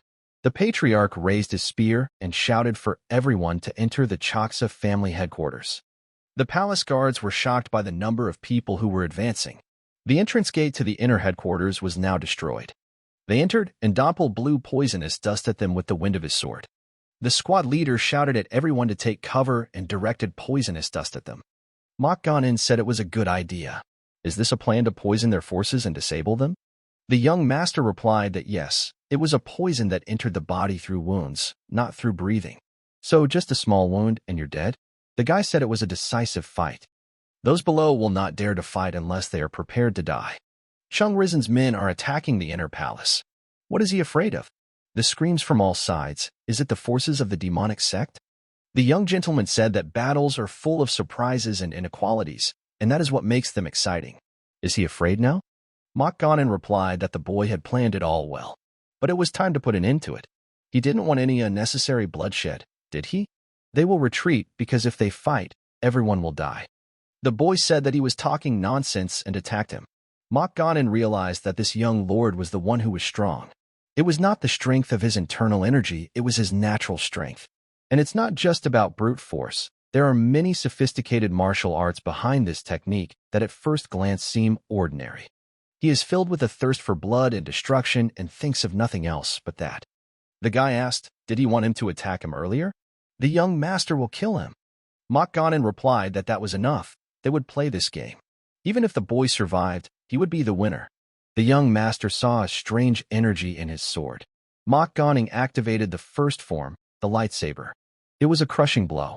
What? Like if you believe he's alive after that. Li Zhongxin felt something strange. Although he came here from time to time, he had never felt such a temptation as today. What is this place trying to show him? Could something happen? Does this reflect my heart? Or is it some kind of emptiness? How many secrets does this place conceal? Is it possible to know them all? Is this lotus flower a sign that there is hatred somewhere in his heart? No, it's not in his heart. So who is he? A new demon was born. It is born very quickly, even before he turns 30. A young man who died from a demon attack tries to overcome his transformation into an extreme demon. The boy had reduced the power of the demonic wall by incorporating the martial arts of other sects into it, but the speed of his growth was still astounding. Li Zhongxin asked if he meant that the young master could become a monster if such a goal was set before him. The demon replied that no matter who the third one becomes in the future, he will not be disappointed in him. Now this guy is not just a piece of entertainment for him to watch. The young lord has become a master who can work with him like the elders of the demonic sect and the council. However, he will still need to be looked after. No one knows whether he will return alive or whether he will suddenly end up in another part of the world. How soon will we know if he will return alive? The shift is one of the most advanced footwork techniques. Your body moves at lightning speed, but you leave a visible shadow behind you where you just were. The third young master said it was close. But is he ready to fight right now? Mokganin didn't understand how he managed to avoid the last attack. He didn't expect his footwork technique to be so perfect. This requires a significant expenditure of internal energy, which is a disadvantage. The young master decided to attack him from the air. He kicked the stone with his right foot as if it were a ball. Gathering his demonic energy into his sword, he delivered a powerful blow. One of the warriors of the Sword Palace told the commander that he would help the governor of the palace. However, the commander ordered them to retreat. They should also not try to fight off the poisonous fumes with swords. The poisonous fumes keep coming towards them because of their battles. The moment their soldiers are injured, they will be poisoned and will not be able to fight. The commander said there was nothing to worry about. They had invaded here, but it would be difficult for them to start a fight. If they tried to push back these fumes, they would end up on the deputy overseer of the palace. They will lose the advantage in this situation if the vice master of the palace is injured. This fight will decide their duel. Don't let them do anything rash. We must trust the deputy palace master. Mokganin noticed that the boy did not counterattack when he attacked him, but as soon as the man put away his sword, he immediately struck. Apparently this guy knows that the technique he just used requires a lot of internal energy. The young master is not only well informed, but also very good in combat. It's like watching an animal trying to chase a giant bison. An animal that deftly avoids the dangerous horns of a buffalo and tries to grab its throat is a real predator. Mok Gang really can't predict his next move. It's just amazing. Patriarch Zhang Rizan ordered his protege to open an escape route just in case. The boy asked, but the Inspector General is still fighting. Why is he giving them such an order?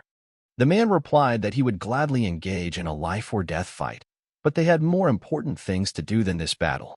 The young master said that he did not know how the situation would turn out, but if he lost, the Patriarch should not hesitate to remove himself and his troops from here.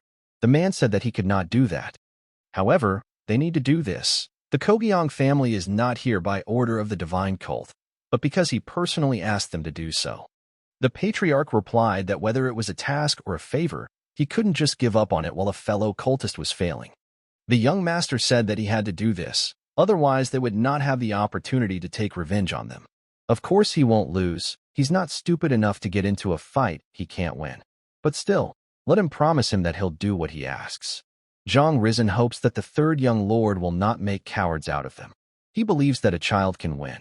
Mok Ganin finds it hard to believe that this guy is not even 30 years old, but he is already so strong.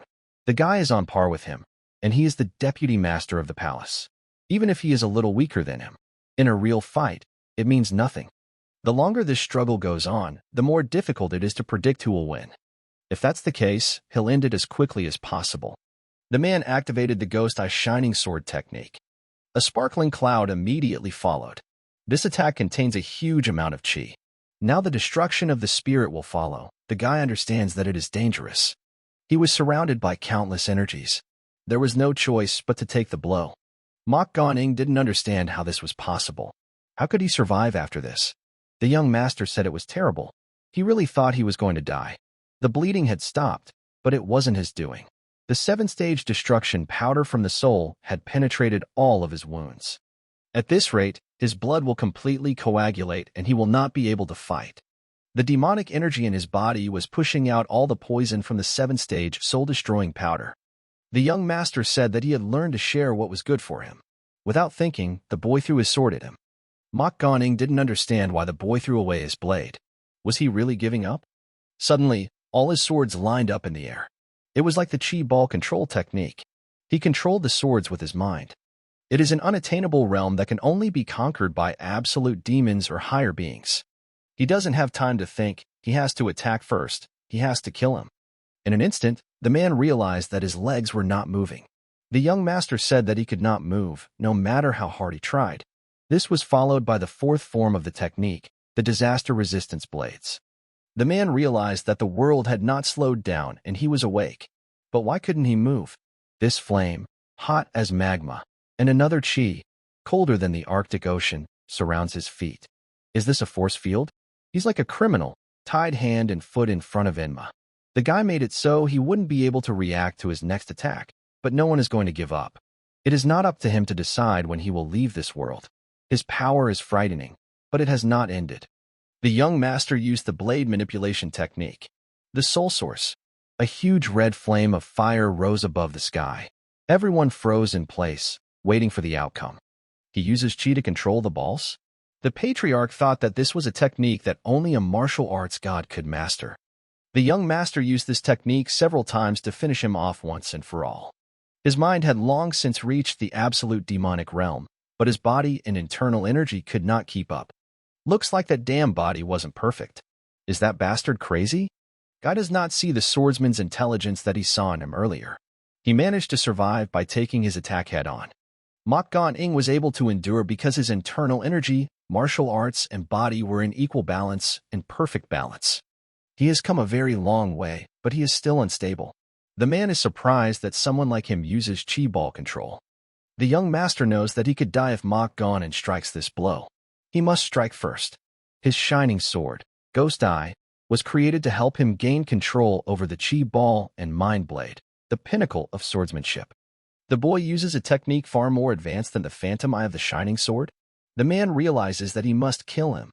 The young master is currently unable to stop him due to a lack of internal energy. It had been a long time since he thought he would actually die. Had that time really come? The boy wondered what to do now. Until now, he had been struggling with only one intention, to kill him. The young master is behaving like the people he hated most. Shouldn't protecting himself have been a higher priority than his mission? Wasn't survival the most important thing? His life was the most important thing to him. But why did he fight so hard? Mock Gang is sure that with such an injury the guy will not be able to move. Now he has definitely won. Third young master always hated it when someone took away his prey. But he knew that he shouldn't neglect himself. He could no longer stand on his feet and fell down from losing a lot of blood. The last name he said was Goldie. Master Gogu and his squad finally arrived. He was shocked when he saw a bright red light. The man ordered everyone to split up and go in search of the third young lord. Meanwhile, Goldie hypnotized her enemies with her magical gaze, and they began to kill each other. Mock Gawning didn't understand what was going on. Could this beast really have done this? This unreal creature. This is the embodiment of disaster. You could only read about it in legends. The young gentleman came to his senses and said that Goldie was a mythical creature guarding a secluded bamboo grove. Mock Gang froze in place. How did the guy end up alive? What's going on? And what is that expression on his face? Is he in ecstasy? Or has a demon consumed his body? His wounds are healing before our eyes. How is that even possible? Who is this guy? He can't be near him. He needs to leave, and quickly. Is this some kind of divine level of martial arts? He has an incredibly strong chi wave. The young master asked if he was a little disappointed with the martial arts he used. Now this guy will show you what real art is. This is a real hellish wind. One powerful blow from the young master's chi wave wiped Mock Gawning off the face of the earth. A devilish lotus flower bloomed amidst the bloody water. Another demon king was born on this great vast continent. Divine teachings are undeniable. All demons fall before Nick. Higuagu, master of the criminal law hall, welcomes the third young lord. His entire troop also bowed and greeted the young lord. The young master did not expect to see them here. The man replied that the chief strategist had sent them. He apologized for being late. Let him punish them as he saw fit. The guy told him to stand up. He put him in an awkward position. But is it okay? Master Gogu asked. He replied that it was the best he had. Only scars remain. No injuries or bruises. Heals so quickly. Those who, like him, have reached the pinnacle of the demonic martial realm can use their internal energy to speed up healing. The body makes the impossible possible, moving into a new reality. Master Gogu congratulated the boy on reaching the highest demon realm. He said that he was just lucky. The third young master is now one step closer to becoming the cult's successor.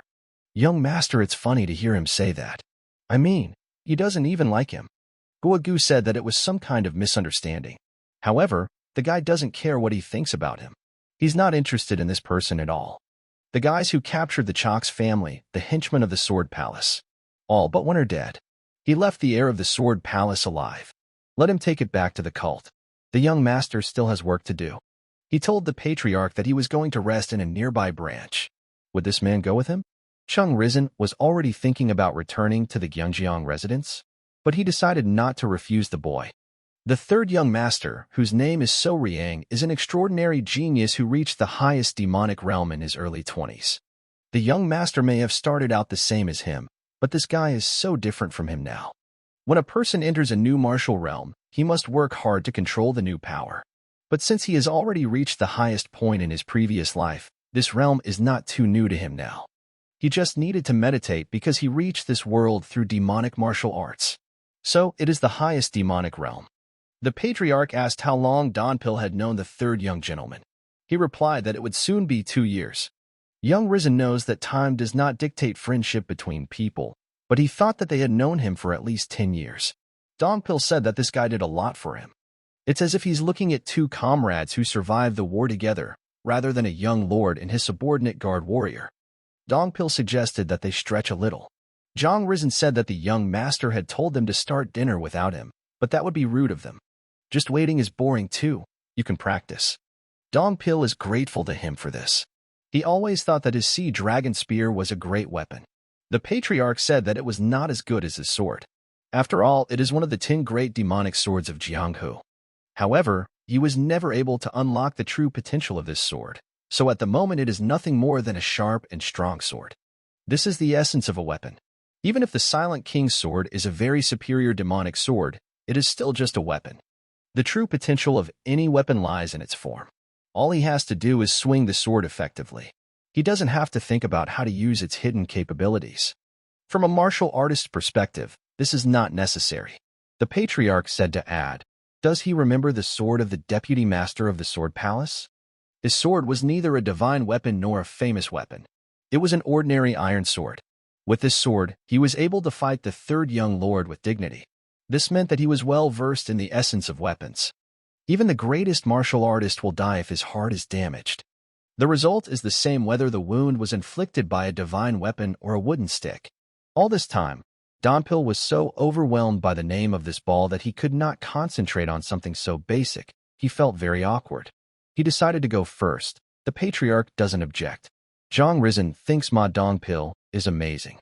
He fulfills his duties as the young lord's warrior escort, dedicating himself to martial arts. In essence, it is not talent.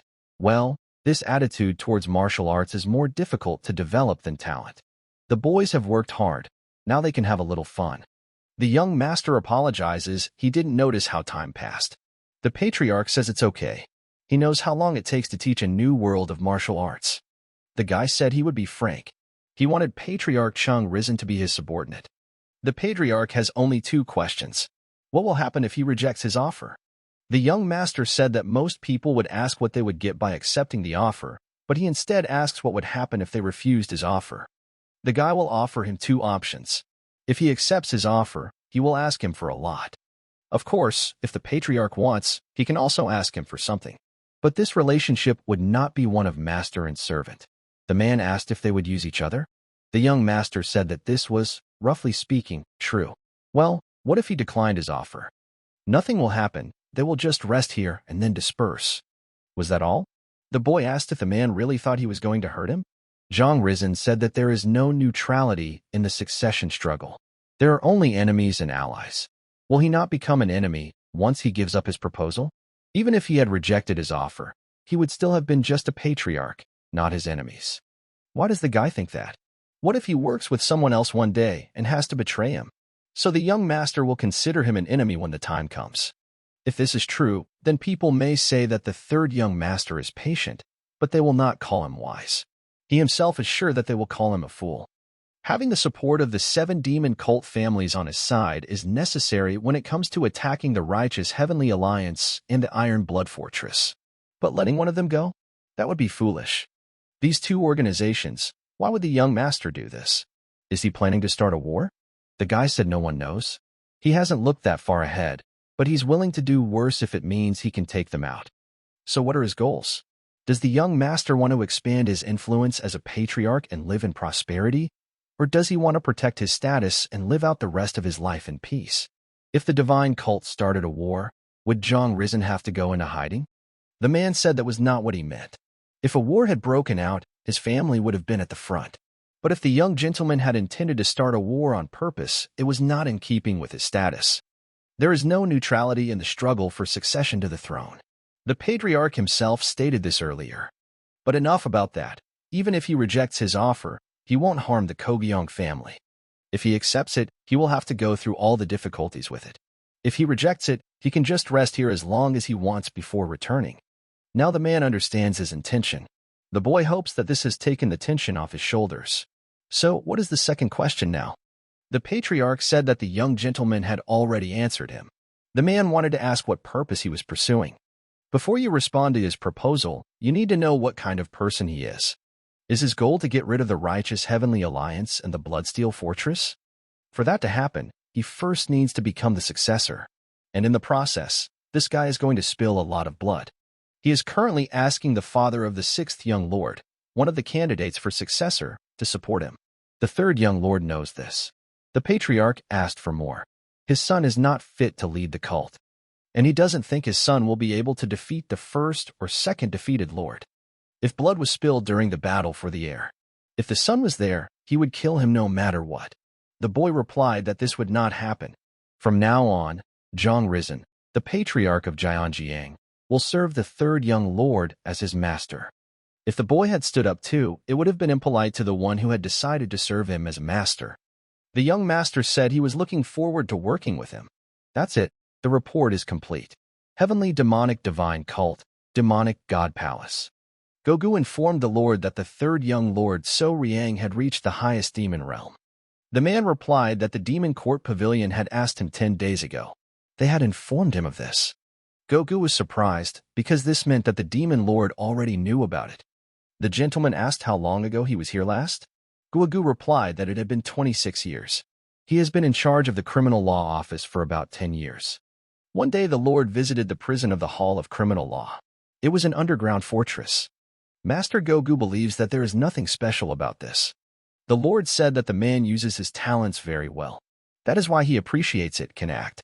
Let him not dwell on his failures and drown in disappointment. He is his most precious disciple. For those who don't understand, it seems that Gogu was the first disciple to die in the courtroom. Meanwhile, the young lord completed another test of his demonic arts. After he reached the supreme demonic realm, the demonic arts of the 9 profound realms completely changed. Of the 5 gates of hell, only 3 remained. The gates of the guardian spirits, the gates of heaven and earth were only paths leading to the realm of the higher demons. Now, having reached this kingdom, you will never be able to open these gates again. The beginning of a new gate to hell. The technique of terror of the demon king tormenting the world, the third entrance to the 9 depths of demonic arts. When this door opens completely, he will find himself at the same level he was at in his past life before death. It will happen soon if he can continue to train his heart. The problem is that demonic art requires change. It's become much stronger, but where did all the precision and detail go? After studying the demonic arts, his heaven ascension technique became destructive and brutal. He is confident that he will not be able to use it in the series as before. The 9 heavens contraction divine steps are still as strong as before, but the technique and demonic energy are conflicting with each other.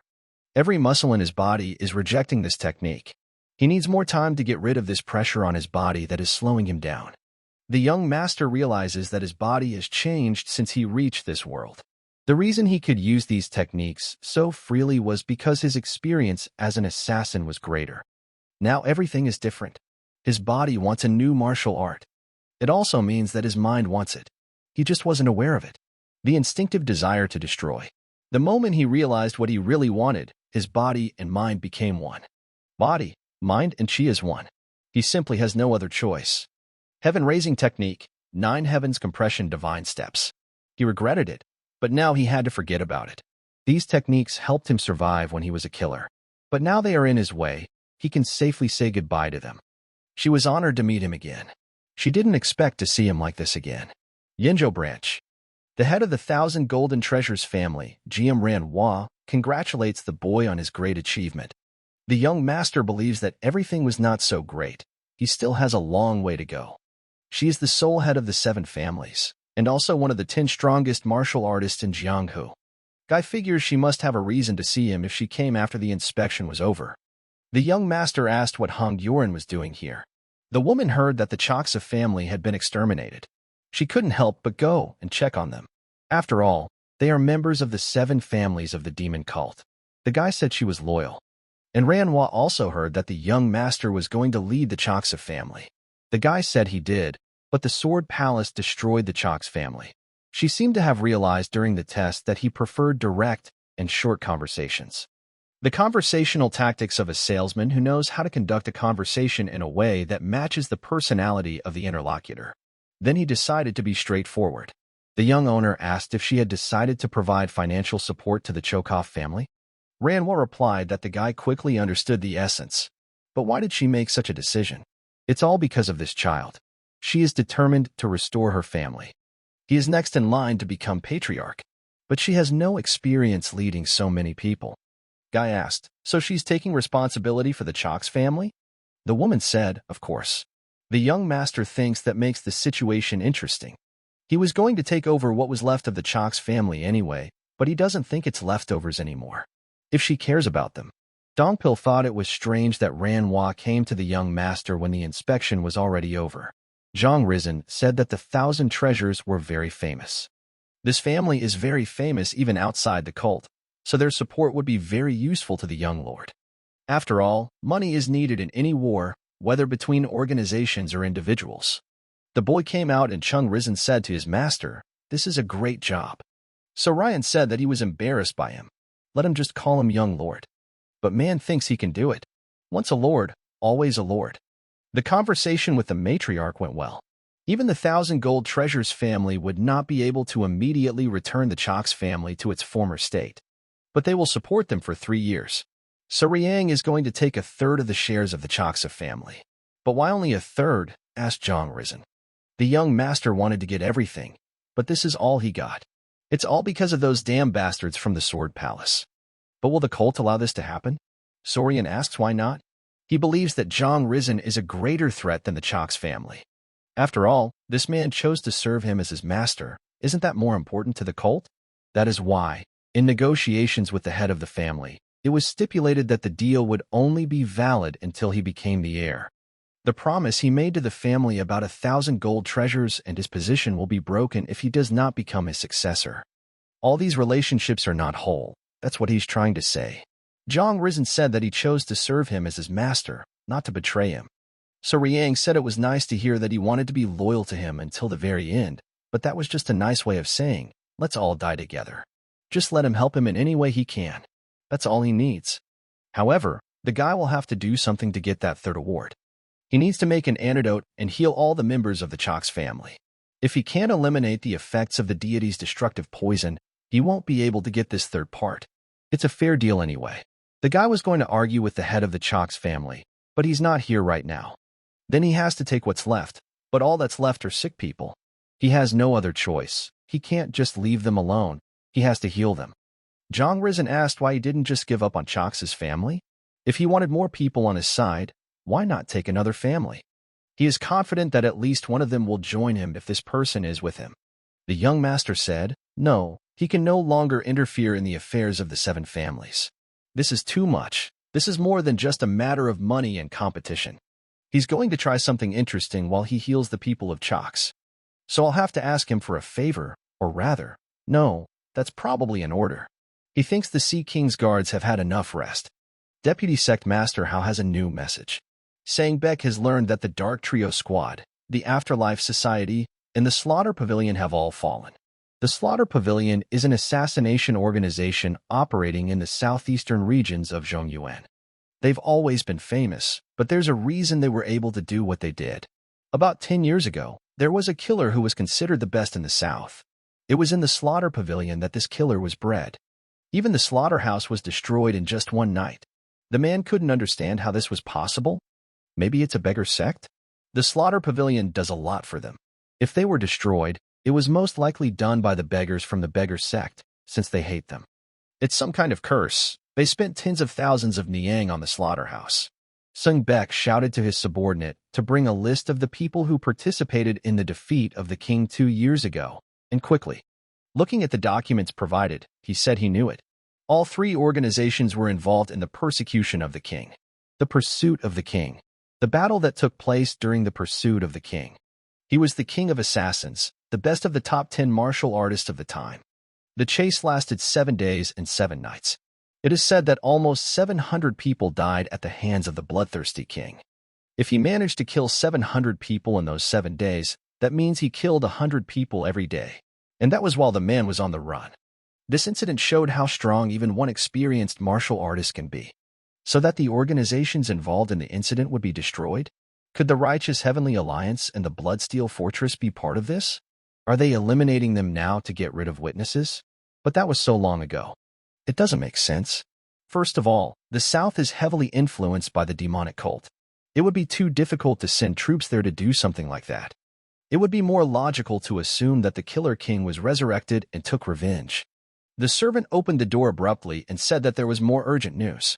Song Beck wondered if this was true, if this was the work of a demonic cult. Suddenly a voice came from the window. The guy said that to be more precise, it was his doing. He knew that it would be the house sect. The young gentleman knew that their headquarters were hidden somewhere in an alley or market square, and he certainly didn't expect to find himself in such a valley. They made a big impression on him. The guys will have to work with him a little on some things. The servant asked who he was. Sin Beck asked the boy from the Great Mountains. The young master replied that they had guessed correctly. The boys asked him to tell them his name. He replied that his name was So Riang, but the man did not know if there was anyone with that name in the demon cult. The servant introduced himself and said that he was the deputy head of the house sect, then greeted the third young master of the divine cult. The boy found it strange that the disciples of the demon lord were almost unknown in Murim, but he knew him from somewhere. As I expected from the second most powerful member of the house sect, who was known to have all the information about Murim. Young Master said that they are not close enough to drink tea together, so he will get straight to the point. They are close to the strength of steel blood, right? And he thinks that they are also close to the slaughter pavilion? He realized that no matter how hard the house sect tried, they would never be able to compare to the heavenly demon divine cult. If this man screws up, it could be the end of the whole cult. The master said he wasn't going to blackmail him or anything, so he should relax. He just wants them to find him someone who has mastered the art of poison among the leaders of the Sikhun Tang clan, the closest one to this place. There was fear in his eyes as he asked, "Does young master mean the Tang clan?" He threw him in advance and said that as soon as they had completed the task, the young gentleman would reward them handsomely. He gave them 5 days. Seeing his reaction, Sariang asked the man if he doubted himself. The servant replied that it was impossible. After apologizing, the man said that he could not accept the request. Then he told me that there are a few organizations that they don't touch. The Tang clan is one of them, and up until now they have never sold information about them. The young gentleman asked the man, refusing. The amount was quite large. He knew that the house sect would come to an end once it was discovered that they had sold information about the Dao clan to the demonic cult. In some ways, the Tang clan is known to be more brutal and decisive than the demon cult. The young master asked the man if he was afraid of retribution. It seems that this is the case. He thinks that the steel strength of the blood will not protect them. Yes, they call it training, but he knows they are all treated like errant boys. The young lord feels that he has been attracting too many new people to his side lately, but what he lacks most is information power. Within the cult this doesn't matter, but he feels that the lack of decent information will be a very limiting factor for him if he wants to be more active outside of it. Extending his hand to the man, the young lord said that he would definitely protect them from their enemies, even if they were stronger than him. He offered the boy to work for him. The man bowed and asked for forgiveness. The young master was indignant, for he did not want to fulfill his request and did not want to work for him. It was difficult to deal with him. He said that he couldn't lie to him just because the young master was a guest from the great mountains. Please let him understand. So Ryan said that then he thought he had no choice. He still wanted to get information about the Tang clan. Then he told the boys that he had a gift that they might like. Without thinking twice, the man asked what the gift was. The young gentleman said it was a list of deals he had made at the massacre pavilion, and these guys were there too. An intelligence organization working with an assassination organization according to the scheme. He is not that curious, but he feels that many people in the pavilion would definitely be curious. Do they even know how resourceful these righteous people from the Heavenly Alliance can be? Doesn't he think they'll try to kill them if they find out about this? The young master will give him 4 days instead of 5, so he better hurry. Otherwise, this list will end up in the righteous Heavenly Union. Manhwa asked if he had destroyed the 3 assassination organizations in the south. Send requests to the other 3 not to enter Sichuan? Also, threaten the house sect and kidnap that person? The young lord realized that he was right. The woman wondered if he was really the demon lord's disciple. The boy was acting like a wild dog. She told the young gentleman that she understood he had chosen the path that would take the least amount of time to produce results.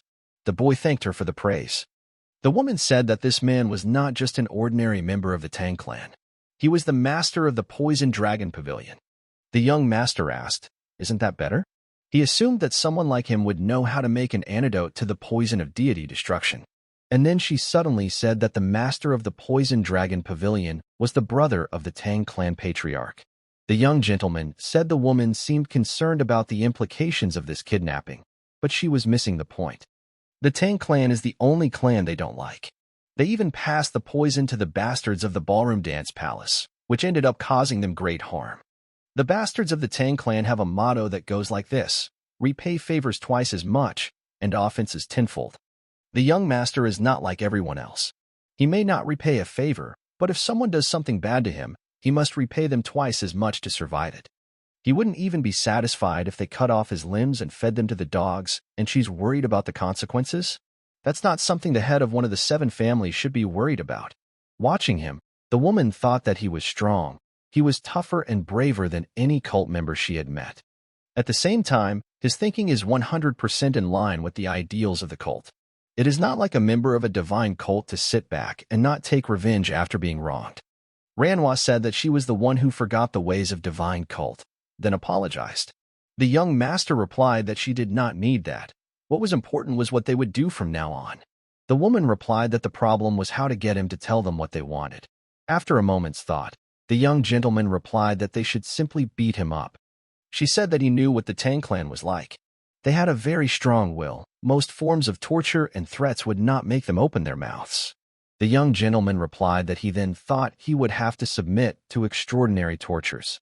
He doesn't brag, but he has never seen anyone subjected to his torture methods. After some time, the young master handed her a paper and said that this was how to prepare an antidote to the poison of destroying a deity. He told her that he kept him alive just in case, but it had to be legal. The woman realized that she couldn't predict him at all, not because of the illogical speed at which he improved or his ability to torment others, a calmness that she did not expect from someone so young. Donpil ran up and told the young master that he had cleaned the rust off the weapons of the Choksa family martial artists. The boy replied that it was a great job. Because of the poison, they were forced to stay in bed. Even if they regained their internal energy, they would have difficulty moving as before. At the very least, it would be better to train with better weapons and help them recover faster. They certainly require a lot of maintenance. The woman realized that he was truly mysterious. At times the guy was so stupid, but at other times he was like a righteous orthodox martial artist. She thanked the young gentleman again for everything. He replied that he had simply done what he had to do to get his share, otherwise why would he have done it? The woman said that this contradicted what he had said earlier. This was the guy who had lectured her about this place. It had been a long time since she had last received such a lecture. The young gentleman replied that everything was fine. He told me that he was just chatting and not to pay attention to it. She said she had heard that the young gentleman had had a lot of trouble with the Chokes family, but he was helping them. The guy replied that he didn't help. He just used them for his own benefit. After all, they helped him too. Manhwa said that many things had happened, but she also had fun thanks to him. The young master replied that he shouldn't say that. He was the one who took advantage of her goodwill. Please let her come by if she ever visits the divine cult. He will treat her to delicious food. The woman replied that it was very tempting. She would find time to visit him someday. Because of him, in this case it was difficult to determine who was the orthodox faction and who was the demonic cult. The attendant asked if anyone had heard that the third young lord had returned.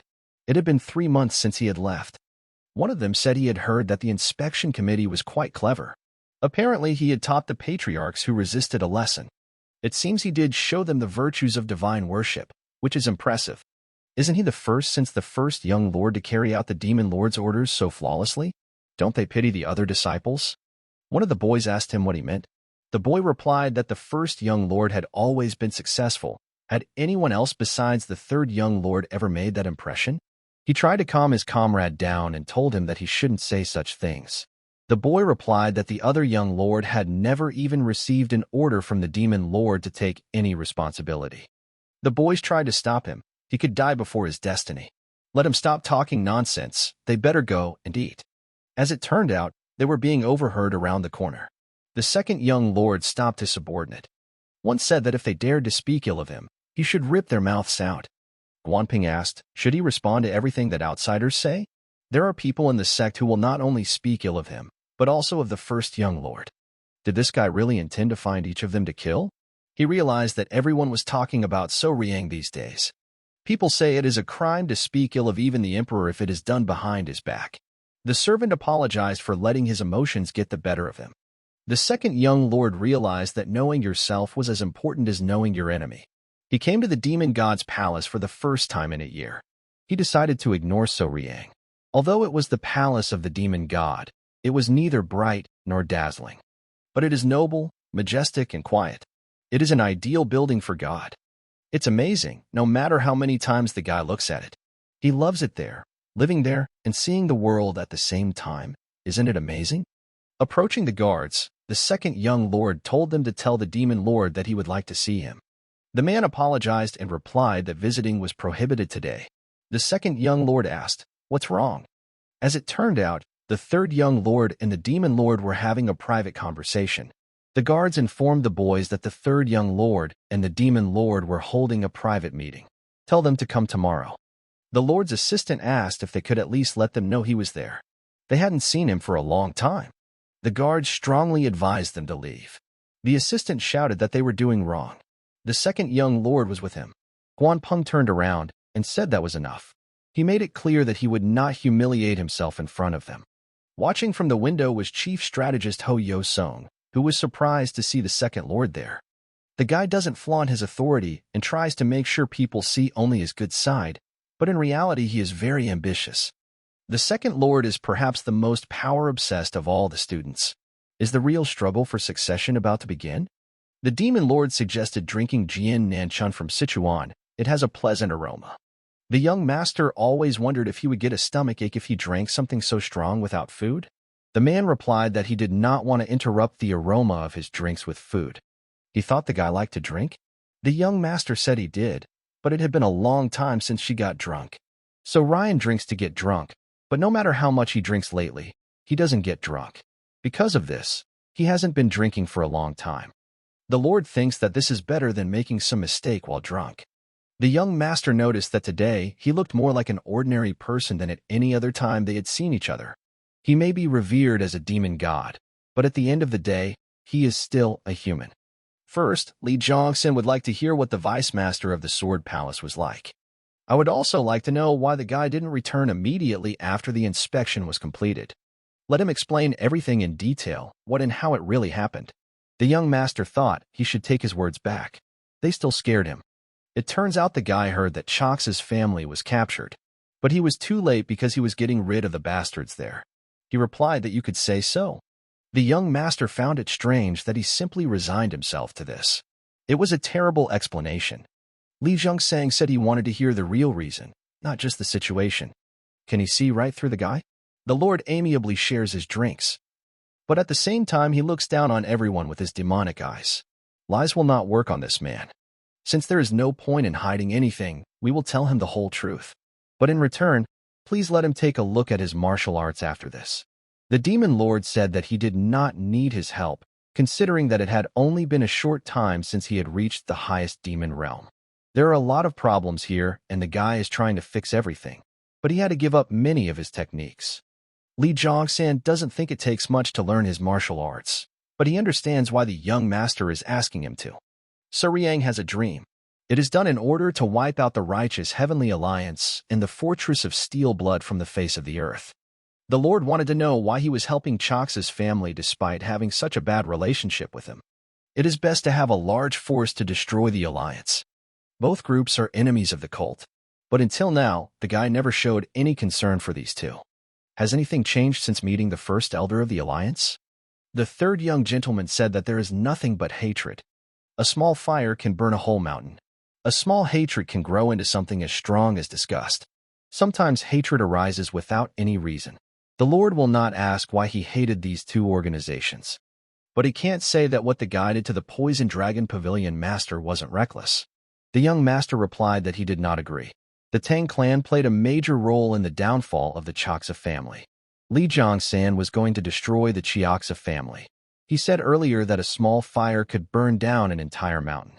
The same thing happens with organizations. This family would later create big problems for the cult. The Sword Palace used the poison of the Tang clan and captured the Choxa family. He did not care how the Sword Palace planned to deal with the Choxa family. The result was what mattered, and in the end the Chox family was closed. The guy asked if he was going to use this to put pressure on the Orthodox Miram. He replied that it would be too small a step. He was going to do more than just put pressure on them. The Overlord wanted to destroy at least 3 of the 10 great sects or 5 great clans. However, could this lead to war? The man replied that he was too naive. The fall of a few sects and clans will not cause a war to break out. Even if there were many more, war would not be declared. At the same time, the fall of just one sect or clan can lead to war. The point is who was destroyed, not how many there were. War won't happen no matter how many people die if they are the wrong people. However, the death of just one important person can shake the whole world.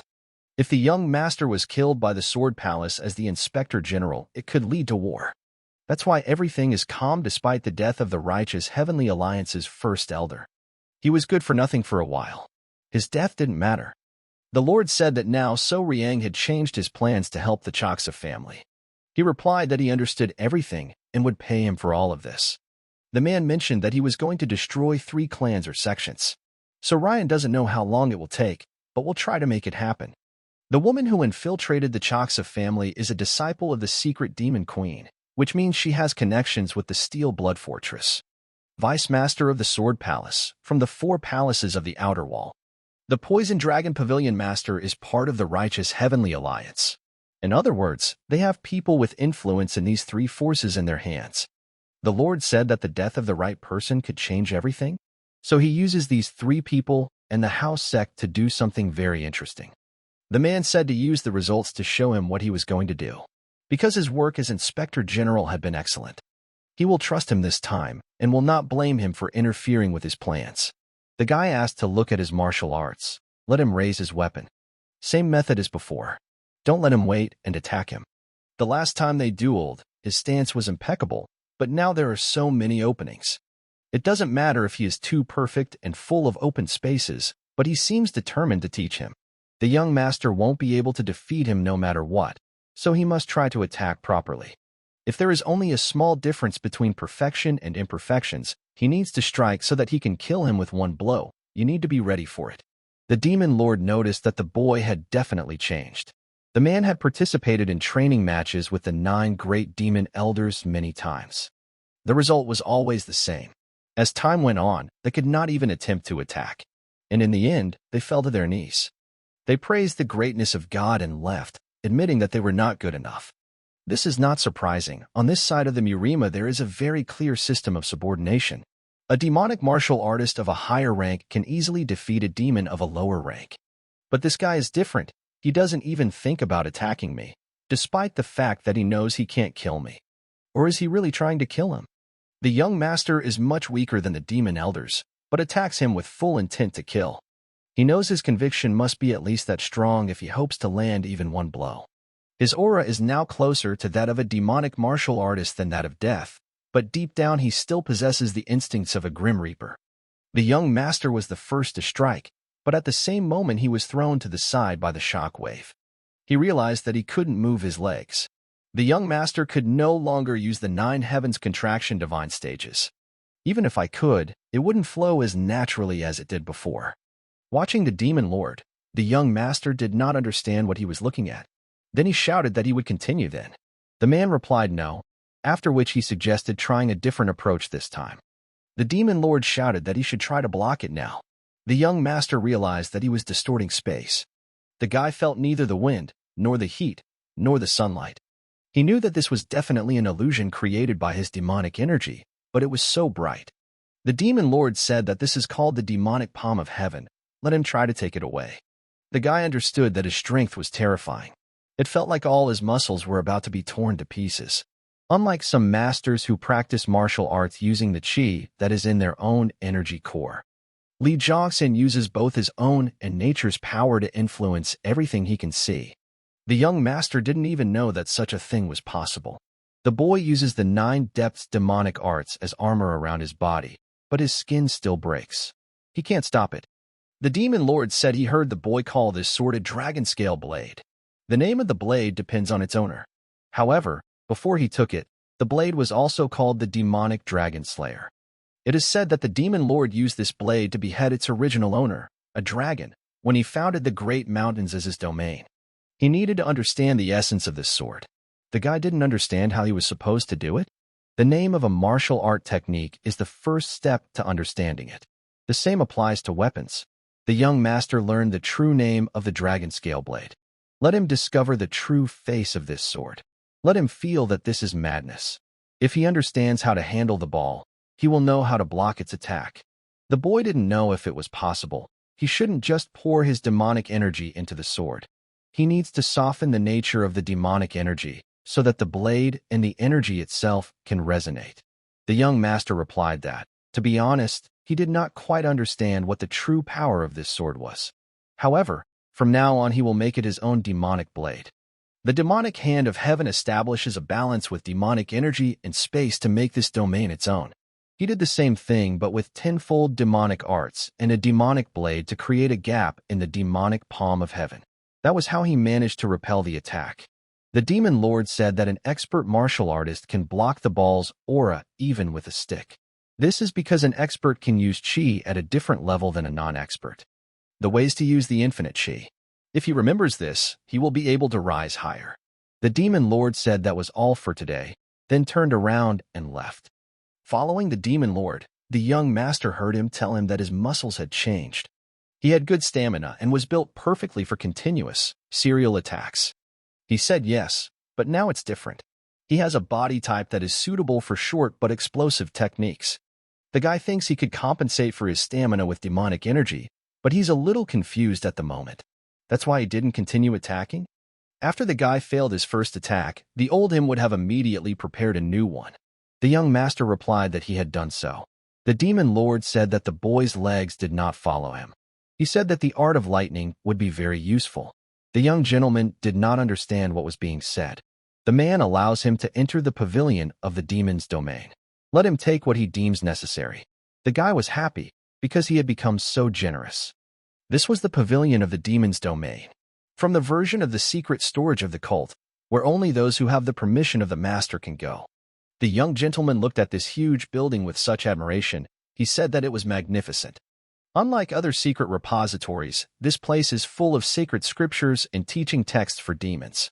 It reminds him of the sacred scripture pavilion in the Shaolin Temple. Is he wrong in thinking that this place is similar in layout to the Holy Scripture Pavilion? This place was much bigger, but the layout definitely looked the same. Was there some connection between the two? He thought about the fact that this place worships first of all different deities. After which he realized that now is not the time for such questions. He only has one day there. Looking at the wounds on his arm, the demon lord said that it was a deadly blade trying to become demonic. He understood that he had managed to break through the chi of the demon emperor.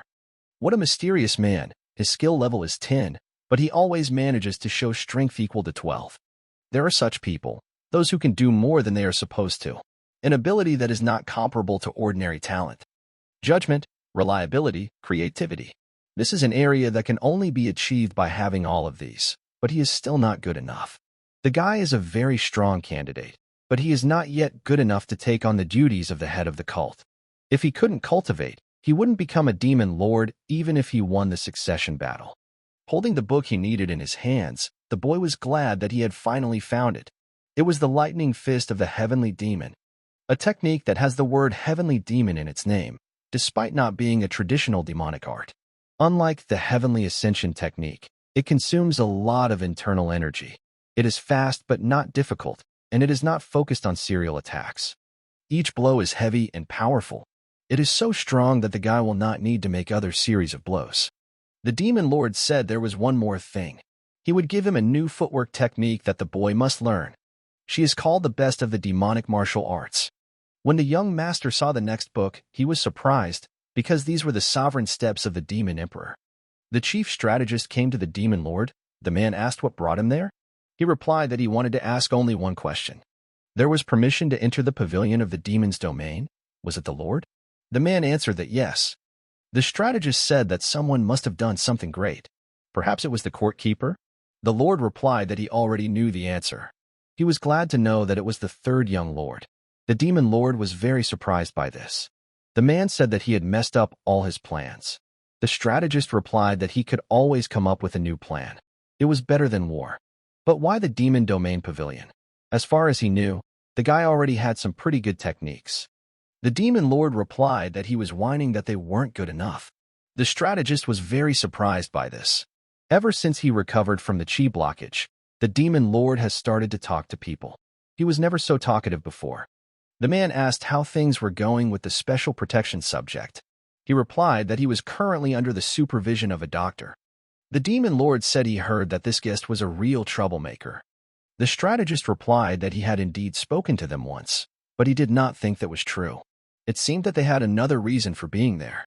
While in a secluded bamboo grove, the young man said it was hotter than he expected. He couldn't understand how people there could stand the heat.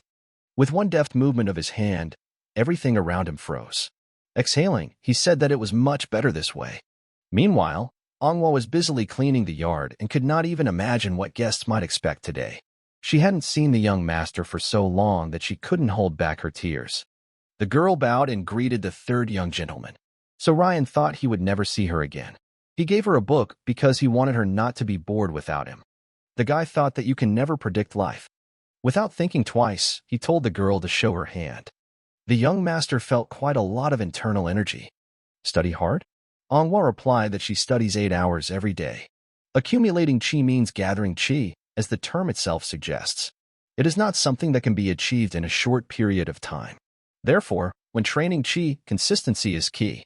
But circulating and accumulating chi for 8 hours a day requires great concentration and patience. So Riang thinks it's rare to see a newbie who is so determined to learn. He's proud of her. Onghwa couldn't slack off when he gave her the opportunity to train. The girl remembered Goldie and asked where he was? Or was he hiding on his head? So Ryan replied that he could now fit in his mouth. Goldie wouldn't fit on top of his head. Onghwa was worried whether he was hurt or sick. She had to feed him boiled meat. The master replied that she should not worry. Goldie would return when she wanted. They shared chi with him so he can find it whenever he wants. Dompel returned in the meantime. The guys had just sat down at the table. The man said that a specially protected target wanted to see him. But what is this? Someone who needs special protection. So Ryan wants to know what value this person has to the cult. This man is the first priority of the Guardian Court. This makes him an important guest of the cult. Therefore, experienced martial artists from the inner pavilion of the Guardian Court are sometimes assigned to guard them. This refers to the hidden martial artists in the Guardian Court. There are not only former guards, but also former demon elders and demon generals. Are former experts spending their final years in the indoor pavilion instead of simply retiring? Do they agree to this voluntarily? Where does such devotion come from? The young master thought it was strange. Why was Dongpil smiling? Why did he look so happy? Proud of talking about the inner pavilion? So Ryan doesn't know who the target is, but he doesn't care since he's busy. Who are they to tell him when to come and go? They can knock on his door if they want to see him. Dompel knows it's impolite, but they can't leave their residence. When a special security subject is brought into the sect, they confine him to his quarters to prevent any mishaps. Either way, the guy doesn't care, but he'll let them know. They are now in a secluded bamboo grove. The young gentleman asked if they were already used to this heat. Former first head of the Guardian Court, Yang Zhong, said that these guys are everywhere. But it's nothing compared to what it used to be. At least they don't act in groups anymore. The boy heard that Yin Zhong had also lived here for a long time. He replied that he had not lived here. For 7 or 8 years, it was just his job. The young master said that this was amazing. He heard that most experienced martial artists couldn't last here for even a few months. Yin Zhong told the guy that they were having chicken soup for dinner tonight. He was surprised they were going to eat that stuff. The former team members were looking forward to this dinner. It looks disgusting, but it tastes absolutely delicious. The guy said it was really delicious. Yin Zhong said he wouldn't be disappointed. There were still a lot of chicken legs left. Let him eat them. The young master asked if there was still no answer from the third lord. Yin Zhong said that he just returned to the sect, so he's sure the guy is busy. We'll have to wait a little longer. He replied that it would be nice if he could meet him in person. His request probably seemed rather rude to him. It's not such a difficult favor for him. He just asked for a meeting with him. Their dish will soon get cold. They'd better continue eating. He originally wanted to meet the cult leader, but changed his mind on the way here. Meeting him alone would have been nearly impossible anyway. Hearing what the third young lord was doing had changed his mind as well. This guy is the most popular candidate for successor. Yin Zhong asked why he wanted to see him so much. He doesn't really have a particular reason. He was interested in meeting him because he heard that he fought with the Sword Palace. Meanwhile, so Ryan was trying to master the martial arts he had learned in the Demon Domain Pavilion. He remembered a total of 5 from the Demonic Domain Pavilion. One of them was the sword technique he was going to teach Dompil, and the rest were for him.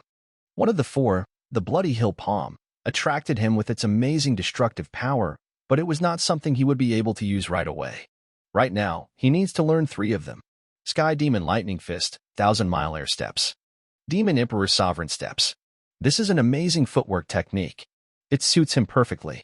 However, he was told that only Li Zhongsan, the first young lord and head of the council, had mastered this skill.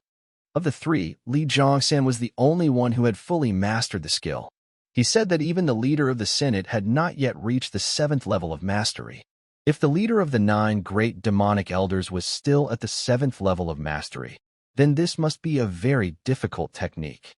The young master thought that there was no time to rest and that he needed to start immediately. Starting from the first step of heavenly position, the second step of heavenly seeking, the third step of dominance, and the fourth step of competition. He will move on to the 5th step of silent rotation and the 6th step of flight, and then finish with the 7th step of sovereign. It's not just about moving his legs. He needs to take care to distribute his forces correctly. He can't call it the best footwork technique in demonic martial arts. It's slower than the 9 heaven contraction divine steps, but it suits him more than the 9 heaven contraction divine steps. So Ryan is confident that if he can master this, he will be able to use his other skills much better than with the 9 heavens compression divine steps. He can do it because he believes in himself, and he will soon become much stronger. Master of the inner organ of enlightenment, So Yeonshim greeted the 3rd young lord. The boy was surprised. What brought her here? She came to him because she heard he was back. Did the girl just come to say hello?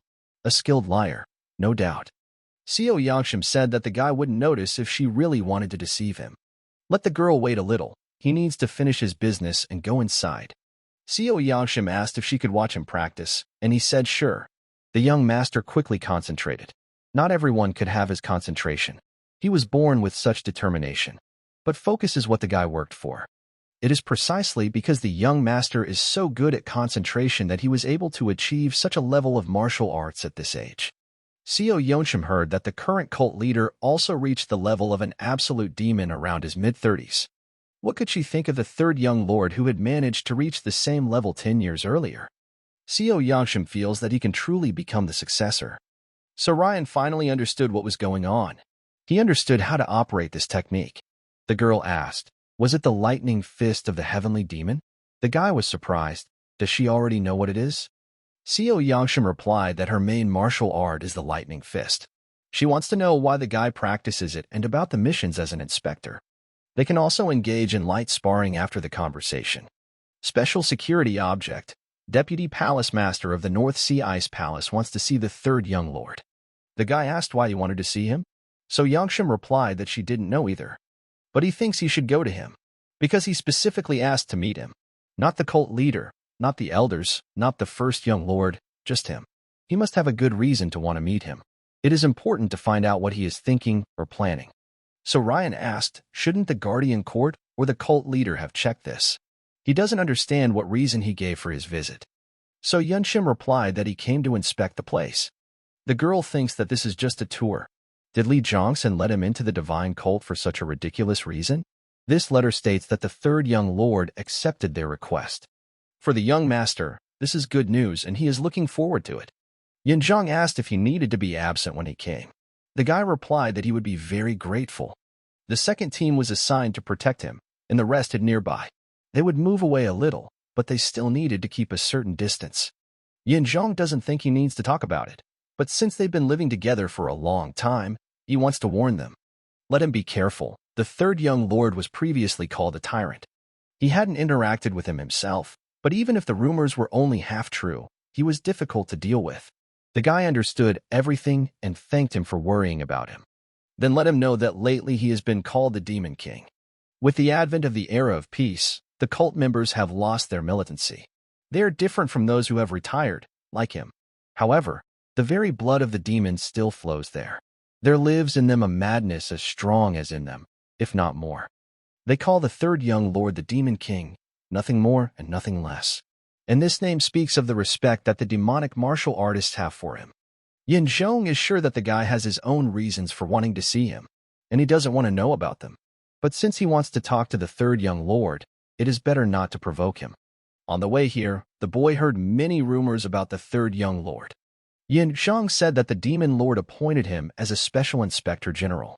He dealt with the 7 patriarchs. He also destroyed the Martial King clan. His martial arts are impressive, but his determination is even more impressive. And then the guy immediately realized that the 3rd young lord was an interesting figure, and it is very important that he is experienced. The next day, Dompel stopped his master and asked him where he was going. He replied that he had to go somewhere. Dongpil wanted to go with him, but So Riang refused and ordered him to practice the technique he gave him. It would take him some time to get used to it. The man agreed, but he found it strange why the young lord covered his face to go outside. So Yunshim came over and said that the young master might have felt awkward. Donpil turned and greeted the master of the Inner Enlightenment Center. The girl said that there was no need to be so formal. The man replied that he must. But what brought her here? Seo Yongsan came to convince the young master that it would be best to meet with the special security target. And then she had a little warm-up. Was she sparring with the young master? The girl replied that she was. Dongpil thought it must have been quite intense. Seo Yongshim is surprised because the third young lord is growing up at an alarmingly fast rate. It was a more meaningful experience than she expected. There are many people in the cult who are stronger than her, but she can count on one hand those who wield the lightning fist better. And yet he managed to push her well. Is it because he reached the highest level of demon? Or is the guy just talented? How does he manage to understand technique so well? He has just reached the highest level of the demonic realm, but he already sees through its essence. With each attack, he learns the technique at an alarming rate. At this rate, it won't take him long to master it. Dongpil asked the girl to wrestle with him if she wasn't busy. Seo Yongshim replied that she was busy and that she was sure that when it came to being busy, she was second only to the chief strategist. The man apologized for his persistence. However, the girl replied that she agreed. She thinks that a day spent playing isn't so bad. But first, she needed to have a snack. She was exhausted even though she hadn't used any internal energy in her attacks. Donpil would prepare food for them right away. The boy was cultivating in the grove and suddenly felt very even steps and walking speed. Doesn't the young master really hide his presence and try to show himself? He is definitely a well-trained martial artist. Finally, the third young lord is here, So Riang. The young master never wanted to come back here while he was alive, but sometimes he missed the breeze here. He's trying to feel that breeze right now, so let him stop creating that icy aura. The boy turned and asked, "Is he the third young lord?" He clearly didn't expect to see him in such a state. What happened to his eye? So Ryan said that it would have been better if he hadn't invited him here for some stupid reason. It's been so long since he's eaten this meat. It's delicious no matter how many times he's eaten it. The guy has good taste. It looks a little disgusting, but the taste of this dish is extraordinary. He also ate it quite often during his stay here. The guy had wanted to ask this for a long time. What happened to his eye? So Riang replied that it was just an injury he got during training. It was some kind of curse. She looked like she barely had the strength to hold chopsticks, but her fist was definitely powerful. They fought using only the Demon Emperor's Sovereign Steps and Lightning Fist, sealing their internal energy, but it is on a different level of understanding. Endurance, sensitivity, strength, speed. He had the advantage in all of these, even without internal energy, but all of this was meaningless against someone who had mastered the technique. But did she really have to hit him in the face like that? He could have died if it had been a sword and she her fist. It was his fault for letting his guard down. He needed to be on guard. He hadn't reached the level he had in his past life. He couldn't let his guard down at all. So Ryan is upset. Next time he will ask to fight with internal energy. The young gentleman said that they needed to get down to business. Why did the boy want to see him? Had he met the swordsmen from the Sword Palace? What were they like? So Riang replied that they were strong. It's hard for him to explain the details of that fight. They were strong, and it made it a little difficult for him. He would be a little stronger than him, the Vice Palace Master of the Sword Palace. The guy replied that he thought too highly of him. They called him a rising star. So Ryan believes that if he used his hidden power, he is sure he could fight back. The young master doesn't know if it's a seal or something like that, but isn't he upset? Everyone would praise him if he used this power. So Ryan believes he has his reasons for this. But how could he know about it? The young master replied that he simply understood it at first glance. His posture, breathing, and chi are superior to humans, but his strength and internal energy are that of a top-level martial artist. The guy was surprised. Did he really see through the potential of Lu Li's great method? This is not something that can be seen only through martial arts. He has a very sharp eye. So Riang doesn't think that the guy called him here because he's curious about the skill level of the swordsman in the Sword Palace. Why did he want to meet him? The guy replied that he thought he was the most devoted member of the cult. He was also now the most famous and supported member of the cult. He wanted to ask him to help form an alliance between the cult and the Ice Palace. So Ryan doesn't understand. If he came here for this, then shouldn't he have asked to meet the Demon Lord? He's just a student. He has no authority. The guy said she knew. The Ice Palace is the most powerful force outside the walls. An alliance between them would be of great benefit to them. He thought that So Riang was the right person to help in this matter. This guy is very confident. Even if the rumors are only half true, the Ice Palace is as strong as the Shaolin Temple. It would be a good idea for them to form an alliance with them. So this is the real reason he came here. What do they want from them by making an alliance? Let him tell the truth. If he lies again, he will leave. The boy told him to save his little sister. She was captured in the Beast Palace. So Ryan couldn't believe his ears. Were those guys with the red dogs? Because of this, he wants to make an alliance with them. Doesn't he know what this place is? He replied that he does. His father, the Lord of the Ice Palace, wants the other 3 palaces to fall. The Ice Palace has never been interested in Xinyuan and only wanted peace in the Northern Sea, but they are being pressured by the other 3 palaces. He is sure that So Riang knows that the Beast Palace is collaborating with the Bloodsteel Fortress and the Sword Palace with the Righteous Heavenly Alliance. In the midst of all this, the Palace Lord's child was kidnapped. They found themselves in a very disadvantageous position. It would be good for the Heavenly Cult, since he heard that they had a conflict with the 2 palaces before. They are like a thorn in their side, so they can destroy them together. If they did, it would definitely benefit the cult. But that was something he had to discuss with the Demon Lord. He asked to meet him because he had heard about his destructive martial arts and brave personality. But if the guy had known that he would drag out time like this, he would have gone to the Demon Lord instead. Then why doesn't he meet him right now? The guy said that he couldn't miss such an opportunity and simply attacked the young master. The successor of the Glacier Palace was surprised why So Riang did not dodge, since he attacked with enough energy to kill. The young master said that he knew when a person had murderous intent. Any other martial artist would have instinctively blocked or dodged the blow even if they knew about it. So Riang asked why he attacked if he didn't really want to fight. What level is this? He hasn't even used his martial arts yet. Heavenly Hand Ice Soul is one of the 5 signature martial arts of their palace. Its destructive power is comparable to the divine fist of the 100 steps of the Shaolin Temple, and the depth corresponds to the true Chi Taiji of the Wudong sect. However, Sir Ryan is not interested in all this. Why did he attack him? The successor said he was going to attack him again. The young gentleman said that he agreed, but this was the last time. So Ryan decided to use his new skill. He believes that his technique is comparable to the divine fist of 100 steps. But isn't its disadvantage too obvious? The time between preparation and attack is too long. This may not be a flaw in the technology itself, but in the qualifications of the person using it.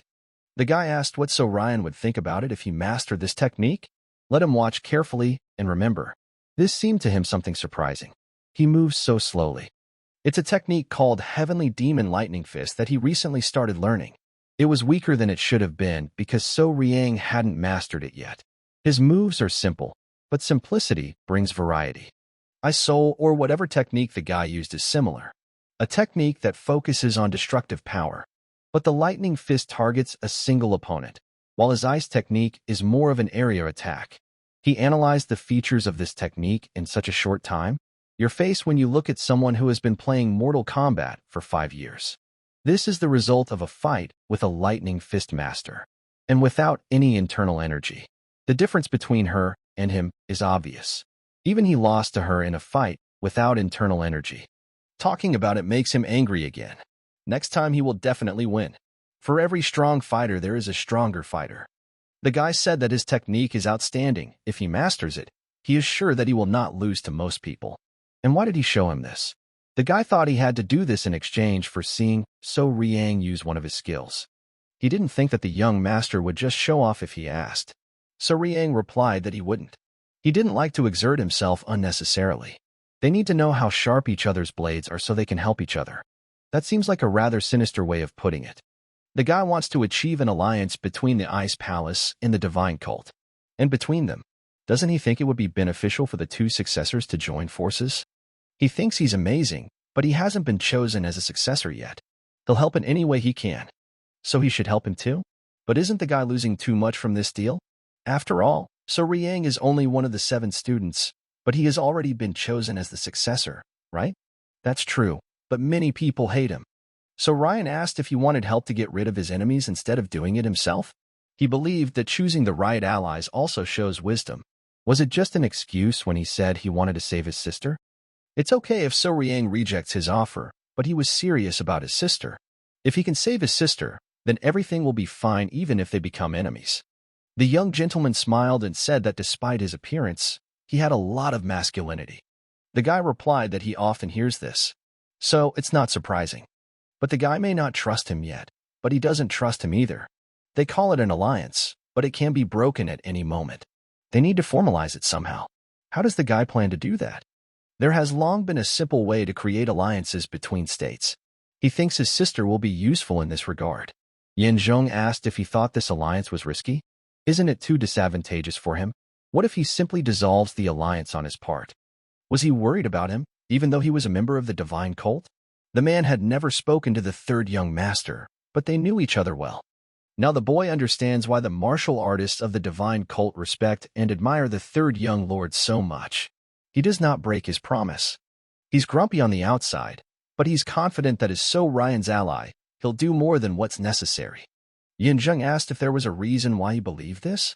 The boy replied that yes, he believed that the third young lord's goal was more than just becoming a successor. Meanwhile, in the heavenly demon divine cult, Li Zhongsang thanked Ju Siyun for her good work on the Iron Horse Room. She achieved remarkable results, and she must have worked hard. This is proof that the girl knows and understands the path of developing her martial arts. But the Lord is disappointed in something. Ju Soyun asked him to teach her. The man thought that her martial art was too limited. The strengths and weaknesses of the fighting technique are trivial. Her martial art lacks the most important thing. But what could it be? The demon lord said that this cannot be learned from someone else. Let him figure it out for himself.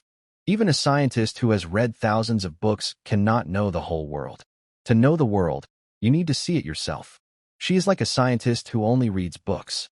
The girl remembered the general strategist's words about the third young master. Progress combined with experience completes training. So Ryan was brave when he needed to use martial arts, and when he needed to use his brain, he avoided violence. Suddenly, the demon lord was informed that the third young lord wanted to see him. The man said to let him in. Something immediately stirred inside the girl and she began to sweat. He doesn't emit any qi, but his presence is so powerful that Zhu Suayun can't take her eyes off him. Is this demonic energy? An exalted realm that goes beyond the concept of martial arts.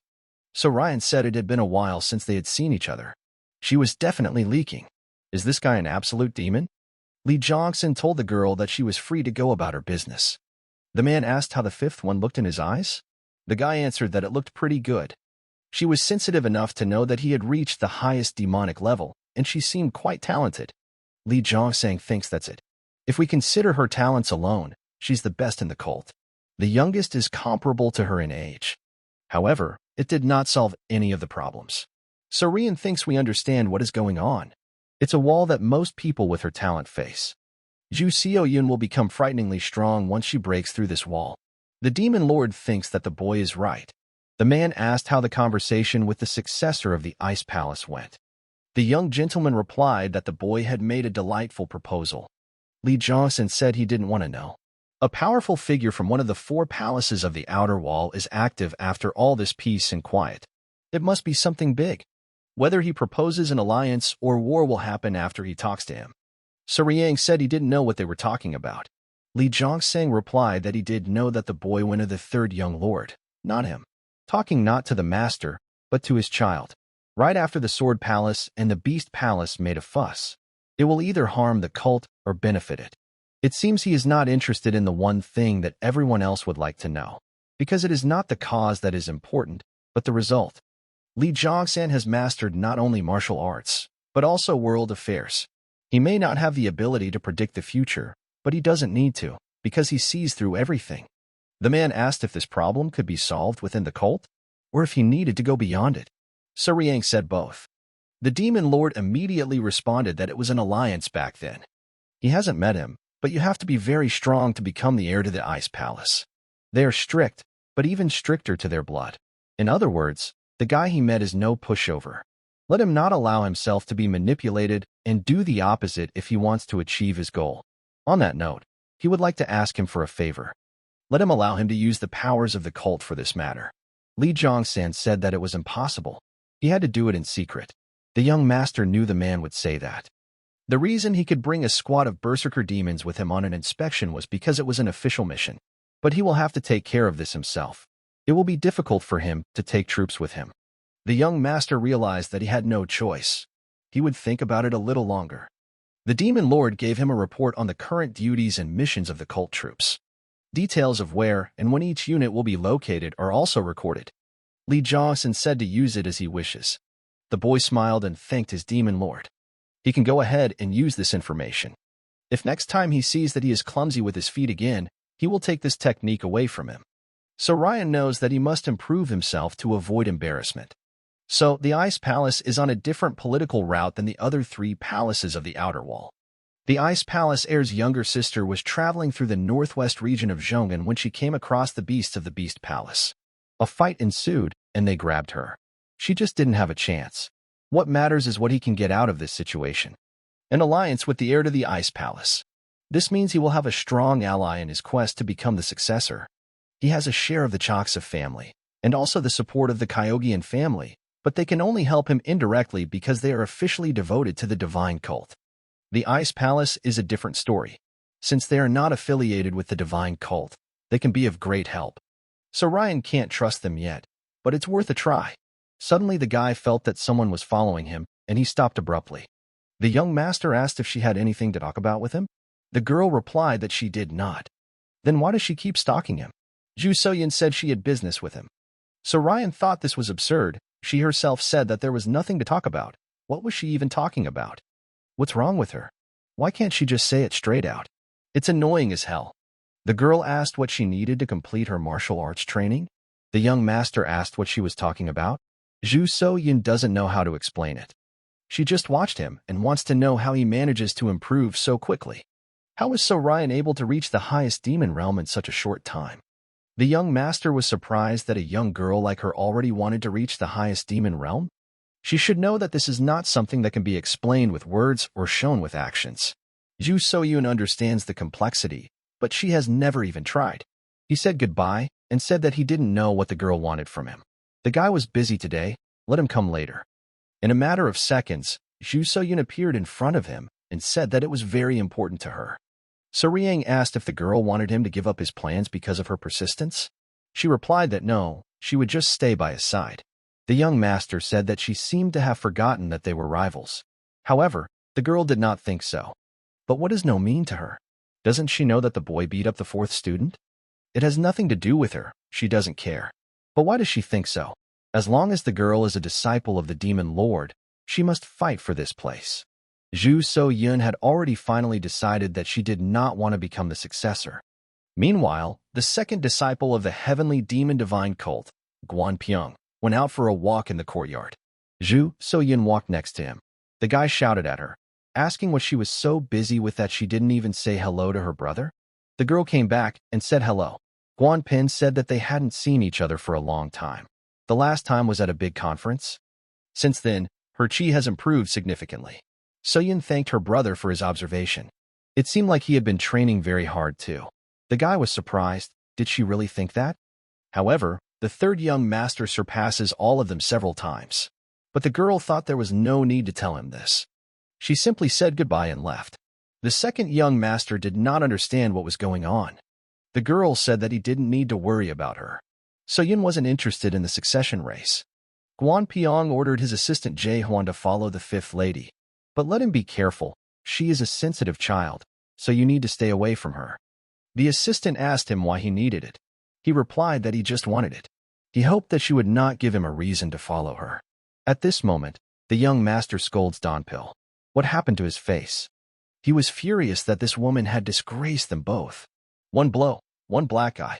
The guys decided to have another sword training session. Donpil asked how he liked his technique.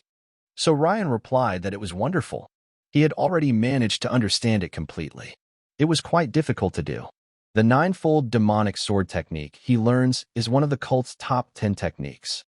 So it's naturally very difficult, but he managed to do it more efficiently using a very creative method. So Ryan wondered if he could have thought of this on his own. It was worth it to convey this technique to him. The young master said that he was going to leave the sect in a few days. He thought about leaving Donpil here because it would be quite dangerous, but now the man has mastered a new technique, so he might change his mind. With this level of skill, he can take it anywhere. Donpil thanked the young master. The man was confused by the fact that the fifth lady was watching them. What was she doing here anyway? So Ryan said to leave her alone. She doesn't know how to communicate. Let her not pay attention. We need to continue training. Manhwa asked the lady if she was hungry, or if she would like to have some tea. But the girl was completely focused and did not make a single sound. She watched the movements of the third young gentleman in the hope of learning some secret. The second young master's assistant was watching her. He was shocked to see the fifth lady next to the third gentleman. Maybe they are secretly in love with each other. The second young master will not like it. Ju Soyun also continued to closely monitor the third young master's movements. So Ryan decided it was time to end his training. But he doesn't even look tired. She thought that a master of a higher demon would have to go through unimaginable training. Is the guy happy with this level of intensity? The young master told the servant Antwa that it was time for a snack. The girl replied that everything would be ready soon. He invited the girl to join them and warned that they were preparing really tasty food. The girl still couldn't understand. It was just a regular training session with fists. They didn't see anything that could tire him out so much. Ju Soyun looked at the ground and saw traces of his footsteps. It seemed like the guy was practicing his movements, not his fists. She couldn't tell where So Ryan was looking and what he was aiming for. Was it attack, defense, or both? Ju Soyun thought this technique was amazing. She never thought it existed. So Riang said that Anhwa's food is the best, maybe even the best in the cult. Donpil agreed with him. The guy offered Donpil another round after the meal, who replied that it would be an honor.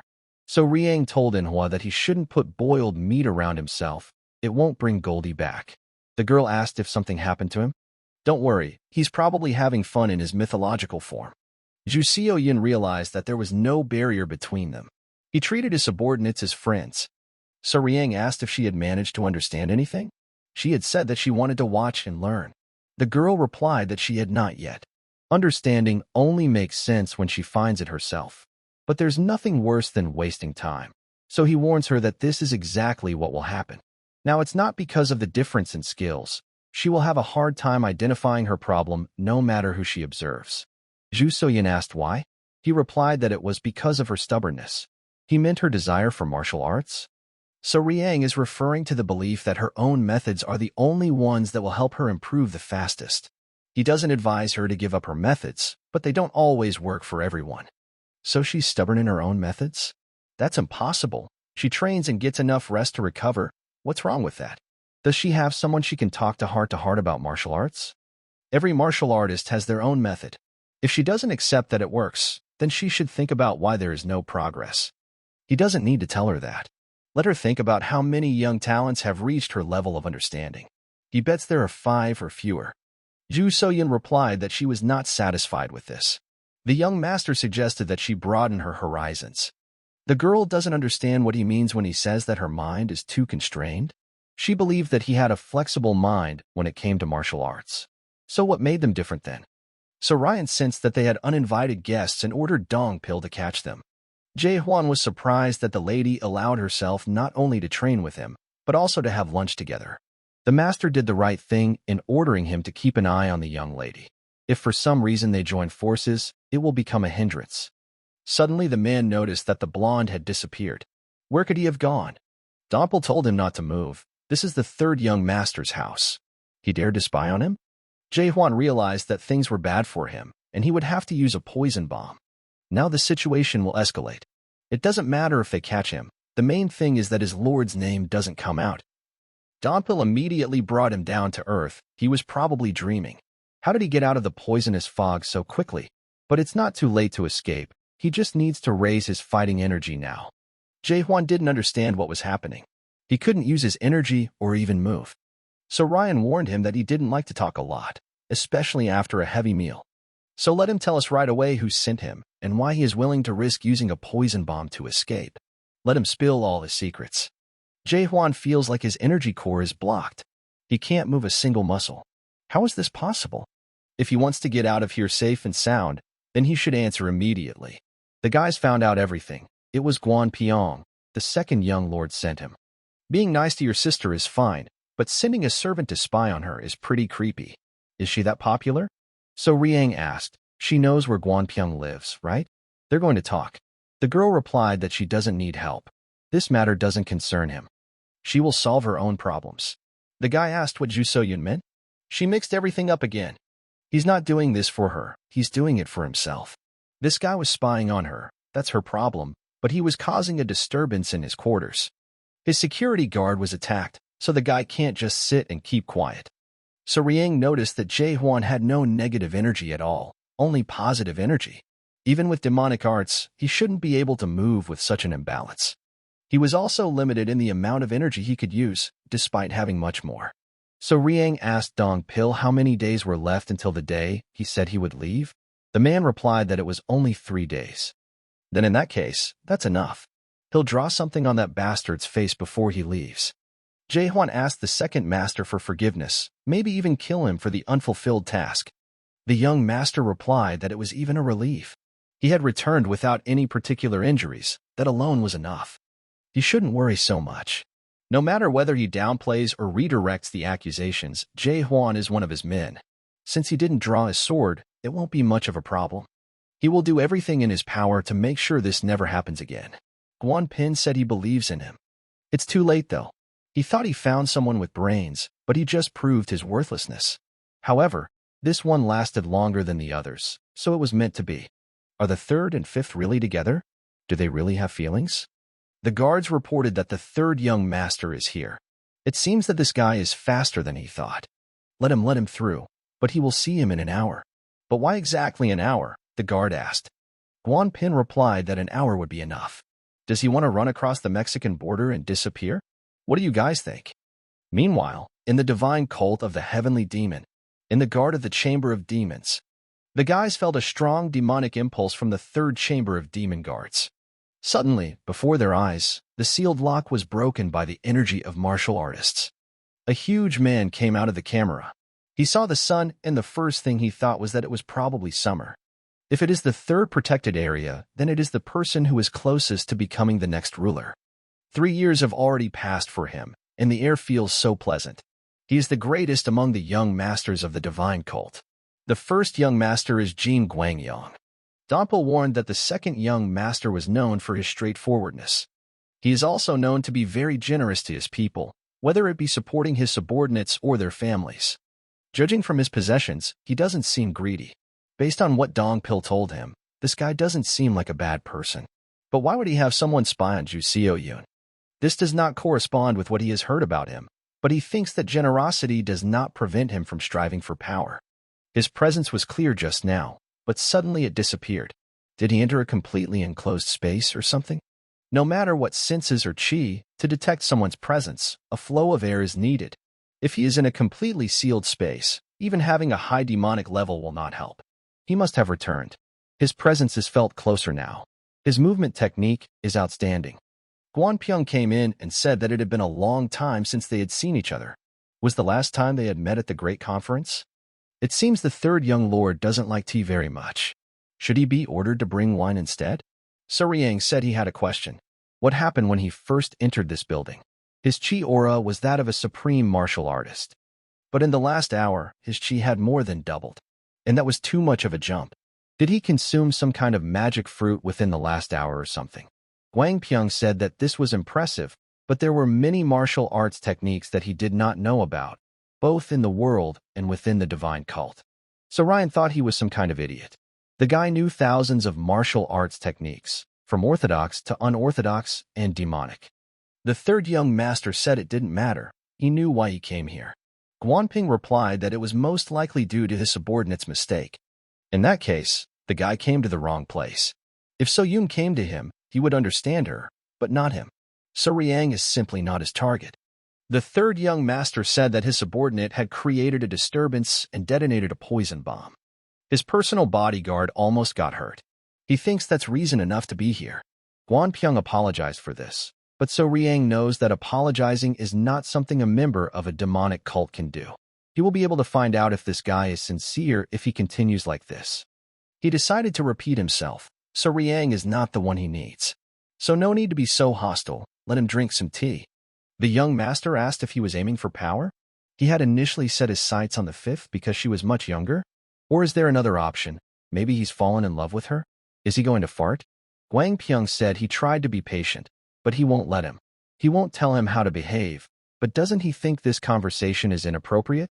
However, that's not what he wanted to hear from him. What's wrong with being a nuisance? Or maybe he's targeting him like he's targeting the fifth. Have you considered that option? Guan Pin asked if he really thought he could handle him. So Ryan doesn't know what he did to double his chi so quickly, but his martial arts can't keep up with the increase in chi. But he believes that the guy misjudges his opponents. Guan Pin's eyes widened, not understanding what was happening.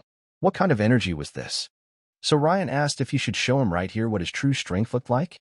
He remembered that there was one idiot who tried to suppress him because he became too arrogant. So Ryan wrote his name on the table. That idiot's name was Hong Yaman. Does Guan Pyong want to end up like him? The young master raised his hand and simply broke the table into pieces. Guan Pyong couldn't believe his eyes, so Riang had reached the highest demon realm. The absolute realm of demons at such an age is certainly impressive. But now was not the time to marvel at his abilities. If they fought, he would definitely lose. Guan Pyong didn't know that he had already reached the highest demon realm. So Riang said that he was lucky. The guy believes that luck is not everything in this life. He is sure that So Riang worked hard while others watched. The third young master was surprised. Did this mediocrity really grab him? He feels sorry because he thought that among them, the brothers, he was the strongest after the first one. But now So Riang is the strongest. In any case, he regrets what happened to his personal guard. It is clear that he was uneasy. He will definitely make amends to him. So Ryan asked if he didn't want to fight him anymore. He replied that he didn't want to. The guy was much higher than his skill level. Such a gap cannot be overcome by experience or tricks. So Riang saw that Guan Pyong was confident but not arrogant. He was quick to admit that he was weaker and knew when to back down. His martial arts are good enough to be a demon lord's disciple, but he also has the mindset of a mature person. Was he wrong? He thought that Guan Pyong had become stronger by absorbing the inner energy and life essence of his subordinate, Jae Hwan. But now, when he talks to him, the guy doesn't seem like the kind of person who would do something like that. So Ryan asked if he was going to apologize only in words. He was surprised. Did he want something else? He's a very greedy man, so he will take everything. But today he will be less greedy. So Riang asks for an apology from the person responsible for the incident. Guan Pin asked if his apology wasn't enough for him. The guilty one must take responsibility. It is very touching that he is ready to take everything upon himself, but he does not like it very much. He was the one who gave orders to his subordinate, and he was the one who had to answer. In other words, he only wanted his apology, not Jae Hwan's. If his personal bodyguard had died from a poison bomb detonated by Guan Peng's subordinate, he would have expected the guy to take responsibility as well. Can't we do without it? So Ryan said that the conversation was over. Let him bring him here. He had better apologize to him and his guard. Guan Ping expected the third young master to be so uncompromising, but he is not acting like this for no reason. He has enough skill and confidence to justify his actions. More terrible than heavenly wisdom is martial skill without a worthy opponent. Supreme martial skill transcends financial power, tactics, and situation. Since they have no enemies, they cannot and should not be controlled. They are simply a walking disaster. The perfect description for So Riang is a walking disaster. This is more terrible than any wisdom. In his present state, he has neither the strength nor the reason to reject his courageous behavior. Guan Pin agreed. He would call his subordinate here. But he hopes that they will not meet like this again after he gets the apology he wants. So Ryan asked if his subordinate was okay. Guan Pin didn't understand what he meant. Was he supposed to be dead? In fact, the third young master didn't want an apology from him. He just wanted to know if he was okay. But the guy really was going to bring him here. Guan Ping said the guy was very rude. Is he making fun of him? So Ryan replied that not at all. He was just trying to gently push him out of the competition since they were rivals. The boy was assessing what kind of person he was. He wanted to know if Guan Ping would be the one who would try to stab him in the back like Hong Yaman. If he is one of those who is ready to surrender where necessary, then no offense, he no longer has a reason to be here. Guan Ping asked what if he didn't want to. He replied that he would have to do something about it. So Ryan may have reached the highest level in the demon world, but his patience has its limits. Guan Ping was about to strike him first, but someone shouted that it was enough. Battle brothers and sisters gathered together after so many years. What kind of behavior is this? This is their older brother, so Ryan didn't notice him until he came here. His martial arts are amazing. Jin Guanyan asked, are they going to continue acting like this when they haven't seen him for 3 years? Hey, that was a cool beard, right? Meanwhile, Li Jiangsan was reading the latest news from the heavenly demon divine cult. The power, the flow of energy that stirred his heart, belongs to the first heir. 2 of the disciples he trained reached the highest demon realm, a very rare occurrence. Guardian Mudam congratulated his demon lord on this event. Li Jiangsang said he had to think about whether it was really worth celebrating. But it was amazing anyway. From the very beginning, no one expected anything from the first heir. He was considered a failure. His soul is not as refined as that of the third, and he is not as naturally gifted as the fifth. Li Jiangxin took him as a disciple because he most resembled him. The first one did something the man had not expected. Mudam asked what he meant. The demon lord didn't expect that he would be able to isolate himself in training for 3 years, much less reach the highest demon realm. He even led the other disciples to the second's residence. Li Yungxin wants to know if there will be an all-out war or if it will just be between these two. Jin Guanyan asked the third one, is he going to stand there? After all, his older brother is here. So Ryan felt that the man's demonic energy could match his own. Jin Guanyan said he was impressed. He thought he was working hard, but So Riang had already reached the highest demon realm. What did he go through? The guy said it just happened somehow. He knows that words cannot fully describe this kingdom, but he is still amazed. The man thinks that they have had enough of arguing and offers to drink tea. So Ryan doesn't know what he's trying to do, but he should stop it. Now is not the time for anyone to interfere. Jin Guanyan noticed that the boy had changed. The third one he remembered couldn't even look him in the eye before, considering that he had reached the highest level of demon at such a young age. So Rian suggested to continue. What is he going to do? Guan Peng asked. Is this his threat to make him give up the succession? There's only one way to make him give it up. He'll have to kill him. Even if he loses his limbs and cannot use martial arts, he will still fight for the place of successor until his last breath. This is the fate of them, the fighting brothers and sisters. So Ryan likes the change in attitude. The energy coming from him is different. It seems more dangerous, is it true? Guanping said that if he wanted to fight to the death, then make sure to cut off one of his limbs. If he could even touch him, he would shed a tear at his funeral. So Ryan will show him how much stronger he is, since he wants it so much. Jin Guanyan stopped So Riang's strike at the last moment and said that it was enough. The boy asked why he was interfering again. Jin Guanyan replied that the children were watching, so he shouldn't kill him. A huge amount of demonic energy engulfed the entire room. Guanpeng couldn't react to his attack. Is this the difference between him and someone who has reached the highest demon realm? He's not even his match. Jin Guanyan asked if he really wanted to fight here. The boy replied that he was right. He shouldn't continue with the kids watching. It was a bit of a mess, but Guanping can count himself lucky. So Ryan was going to kill him, but unfortunately, that won't happen today. The young master apologized to the girl. He should have visited her much earlier. The boy wished her to have fun here. So Riang asked the boy, he's the son of the Jiaojiang patriarch, young Ri Yun, right? He's as big as his father. The boy told Guang Pyong that it was for the sake of the demonic martial artists who would die because of him, and not for his own good. However, he will not become the successor if he becomes strong using this method. He had better stop it. Now So Riang's arm hurts. Jin Guanyan is strong, of course, but he also thought that he was not weak. He understands that Jin Guanyan can become the strongest martial artist in the world. But he has experience from his past life, and without that, he reached the highest demon realm at the age of 30. He won't be easy to beat, but he hasn't tried yet, so there's no point in guessing. Jin Guanyang noticed that Guan Piong had given the blood flame demon art a dual form. He asked, but how did he notice this? The man said he created the technique himself, but when he did it, it was unfinished. Did he finish it? Guanping said yes. There are flaws in this technique, and very serious ones at that. The guy said he tried his best to compensate for that. Jin Guanyang asked how? He replied that he couldn't tell him. He is more interested in how Jin Guanyan reached the highest demon realm. The man replied that it was not something that could be explained in words. The same was true for the demonic dual form. Jin Guanyan said let him try. He asked why he should do that. If he really wants to know, then let him help him reach the highest demon realm. Then he'll think about it. Jin Guanyong asked if he was throwing a tantrum right now. Guanpyong replied that he had betrayed him. The man took everything from him and then ran away from the isolated training. Is it nice to reach the highest demon realm like this? Jin Guanyong said that the guy had become quite rude. Guanpin doesn't care what he thinks of him. He has no desire to kiss his ass. Let him remember that the third one lost all his combat skills due to the chi blockage. That was only 2 years ago.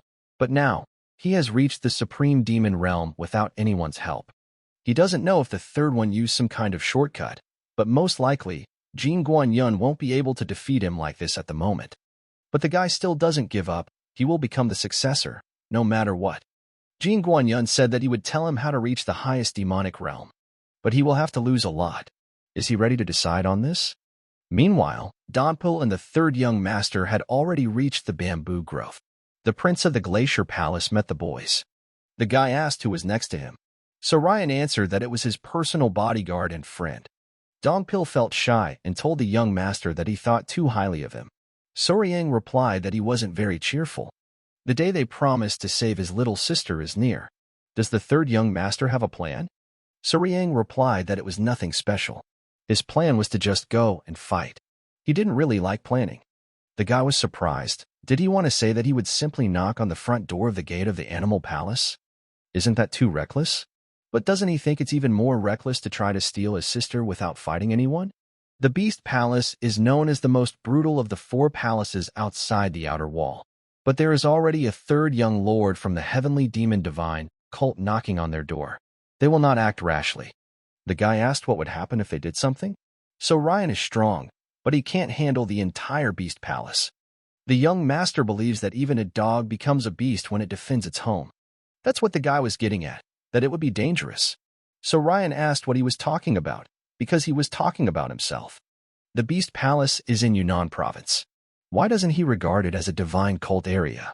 It is under strict control, but still remains their property. Several sects and clans are trying to seize power, but they will never dare to call this land their own. It would also be a good chance to remind them who the real owner of this territory is. The general strategist reported that the Choksa family was miraculously recovering quickly, even with the 1,000 treasure family helping them. He feels like they are determined to come back stronger. Li Zhongsang believes that they are stuck in a routine, but still remain masters of demonic martial arts. He believes that they are upset that they were defeated in their own home. Is the position of patriarch still empty? Hyo Yosong replied that Hong Yeorin, the daughter of the former patriarch, was currently the most likely candidate, but she was being trained by the matriarch of the 1,000 gold treasures family. He suggested that the discussion about the position would take place once she had finished with that. The master believes that a rusty blade should be destroyed, not sharpened. This is a motto he has followed so far and will continue to follow. However, the blade he intended to destroy is now being sharpened. And this resurrection was caused by the third. Of course, he doesn't think the guy was looking that far ahead. But what about the Yunnan affair? Isn't the Beast Palace too dangerous, even for someone who has reached the highest demon realm? Li Zhongshan said that he didn't know that he was going to the Beast Palace. Hyo Yosian was very surprised to hear this. The demon lord asked him why he was so shocked. He replied that the disciples needed his permission to leave this place. This is the rule, but the general strategist adheres to the rules too strictly. Although it is true, but he is a demon lord and his master. Maybe the guy said something before leaving. Li Zhongshan said that the third one knows that there is no point in this resolution. He knows very well that he does not care about such trivial things as long as he brings good results. Yunnan is under their control. They just haven't taken care of it. This is a good opportunity to show them who's boss. The general strategist wonders if the third young lord is one step closer to the demon lord. If he had nothing else to say, he could go. Ho Yosong thought that he would at least be offered tea. Meanwhile, the guys stopped to rest in the forest in the vicinity of Guangxi. So Riang asked if the boy could make the weather colder with ice arts. He replied that he had decided not to do so. Trying to constantly make yourself comfortable by making it cooler when it's hot and warmer when it's cold doesn't really help when you find yourself in a situation where you have to endure all sorts of hardships. He thinks that if such an uncomfortable state were pleasant by default, it would help him to better endure difficulties. So Ryan appreciated his good provincialism and good thinking. The guy asked if his sister would be okay. It's weird to hear from him, but his sister is very beautiful. He knows they won't do anything rash unless they want to start a war. But he's still worried because they're using instinct over reason. The boys from the Beast Palace are known for their cruelty. It wouldn't be surprising if she had been abused before. The only thing that holds him back is the fact that rushing won't help him save his sister. So Ryan understands that the guy is very worried about her. But there is no need to worry. Everything will be fine. They are not alone. 3 palaces are trying to get into Zhongyuan.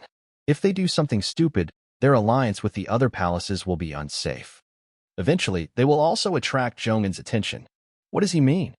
Jianhu may seem very open, but he is actually very conservative. Even if the palace managed to infiltrate Zhongan, if others realized that the organization was so immoral as to bully a woman, they would be finished off. On top of that, they are cooperating with the righteous Heavenly Alliance. They wouldn't dare do something like that. The righteous leader of the Heavenly Alliance is oblivious to his own wickedness, but he is strict when it comes to others' ethics and morals. Someone dared to ruin their conversation. Donpil immediately took out his sword. The masked man said he was from the house sect and had a message for the 3rd young lord of the divine cult. Opening the message, so Ryan asked if what was written here was true. The man replied that he only delivers messages. He is not informed about their contents. They have branches in Guangxi and Yunnan, right? Tell the vice leader to pay for it later and get information about everything in the Ileo Mountains area.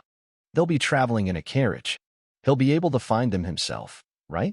The ninja man said he would return in 5 days and disappeared. The white-haired man asked what was wrong with him. Suriang thought that things would be much easier for them now. He was going to play a trick on her at the Beast Palace to get her back, but he doesn't think it will be necessary. The Southern Savage, the master of the Palace of Beasts, the Sky Tiger asked, heck, has the heir of the Ice Palace really disappeared? This guy got to Hunan so fast. Where could he suddenly go? The Lightning Hawk chieftain finds it strange that he left the guards from the Ice Palace and disappeared himself. But are you sure about this information? They asked the house sect, so they are sure. The Sky Tiger asked where he could have gone. He replied that they didn't know much. It must mean he had some kind of plan in mind if he escaped without his guards. The man broke out in a sweat.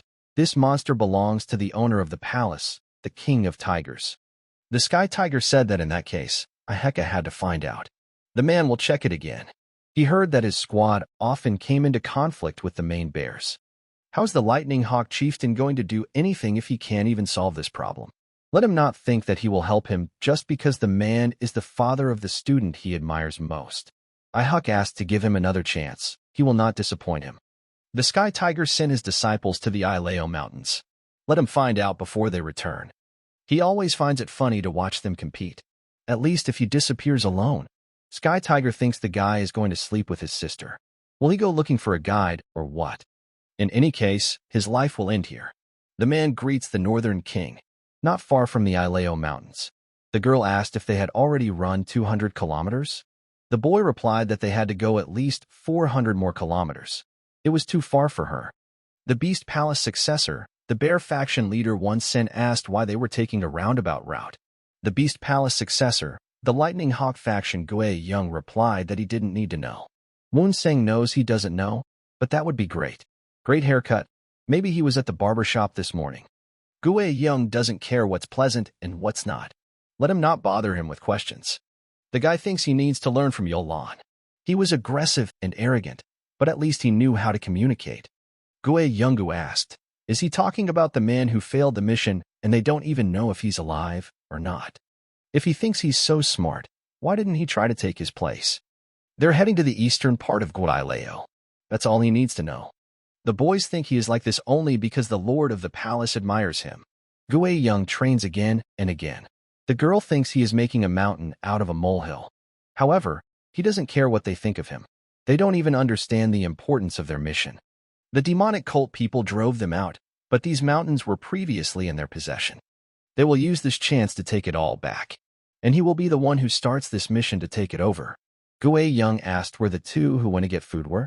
The boys replied that they didn't know. The guy thinks that they do everything their own way, since he does the same. Gui Young thought they were useless bastards. He whistled to call the Divine Sky Hawk to find them quickly. Gui Young found these idiots, but he didn't understand what was happening to them. The ground beneath them suddenly shook. It seemed their comrades were in danger. They had to hurry. So Ryan decided to confirm and asked if there were only 6 of them. The house sect could be relied upon. Gue Young froze in place and asked, "Who is he?" You better run away from there, man."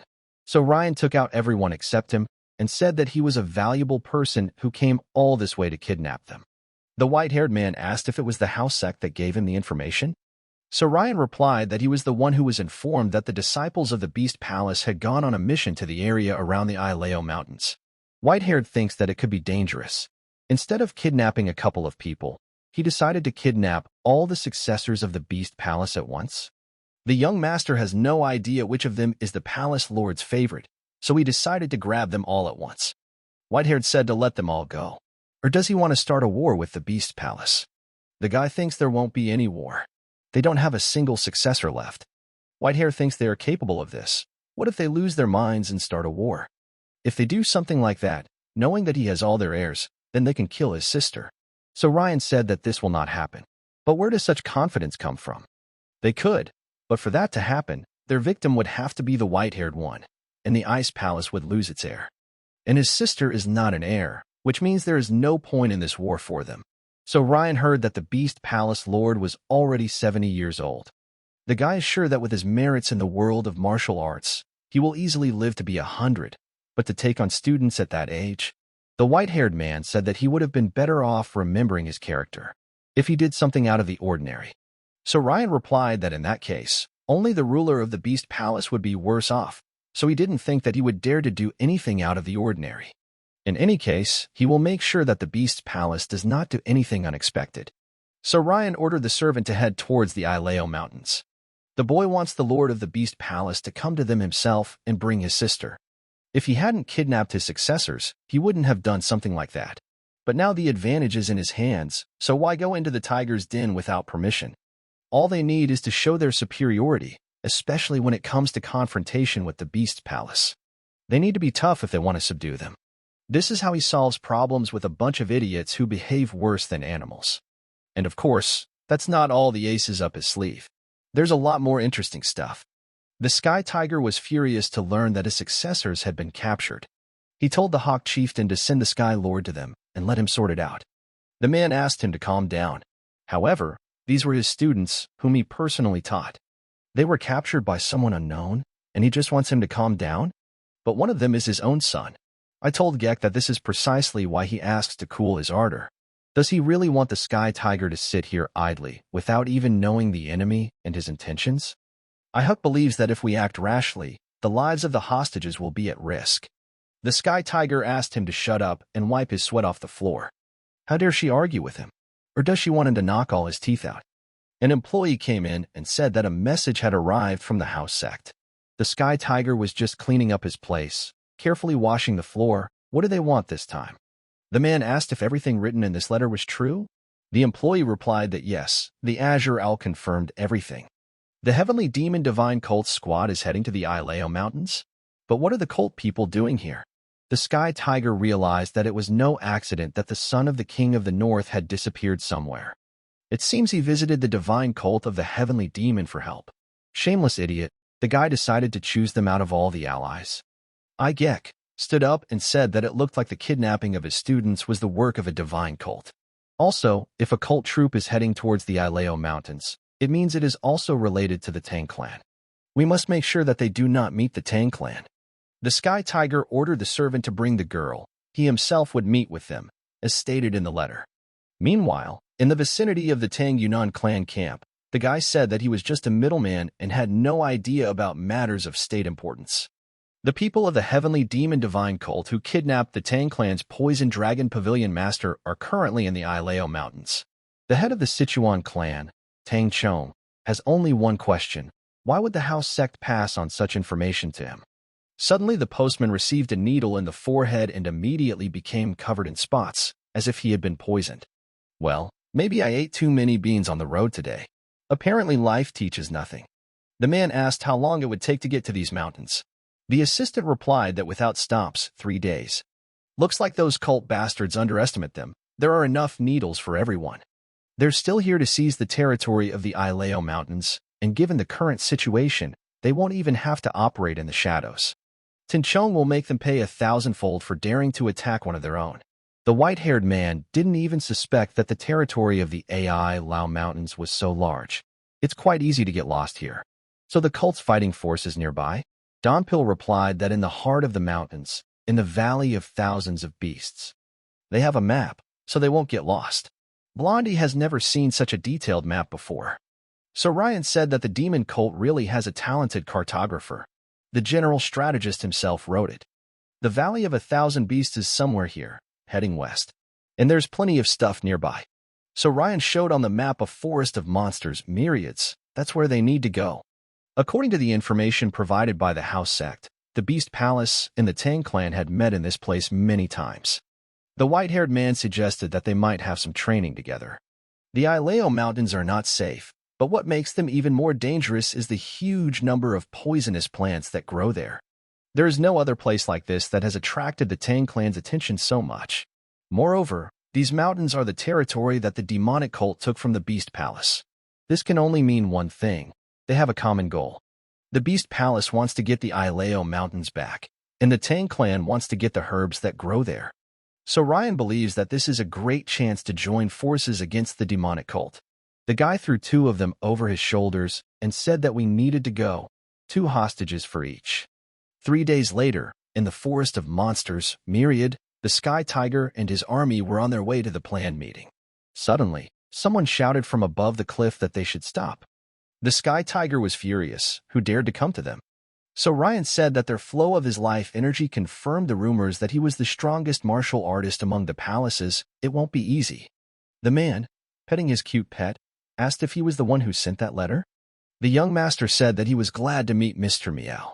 The Sky Tiger was shocked to hear this from the guy, who was Mr. Meow. So Ryan wondered what the man was feeding him that he had grown so big. Looking at him, she began to think that he was unlucky with his owner. Is this guy crazy that he can speak in such a tone? The young master believes that he needs to moderate his temper. After all, he still has to negotiate. Let the guy get straight to the point. Where's the boy from the Ice Palace? So Ryan wonders if the Sky Tiger already knows that they have formed an alliance with Yeo Gangwei. He is very impatient and is about to get angry, but he is not that stupid. The guy made it clear that he doesn't know any son of the King of the North. Maybe you should ask who's standing in front of him? The Sky Tiger replied that he didn't care who he was, and he wasn't interested in what the guy would say. It seemed strange to Ryan. They were far apart. But couldn't he feel his power? After all, the man was a more experienced fighter. Giving names to power levels is a favor to the people who need them so much. The level of the invincible, the level of the supreme, and other levels that received their names 1,000 years ago. In the end, these are just useless attempts to designate their level of strength. After all, each of them develops differently. But they are all the same when they reach the peak of their power. Even if you study different martial arts, they all become similar once you reach the very top. He wouldn't act like this if he had reached the level of an invincible demon. The man would have felt his power and prepared to fight. The Beast Palace is an organization that has mixed with wild animals and gained powers unknown to ordinary people. They are simply unique. The Sky Tiger said to bring the heir of the Ice Palace to him. That bastard kidnapped their disciples. So Ryan smiled and replied that it was he who kidnapped his boys. The man asked how dare he lie? Want to feel his fist? It was a bit hard for the guy to carry them by himself, so they split into 2 groups. These are his students, right? The Sky Tiger wondered why he couldn't sense their presence. Those who study the beast arts cannot escape his spiritual vision. All the mountains are covered in demonic energy, so that's why he couldn't sense them. So much demonic energy, could this guy be one of the elders of the demonic cult? So Ryan asked if he brought a girl. If not, he would behead every one of his students. The Sky Tiger asked the boy why the demonic cult needed an alliance with the Ice Palace. He thinks that this is a stupid question. There is only one reason for entering into a partnership, mutual assistance. Like them and the Tang clan, for example. The man just froze. How did the guy know? The bastards of the Tang clan told him about this? That can't be. They planned to take the territory of the Ileo Mountains for themselves, and in exchange, they wanted to let the Tang clan use it to harvest the herbs that grew there. Did they really think he wouldn't find out? If that's all the questions, let him bring the girl. The Sky Tiger raised his hand to give the servants permission to bring the girl. 4 of the army carried the coffin, so Ryan thought, is she really dead? Are they making fun of him? If the hostage is dead, negotiations will not take place. Don't they understand that you can't joke with him? The man shouted that the girl was alive. So Ryan asked, "They brought a living person in a coffin? Is he implying that he was going to kill her? What kind of joke is this?" Let the guy ask her himself as soon as he wakes up. She's in suspended animation, and this was purely her wish. The Sky Tiger said to come down and check. He needs to hurry. The young master simply descended towards them, turning on his demonic energy. He found it strange that they let him get close to their own hostage so easily. He opened the coffin lid with a wave of his hand. Do they still underestimate him? Or was there a trap here all along? Yo Sanrin, daughter of the King of the North. They look quite similar to each other, the same white hair. The guy thinks that he needs to check her pulse since she's alive. Suddenly the girl stood up and attacked the young gentleman. Meanwhile, the others were waiting in ambush. Dompel asked if the boy was upset. He replied that he couldn't deny it. The white-haired man replied that he was forced to remain inactive while his sister was in an unknown location and someone else was fighting to save her. Of course, he understands how strong the third young master is, but still, saving his sister was not his only goal. He was going to take care of other important things as well. Yo Gangwei isn't upset because he didn't break any of his promises. He's just worried that one of them might get hurt. Dompel told him not to worry. There was no one who could handle this problem better than the young master. The guy was surprised. Where did she get such confidence in him? Was he really that good? Dompel knows the strength of his hatred. The young master hates the enemies of the cult with all his soul and always gets what he wants and does not spare any of his ill-wishers. Suddenly, he saw the Tang clan's battle force approaching, just as the young master had said. Now it's their turn. They need to distract them immediately while So Ryan deals with the Sky Tiger. The guy didn't expect that Yo Sanrin was so fast, like a bird of prey. He expected her to do something like this, but he didn't expect something so obvious. Looks like the girl is under a spell. She's clearly not herself. Those eyes are definitely enchanted. The Sky Tiger shouted to his people not to delay. Let them bring his disciples. The troops immediately rushed to carry out the ruler's order. So Ryan believes that the girl will not be able to regain consciousness on her own. He decided to knock her out for a while. Well, at least the rescue was successful now. The Sky Tiger pounced on him, saying that he would make the boy pay for daring to mock him. But it's not that simple, so Ryan directed his blades at him with his gaze. If the man had been able to foresee his action, he would have torn his head off earlier. So Ryan said that this is the outcome of those who dare to use dirty tricks and put hostages in danger. Suddenly, Goldie appeared from the top of the mountain and made such a loud sound that half of the soldiers lost their balance and fell. The eardrums were just going crazy. The Sky Tiger didn't understand who it was. It looked like a lion or a wolf, and the body was somewhat reminiscent of a tiger. And those evil eyes, he had never seen a beast with such eyes before. So Ryan said it was his friend. Did he really think the guy would fall for their tricks so easily? And it looks like Goldie brought his friends.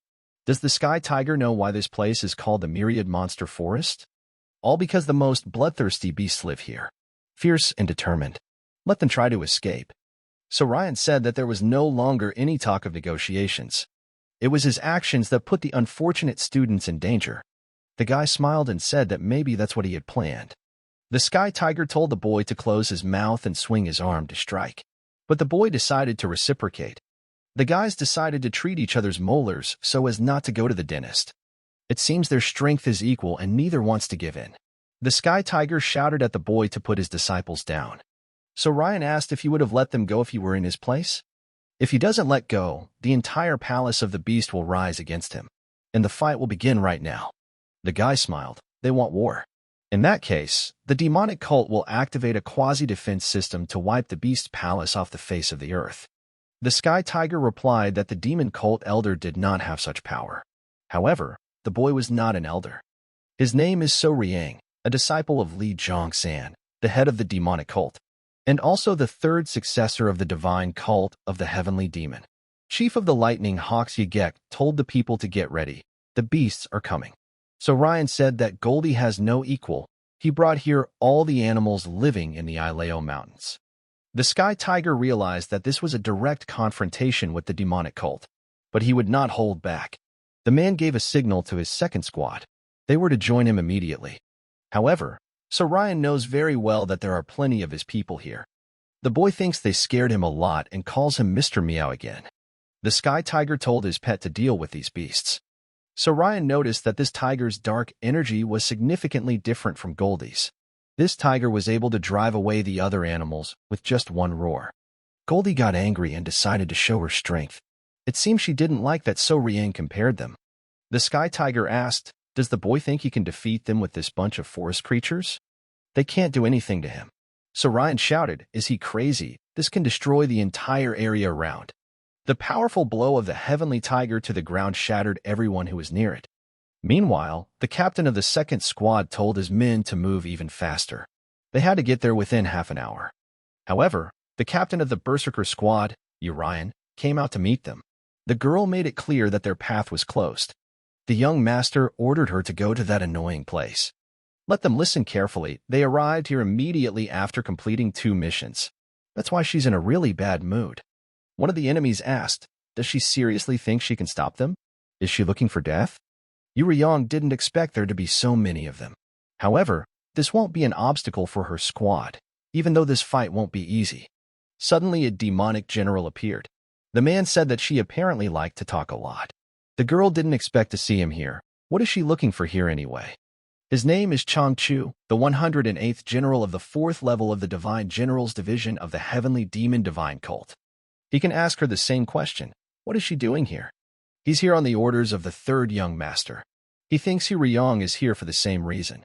The girl said that an assistant of his level would come in handy. Yuriyong suggested starting the operation immediately. She really likes sword dancing. So Ryan managed to react to the Sky Tiger's attack and cling to the rock with the girl. Things could have ended much worse. This crazy bastard killed his own subordinates. Now the guy is convinced that he is the master of the palace. His power is impressive. He decided to first hide the princess so that no one would steal her. The Heavenly Tiger used a huge amount of life energy to carry out this attack. One of his students is still in the clutches of the enemy. He must save Guoyang. Even if you have to sacrifice someone else, you must save him at any cost. The Sky Tiger tried to damage the young master, but he managed to dodge. So Ryan used the 7 Knights Blade technique. Demonic energy rained down on his enemy. Next, the guy decided to use the Lightning Fist of the Heavenly Demon. It's only level 3, but it's pretty good. So Riang advised Mr. Meow to work on his skills. The Sky Tiger said that he personally came to save his disciples. Why don't they react? The young master said that they would not wake up just like that, but he did not feel who was standing behind him. So Ryan didn't understand how this was possible. He had definitely sealed their cores and acupuncture points completely. Something was wrong here. Did he make a mistake somewhere? Well, since these students are so dear to him, then he will deal with them first.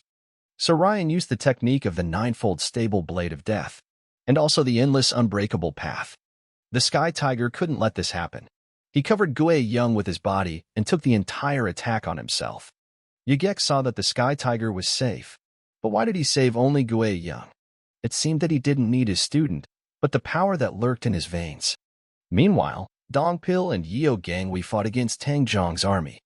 Dongpil noticed that the man was throwing arrows from his sleeve at him from a distance of more than 150 meters, but they were stronger and faster than normal arrows. Could he be the patriarch of the Tang clan? His skills are comparable to one of the heads of the 7 families of the demon cult. Yeo Gangwei heard that they were the most determined in Zhongyuan. They truly do not look at anything other than their goal. Dongpil realizes that they have captured his demonic energy. Tinchong was informed that there was a huge explosion on Mount Ileo. The man replied to ignore it. Let them just destroy those demon cult bastards. Dongpil realized that this explosion came from where the young master was. They decided to hurry. Maybe the young master needed their help. So Ryan was dumbfounded by what was happening. Did he just absorb his disciples' chi? Is there something like energy-absorbing demonic arts in the Beast Palace? The Sky Tiger makes this chi its own. The aura emanating from it is stunning. He doesn't know what exactly is going on, but he has to put an end to it immediately.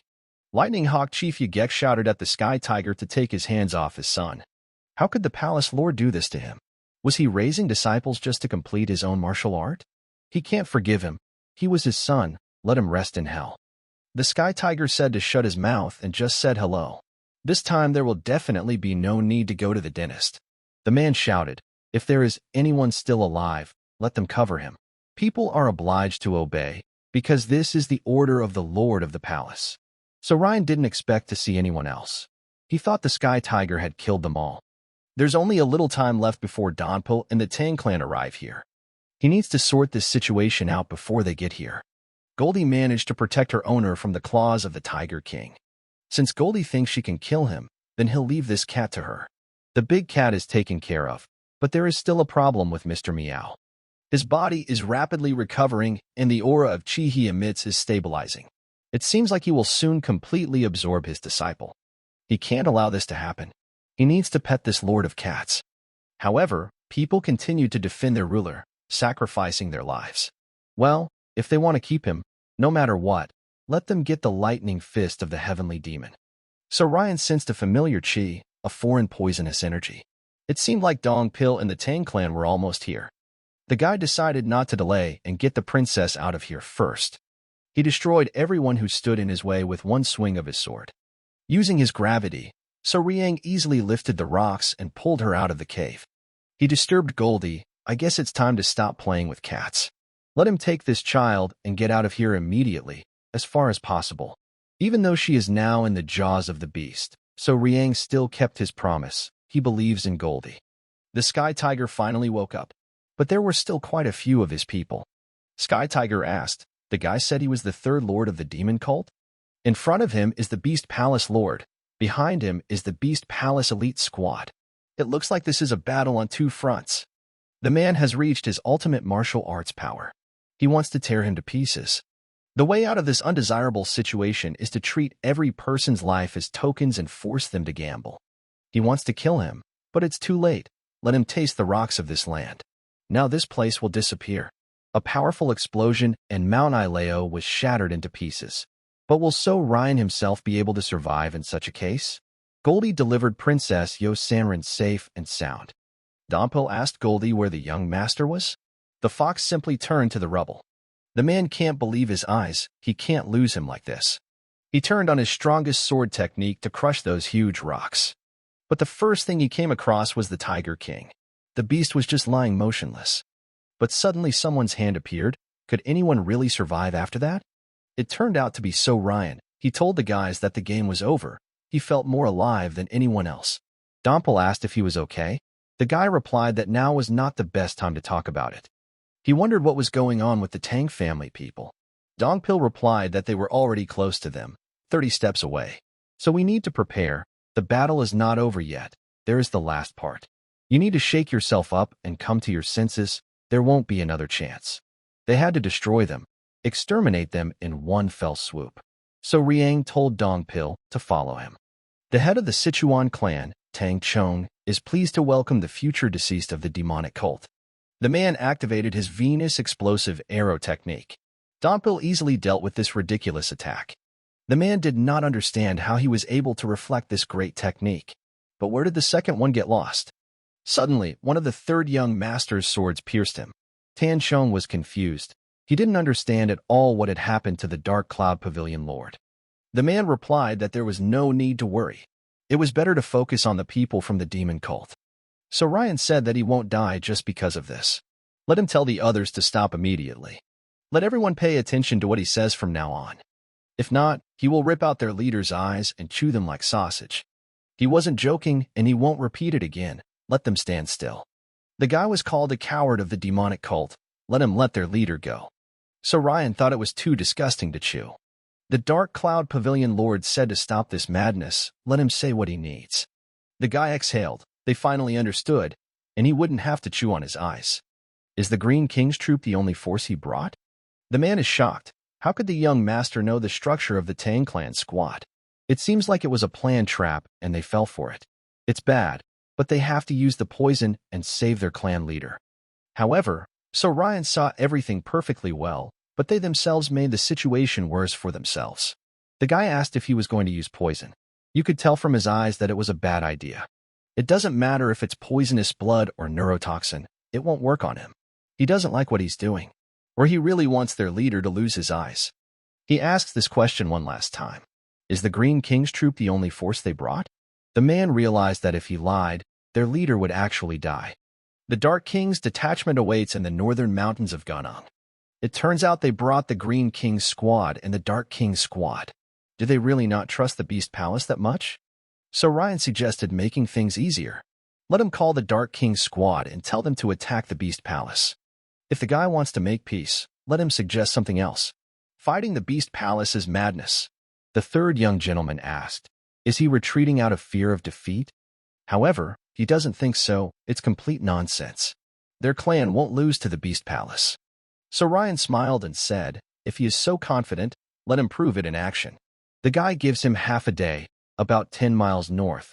The forces of the Beast Palace will advance towards the thousands of demons. If they cope with them, he will release their leader. The man doesn't understand how they can trust him. So Ryan replied that it's up to them. It's their choice. But there's one more thing. The Pavilion Lord is now with them, in the Thunder Prison. He should know about it from his letter. So Riang let him go too. That's a pretty interesting proposition, isn't it? Besides, he's their leader's brother. So what's his decision? Let him choose quickly. Time is ticking. Tired after a hard day, Tinchong whispered that he shouldn't agree to this. How can he trust the demon sect members? They are crazy. They can't be trusted. Meanwhile, a great battle was going on between the Berserker Demon Squad and the Beast Palace. Captain Yu Riyang shouted not to give up and hold the line. They must win. There are too many of them, but if they surrender, they will move towards the place where the young master is. General Chang Chu thinks that the situation is unfavorable for them. Let him withdraw his detachment. But the girl thinks that they can still hold out. Suddenly, the general felt a strange energy. He had felt it before. Would they really have to face the Beast Palace and the Tang clan at the same time? Ryan noticed that they weren't attacking them. Could it be that their target was the Beast Palace? The captain shouted to kill them all from the Beast Palace. Their leader must be saved no matter what. Does the man really think that they will save their lives when they pray to the demon cult? So Ryan reminded that 20 years ago Tinchong destroyed the village of Blue Flowers, and now he talks about faith? And that's not all. Didn't he destroy the Moon Blade sect and the Battle Blade clan to test the power of his poison? But how did he know that? The Dark Cloud Pavilion Lord said that they accept his proposal. The man promised that he would return soon. He would go and destroy them all. So Ryan said it was a wise decision. However, the man felt it was not a fair agreement. He noticed that the boy valued his swordsmen very much. They would take him as a hostage. Donpel said that everything would be fine and agreed. So Ryan, without thinking twice, gave him a part of the leader as collateral. Does he think this agreement is fair? He will exclude Lord Pavilion from the agreement. If he doesn't leave within 3 seconds, his leader will die. The countdown has begun. At first, the sword touched Tanchong's neck. At second, the red liquid started to flow. The captain told the Green King's squad to follow him. They didn't have much time. Dongpil is shocked that the expert from the Tang clan was absorbed by the young master's energy.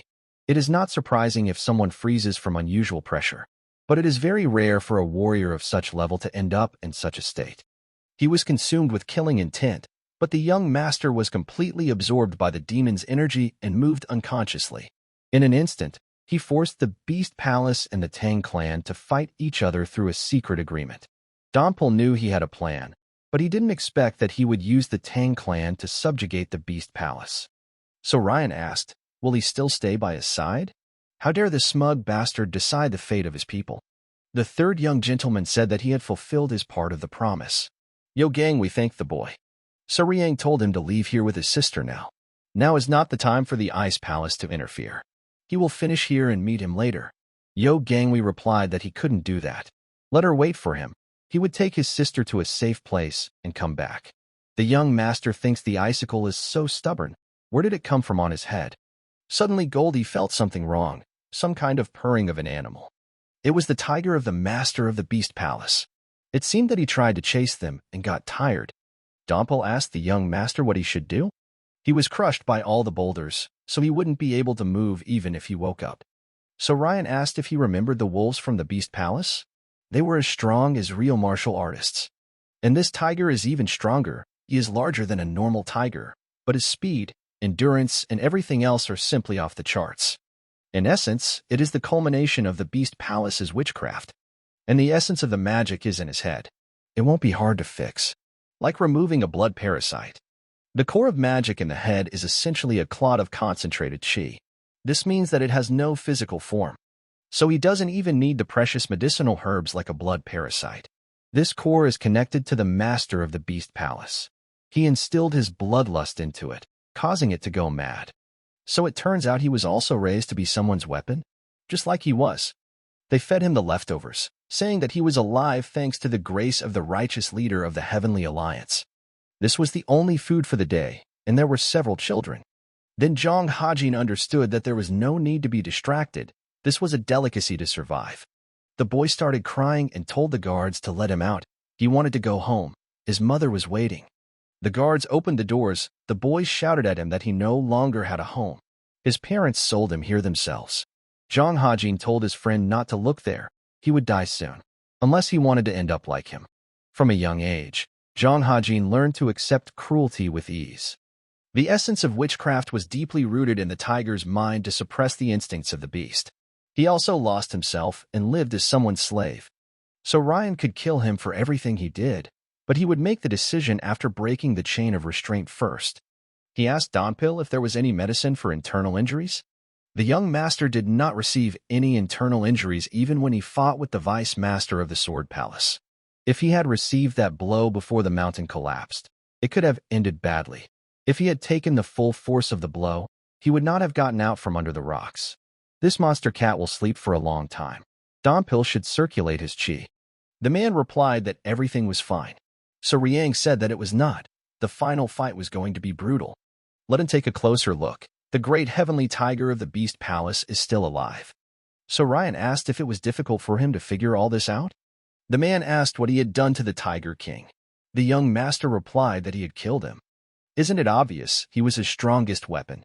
So Ryan thought that one fist of the heavenly demon's lightning would help him gain the upper hand in this fight.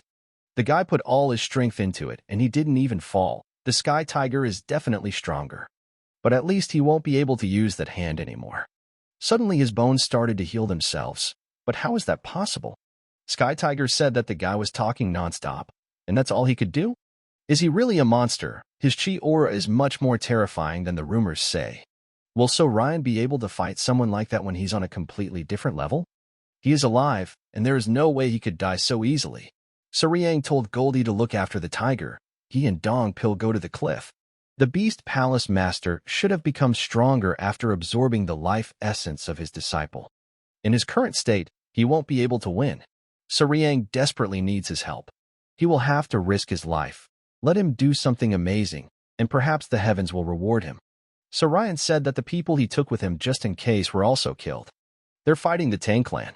The guys are really into it. The man thinks it's a lie. Whether to believe him or not is up to him.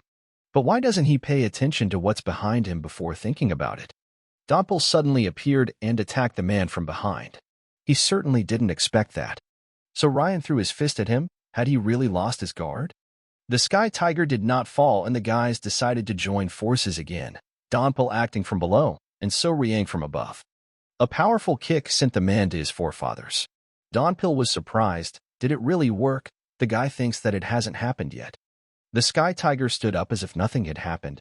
Did they really think that such cheap tricks would work? He is the strongest martial artist in the South. Now he will show them his true strength. So Ryan was surprised at what kind of monster this was. He simply had no words. He was practically invulnerable. The man threw a rock straight at the boys. Both managed to dodge, but in different directions. The young gentleman shouted if he was okay. He replied that he was, but that danger was already awaiting him. The man sealed him into the rocks with one hand. The Sky Tiger King is still alive. Meanwhile, Goldie met the mighty Tiger King again. The Sky Tiger sensed the presence of its pet nearby. It turns out that it is alive, and someone like it could not kill it. And once he reunites with him, he and his rat won't be able to do anything. So Ryan said that he has no plans to drag out the fight, and wants to get it all sorted out quickly. Their conflict has been going on longer than he expected, and it's almost at its limit. All this may end very badly for him, but no one can take away his fighting spirit. The Sky Tiger said that the boy wanted to know what he was feeding him. Well, it was human meat, and he is sure that he will like his fresh corpse flesh. It will be revenge for the Smirks. So Ryan decided to attack first and shouted that this would not happen. The guy understands that there will be no second attempt. He now needs to give it his all. If he can attack, then his internal energy flow will also end. So Ryan used the ninefold steady blade of doom technique. 6 continuous hell winds. But this bastard still survived. That's all the guy can do. If so, then let him die. Let it lie there for now until the Tiger King comes for it. So Ryan admitted that Mr. Meow was indeed extremely strong. Now it's all or nothing. He's used up a third of his internal energy, and this is the last chance to use the soul's flight to the heavens. This is the only technique that can have any effect. You just need to narrow the attack range and concentrate all your power on it alone. Simply swinging a sword does not mean mastery of weapons and control of chi energy. In combat, it is not the quantity of internal energy that is important, but its quality. The man said that on the brink of death he would not be able to do anything by swinging his blades. Donpil came to his senses and pierced the sky tiger with his sword, but immediately flew into space. The Tiger King appeared. The man ordered him to eat this arrogant boy, maybe not even leave a bone. But the tiger decided to feast on its owner. The man did not understand why it attacked him. So Ryan said that the cat seemed to have accumulated a lot of grievances. Usually, there is no point in fighting. The flight of the soul to the heavens will bring him to his senses a little. Let him know that no one is invulnerable. He feels like he has no strength left. This plan was really risky. Well, now that big guy is finally down. Donpil asked if he was okay. It was worth it, right? The guy replied that he had missed his chance. Donpil did not understand what was being said. Since Donpil had been at the peak of his powers all this time, the fight with the Beast Palace Lord became an excellent opportunity to make a breakthrough. So Ryan decided not to tell him. Let him not bother his head. Everything is fine. Now let him help him. He has no strength left at all. This bastard was too dangerous. It's amazing that he's still breathing, just like his tiger. But why did the Tiger King suddenly attack the Lord of the Palace? Most likely, he harbored many grievances in his heart against his master. He was made a monster, but now he can live as the king of the mountains and is now completely free. Donpil warned the master that he sensed demonic energy. It seemed to be a squad of rampaging demons. Divine techniques have no equal. All demons bow before him. Yuriyong, the commander of the frenzied demon squad, greets the third young master. The Tang Clan squad and the Beast Palace people have been defeated. The general and the second squad of frenzied demons are cleaning up the mess after the battle. So Ryan thanked the girl for the work she had done. Until recently, he felt uncomfortable around demonic energy, but now everything was different. The guy doesn't understand one thing. Why does she look so depressed? Yuriyong replied that she had overdone it a bit. If she continued to talk nonsense, she would be punished. At their last meeting, he was equal in strength to the heads of the 7 great families, and now he has become a monster. Trying to reach the same level was too difficult, and he was getting stronger and stronger. So Ryan's legs suddenly gave out. The girl asked if he was okay. The guy said that she should try harder. After all, she is the commander of an entire squad and cannot stop. Yuriyong replied that she would do everything in her power, and he should go and rest for a while. He's getting worse. He can't even open his eyes. What if the guy Yuriyong felt some kind of ominous aura? Where are they going? This is not the end. Have they forgotten who he is? Donpil, as a great warrior, managed to eliminate him. This time he definitely went to the next world. Heavenly Demon Divine Cult, Heavenly Demon Palace. Lee Johnson asked, how did it go? 3 of the Beast Palace's battle squads were fatally wounded. Most of the Tang Clan's people were killed. A squad of furious demons, together with the general, easily defeated them. What happened to the patriarch of the Tang Clan? Mudam replied that he was captured and was still being held hostage.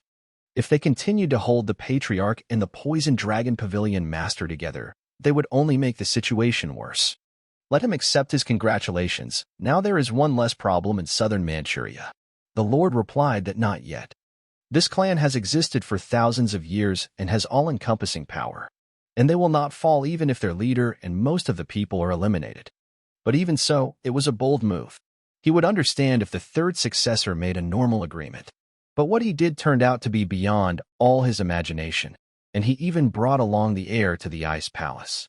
He was able to destroy the Beast Palace Lord and humiliate the people of the Tang Clan. It was simply amazing. The man informed his master that there was urgent news. The leader of the Righteous Alliance, Damn Sane, said he was a little busy. This is the 3rd 10-colored flower. Let him send it to the abbot. He heard that the man is not in good health. He needs to be cheered up. It's getting harder and harder for him to take care of the garden because he's so old. Is his time coming soon? And what is this news? The Lord of the South is dead. The man was shocked to hear such sad news. Rumor has it that it all happened in the vicinity of the mountains in Yunnan. And if you believe the rumors, then he died at the hands of someone from a demonic cult. The man thinks that this is really bad and that such a harmful weed needs to be gotten rid of. In addition, the source reported that the Beast Palace's elite combat squad had clashed with the Tang clan's combat squad. So the weed had intertwined with the poisonous grass. He knew, of course, that their union was unreliable, but still this news took him by surprise. They still don't know all the details of the clash. However, during the battle, it was discovered that the Tang clan's techniques, the steel arrow, and the 7 soul-destroying steps were involved. Sina is amazed that they had to deal with such techniques, and that these techniques cannot be used without the permission of their owner. Probably, information about the upcoming meeting of the two sides reached the demonic cult. This is the only way he can explain their appearance. However, the reason for the confrontation between the Beast Palace and the Tang clan remains unknown. Well, anyway, all this is not so important for him. His back hurts. He needs to go and rest. They are trying their best to keep the situation under control. There are rumors that the patriarch has been seen in the vicinity of Unam, but this has not yet been confirmed. He was once a truly outstanding martial artist, but now he is an order of magnitude weaker than many. And he became a patriarch only thanks to his pedigree and the gray hair at his temples. It is no wonder that there are many dissenters in the clan, and he has neither the will nor the strength to suppress his discontent. In such a situation, poisonous herbs obtained from outside could be a wonderful solution to all problems. This outcome is beneficial to both parties to the agreement. He thinks he was really there. However, if there is still no news from him, he is either dead or missing. This outcome of events is only to the advantage of the clan representatives. But who dared to lead all this unrest? The man said his name was Tang Yanhua. He wants to meet him. It's time to put the leash back on the naughty dog. But what does the Lord intend to do with the magical bridge? Sane replied that everything has its time. They can, of course, start a war. However, the safety of their people will also be shaken, and he would not like to lose the opportunity to deal with spies sent from outside. They will continue to act as if nothing happened. There's no reason to see him as a serious enemy right now. If he doesn't screw things up, it'll be a great chance. Yuriyang ordered her men to help the injured and also to be on guard. The young master needs time to recover. Although the internal damage is still not repaired, he was able to reach the 3rd stage. A true martial artist would be able to instantly restore his body with his insurmountable stamina.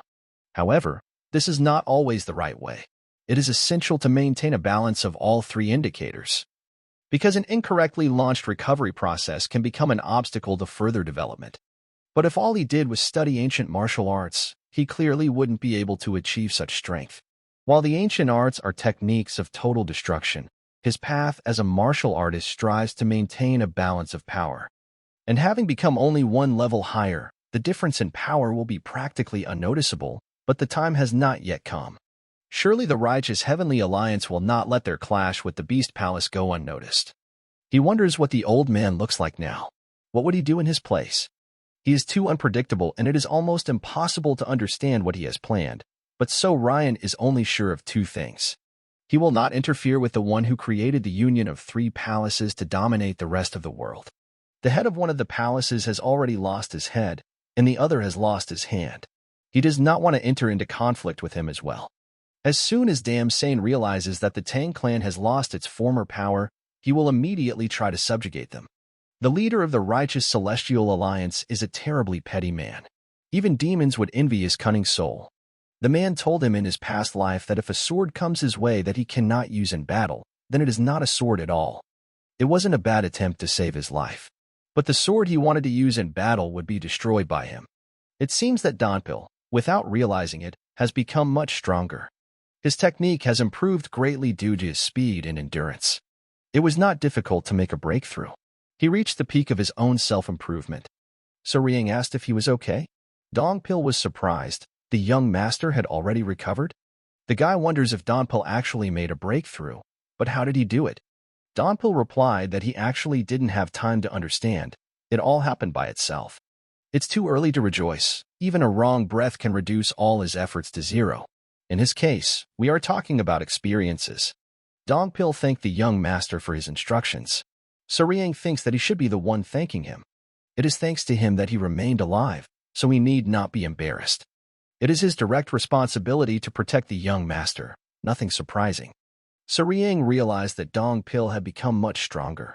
But at first, he didn't make much of an impression on him. However, time passed, and he became his loyal friend and an excellent guard. Having changed and become stronger, Dong Pil seemed to become a different person. They have a thorny path ahead of them. They can't be content with what they have now. They need to strive for more. Let him rest a little. He didn't even close an eye yesterday, but first he needs to do something. So Ryan told these two warring animals to stop and calm down. What is he trying to achieve? Maybe he wants revenge? Does he still harbor hatred towards the Lord of the Beast Palace? He is dead. The tiger himself saw everything perfectly well with his own eyes. And since he was born the master of the mountains, he must be content with his existence. The spell that bound him to his master is broken. Now he can live as he wishes. That's what So Riang is trying to tell him. What's wrong with him? What does he want? Does he think the guy will get scared and hide? So Ryan decided to calm Goldie down by grabbing her tail. Let it be gentler. He is not a savage like this tiger. He himself clearly understands that he cannot defeat him alone. Let him go his own way. They are busy here. In other words, his anger is not their problem. Will he be able to become free and continue living independently? He already has a lot of problems, and now this menagerie has fallen on his head. Goldie decided to take everything into her paws and show who is boss here. Probably by this she wanted to tell the Tiger King to get lost faster.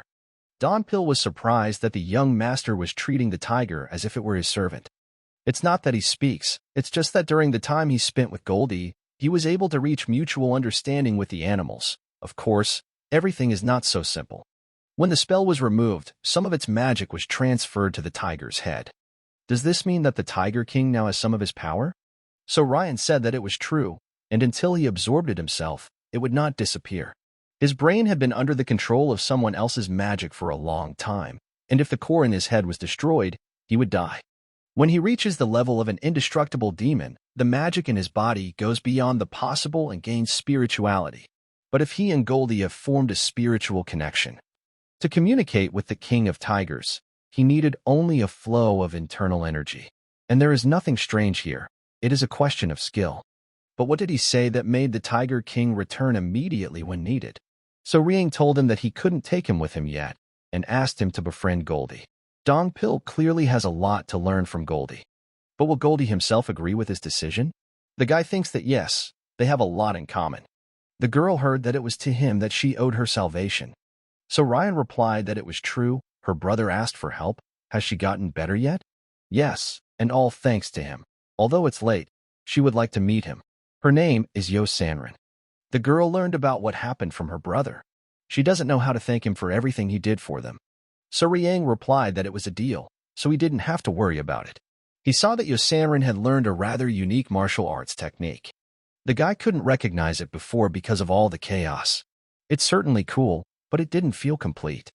The martial arts she learned couldn't be known to others unless they learned the martial techniques of the Northern Sea. Even if they reached a higher level, they wouldn't be able to recognize his features. Yo Sanrin realizes that the boy is not just strong.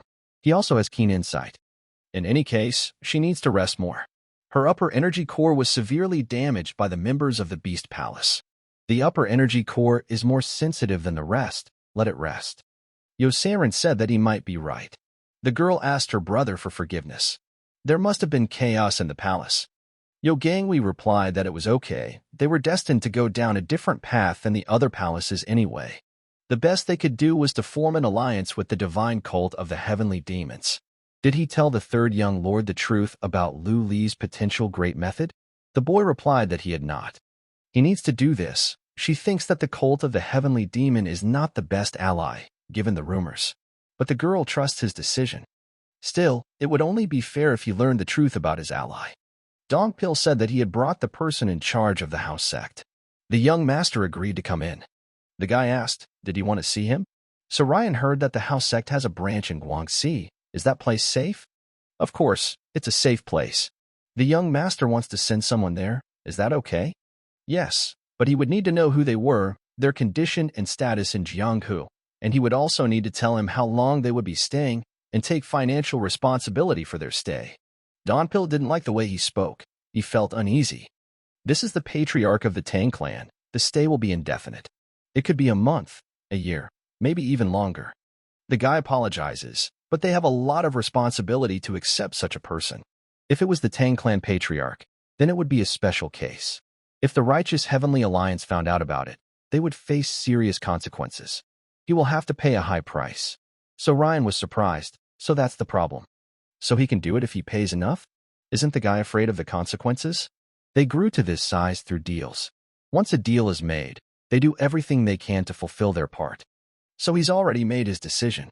So Riang thinks that the guy can't make such an important decision alone. Who is he? His name is Gong Yachi, and he is the successor of the House sect and the third leader of the sect. Is someone like him in Yunnan? He is usually in Sichuan, but came here 2 weeks ago for work. Whether it's temporary or not, there's little that would bring someone as important as him here. Is this all because of him? That's right. He came here to see the third young master of the heavenly divine demon cult. Then maybe they will take advantage of this opportunity and be frank with each other? Gong Yachi doesn't know if he knows, but Guangdong is the only region where the House sect doesn't have a branch. They have a few hidden outposts in western Guangxi, but they cannot be called full-fledged branches. And he is sure that the third young master understands this. They do not want to provoke his cult. Gong Yachi said that he will not hide anything. They also want to open a branch in Guangxi and Guangdong. Don Pil got really angry. He was crossing the line. So Riang said that the guy was talking to the wrong person. If he were a cult leader, he wouldn't have such powers. Gong Yachi said he knew it. So Riang asked if he wanted to help him become a cult leader. He replied that anything was possible. However, to this question, the young master would like to hear yes or no. If the righteous Heavenly Alliance falls because of him, he will most likely be chosen as the successor. So what does he know about him? So Riang asked. Gong Yachi thinks that the guy is upset with the righteous Heavenly Alliance. So what made him think that? They control information throughout Zhongyuan, but they have only a little information about the divine cult of the heavenly demons. Most of it concerns him. The young master had been quite active for the past year. It was very unexpected, because the divine heavenly demon cult had never truly interfered in Jianghu's affairs in the past 30 years. He first appeared in Hunan and Jiangxi when he fought against the members of the Beast Palace. There, he destroyed Zhang Ilriang and the righteous Heavenly Alliance elder. This impressed So Ryan. He erased all traces of that battle, but they still know. After returning to the sect, he arrived in Hunan as a special inspector general. He was going to inspect the 7 families belonging to the demonic sect. There he fought with the Palace of Swords, and after that he fought again with the Palace of Beasts. The sect leader said that the guy was very impressive in those battles. They have little information about the candidate for successor of the divine cult. But the chief believes that the third young master will play an important role in the struggle for succession. Maybe the guy already knows that the Sword Palace, Beast Palace, and Heavenly Dragon Palace are all related to the righteous Heavenly Alliance. And he blocked 2 of their attempts to expand into Zhongyuan. This had a lot to do with the murder of Cho Ilriang. He was a very corrupt man. He also had a secret agreement with the heir of the Beast Palace. However, he didn't need to kill him. Knowing the consequences, he did it anyway. It may have been just a coincidence, or perhaps the cult leader gave the order, but Gong Yachi doubts it. Martial artists say that So Ryan can smell qi. The same goes for those who deal with intelligence. Gong Yachi can understand a lot from just one piece of information. And he found out that his suspicions were correct. So Riang despises the righteous Heavenly Alliance. This guy is smart. He figured out his intentions from just a few pieces of information. He knows how to use his strengths without coming across as arrogant. So Ryan asked, does he want to help him become a cult leader and in exchange open a branch in Guangxi and Guangdong? Gong Yachi confirmed that it was. But he didn't need an answer right now. Let him just think about it. Besides, he is ready to receive the patriarch of the Tang clan. So Riang asked how much it will cost him. Gong Yachi thinks that the price of his life for being arrogant in this conversation should cover it. They will see each other again. Seo Ryung thought that it had been a long time since he had met such a talented person. Right now, of course, it's a complete mess, but there are still many things he needs to think about. His past life was much simpler. But it probably makes sense, since he was just someone's tool. The guy needed to stop whining. He knew that getting revenge on the righteous Heavenly Alliance wouldn't be easy. Yeo Gangwei said he looked worried. That's not like him at all. Maybe he should relax a bit and have a drink with him? He thought the guy was the type to act first and think later. Does he really think he knows him just because they once worked together? This is exactly what he thinks, So he asked for forgiveness if it upset him. The guy's going to return to the ice palace? He answered yes. Then let him tell his sister to watch herself in the future. Yo Gangwei said he would protect her, and he didn't even hesitate. Doesn't he remember the deal they made? So Ryan was surprised. Is he serious? Does he really want her to marry him? That's right. She also agreed. So Ryan didn't understand. How is that possible? Doesn't that mean he's taking her as a hostage? Whether she becomes a hostage or not depends on his decision. He did everything possible to support the guy in his quest to become the successor. Yeo Gangwei is sincerely grateful to him. So Riang hopes that in the future the boy will do something that he can be grateful for as well. It seems he has had enough rest. He needs to come to his senses. He is sure that the first and second young lord are already waiting for him. And the best he can do is go back and look at their ugly faces. The guy thinks these weather conditions are just awful. The friend said to stop talking nonsense and concentrate. He needs to become immune to heat and cold. This humidity is very irritating to his eyes. He has been here for 15 years and still cannot adapt to the weather. He feels that it is easier for him to live only in winter, as expected of a man from the north. He even tried to reach a state where he would not feel either heat or cold. The guy doesn't want to be like the first young master. He wants to be like the third young master. The comrade thinks he's crazy. He thinks it's easy to reach the level of the third master. He thinks he's a complete idiot. The third young master is a monster that can't be described even by a genius. The guy said he already knows that. But he doesn't think that he can't be compared with the young master in the martial arts. Did he hear that the first master reached the top? Yes, that's great. There are very few people in history who have reached the top before the age of 40. The demon squad that was sent on a mission has returned. The guards greeted the boys, but let the girl show her badge. Yuriyong showed them her badge. The elder ordered the boy to report them to the commander. It seems that the third young master and the guest are in the carriage. Yuriyong confirmed that they are there. So Riang apologizes. His body is tired and he can't control his strength. He must see the demon lord. So let them send him a message first. The guy saw his idol for the first time. His friend asked him how he felt. It turns out that the first young master is not the only one who reached the top. Ho Yo-sung reported on everything he had done in the past 10 days. Li Jong-sang praised the man for his work. How's the secret pavilion doing? The general strategist replied that everything is fine, funding is stable, new participants are learning quickly, everything is going well. Let him send them to the city creator gradually. Sending the Army's intelligence organization outside the city means collecting information about the Allied Alliance's external forces. Ho Yo-sung asked, does he mean that they will monitor the world's foreign affairs more closely? Could he find out what the reason was? The demon lord replied that he had been thinking about it for a long time. Ho Yo-seon will begin transporting the Palace of Mysteries observers outside the city from now on. As autumn approaches, everyone will be busy assessing the second half of the year. The people who definitely have free time are the candidates for succession. Lee Johnson confirmed that he was thinking correctly. The strategist asked, would he start creating conflicts between them? The man replied that he had nothing to do with it. They create them themselves. He who wants to rise will rise, no matter what it takes, and he who wants to fall will fall, no matter what he does. Ho Yo-sung believes that they need to be given a fair place to do so. The demon lord replied that there was no such thing as justice in this world. He gave him a wad of money. Ho Yo-seon was shocked by his actions. They say it's good for relieving fatigue. It seems the cult leader is the only one who cares about him. Let him continue his hard work. Ho Yo-sung doesn't even know if his gratitude will be enough for this. The guards informed the leader that the third young gentleman was asking to see him. The man said to let him in.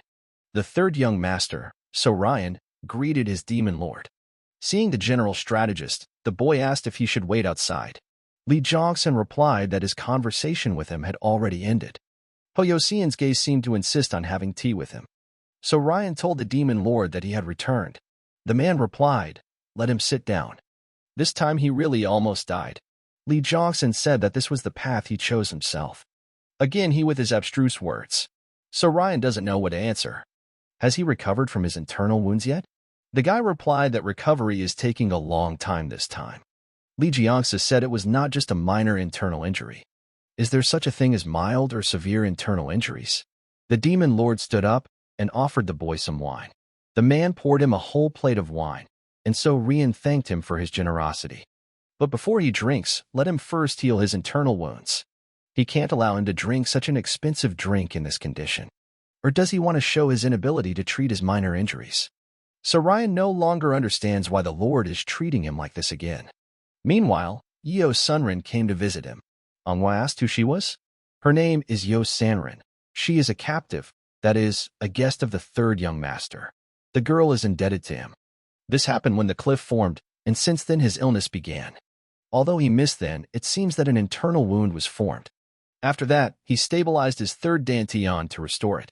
Because healing without taking into account the balance of the third dantian can become an obstacle for the higher power. The vessels and veins are in perfect condition, and his dantian is also strong. But the deep wounds have not yet healed. Especially in the meridian between his lungs and heart, frozen chi constantly flows, causing his breathing to become difficult. Even using the 9 demons of the impure world technique could not remove the frozen chi and return it to its perfect state using the no interference technique. However, using the no obstacle technique deteriorates the concentration of chi. Even with Goldie by his side, so Riang couldn't recover from this deep wound. The guy is really great. It's like the focus of a professional killer, who is focused on his goal, not paying attention to death. But one day this focus could be his undoing. Lee Jong-sun stopped the boy and said that the problem was with him. He couldn't heal these wounds. With his abilities, there is no chance. He suffers as if helpless. It almost made him laugh. So Ryan was shocked by this statement. Couldn't he fix it? Was that all he could do? Lee Jong-sun asked angrily, did he forget his roots? But what does he mean? What kind of roots did he forget during the treatment? Suddenly he remembered that he was no longer Zhang Hajin, who mastered Buddhist martial arts.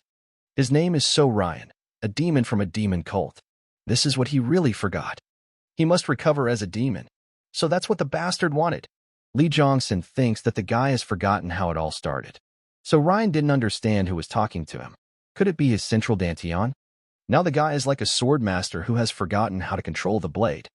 His internal injuries have not yet healed due to mixing the 9 depths mastery techniques with other techniques. So Ryan was shocked to hear this. Could it be because of this technique? If the master uses the upper dantian when using divine techniques, then when using demonic, he uses the central dantian. The central dantian, in turn, is under the control of the 5 desires and 7 emotions. Strong emotional experiences serve as a catalyst for demonic techniques. Knowing this, he used different techniques for healing and attacking. This is the reason for the accumulation of corrupted energy around his heart and lungs. And the problem lies in the central dantian. Because of this, when concentrating on the upper and lower dantian, nothing comes of it. Based on all of this, Lee Jong-sun believes that he is only half a master of the demonic technique. The name itself contains the entire meaning of the demonic arts. It is the foundation of the foundations. If one wishes to succeed and become a master of demonic techniques, he must use only them. A guy can't use the healing techniques of Buddhist martial arts and mix them with the mastery of the 9 depths just because he was inspired by one of the third-party techniques. To become a god, you must first be a mere mortal. Of course, the ruler does not know whether he wants to become a god, but in this way the guy will not be able to overcome the border of the mortal world, since he is not even able to fully feel the 5 desires and 7 emotions. Let him be angry, laugh, cry. Only the person who completely surrenders to feelings and emotions is truly beautiful. Before you can attain the divine face, you must live the life of a common man. What Lee Jong-sun was talking about strongly reminded him of the foundations of the ancient Miram art. He has probably already reached the level of true ascension. So Ryan said that he showed him his worst side today. The demon lord replied that he did not keep students who had made more than one mistake. Let him not think about it and drink this wonderful drink with him. The Beast Palace Lord was stronger than him, and if it weren't for his physical capabilities, he would have fallen in that battle. The masters outside the walls are comparable in strength to the 9 elders. He was able to defeat the Palace Lord only because of his knowledge of demonic techniques. If he had possessed demonic mastery, things would have been bad for him. Now let him tell him what happened in Namman. The technique he used was very similar to the demonic absorption technique. To become stronger, he took the life energy of his own disciple. The guy had already encountered similar techniques before he started studying this issue, but he doesn't understand why they do it. Finds it strange? So Ryan asked him what he thought about it. Someone might say the same about him after seeing how he uses his techniques. The guy replied that he does not devour the life energy of another person. Instead, he absorbed the power of the spiritual bamboo in the bamboo grove. The method of self-improvement is a way to cleanse one's own body by circulating qi throughout the body. Moving through small points, it gradually accumulates qi in dantian and turns it into true energy. People, birds and animals, they are all creations of great nature. In other words, everyone learns martial arts in a similar way. But if he ignores norms and morals, then he is no better than the ruler of the palace of animals. But the main thing is not the way in which he develops his abilities, but that he does it gradually. It seems the demon lord definitely knows more than the others. Perhaps that's what made him what he is now. So Rihanna wondered if the cult had similar techniques. The man replied that of course. There is a lot of information about this in the cult library, but no one has ever taken up studying it. He was personally convinced of this. Absorbing someone's essence is not the best technique for a demonic cult. Usually, it is the techniques that take away the energy of others that are called demonic art. But at the same time, essence absorption is not the best technique for a demonic cult. However, perhaps such techniques will be useful for someone more cruel. True demonic mastery values knowledge gained through sudden enlightenment far more than the divine arts of the ancient Murim. So Ryan realized that this was a sudden enlightenment. It was very different from the absorption technique. Sudden enlightenment and improvement through the acquisition of new knowledge. To achieve this, one must learn gradually. Demonic mastery distorts the central dantian to oppose basic instincts and desires. And if you penetrate to the very essence of this principle, this will be learning. The heir of the ice palace must have already left. So Riang replied that it was true, they had already said goodbye. And what about the house sect? He heard that thanks to them he had caused a stir in the beast palace. The boy replied that they had to take away the patriarch of the Tang clan. The Lord asked what would happen in return. Destruction of the righteous heavenly alliance. And they will also help him in the struggle of the successors.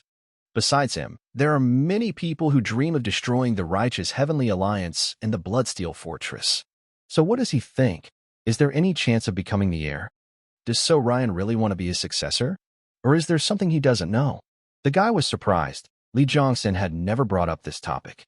So Riang, without thinking twice, replied that he did not want to become his successor. However, he wants to try, and it is not about wanting to get his place. So Ryan believes that if he takes over as leader after him, he will have a better opportunity to destroy both of these organizations. That's why he wants to fight.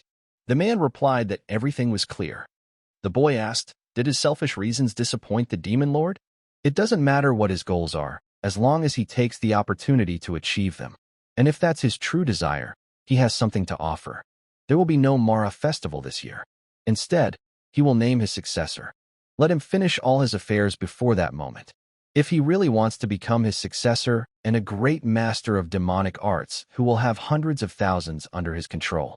And if he really wants to destroy the righteous heavenly alliance and the Bloodsteel fortress, he has already informed the other successors about it.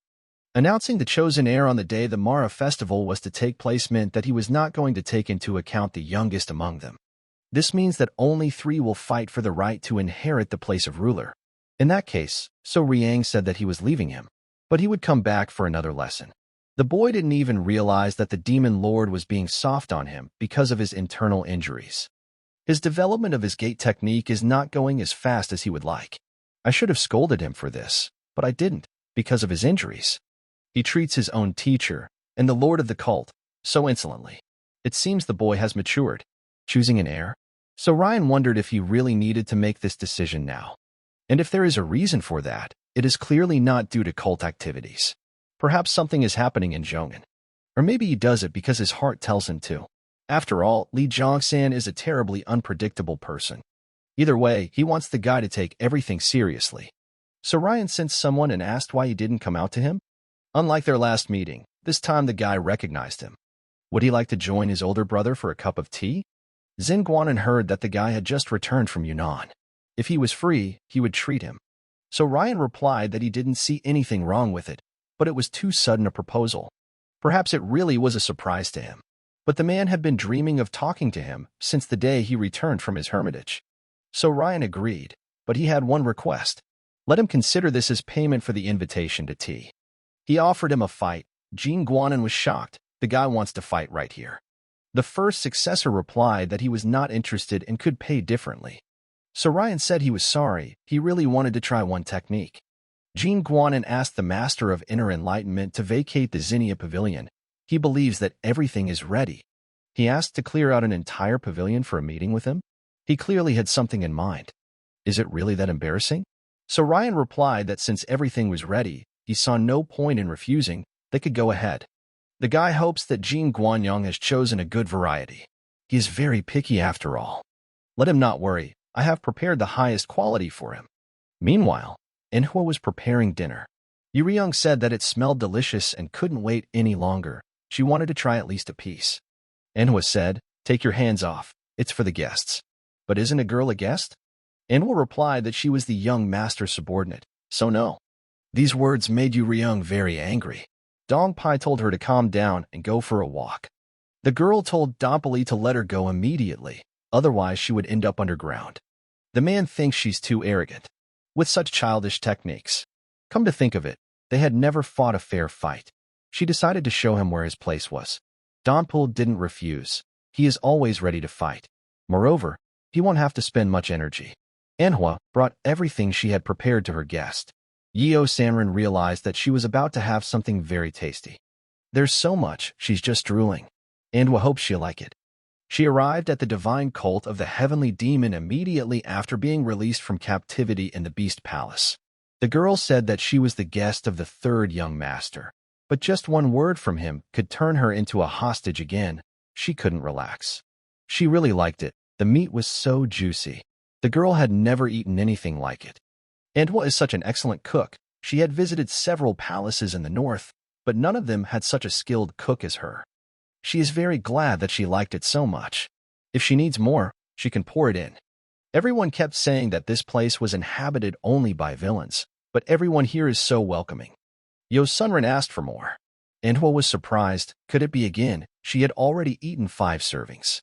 Jean Guanin asked, does he already know the 5th young lady? The guy didn't understand what exactly. She is not trying to fight for the place of the heir to the head. So Ryan thought it was strange. What was he getting at? The girl was always like this. All she cared about was studying martial arts. Even though Zhu Xiaoyun is the most talented among the students, she has no desire to become the next head. The man was always afraid of her. Some are sure that no matter how talented the woman is, she cannot take the place of the ruler. In the heavenly demon divine cult, masters are valued for their talents and are not discriminated against by gender. The head of the cult is blessed by the god Mara and carries the divine will. God does not care about gender, which is why the prejudice that a woman cannot become the head of the cult has no place here. After all, the 4th heavenly demon was a woman. He doesn't think that Xiao Yun is much weaker than her. However, when she said that she was not interested in the heir's struggle, he sighed with relief. It turns out that he tells him that he really plans to fight for the position of future head. So Riang said that he was so frank with him. Jean Guanyang replied that he saw no point in hiding anything. Once the leader accepted him as a disciple, he began to work hard to reach the divine level. Of course, the competition does not encourage him. In other words, he can't say that he is glad that he is here, because they are also rivals. Because of the Qi energy block, so Ryan lost all the skills he had learned, and after only 2 years, he reached the level of an invincible demon. Despite the fact that, unlike Soyan, he lacks natural talent, he was able to develop such power, and Jean Guanin still cannot understand how this is possible. So Riang replied that it all depends on how they see this world. Some learn by simply observing everyday life and gaining life experience. Others gain this valuable experience only on the threshold of death. Jean Guanyan said that it is true, but what about him? What method is suitable for him? The guy replied that he constantly learns. Whether it's a simple walk, breathing, or eating, he sees everything as a chance to learn something. And the thought that he wanted to go with him to Zinnia Pavilion made his demonic energy rise from the depths of his soul. He understands everything. Wanting to fight with someone who has already reached the level of an invincible demon, he only cares about his own development. No matter who his opponent was, so Ryan realized that he wanted to kill him. So Ryan is also interested in going to Zinnia's Pavilion. He is interested in seeing what he has prepared for him. But the guy can't take risks because he has a family. If Donpil were with him now, he wouldn't go, but he has his own business. So he invited someone else. He thinks they won't mind. He wondered if he could contact him using the frequency whispering technique. And even though he was quite far away, he succeeded. So Ryan is confident that he does not need to introduce them. The head of the criminal law hall greeted them. He came all this way just because the third one called him? Jean Guanyang thinks that this is not the right thing to do for the head of an organization that is supposed to represent impartiality. Guogu said that he didn't think that just drinking tea would affect his impartiality. He was somehow narrow-minded. It all depends on who he drinks this tea with. Isn't that so? Guogu replied that the man doesn't have to worry. He doesn't really like the third successor that much. So he came all this way because someone he didn't particularly like invited him? Guogu thinks it's wrong to mix personal relationships with work relationships. The situation began to heat up. It seems there is already a conflict between them. So Ryan does not know what they are not sharing there, but he was not mistaken in calling the heads of the criminal law hall. Jean Guanyang didn't expect to meet him at all. The guy has scary instincts. He replied that he knew it very well. The man said that they would postpone the tea party until next time and left. So Riang shouted that next time he should wait for an invitation from him. Master Guogu warned the boy to be careful.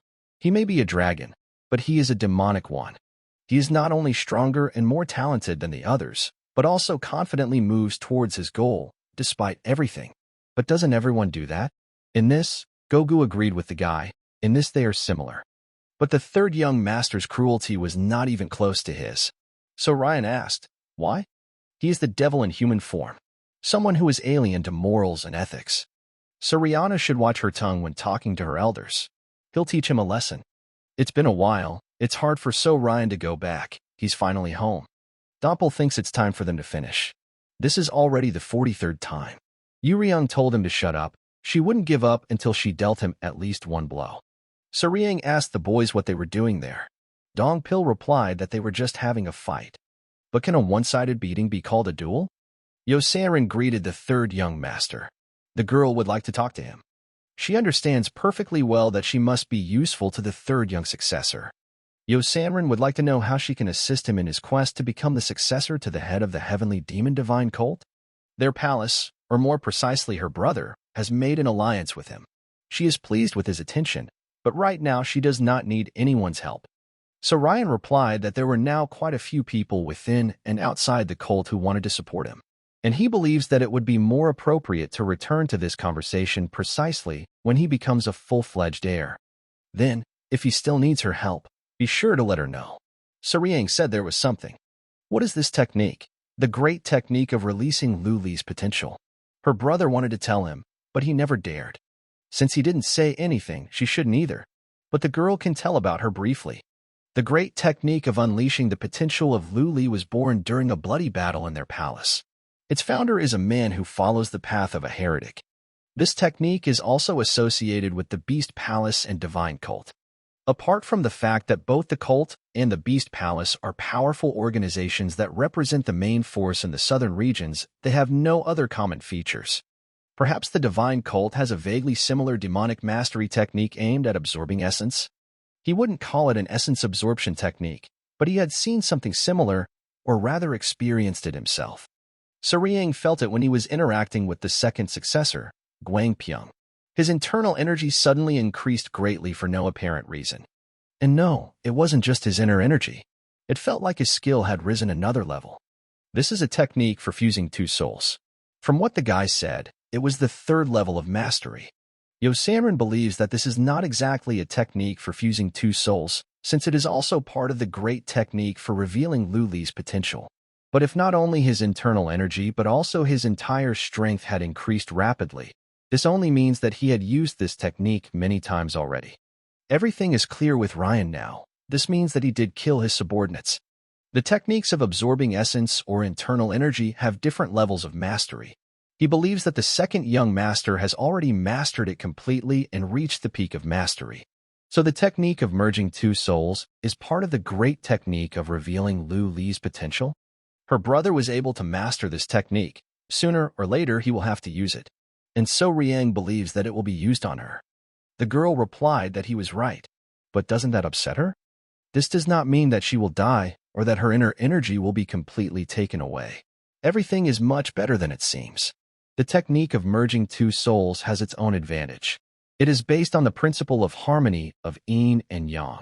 One day, an early version of Lu Li's great potential unleashing technique came to Zhang Yuan, and that was probably how the second young master and the Lord of the Beast Palace learned about it, and after studying similar techniques, they were able to achieve such a result. But without the principle of yin and yang harmony, this technique can only cause harm. And if the second young master does not fully master the great technique, he will lose his human face and turn into a monster, next to which even the Lord of the Beast Palace is nothing. Xiao Yangshim greeted the young master. Xiao Riang thanked her. She is the only one who always greets him. Everyone already knows the results of his last mission. So Ryan asked, already. Well, there were quite a few people with him, so it's not surprising. However, there is a rumor that she doesn't like it all. And what is it? The guy asked with interest. The girl heard that their lord had announced to his disciples that the struggle for the place of the heir had ceased and that the Mara festival had been cancelled. So this is the rumor. So this information was spread as gossip? Rumor has it that he plans to kill the seventh young lady and start a war for the title of heir. But why would he kill Yeoman? He would have killed Guangpyeong or Jing Guanriyang instead. Xiao Yangshim thought so too. There was no need for him to try to get rid of the seventh young miss. And he wasn't that kind of person at all.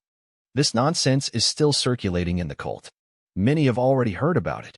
Someone deliberately let him loose. The guy thinks that this is the work of the first young master? So Ryan replied that no one knows, nothing is known yet. The problem is that the person who started this rumor could harm Yeoman. When he was in the Beast Palace, he met the general strategist. He looked at him as if he was inviting him to come over for a cup of tea. That meant he already knew everything. The guy decided to visit it himself. Divine Cult of the Heavenly Demon, a military unit. He had never seen the office in such disarray before. Hoyosan said that chaos was the key to order. To an ignorant person this may seem like a mess, but to a knowledgeable and wise person it is systematic. So Ryan has never heard such pure nonsense in his life. Is there anything wrong with his head? While pouring the freshly prepared tea, Hoyosan asked why he came to him. Surely he knows about the rumors going around the cult? The strategist asked if he wanted to know who was behind them. Hoyosan doesn't know what So Riang wanted to hear from him. He can't tell him because he has to be impartial. It turns out he really knows who it is. The strategist replied that, of course, the hidden pavilion is under his command. It would be strange if he did not know. So Ryan asked if he planned to remain neutral in the future. Hoyosan always thought he knew So Riang well, but he turned out to be much more unpredictable. What will he do? The guy is like a young tiger on the way to his goal. He stood up and thanked for the tea. Was he leaving already? So Ryan had come to him for a reason, but he hadn't gotten what he wanted. But he didn't say anything. So Riang replied that he considered himself a busy man. He plans to cause a ruckus in the first and second kingdoms. Hoyosan advised him to refrain from such a plan.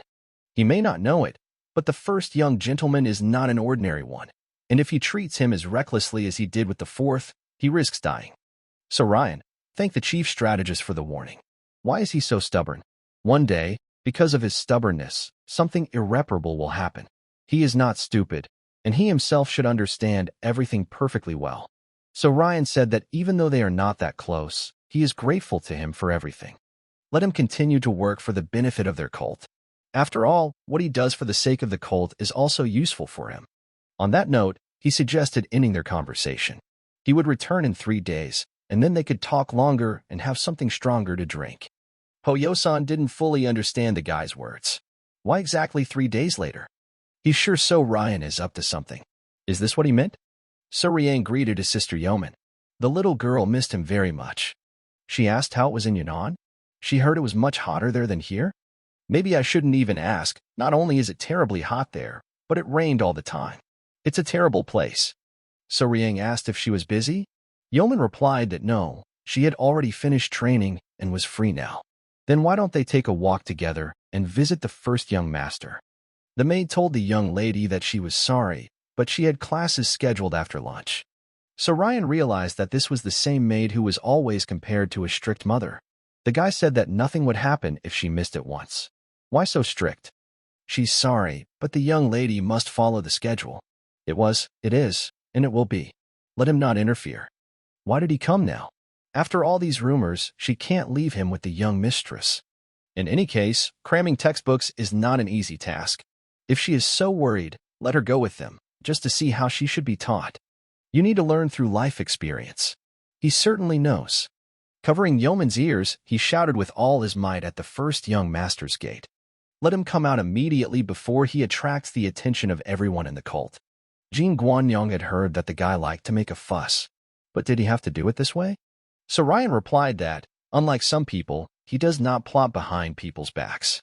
Is it considered right to use the younger generation as pawns in the struggle for the place of the heir? Sometimes the rumors sound much worse than the situation actually is. Sacrificing the life of an innocent child to gain the place of heir? Whether the rumors are true or not, one should never act rashly. On the contrary, one should behave in such a way as not to attract public attention and not to allow the rumor to be thought to be true. However, if rumors are ignored, then that is also a problem. Just walk around the area and word will spread to every corner of the cult. And no matter what anyone says, public opinion is one of the most powerful instruments of power. And, as a rule, only those who were involved in gossip suffer from it. With the help of slander alone, one can subjugate the fate of a person. This is the power of human rumor. Jin Guangyang said that he was neither so petty nor so stupid. How could he allow such impudence? The man is not going to listen to this empty chatter and makes it clear that he is only interested in concrete actions. He is the first young master of the heavenly demon divine cult, and he is the one who is closest to the Lord. This seems to be exactly what he is trying to show the crowd of curious spectators that has gathered, and it is a rather successful approach. The guy thinks that first we need to somehow dispel this blind faith in Jin Guanyin. Will his techniques be able to do this? He must try. So Ryan shouted and dispelled Jin Guanyin's energy with his technique.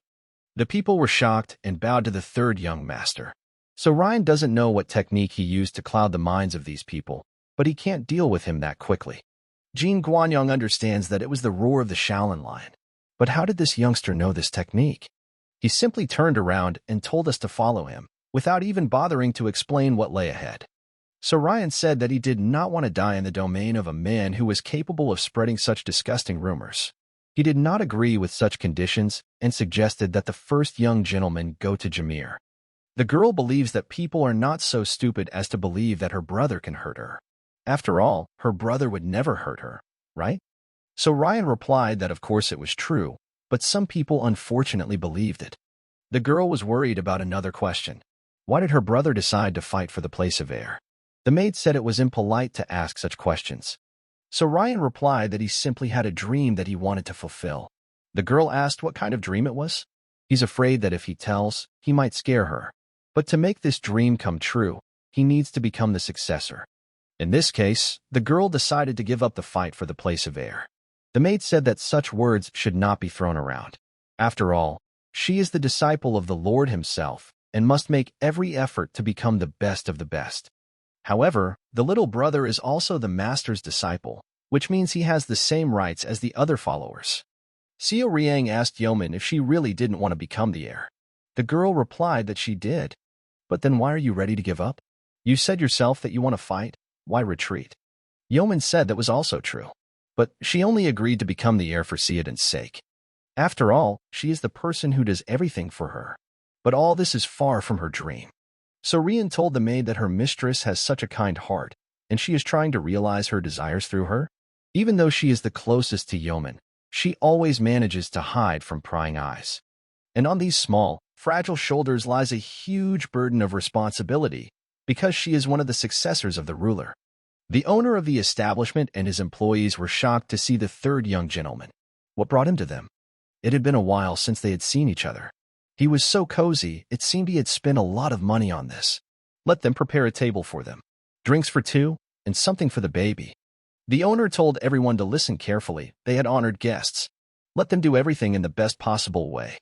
Jin Guanyan feels like he and Yeoman are quite close. So Riang confirmed that it's true. They're indeed close. Yeoman said that the third brother saved her. It seems that this is the same case when the fourth successor tried to poison her. But didn't their youngest mistress plan to give up the fight for the place of heir?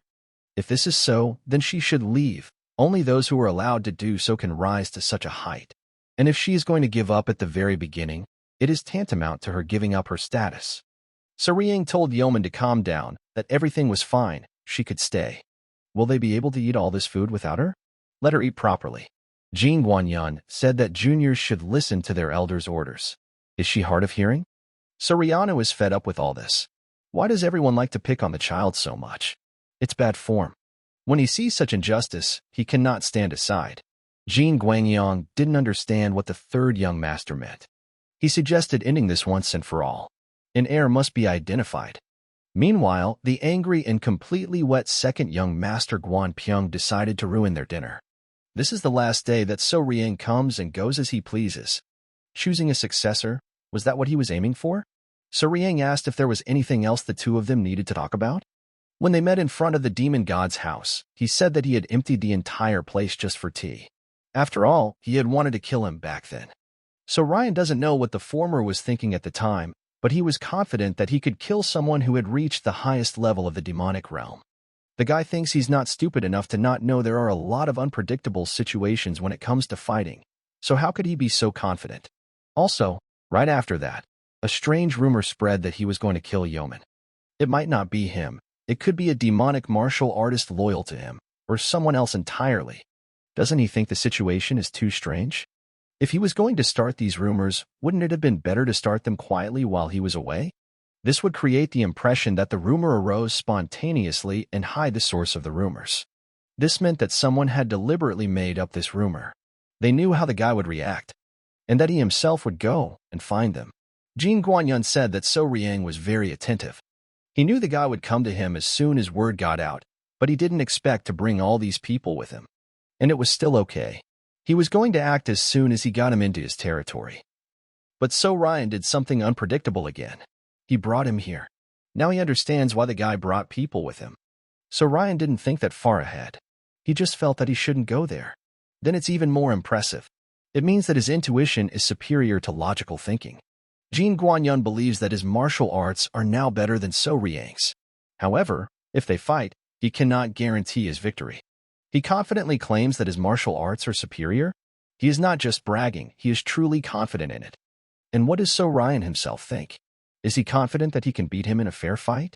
So Ryan never refused a fight because he was afraid of losing, and never started a fight because he was confident of his victory. So, he wants to say that he also cannot guarantee the result of the fight?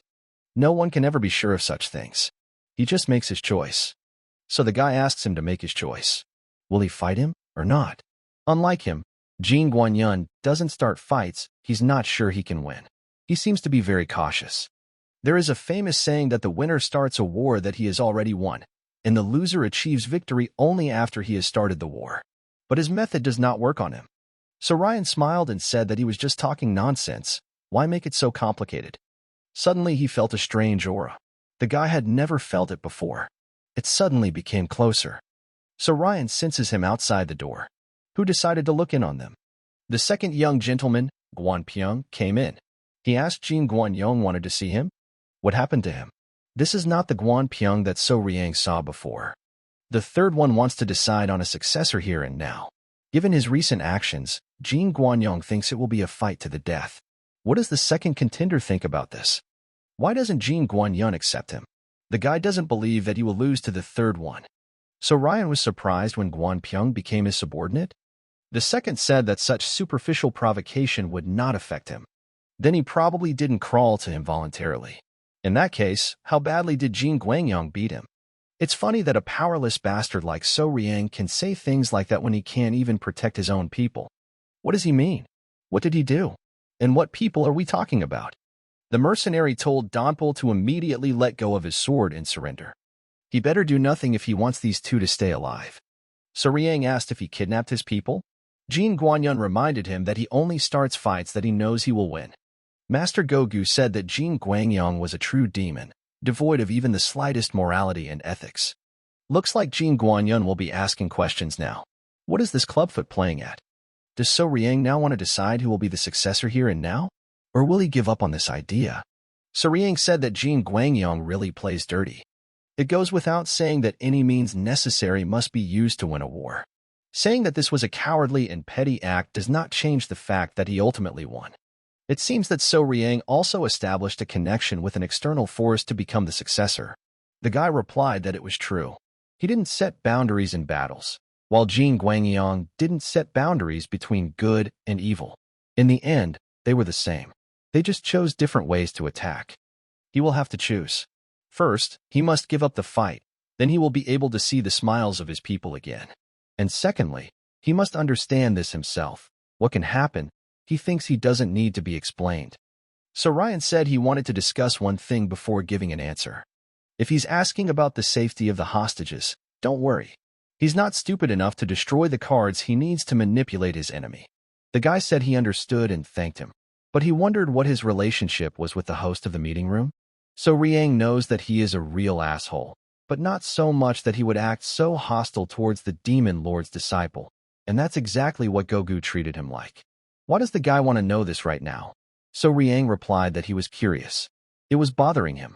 Wang Pyong stated that if he was trying to stall for time, then he should stop these useless attempts. So Ryan looked at him menacingly and asked why he didn't shut up, standing there as a spectator. Let him be silent. His master himself said that those who refuse to fight for the throne have no right to be in the battle arena. So a dog that has refused to fight and tucked its tail between its legs should stop barking. Jin Guanyang ordered him to calm down and not to fall for his tricks. So Riang said that Guan Pyong is a good boy. That's right. You should listen to your elders. Jin Guanyan said that he should stop provoking him. So Riang thinks that he should stop worrying about him. Let him answer his question. Why are the two of them on such bad terms? But why is So Riang asking about this relationship now? Does he have some other intentions? He had no reason to answer that question. If he was trying to communicate with him now, he'd better give it up. He'd been sent to the outer fortress last night. It's a pity. So Riang said he gave up since he didn't want to tell him. The guy would find out from him. An ominous and unpleasant feeling is growing. Internal energy? A wave of qi? Jin Guanyang realized that it was not his qi. It was the earth shaking. Let Guan Pyong immediately look at what's going on outside. Opening the window, he saw in front of him the strongest attacking force of the divine cult, the army of heavenly demons. What happened? It was a nice lesson. He didn't set boundaries between good and evil, while So Ryan didn't set any boundaries at all. The boy didn't understand what he was doing until Jin Guanyan explained it to him. What did he do? He simply conveyed the information that there were two traders on the top floor of Zinnia's pavilion. Using the frequency whisper technique, So Riang spread the message across the entire range that the traders' names were Jin Guanyong and Guan Pyong. That's what he likes about their cult. If something serious happens, they don't think about it. Instead, they jump right into action. It's not the best tactic, but it's working for him now. Did they like his surprise? So Ryan lifted Yeoman with his demonic energy and handed her over to the maid. Tell her to take her away from here immediately. Now the preparations are complete. The spectators are all in place. The concert can begin. So Ryan pounced on Jin Guanying and grabbed him tightly, carrying him into the thick of the forest. The private informed the general strategist that the army of heavenly demons had arrived at Zinnia Pavilion. The hidden pavilion gave an urgent order. He corners the first disciple, accusing him of betrayal. Was this the third young master's plan? He will have to pay the consequences if this turns out to be a lie. The only way to pay for it is death. The other one and him are traitors? What the hell was So Ryan thinking when he came up with such a plot? As soon as it is confirmed that this is a lie, he will be killed. Not only him, but his entire family and the people who serve him. The boy doesn't know that Jin Guanyan promised Guan Pyong, but he made a big mistake by luring him to his side. It seems that he is gradually losing his mind. The second young master, Guang Pyong, will definitely commit treason. Guan Pyong shouted that he was a disciple of the divine cult. How dare they look at him like that when they are not even worth more than beetles? The traitor attacked the army of heavenly demons, sowing chaos and confusion. And this means that he will also be considered a traitor because he is his subordinate. So Ryan will remove the traitor as the one who will become the successor of the leader of the divine cult. Meanwhile, the palace of the demon god was in turmoil. Mudam came to the ruler with urgent news. The entire city has been declared a state of emergency. The entire heavenly demon army is on site, and all combat units are supporting the army as a precaution. The leaders take their posts, and the people from the criminal law hall arrest the traitor's subordinates and comb their homes. Li Zhangxin asked what about the chief strategist. The man replied that he was in his office, as were the other executives. He had sent an urgent request to the hidden pavilion, but they had not done anything yet. It turns out that the chief strategist also knows that this betrayal is not real, Otherwise, the hidden pavilion would have already taken measures. The Lord knew he was about to do something big, but he didn't expect it to be so dangerous. How is Ryan going to deal with the consequences? He said he was going to make him a real traitor. The only thing that matters to him is the result. Mudam said that if the boy had spread false information to win the succession battle, then he had committed an extremely serious crime. Lee Young-sang mentioned that they still don't know if the two actually committed adultery. Sometimes lies become truth. Let him go and regain his strength. It's commendable that So Ryang doesn't limit himself. He also bears responsibility for the consequences of his actions. However, if the guy doesn't achieve the results he likes, he won't stand on ceremony with him, even if So Ryang is the one he values the most. Meanwhile, chaos reigned in the restaurant. The maid shouted that the traitor refused to be arrested. So Ryang told her to take Yeoman away using the frequency whisper technique. But how did he know that such a mess would start? Whose side should the young lady take in this mad fight to find safety? The warriors blocked their way. Let them stop and reveal their identity. The woman said that she is a servant who serves the seventh young lady. One of the traitors is causing chaos there. The squad leader greeted the seventh young lady. He hoped that Chai Yeoman understood their rudeness, considering the current situation. The young lady said that everything is fine. Then in that case, let someone take them to a safe place. The rest of you, let them surround the Zinnia Pavilion. The maid thought for a moment and didn't notice that Chai Yeoman was missing. What kind of betrayal is this? So Ryan dragged the heavenly demon army into this by making up a crime he didn't commit? Does he really think that such nonsense will work and everyone will applaud him? Jin Guanyin will drag him to the demon god's palace and prove his innocence. So Ryan asked, he must be scared, because he growls more than usual. The man shouted at him to shut up and struck first. So Ryan managed to put his hands up and defend himself. It was a strong blow. He is certainly strong, and his speed is impressive. However, he is not a strong opponent for him.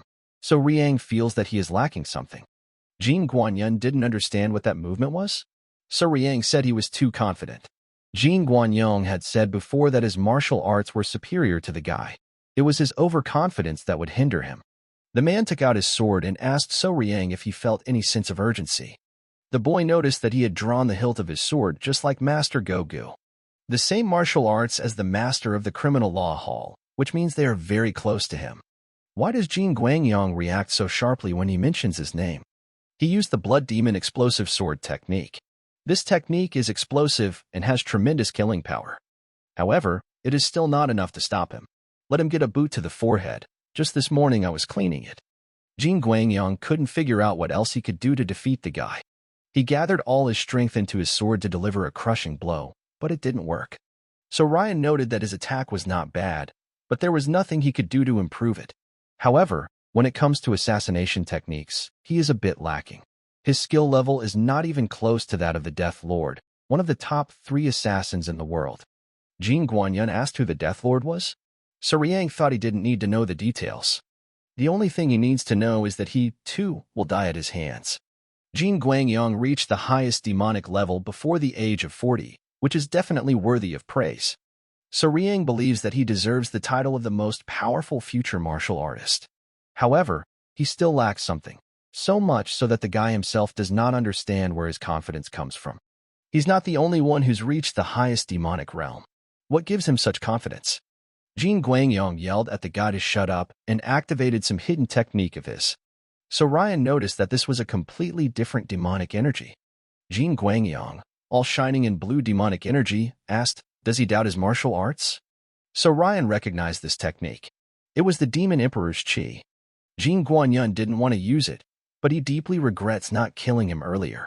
So Ryan didn't expect him to be hiding something like this, and found it unlikely that this technique was stolen. He learned this from the Demon Lord himself? The man replied, of course. The absolute demonic art, the demonic Emperor Qi that all the former heads of the divine cult studied. That's where his self-confidence comes from.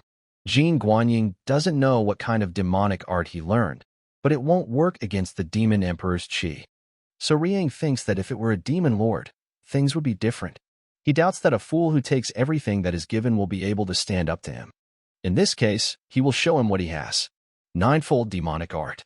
Jin Guanyin was shocked. He had never seen this demonic art. Did this guy create it himself? I didn't want to withdraw my candidacy in a good way. Let him feel like a punching bag then. Jin Guanyang noted that to be able to display such a level of swordsmanship while remaining human is truly impressive. He won't kill him, but he probably wouldn't mind cutting off his hands. Well, let him try then. He has many more surprises in store, so there is no point in relaxing. Meanwhile, Young came to So Riang's domain, but no one deigned to meet her. Entering the yard, she noticed huge holes and scattered stones. What could have happened here? She thought in surprise. Urian looked around and noticed Dong Pil's sword. Where had she ever seen a sword master throw his blade like that? The troops of the demonic cult were looking for the traitor. He resisted and disappeared into the forest.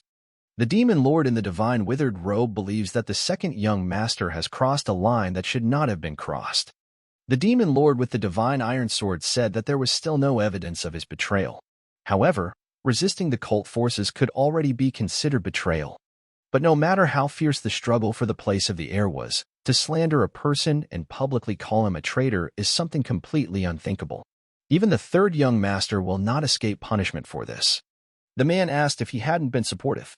He replied that it didn't matter. He would have to take responsibility for his own actions. Demon Elder Divine Bloodhand believes that they don't need to get involved in this matter. Be that as it may, only the ruler himself will decide who is worthy of becoming his successor. The Lord probably also believes that the third master will have to answer for his actions. But if the head of the cult himself speaks out in defense of the heir, they will have to accept his decision and resign themselves. The divine cult of the heavenly demon unites all the masters of the demonic arts under the heavenly authority. This is their destiny. Iron Sword noticed the girl. It looks like she's heading towards them. The withered robe recognized her. This is the commander of the squad of furious demons. The same one who so bravely met him in a duel. But why does she need multiple blades? The withered mantle also noticed the blade of 7 knights. The meteor twins, the 7 knights blade, and the 4 nameless blades are the third young master's favorite weapons. As always, they are drawn into the embrace of danger. They will just have to wait. So Ryan feels his attacks becoming more and more violent. For a moment, he just disappeared, but the guy senses that he is behind him, so he uses the Demon Lord's overwhelming steps technique. Jin Guanyan has delivered his crushing blow. Is this the end for So Riang? His body simply disappeared before his eyes. The man couldn't understand how he managed to do it. Demon Lord Overwhelming Steps is the most famous movement technique in the Heavenly Demon Divine Cult. Looking at Jin Guangyang's movements, he has not even reached the 6th level of mastery. He failed to fully awaken the Demon Lord's overwhelming aura, but even so, he managed to master this technique. But he still didn't receive full recognition? But since they were both students of the same teacher, he decided to give him a hint. So Ryan delivered a powerful punch, but he managed to block it. Maybe now he will understand? How dare this guy use the Demon Lord's overwhelming steps? He won't lose to someone like him. Didn't the boss himself teach him the initial stage of this technique? So Riang replied that Jin Guangyang had already lost and he would definitely defeat him. Guanpyong appeared, exhausted. He said that it was too late to ask for forgiveness. How dare So Riang fight for the position of heir, pushing him into the background. Jin Guanyang asked what happened to him, and he replied that he had simply dealt with those who stood in his way. Guanpyong was referring to the cult followers and soldiers of the divine demon army. Jin Guanyan called him an idiot. What was he thinking killing the cultists in such a situation? He didn't want them to catch him. But it is precisely because of his actions that the situation will only get worse. The suspected traitor just killed the cult followers. Does he think anyone will believe in his innocence now? Wang Pyong thinks that they are both involved in this situation. Let him not say that he was planning to escape alone after that. So Ryan thought so. They were the ones who started all this noise. Just like real traitors. Jin Guangyang told Guanpyong to calm down. He was deliberately provoking them. He shouldn't give in. So Riang said that Guanpyong can't control his own desires. It's because of the soul absorption technique. The cult leader said that the ancient demonic skill is not compatible with the absorption technique. But with a pathetic imitation like his, it's quite possible. Did he just call his dual body union a pathetic imitation? Guang Pianwu got mad and promised to rip his mouth apart. He would not allow him to become the successor of the ruler. So Ryan dodged and immediately hit him in the forehead. The guy was surprised that he was able to resist. But suddenly Jin Guanyang intervened in their duel. But why did he attack Guanpyong? So Ryan said he was crazy. This is his ally. Jin Guanyong replied that he had no idea what he was talking about. The man was just trying to catch 2 criminals. A little more, and he could lose his arm. He has only one way out. If he changes his technique, he will immediately get a fracture. However, it is still better than losing it completely. So Ryan used the rock explosion strike technique. The enemy was sent flying far away. The guy can't just lose his arm. He's been through this before, and it ended badly. Yu Ryung appeared, still unable to comprehend why sword masters love to throw their weapons around so much. So Ryan was happy because the girl brought his blade. This changed his situation completely. How dare that bastard Jin Guangyang harm his people? The guy activated the technique of ghostly soaring to the sky. The wave was so strong that the man flew away to his forefathers. Yu Ryong asked the young master how he was feeling. He replied that he was holding out for now. Did he really kill him? The guy said no, he would be unconscious for a while, but still alive. Guan Pyong screamed again in despair. Jin Guanyong called him an idiot, let him buy them time so he could regain his strength. Guan Pyong said there was no need for that. He respected him and believed in him completely. Jin Guangyong built his reputation as a victim and then stole a technique to reach the level of an invincible demon. And when he managed to achieve it, he became a monster because of the technique that Jin Guangyong taught him. He promised to help him rise to the level of an invincible demon too. And it's all his fault. So, let him not blame him for this. Guan Pyong straightened his brother's shirt. Yu Ryung was shocked by Guang Pyong's actions. How could he help his brother like that? Looking at them like a madman, the guy said that he would soon rip out his heart too. Meanwhile, the remaining heirs to the throne fought against the mercenaries who had taken So Riang's men hostage. Seo Yun reported that Ma Dongpil's condition left much to be desired. Zhu So Yun told Zhang Riang to quickly go to the Blood Spirit Pavilion. She would stay here until the people from the criminal law hall arrived. The young lady really hoped that So Riang would be okay, but her heart was filled with anxiety. Zhu Soyun said that the little girl was good for calling her and Riang for help, but she didn't want Yeomin to continue on this journey with them. That's all they can do for her. For some reason, the forest was silent. Now So Ryan understood what Sanrin was talking about. This was a real monster in front of his eyes. Without the principle of yin and yang harmony, this technique can only cause harm. And it will continue like this until he completely masters the great method of Luli. The second young master had cast aside all his humanity and turned into a monster even worse than the Beast Palace Lord. Yu Ryan asked, did this madman just swallow the first young master's heart? His demonic energy is growing before their eyes. How will they deal with him? The power of So Riang's blade simply dissipates before him. The same thing happened during the fight with the Beast Palace Lord. There is a dense protective barrier of chi around him. At the same time, he continuously circulates his internal energy. Yu Ryan couldn't understand. Was he really so eager to get the position of heir to the throne that he was willing to go to all this? It's hard to say with Rihanna, but there are many people who have lost their minds in their pursuit of power. Doesn't So Ryan think that he himself should prepare better? He hardly wants to repeat the fate of his older brother. The boy agreed with her. Yu Ryung looked back and said that the divine demon army was already approaching. We need to sort this out quickly.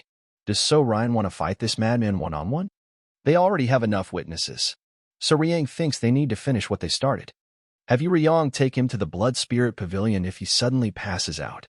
He doesn't have to worry, he's not going to die. This Guan Pyong is a complete fool. Being dependent on something like that would never help him get a place as the head of the cult, let alone reach the level of an invincible demon. This isn't the path of demonic mastery. So Riang will handle it. So Ryan launched his powerful blades into him and activated the soul's flight to the heavens. Meanwhile, Ma Dongpil woke up. Master Guigu said that his wounds were all serious. It was better for him to rest. Now he will be able to take up his blade again only in a couple of months, when his internal energy is fully restored. Dongpil asked how the others were. Master Guigu replied that they were fine, all thanks to him. Several mercenaries caught them by surprise. Does anyone know who it was? The master said he would tell them everything later. Right now, his safety comes first. Let Dongpil not forget to thank the seventh young lady. It was she who persuaded the fifth young mistress and the sixth young master to go looking for them.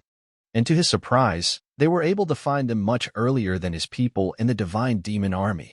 Dongpil thanked the man for telling him. But he also asked what was wrong with the third young gentleman. He is currently in the dungeon of the Criminal Justice Hall. Martial arts that absorb someone else's soul and energy cause irreparable damage to their owner.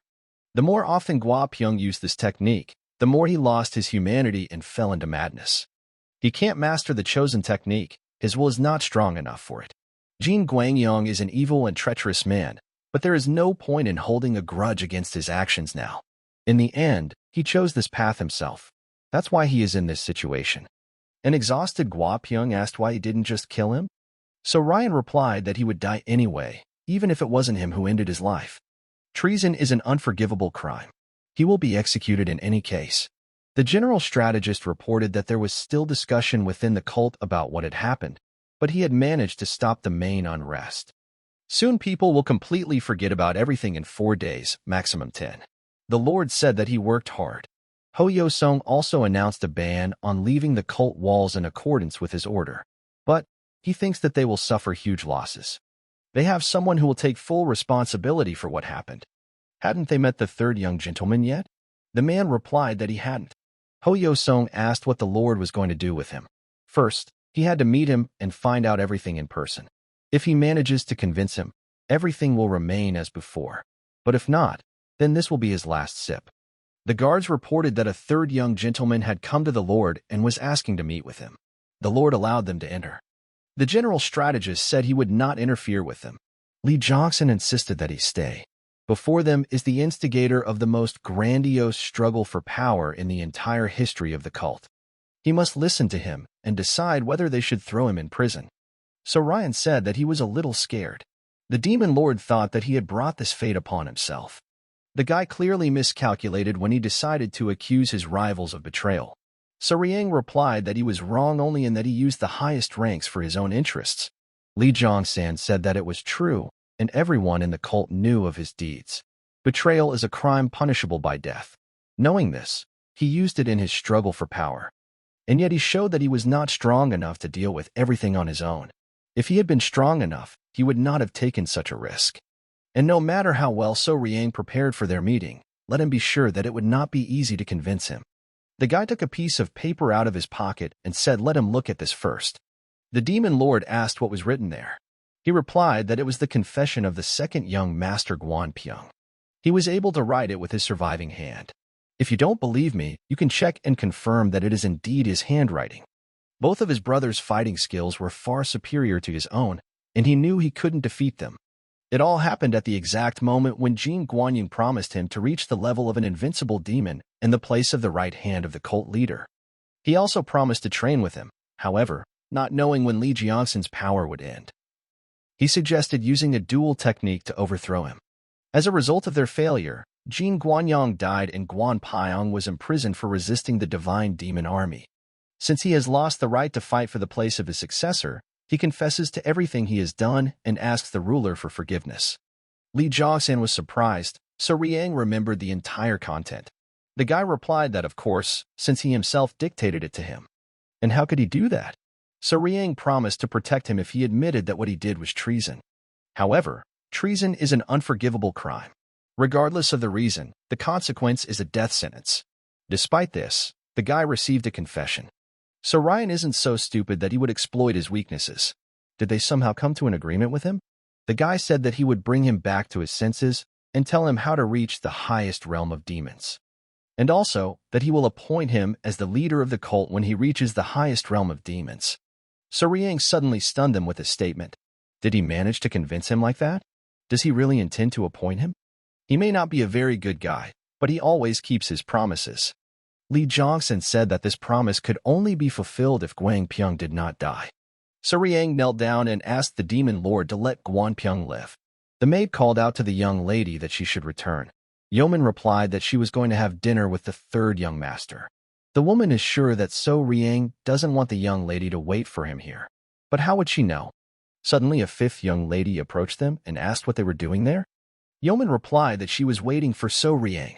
She was going to have dinner with him as soon as he was free. Ju So-yun realized that the Lord was talking to him now. He used betrayal as a weapon. The girl is sure that this time, Li Jiangshan will not ignore it. Unless he has a good explanation, the guy won't walk out of those doors alive. Ju So-yun suggested that Yeoman have lunch with her instead of waiting for a long time. The little girl agreed. Li Jiangxin asked if So Riang knew about the prince's struggle. If one of the princes succeeds in taking the position of emperor, he kills the other brothers. After this, he kills all the subordinates who worked for the brothers. The boy asked if this was to prevent betrayal. He confirmed that it was. Those who seek power ponder when to draw their sword, and all this only for the sake of strengthening their power. However, So Riang tries to spare his battle brothers. But why the second one? He is a very competitive person. The guy replied that it was all because of his promise. But is this promise so important? For him, the promise was always important. How can he dream of becoming a successor if he can't even answer for his words? That may make sense, but Li Yongxing thinks that So Riang seems like the type of person who is willing to break promises. Promises are important, but his own benefit is the priority. But this time it was different. The man demanded an explanation.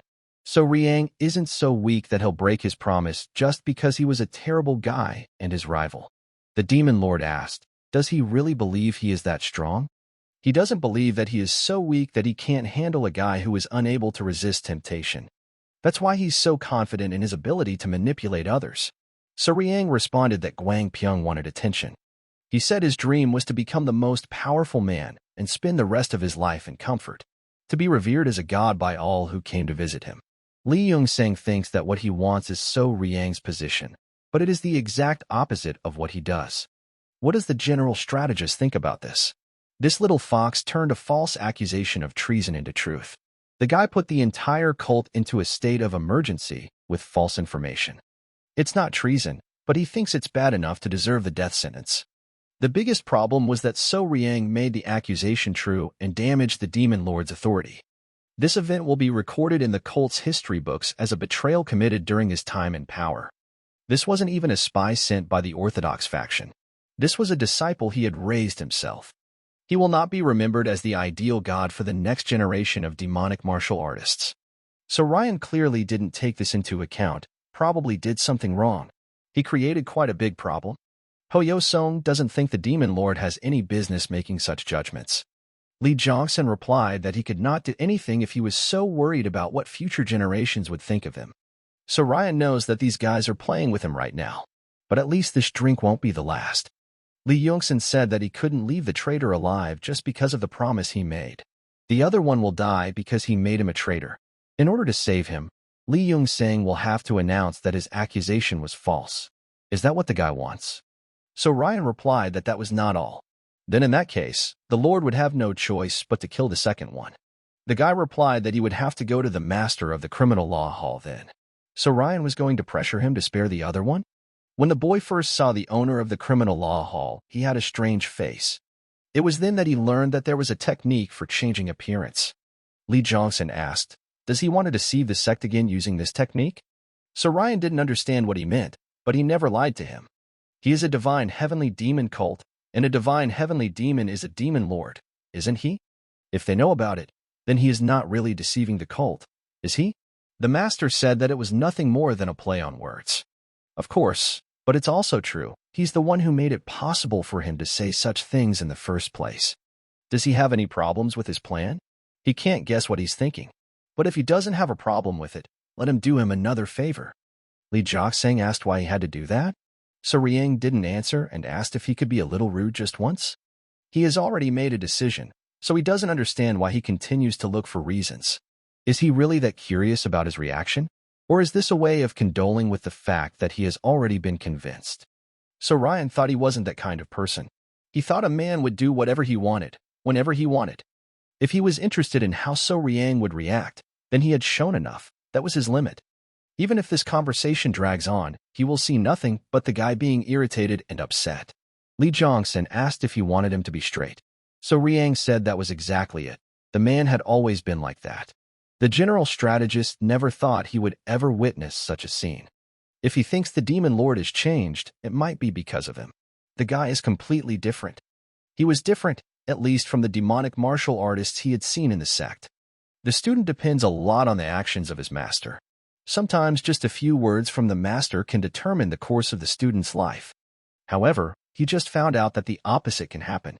So Riang had an influence on him. His behavior, his speech, everything he had done so far had aroused his interest.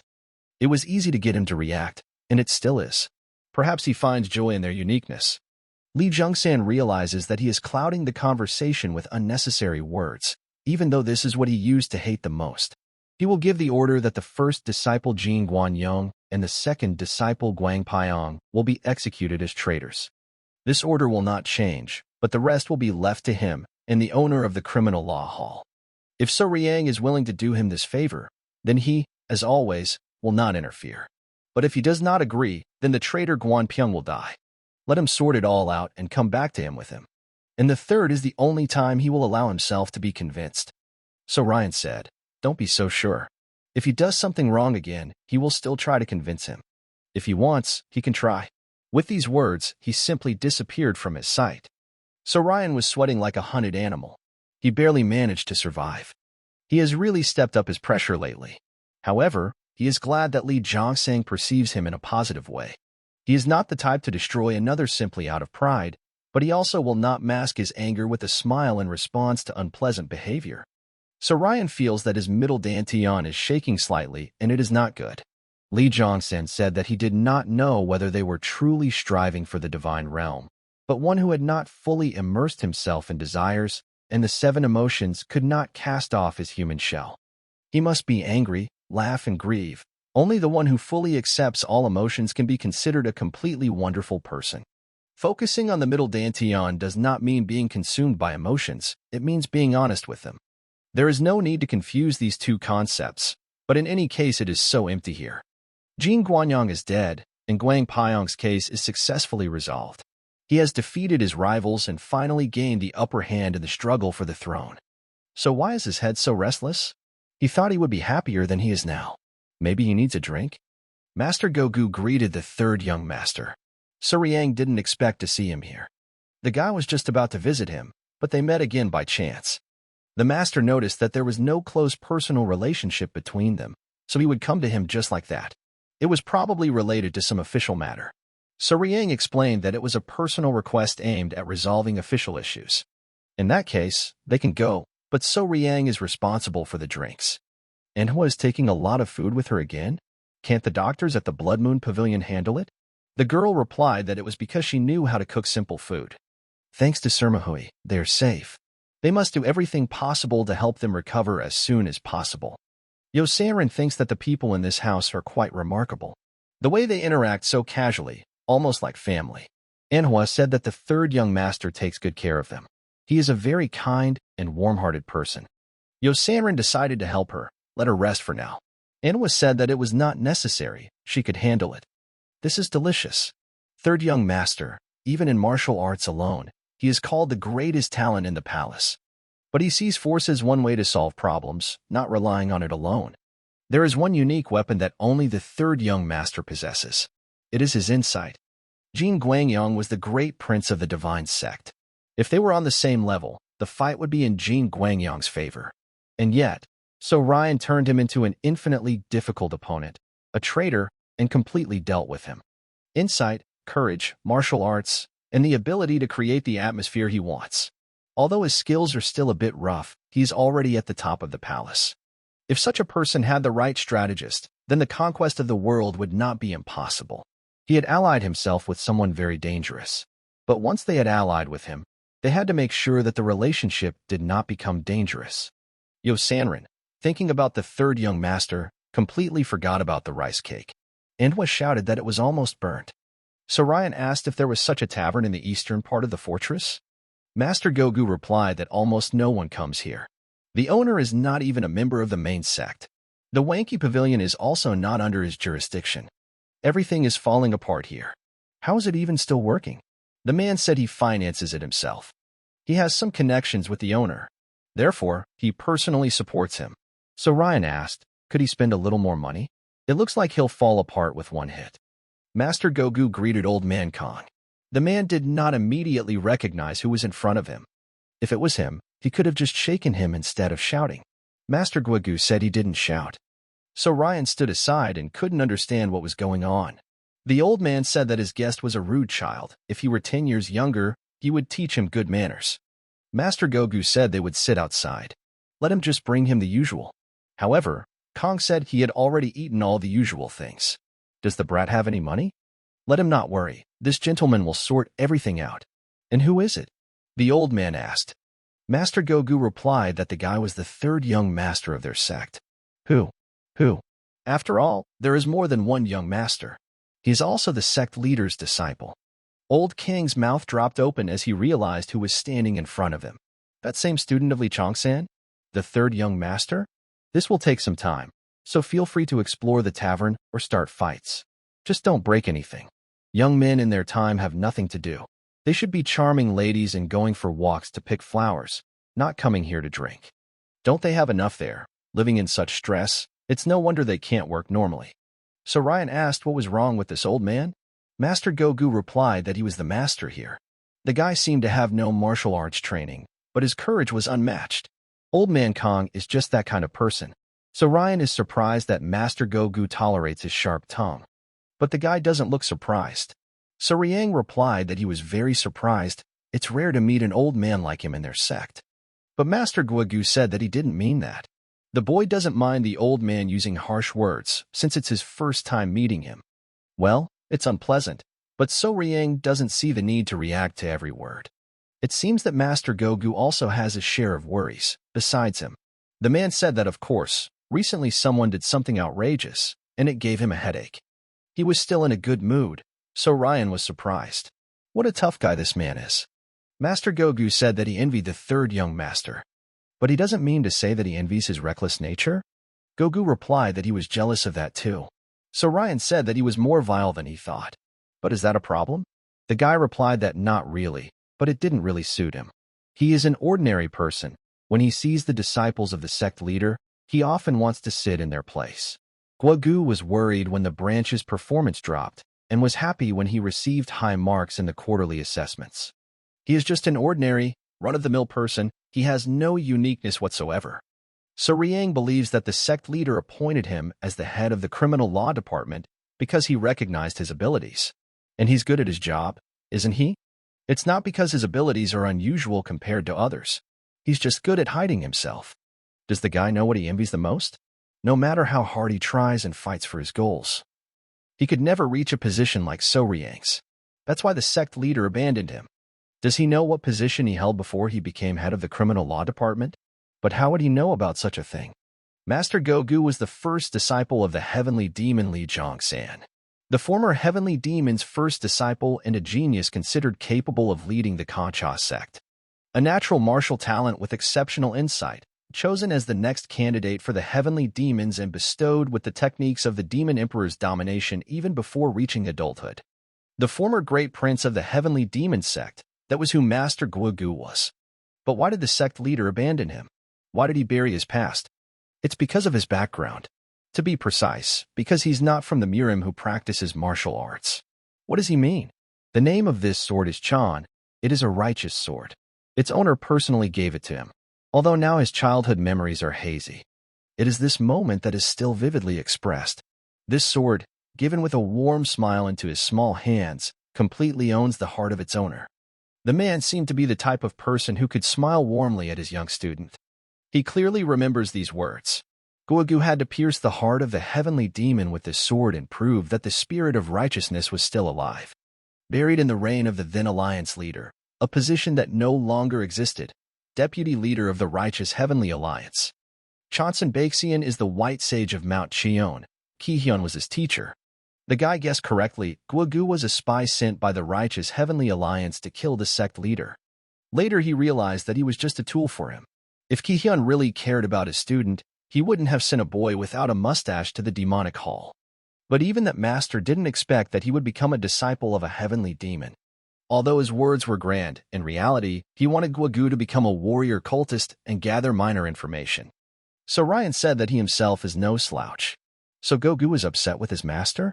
The man cast aside all resentment towards him when he became a disciple of the cult leader, although the circumstances were not ideal, since he served two masters. So Riang understands that Gogu has lived a hard life, but she doesn't know how he became the cult leader's disciple and the head of the legal arts department. What he really wants to know is why he is telling this to the third young master. Regardless of the process, the third young master is the closest to becoming the successor. Once he is chosen, he will still know everything about him. If he finds out anyway, Was it worth telling him now? And even bringing him to this private tavern for this?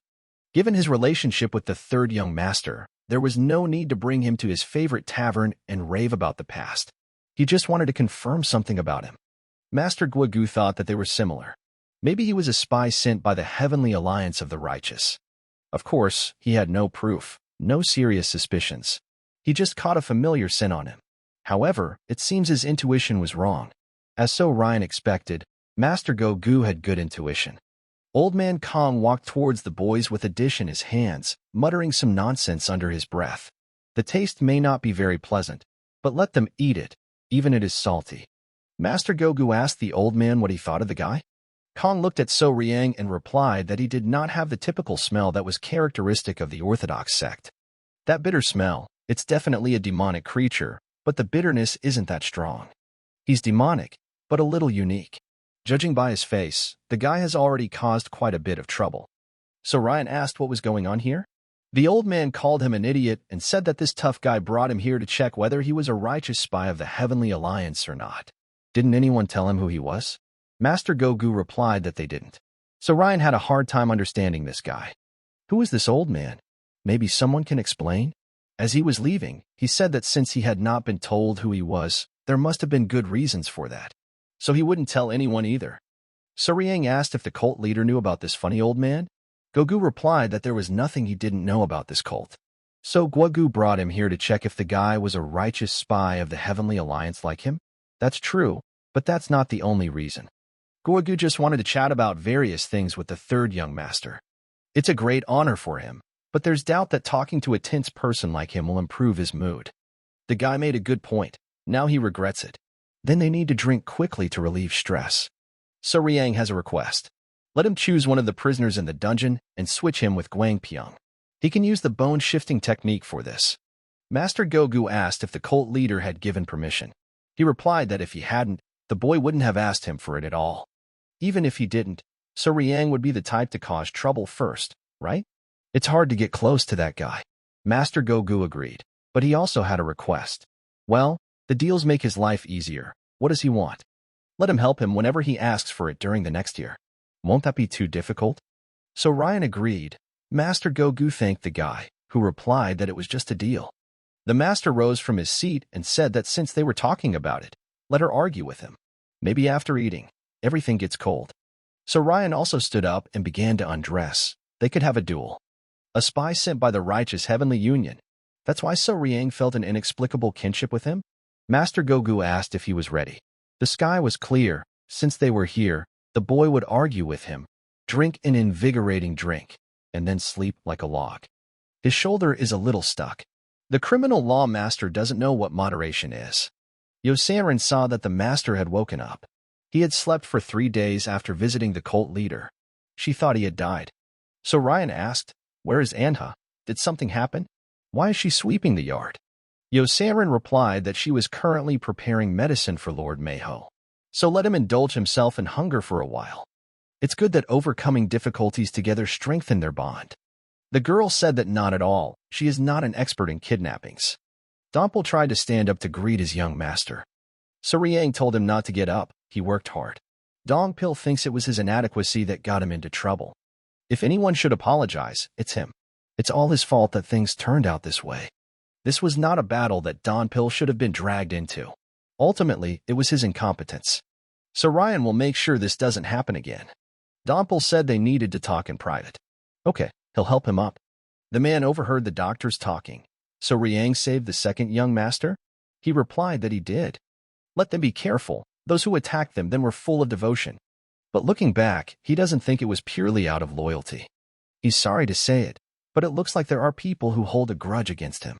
It feels like they are not being ordered around by the first and second young masters, but rather are being influenced by them. If they don't capture them all, they can go to the second young master again.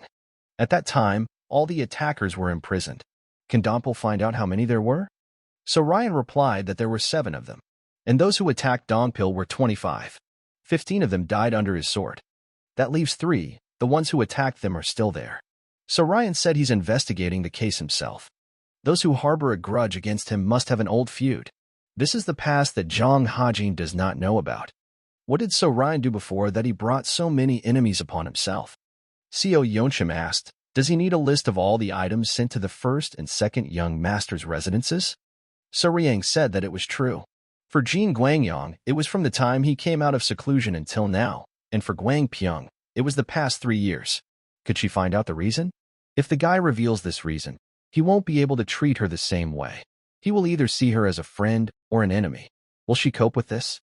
If they became allies, they would become even closer, which meant that from now on, she would have to go over to the young master's side. So Ryang replied that it was correct. But what if they become enemies? The guy replied that she would have to leave her post as the master of the educational organ. The girl believes that the fate of the Hall of Joy depends on this application. In this case, she will not ask for a reason and will not fulfill the request. So Ryan asked, does she mean that the Hall of Joy will become his enemy? The Center for Religious Education is one of those organizations that maintains neutrality. This is precisely why she does not want to provide him with all the information he requested. The guy himself should understand that asking her for something like this is somewhat inappropriate. Seo Young's him is well known for doing reckless things at times, but he is always kind to those he cares about. So he might as well not ask again. She won't be able to fulfill his request anyway. Apparently, it wasn't easy to win over such a principled person, although he knew before that she shouldn't be underestimated. Suddenly, a female voice behind the door asked if she could come in. So Yeonchim gave the young lady permission. The girl greeted the master of inner enlightenment and the third young master. So Ryan was surprised that So Yeonchim called the caretaker Juwa. How could this be understood? So Yeonchim replied that he could understand it however he wanted. She had nothing to hide. The girl will become the next master of the religious education center after her. She believes that he has no objections to this. The girl stood up and said that she was not going to listen to him anymore. She had to leave. She would close her eyes and ears. As she was leaving, So Yeonchim told the girl that she forbade her to promise the third young master to fulfill his requests. Although she can do it, but she better think before that. Let it be a gift. This is the last thing she does for him. So Ryan said that when such conversations start in his presence, it is difficult to continue pretending. Even the nine-tailed fox would envy her cunning. Where did she come from? Only on his head. The man said that he had lived in this world for more than 70 years, but had seen little. She, madam, is a completely different matter. She travels the world at such a young age. Yo Sanrin said that he was too kind, and in life he probably had no time for traveling. Here he met her and immediately regretted the years he had lived. If he had married earlier, he could have had a beauty like her. The girl smiled and replied that it was never too late. Maybe she shouldn't make fun of him. He was already well over 70. Suddenly, So Ryan appeared from behind and asked if the man was looking for someone. The man had long felt that he had arrived. Even his simple steps were filled with the energy of martial arts. He greeted the third young gentleman. The guy asked who he was. He is an ordinary old man, living a peaceful life and playing chess. He doesn't even remember his name. The cultists call him Guru, and he might call him that too. Isn't Guru a celestial demon? The man replied that the heavenly demon sounded too loud. But he was right, that was his name. So Ryan greeted the man. It was an honor to meet him. Guru replied that these were too big words. He appreciated his respect. But still, he did not deserve such recognition. But isn't he one of the cult's greatest heroes, etched in its history? His words make him feel a little uneasy. So Ryan apologized. He probably should have bowed much lower. The guy introduced himself as So Ryan, not the third young master. It seems the guy is not famous for his status. The old man apologized. He had to announce his visit, but ended up showing up uninvited. Suryang said that such guests were always welcome here. The guy asked if Master Gora liked to drink. It seems he understands the taste of old people quite well. He said he wouldn't refuse a good drink. Meanwhile, the commander of the squad of furious demons was conducting her next training session. Sky Demon, Steelblade, watched her. The man said that her strike was impressive. Yuryung asked when he knew that she was training here. The man replied that he had just now. But what is he doing here? Does he have some personal business with her? Steelblade answered that it was exactly that. But she hadn't done anything to be scolded for. He replied that that wasn't why he had come here. Whether it is the head of the detachment or a simple groom, he has no right to interfere in the choice of their path in life. But she lives, wasting her life. Does the girl remember their first meeting? 10 years ago, when she was in the rookie squad, he showed her the flow of her life energy. She had such an interesting reaction. She talked to him like a friend. And all this happened in full view of everyone. And that's not all. She also raised a fuss in case of any injustice during training. Even elders should treat their subordinates with all due respect. If he hadn't interfered, she would have been executed long ago for not following the rules of communication with teachers. Young is really happy to see him again after such a long time, but she is very busy. She even cut down on her sleep for training. Let him tell her why he came? The man took out his sword and sent a wave of energy towards her. Young asked, "What is this?" These are the 10 forms of the dragon blade, the sword art technique, including both ancient and modern, created by his own vision. The girl realized that this technique was similar to her two-handed sword, a ghostly beast. The man replied that, of course, after all, it was she who stole his equipment. Young shouted that she didn't steal anything. She came up with this technique herself. It was true, she had actually created it herself, but the girl would never have been able to do it if he hadn't pointed her to the correct flow of her life energy. Young realized, without even realizing it, that she had adopted his technique. But what did he want from her? Maybe she should stretch out her hand to him? If he says to hold out, then will she agree? The girl answered that if not on her own, then they both know the outcome. Does that mean she's refusing? Nothing surprising from the brazen Young. Does he think that by cutting off her hand, he will make her cower in a corner and shut up? He won't wait. Even if she loses her hand, at least he will have time to rip out his eyes. The man doesn't even know how it happened that he got involved with such a girl. As someone called a heavenly demon, he has no right to throw around such words. But their fate is truly amazing. Will she still remain the commander of the squad of furious demons? Or join him and become his student? Let her decide. The choice is hers. To respond to a kidnapping with a counter-kidnapping, and to take not just anyone, but the disciples of the Lord of the Beast Palace? What an amazing man he is. So Ryan replied that it was all his carelessness that was to blame. Now, thinking back on it all, he realized that the risk was very high. If they had responded in kind, those who had been captured by them would not have gotten off easy. Gora replied that this was precisely why he was different from the others.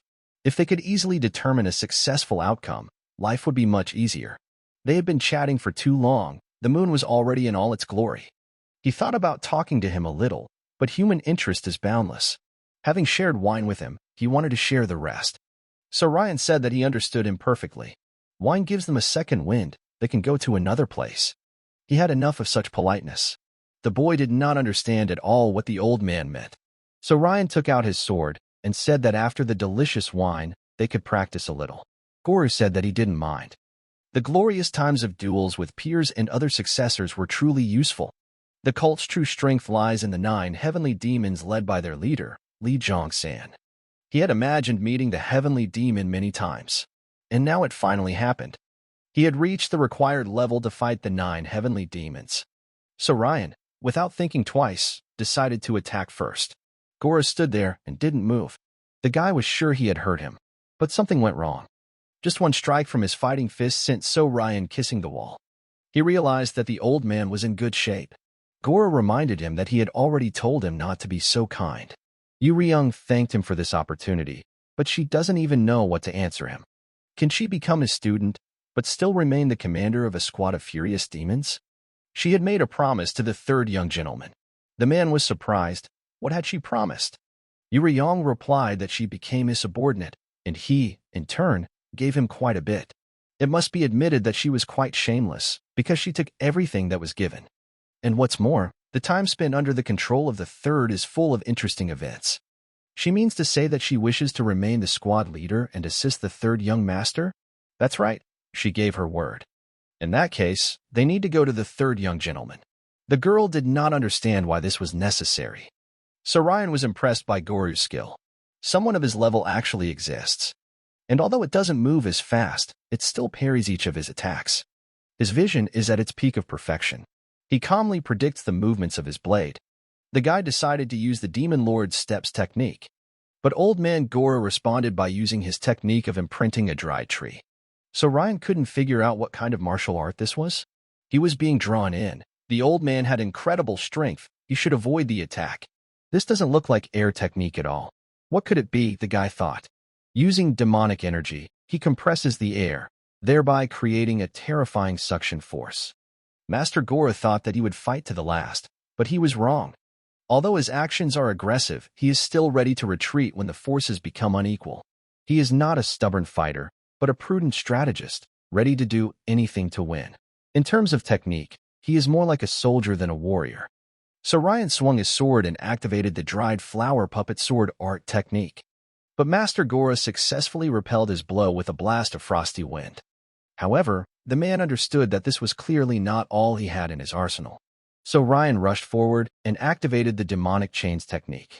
He threw the blade. The man was shocked by this action. The guy is a swordsman, throwing his own weapon? This means that this daring lunge was only a distraction, and he hid the real blade for the attack.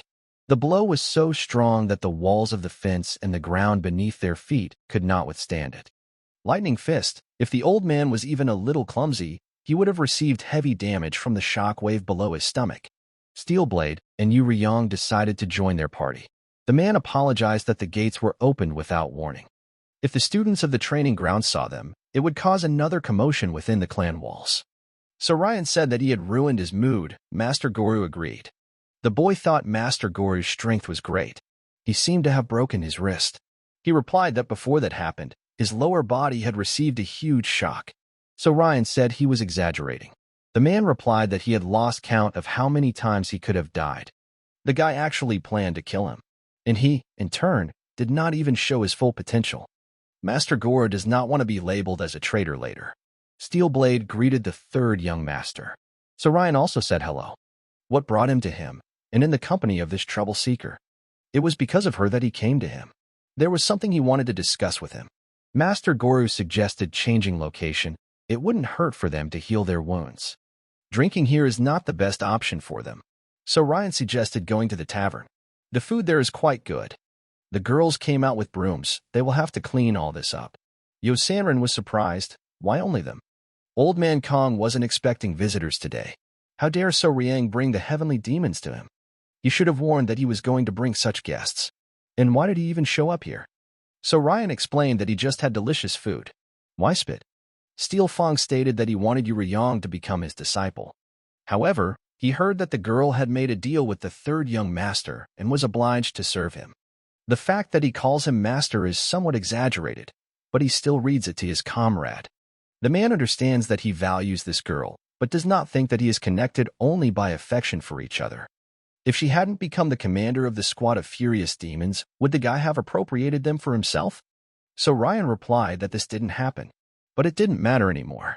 He had already gained an advantage in the fight for the place of the successor, and even if he needed the strength of the squad, he could not ask him about such a thing. Doesn't the decision depend on their lord? This statement made Steel Fong think. In any case, it would be better for him if she joined the Steel Blade and became stronger. The man said his name was Wei Chong. So Ryan asked, does he have the same last name as the Demon Lord? The man replied that he had a very curious connection with that boy. But since he is a heavenly demon, how should he address him? Maybe he should call him Old Man Steel Blade. Neither a hero nor a heavenly demon, but just an old man? Just like the heavenly demons of those times, these characters are quite eccentric. In any case, as a heavenly demon and a retired person, he had to visit him. If a man really thinks so, then he should thank him. Suriang asked him to take care of Yu Riyang. Although she likes to create trouble, she is a good person. No need to worry. Once she becomes his apprentice, he won't let her dull her sword. Having first asked for forgiveness, a guy came to them. He needed a third young gentleman. He is here to deliver an urgent message from the caretaker of the Religious Education Center. He was asked to give this letter to the young master. She is waiting for an answer. Opening it, Suriang realized that, as he thought, there was still a chance. Juva came across a Payson shrine and decided to explore it. Such a dilapidated sanctuary would not attract attention. Here was a storehouse where everything necessary for the first and second masters was sent. But who could have done something like this to the Payson statue? What happened here? Previously, there was a sanctuary here for low-ranking ministers and the most ordinary followers of the cult. So Riang asked, wasn't she the one who said that a suspicious item sent to Jin Guanying and Guan Pyung's domain was found here? Juva replied that it was a dagger. What was so suspicious about it? Jin Guanying and the deceased criminal Guanying never used daggers, and considering their fighting techniques, which their subordinates were in, there is no reason to believe that any of them could actually have used the dagger. In fact, there are not many martial artists in the world who use daggers as a second weapon. If they ordered them to practice their skills, it wouldn't be so suspicious. Even if they trained in the use of daggers, ordering boxes of hundreds of them every month would still be too much. This is clearly too much, but where are they all now? That's the problem. They tried to track down where all the daggers had gone, but even a religious education center has its limits.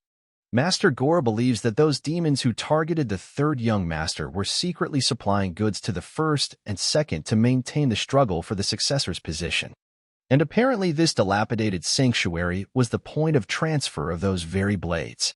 If they hadn't known what had happened, they wouldn't have interfered. But now, having the title of heavenly demons, they can't just turn a blind eye to all of this. So Ryan thanked the men. Then both heavenly demons know what to do. He found unexpected allies. He has one more request for the caretaker.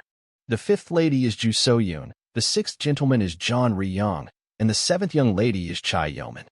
Let him keep a close eye on them to see if any suspicious items are being sent into their possession. The girl made it clear that this was a difficult task for her. But still, So Ri-young wants her to understand why he is asking her to take care of this issue instead of doing something himself. The Center for Religious Education maintains neutrality and does not take sides. But at the same time, it desperately seeks to gain the favor of the cult leader. He assigns this task to her because if she becomes the next head of the cult, she will be in great debt to the center. Juva agreed. She would look into the matter immediately and contact him later. She should return to her domain. And let these three not tell the Lord anything. He will contact each of them separately. If everything goes as planned, they will be able to begin operations in 2 days. Guagu asked, "Are there any ill-wishers targeting the third young master?" He just wants to protect himself and move slowly towards his goal, but he is afraid that it will not be so easy. Master Gogu decided to ask what the guy was dreaming about.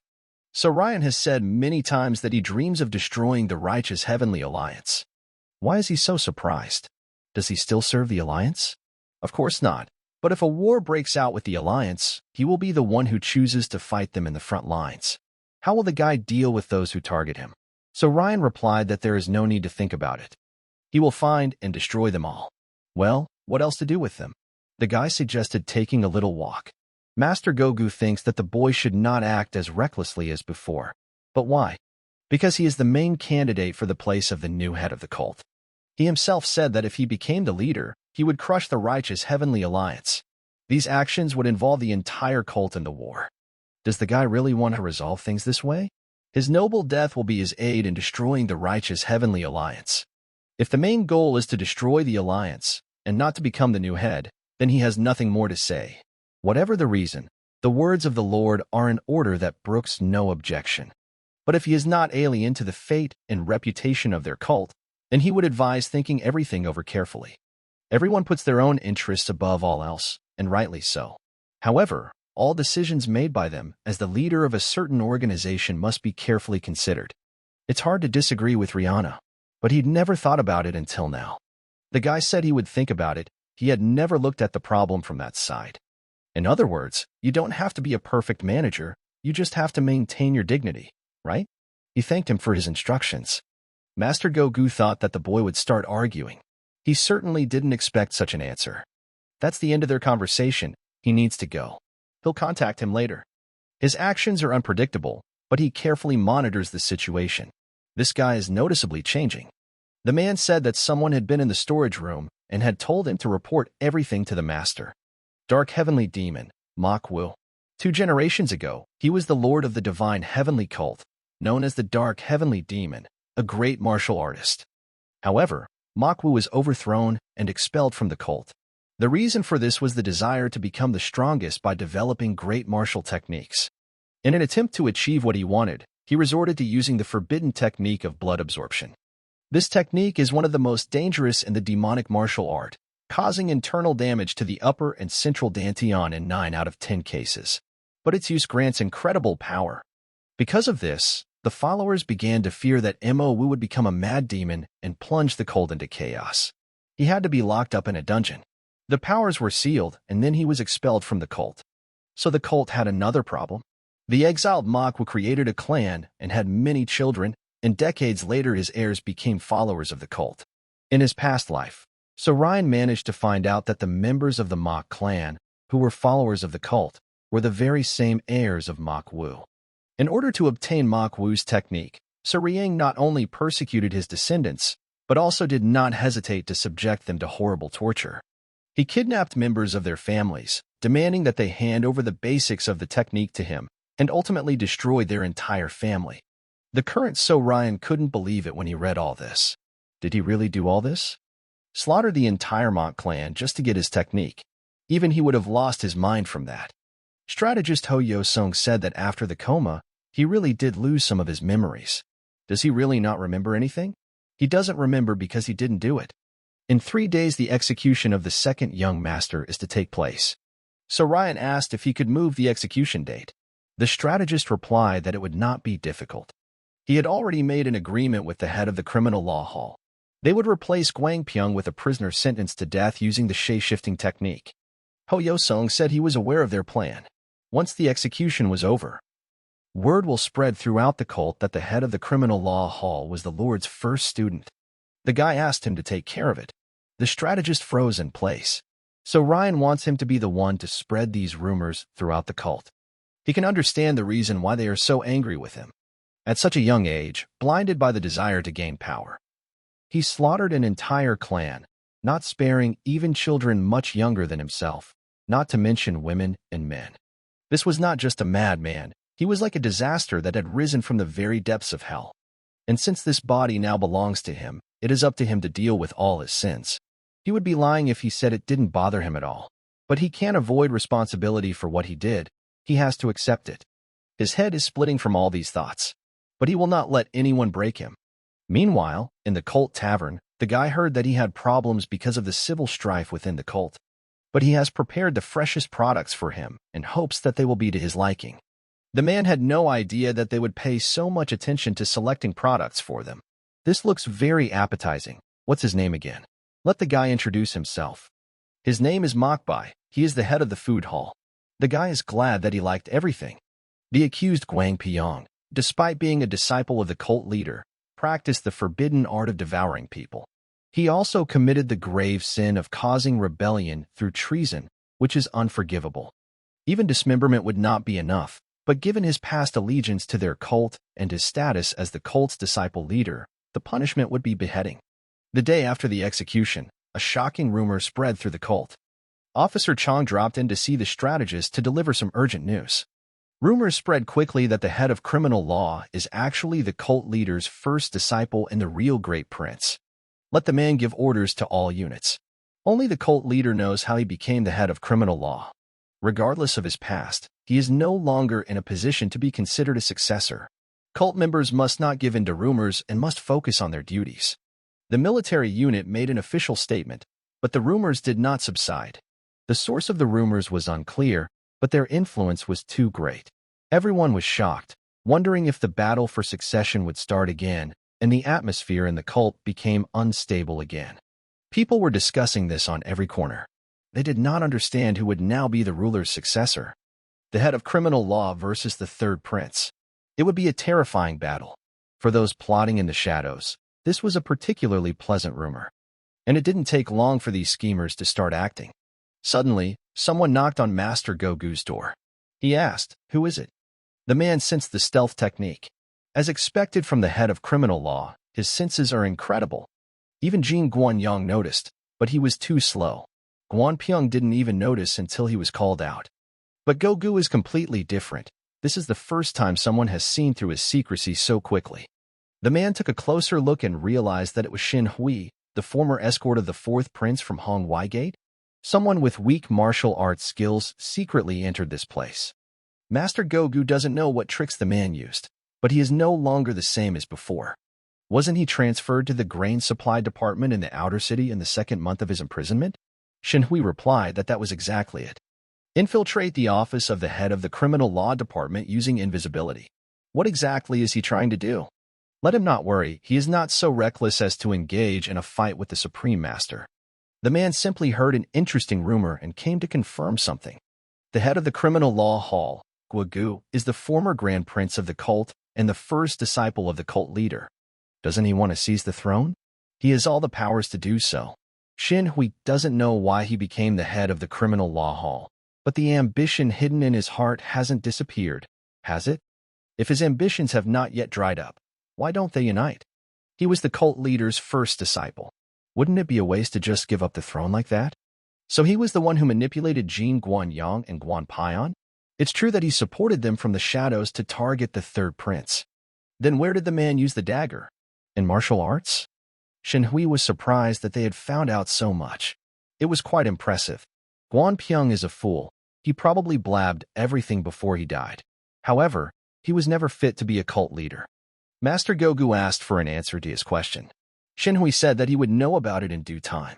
The main thing is his decision. He is not like Guan Pyong and Jin Guanyang.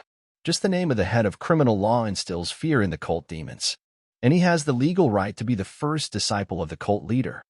Does he really think that a reckless brat like the third prince should be the next successor? This guy is unpredictable and dangerous. He is a true demon and a legitimate candidate for the position of head of the divine cult of heavenly demons. Gogu said that this was a rather strange speech. From the way Shin Hui spoke, it seemed like he thought he could easily seize the throne if he wanted to. That's right, if they help him, they can eliminate all the current candidates. The sect leader's words about choosing a successor were not empty. Naturally, he will have no choice but to choose him. However, Gogu himself assures that Shin Hui knows nothing. The cult leader is not that kind of person. But even if that's true, isn't it worth trying? There's no shame in trying to be the best. But this is not something that should come from the lips of someone hiding in the shadows. But still, is he really sure that you won't regret it? He himself should regret it. A simple employee of the grain supply department who got into the office of the head of criminal law. This is an undoubted crime. If he said, "we," then there is someone else. Let him immediately lay out everything he knows. He chose the wrong person. Shin Hui analyzed all three and decided that he was the most likely, but it seems he was wrong. At this point their conversation ended. He simply disappeared using his hidden technique. Shin Hui never expected that the head of the criminal law hall knew so much. He should be careful. Otherwise, they could all be in danger. But suddenly the tooth fairy came to check his molar. He couldn't even move. This demonic energy is terrifying. Who is he really? The guy said hello. They hadn't seen each other for so long. Shin Hui couldn't understand where he came from. Master Guogu knew that if word of him as the cult leader's disciple spread, he would come after him. He needed bait to draw him out. Bait for the rats hiding in the shadows. Fear appeared in Shin Hui's eyes. So he spread this rumor on purpose? So Ryan said that he should better spill everything he knows. Now is not the time to count his teeth. A group with a grudge against the third prince is operating through the grain supply department. His goal was to manipulate the other heirs into eliminating the third prince? Let him forget about everything else. Why did he join them? It doesn't seem like he holds such a grudge against the third prince. That bastard ruined everything he had. How could he not be offended? He is not one to admit his shortcomings. Talking about grievances is pointless. Shin Hui shouted at him to shut up. He was punished too severely for his mistakes. Even feeding poison to his maid was simply following the prince's orders. Suriang thinks that he still doesn't understand anything. That's the problem with people like him. Such people think that following orders means he is not guilty. Let him answer his question correctly. What were they going to do with all those daggers? Where did they hide them? Let him spill it all if he wants to live. Shin Hui turned blue as if he hadn't been to the toilet for a month. He had to kill the guy because he was putting his life on the line. Metal fragments started coming out of his body. They'll have to calm this beast down. It turned out that the daggers were in his body. He could explode because the daggers were poisoned. Shin Hui exploded, the dagger almost hitting Suriang. He definitely didn't expect such madness. This monster seems to feed on daggers. Who will check if it is dead? This is a method of self-destruction in order to avoid falling into enemy hands. Suriang thinks that it's more like a side effect that caused the explosion. They were both in danger. Last time it was the same. More and more people around are in danger. He placed the daggers inside himself because of his feelings of hatred. He urgently needs to meet his boss. The boys went to the Zamira Tavern.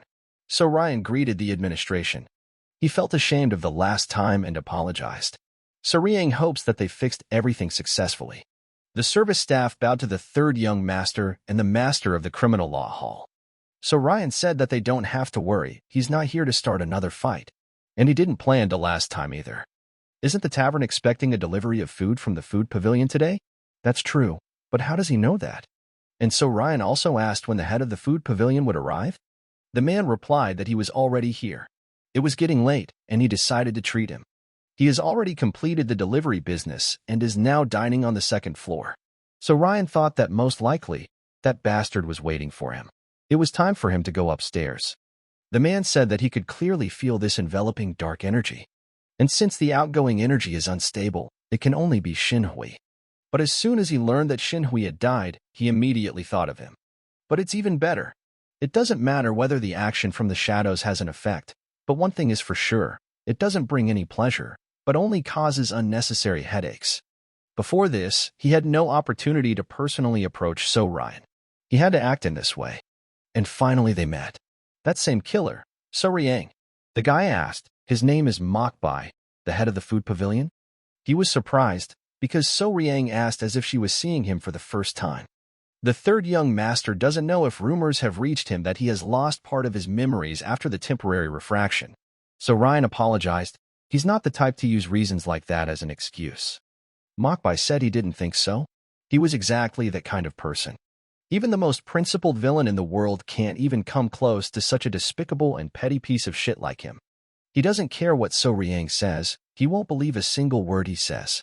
It's surprising that the guy dared to bring the head of the criminal law department with him, since he already knows that the food pavilion helped the first and second young master. So, he was the one who discovered the shrine where the daggers were passed on? So Riang answered that it was true. And the rumors that the head of the criminal law hall was actually the cult leader's first disciple were spread specifically to lure him out, right? Are the cult pavilions already carrying out the orders of the next leader? At this rate, the cult will fall apart completely. Now So Riang understands that Mokbai is risking his own life just to deal with him. He doesn't remember anything and has no intention of returning to his previous life. He understands his hatred. So Ryan asked him to stop. While pouring his delicious drink, the guy asked why. He thinks that So Ryan doesn't understand why all this is being done. Without thinking twice, the young master warned that his offer was only valid once. Mokbai took these words as impudence. However, he already knew what kind of person So Riang was. Considering his own mistakes and his anger, So Riang gives him another chance to save his life. Looking at the guy as if he needed to go to the toilet, he asked what would happen if he refused. Suddenly the table shattered into pieces from his demonic energy. Master Gogu took out his sword and ordered him to immediately hide his demonic energy. So Ryan shouted at the head of the criminal law hall to stop. The man asked why the third young master was ordering him to stop. So Ryan replied that there were 5 more waiting Tinjongs from the tavern. They are ready to sacrifice their own lives and die from an explosion at any moment if something goes wrong. And this is not Shinhui. These people are great martial artists. It seems that the powers that have reached the pinnacle of demonic mastery are on a completely different level. Mokbai thought that no one other than the cult leader would be able to sense their presence since they were using the energy concealment technique. Gogu believes that since it is Tinjong, then with their skills they can easily repel their attack. So Ryan reminded them that they were not alone here. The tavern master and the guests would be in danger. Mokbai noticed that So Riang had really changed. He even had tears in his eyes from such sentiments. Who would have thought that he would worry about others?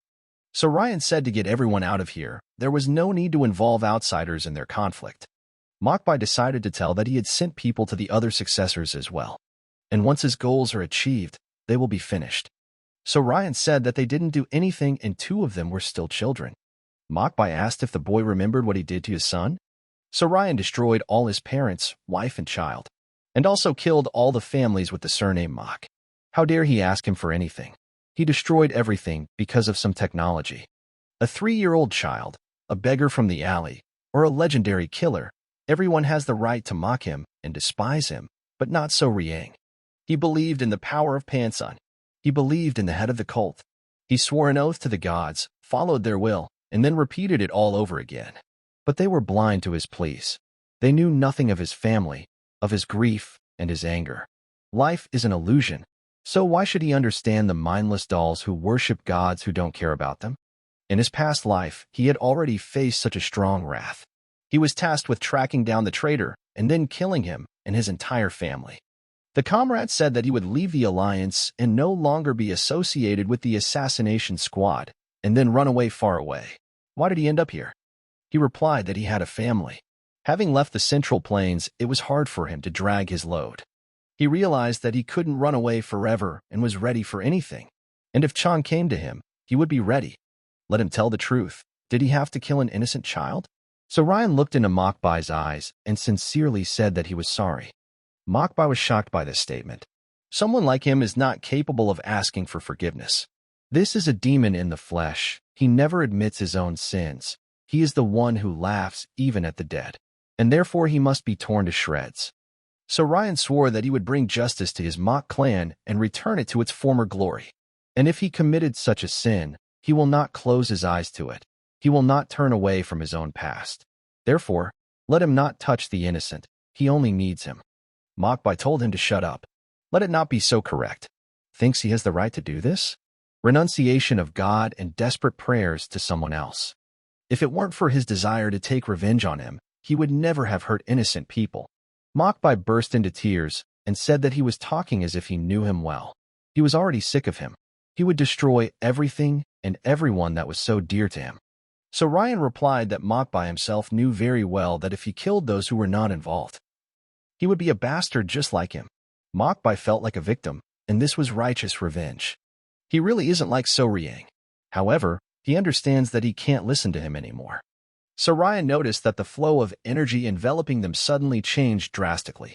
Mokbai had dedicated his entire life to finding and tearing apart that monster, so that even the gods would not help him. But when he said he was sorry, he decided to change his mind. Before his mind was clouded by the thought of forgiveness, he would like to carry out this revenge. This guy's mind was completely destroyed. So Ryan rushed forward to stop him. He punched him in the teeth so that he would finally come to his senses and stop talking nonsense. Mokbai said that it was too late. All his comrades waiting at the Jamie Pavilion and the residents of the princes and princesses should have felt his energy. The wheel of destruction began to turn. The only thing left for him to do was to speak. So Ryan shouted to Master Gogu that they had to get out of here. Everything was going to explode. The guys came down from the second floor in a polite manner and told the service staff to leave there immediately. A hidden weapon filled with deadly poison is about to explode. Even the slightest contact will melt their limbs. They must not be exposed to danger. The tavern owner didn't want to leave. So Riang could easily avoid all of this if he was alone. Mokbai addressed his men, saying that they had worked hard all this time. Their deaths would not be in vain. Fear enveloped all of So Riang's loved ones. In the residence of the 7th princess, Chai Yeomin. At Princess Ju Seoyun's residence, Yu Ryung ordered her squad to protect the princess at all costs. In the residence of the 6th Prince Chong Ryung, the heavenly demon stood up to protect the prince. The man ordered everyone to hide. Mokbai is glad that he can finally return to the embrace of his family. And these were his last words in this life. He had fulfilled his deed. After this incident, public opinion of the 3rd young master worsened. The demon's attention has turned to the Mok family's history, and some even say that So Riang should be held responsible.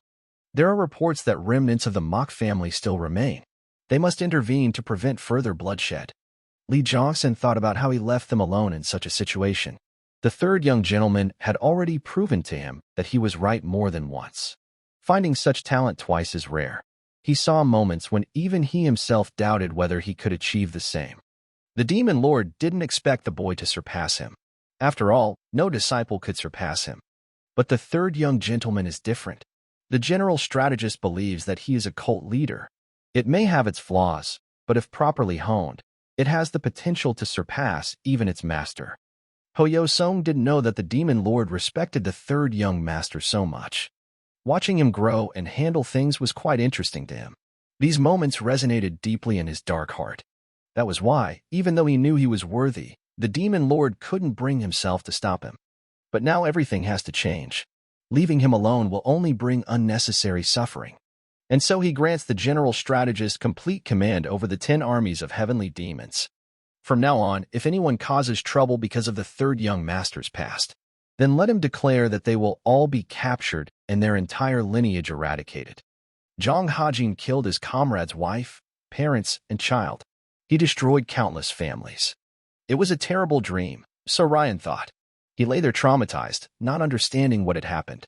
Master Goigu said that he had been in bed for 3 days after the dagger exploded and the poisonous shards had pierced him. Are his wounds okay? So Ryan replied that everything was fine. What about Jamie's pavilion? The man replied that the owner and everyone else were safe. The fifth princess, sixth prince, and seventh princess also survived thanks to the heavenly demons and the leader of the berserker squad. But most of the servants and guards did not survive. Public opinion, unfortunately, is not good towards him. Rumors about the third prince are spreading at a rapid speed. The details of the past and the reasons for this incident have gone beyond the inner city to the outer city. More than 50 people conspired against him out of hatred for his past. Even after killing or capturing them, there can't be only 3 left. Mogbai's death caused even more chaos. He certainly didn't expect that. Suddenly, Master Gogu asked, does he still want to become a cult leader? If he thinks he is determined, then let him remain strong in this.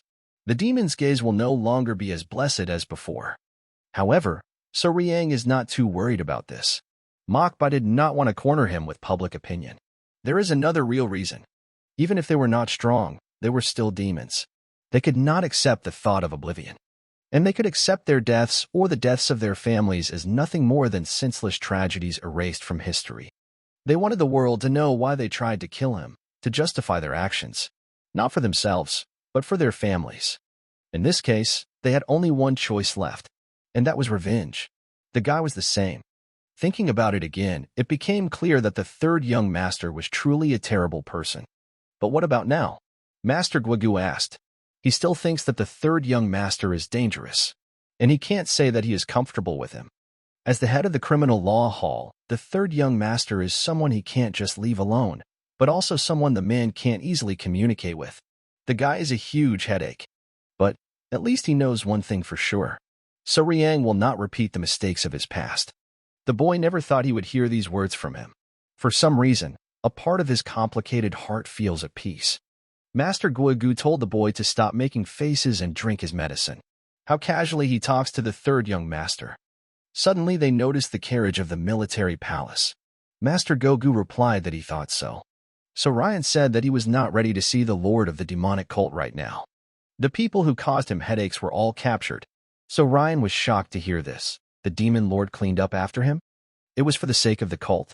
There had been a recent riot, and such dissidents could not be allowed to roam unchecked. So Ryan asked if that meant he knew everything? Li Zhongxin answered that it was true. The Lord realizes that So Riang wants to understand why he didn't figure this out sooner. The boy thinks that the Lord should forget about it. After all, it was his responsibility, and the man would tell him that he should have dealt with it properly. That was correct, Li Zhongxin replied, but it was his mistake. For the sake of the cult, he should not have allowed that to happen. The demon lord watched the boy deal with his problems and was deeply impressed. He expected that So Ryan would show the same determination this time. However, the guy is already like a sharp blade. A carefully sharpened blade should be in a sheath. Sharpening it again out of caution is stupid. This waste of time can even dull the blade. That's why Li Jiansa thinks he made a mistake. So Ryan said he wasn't wrong. This was something the boy had to figure out on his own. It shouldn't have happened in the first place. But what's done is done. If So Riang already feels enough regret, that's enough. Ruining your life by dwelling on it is also wrong. A guy is not the type to do that. He doesn't remember his past. But if it was done by his hands, he must take responsibility. So how does the guy plan to take responsibility? Does he really want to bring them even the slightest bit of comfort? In that case, let him die here and now. He will announce his valiant death to the cult. And let those be ashamed whose curses he fell to. Does So Ryan agree? He mourns and pities them, although in fact he is not even guilty. After all, the guy does not remember anything from this. He had better get rid of this pathetic sympathy and illusion of guilt. It's the only way to save their honor. So Ryan asked, how could he know about this? Or does he consider himself a god? However, the Lord had already experienced something similar countless times. He would never know what their true motive was. They had not spoken of their intentions. Such things are only valuable when the person is alive. The guilty one must repent as his victim wishes. But to live in an attempt to fulfill the will of the victim is wrong. This only proves that he has lost his own ego. So Riang understands that many would agree that he made the wrong decision. If he's a guy who really doesn't want to do this, the situation will only get worse and turn into torture for him. As a disciple of the head of the cult, he has the right to commit a crime and not be punished. Li Zhongxin replied that he had no choice. That was his situation. In that case, can he destroy the cult? He has a mad desire. It's up to him to decide, but until the guy becomes the head of the cult, he won't let him do it.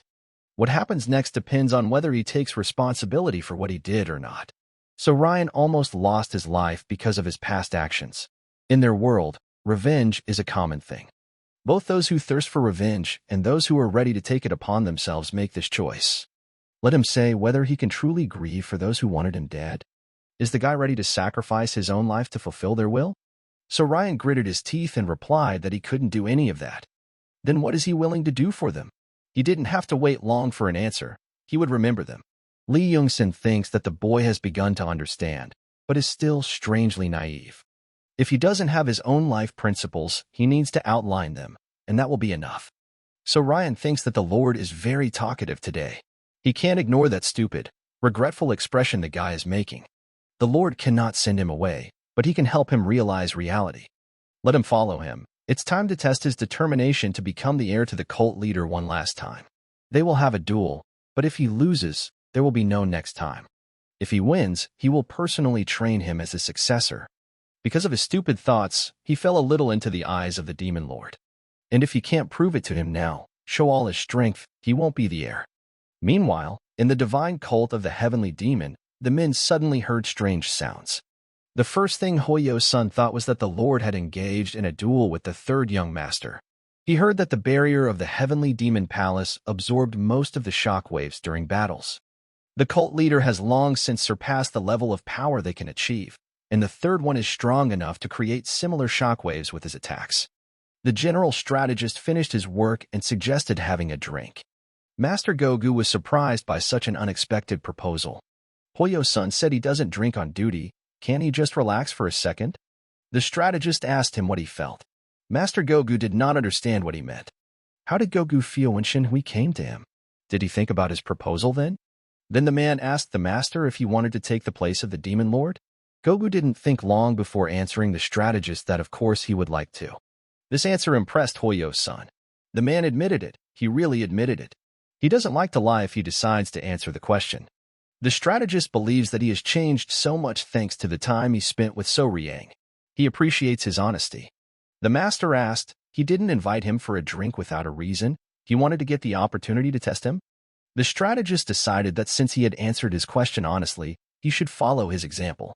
The man really wanted to drink with him. Not to test him, but just like that. And even if ambitions still smolder deep in his soul, he understands perfectly well that all this is long in the past. He became curious about where the criminal law master had hidden Guanpyong. He replied that he was now in an underground chamber, and no one would disturb him there. That very chamber, its dimensions are impressive. There is a training hall, a dining room, and living quarters. It serves as an isolated training facility, and it was there that the previous head of the criminal law hall was trained. Guanpyong has abandoned his past path. He has given up the techniques that cloud his mind, and now he is starting all over again.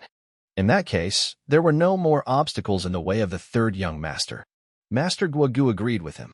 The only problem left is public opinion, but the strategist believes that the guy can handle it. The future head of the cult, no one knows exactly when the ruler will hand over his position, but it won't be long before that happens. Hoyo-sun always knew that the time would come to welcome the heir to the headman, but he never thought that this day would come so soon.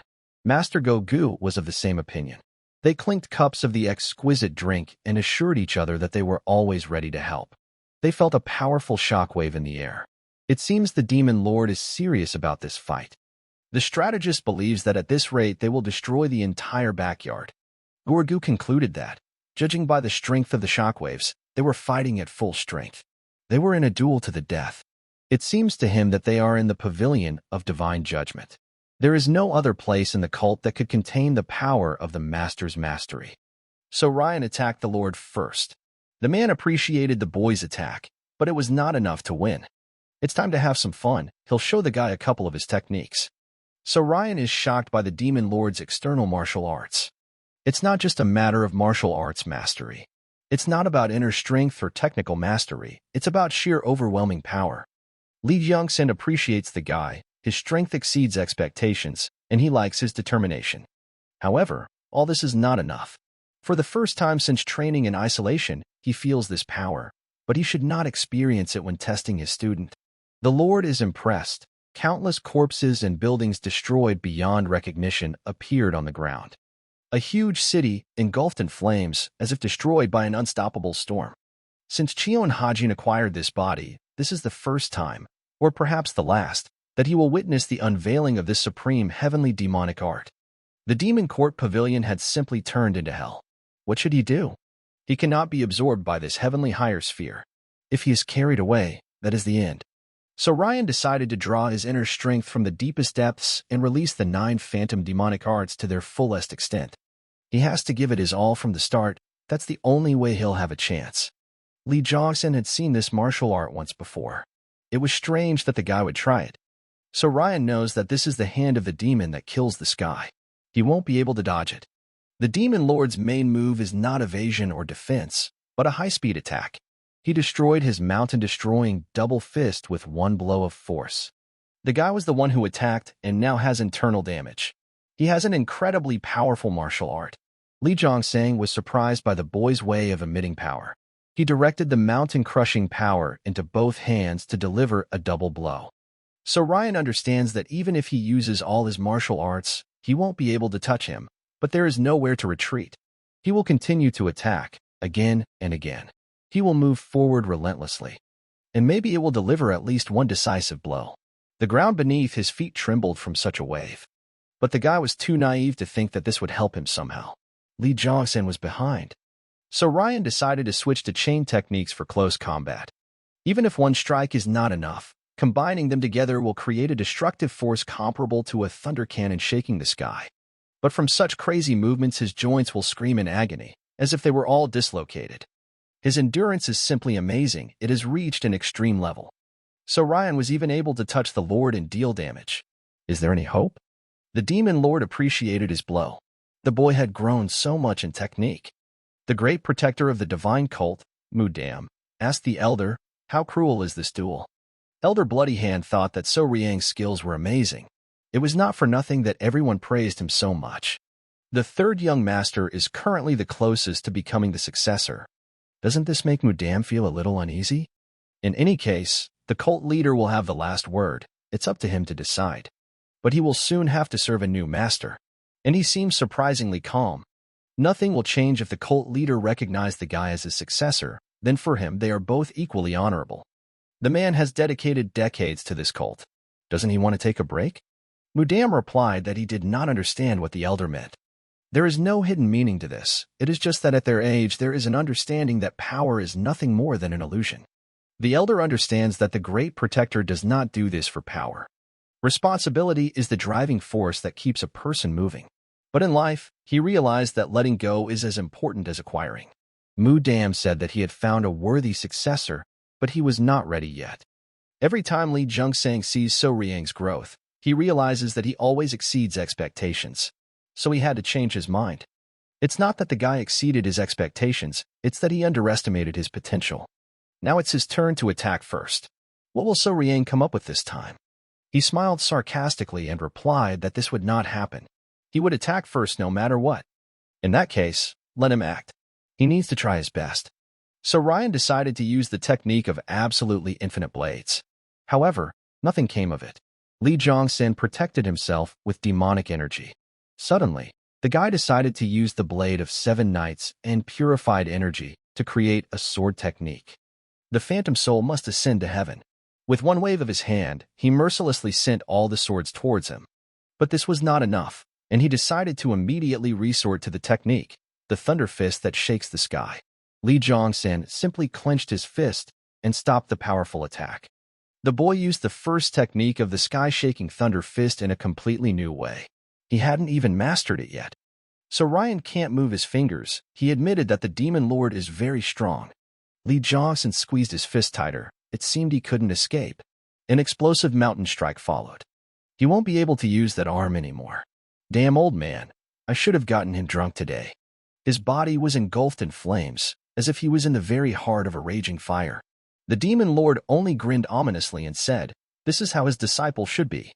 Now So Ryan clearly understood that the sick man was not human. He was too strong. He felt the poisonous energy. It was the toxic energy from Mokbai's explosive poisonous dagger. It was leaving his body. The supreme heavenly demon chi that constantly causes internal injuries rages in his meridians, expelling all the poison. Lee Jongsun realized that the guy was ready. He wanted him to prove his fighting strength. He was very eager to see how much he had grown and what he could show him with his improved abilities. A man will be honest with him, in his life filled with emptiness and monotony. He had never met a fighter who surprised him as much as So Riang. The guy had proven his strength. Even before reaching the level of a demon lord, his martial arts had dealt him quite a bit of damage.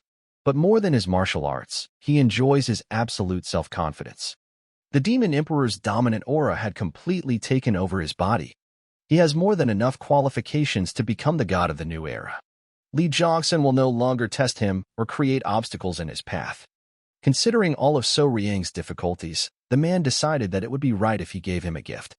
The young successor must under no circumstances be weaker than the Demon Lord. So Ryan couldn't understand what was happening to him.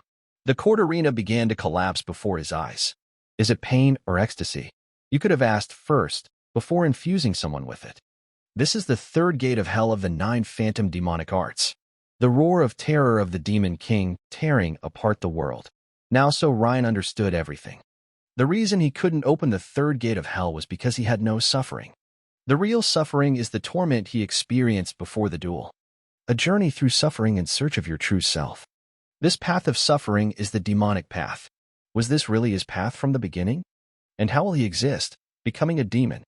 There it was, the sight of the collapsing arena of destiny proved that his essence had changed. The instincts of the death god who had grasped the essence of death had completely disappeared. In their place, the instincts of the lonely and exalted demon god had taken root. Lee Jongsun congratulated his student. Now he truly became a demon. People from the military department came to So Ryan's house with an urgent message. Dompel said that the young master is not here at the moment. What business do they have here? They came to check on the current condition of Guard Captain Ma Dongpil. The man replied that it was not bad. His recovery was accelerating over time. That's all he needed to know. Dompel asked what he had. Let Captain of the Guard Ma Dongpil, who serves the third prince, accept the divine scripture from the cult leader. Dompel got down on one knee and said that he accepted the divine scripture of the leader. He needs to be at the central square of the inner city in 2 days. Dongpil realized that this was about the third young master. So, in the end, it all came down to this. The elder told Yu Riyong that he saw a demon in a military department uniform. What did they want from her? Did she create problems out of nothing again? The girl replied that she did not.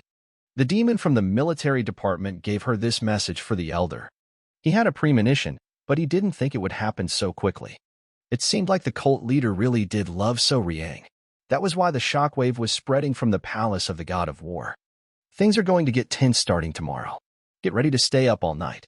Yu Riyong is believed to have managed to establish a good connection in any case.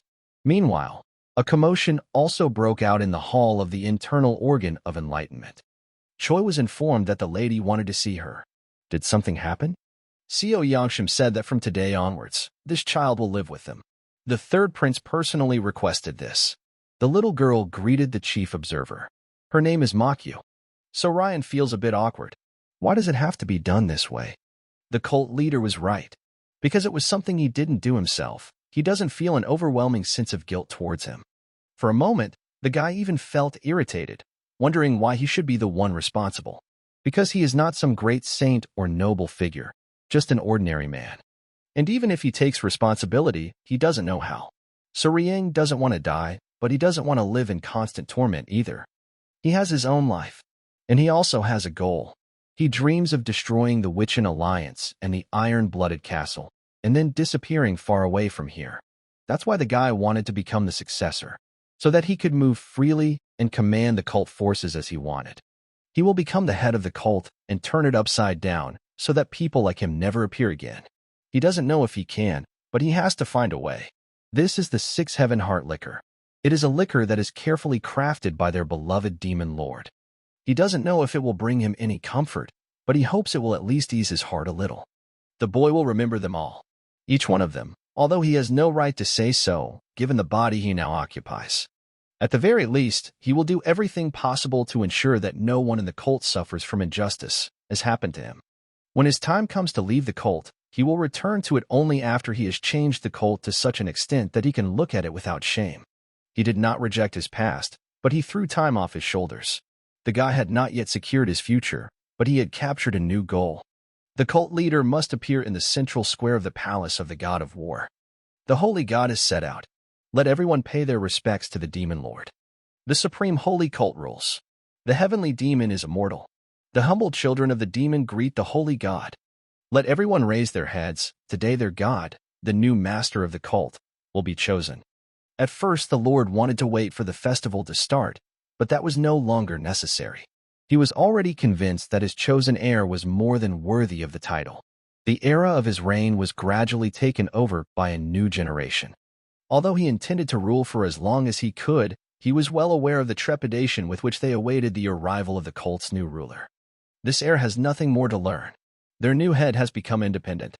He has the power to resist him, maybe even stronger than he is. There is no way they can be disappointed by his choices.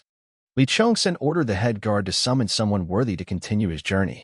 The head guard was shouting at the top of his voice, "Let the heir to the head of the heavenly demon divine cult reveal himself to the people." Don Pil had the good fortune to escort the heir to the chapter and was waiting for him at the main gate. Xiao Riang appeared in a new red robe with dragons. Does it suit him, or is it too much? Write in the comments. At that moment, an all-consuming wave of emotions swept over him. Millions of eyes were directed in his direction. In his past life, he was always lurking in the shadows. The guy's been through so much to get here. Seeing Manhwa, Xiao Riang remembered that she was the first person he met when he woke up within the walls of the cult. Thanks to her boundless care, he was able to survive. And the expression on Yu Riyang's face finally matched her will. They've been through a lot together. He was able to reach such heights because of her. And Ma Dongpil, who is unshakable. He's like a loyal friend who always stays by his side. If he had a brother, he would be like him. Xiao Riang is grateful to him from the bottom of his heart. He addressed the Lord, saying that he was honored. May he accept his boundless respect. Li Johnson said that the guy is the perfect candidate to become the next cult leader. Who else could be so successful at everything? Xiao Riang is the heir he's been looking for so long. Is he willing to devote the rest of his life for the good of their cult and care for its people with him? Xiao Riang majestically said that he would give himself completely to the cause. People were happy to hear these words. Manhwa even cried.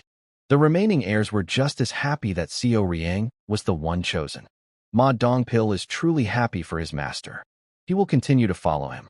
Suddenly Goldie joined their party. He managed to call a new friend with him. So Riang thanked Goldie for deigning to come on this important day. He is very happy that they have found common ground with the king of the tigers. Li Chongsan was impressed that the guy had taken and raised a cub from the beast palace.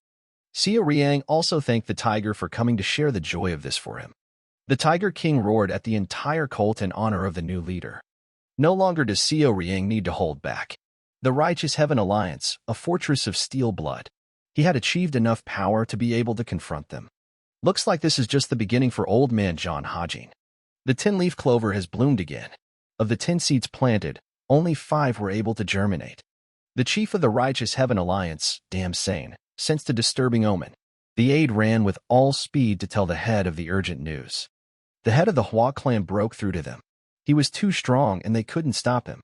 Although this one represents the Swordmaster clan, they were all originally Taoists.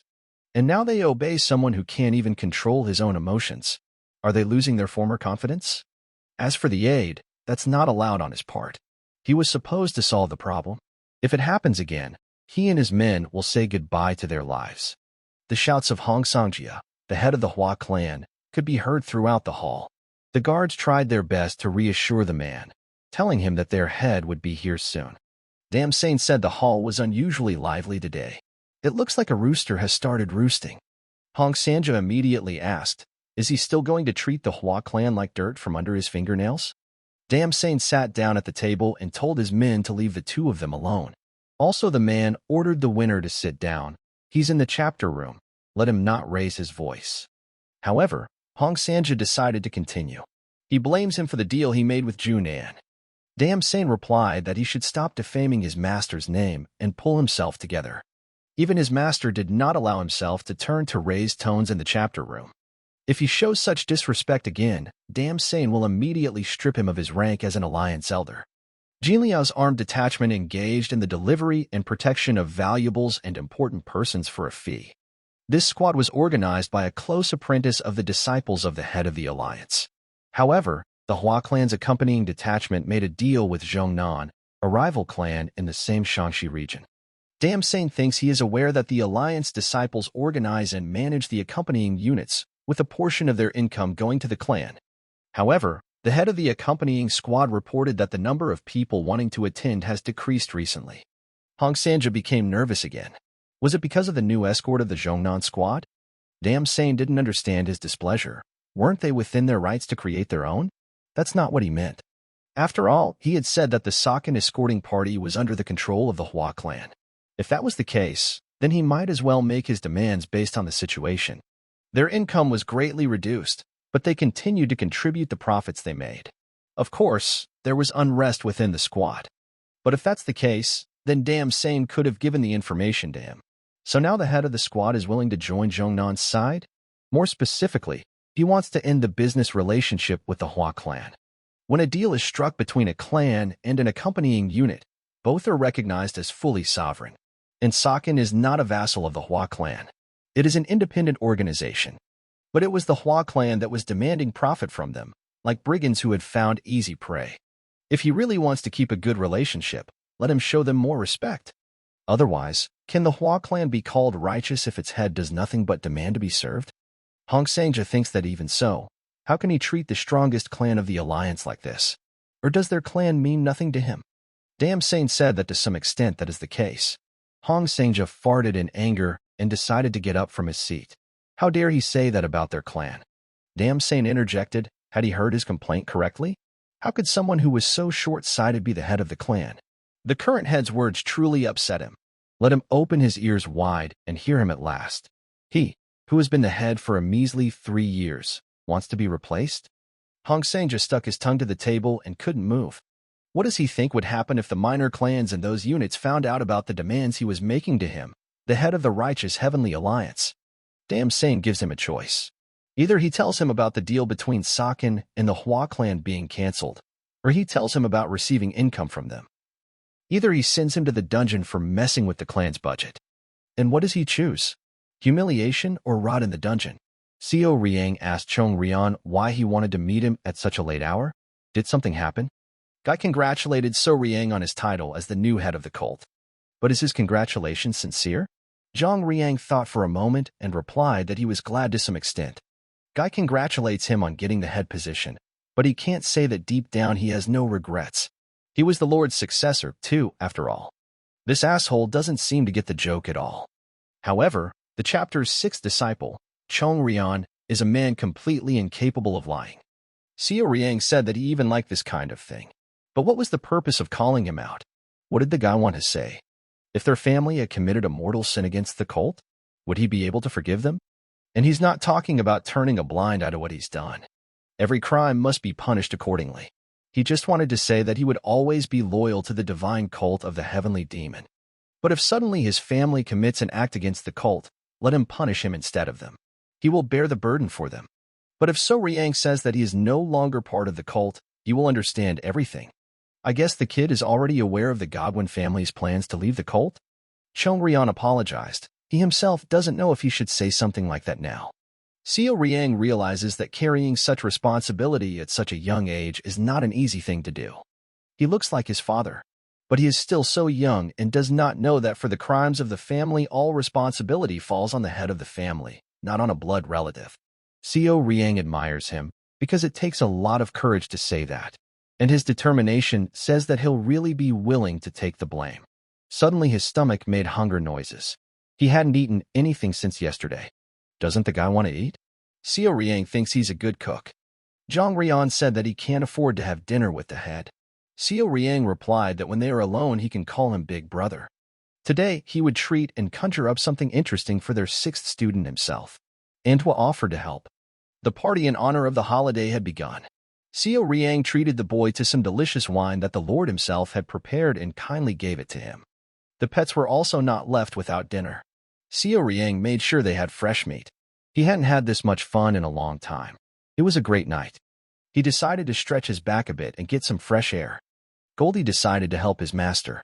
What a cheeky bastard. It was the first time in a long time that he had had enough to eat. Recently, he and the Tiger King had eaten about 72 kilograms of beef from Huanghui Garden. Looks like Goldie knows how to take care of her charges, doesn't she? Manhwa, however, is at a loss. Goldie needs to let himself be petted a little. He remembers how they used to play when he was little. Manhwa tried so hard to feed him delicious food. How stupid and heartless he is. The sky is truly beautiful today. Perhaps it's all because of the ceremony. Does that mean it's time? He thought that once he was in charge, he could do as he pleased. Master Guigu said that if one attacked the Righteous Heaven Alliance, he would involve all the cult followers in the war. And if he's no stranger to the fate of their cult, he should consider his actions well.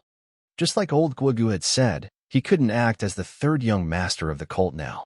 Becoming a young cult master not only gave him a title, but also a great responsibility. It's so hard for him, and may have to skip a couple more glasses of delicious wine. The general strategist was shocked to see So Riang at his place at such a late hour. The guy said he wanted a drink, but when he saw his face, he thought it was a waste to come. Ho Yo-sung replied that he was all in time. The one I was already closing. Let him follow him. Riang felt a little uncomfortable. Maybe he should have brought more appetizers. He was impressed with this room and the maps. The strategist general said he'd only been in his office before. And this is the strategic calculation room. There was a large amount of detail on the map. Ho Yo-sung said that among the 3 strongest organizations, the map of their cult was considered the most detailed and accurate. Seo Riang's mouth gaping open from the impression asked, what was it that the strategist wanted to talk to him about? Recently, there has been a movement of the forces of the Righteous Heavenly Alliance.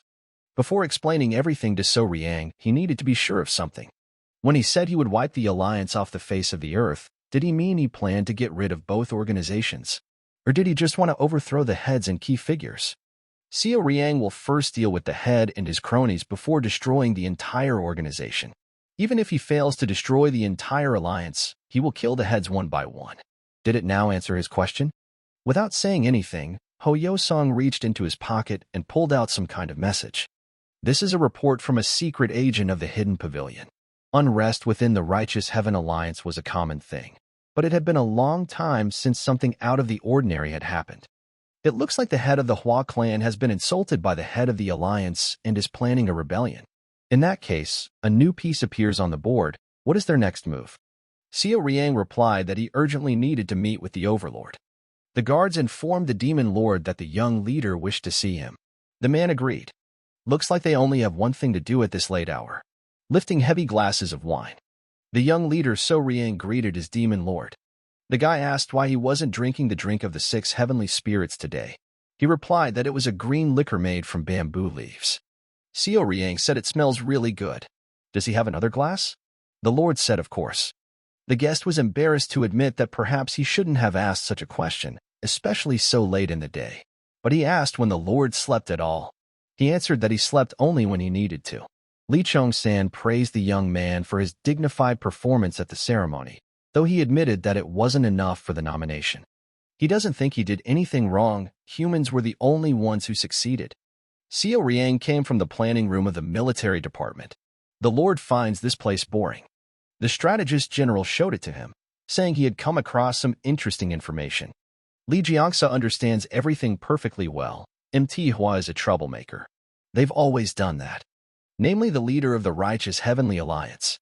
Didn't the guy say that he dreamed of destroying the Righteous Heavenly Alliance in the Steel Blood Fortress? Now that So Riang has become a young leader, he can tell what he thinks of them and their way of life. 30 years ago, when he became rather passive to outside forces, the 10 sects and 5 great clans were quite powerful. However, time has passed and they have changed. Exchanging martial arts made them stronger, but they lost their strong bond. Why do you think that is? Seo Riang thinks it's because of the Righteous Heaven Alliance leader. He's a snake, you might say a viper. He is as wicked as an amugi and as cunning as a 9-tailed fox. The heads of sects and clans who are supposed to be symbols of cooperation were corrupted by him because he used weapons 100 times more effective than magic and 10 times more relentless than the demonic arts. The boy wondered, did such a weapon really exist? The weapon was called greed. He knew he had to break their minds first to make them kiss his feet and gain control of the sects and clans. Damsei made them taste real greed and real power. It was like putting poison in a clear pond. But what is the advantage? How is it possible? There is one simple way, called competition. It has a positive effect on an organization with a good system. However, in an organization without such a good system, it has a terrible impact. The righteous leader of the Heavenly Alliance sowed the seed of greed through competition and brought them to a split in his own circle. In addition, they did not hesitate to get into the shady business to win the competition. They even hired assassins to get rid of their rivals. In the midst of all this, Damseong became a mediator. The sects and clans began to sway him to their side. And he did what they wanted him to do. Bowed his head if they wanted him to, and knelt if they wanted him to.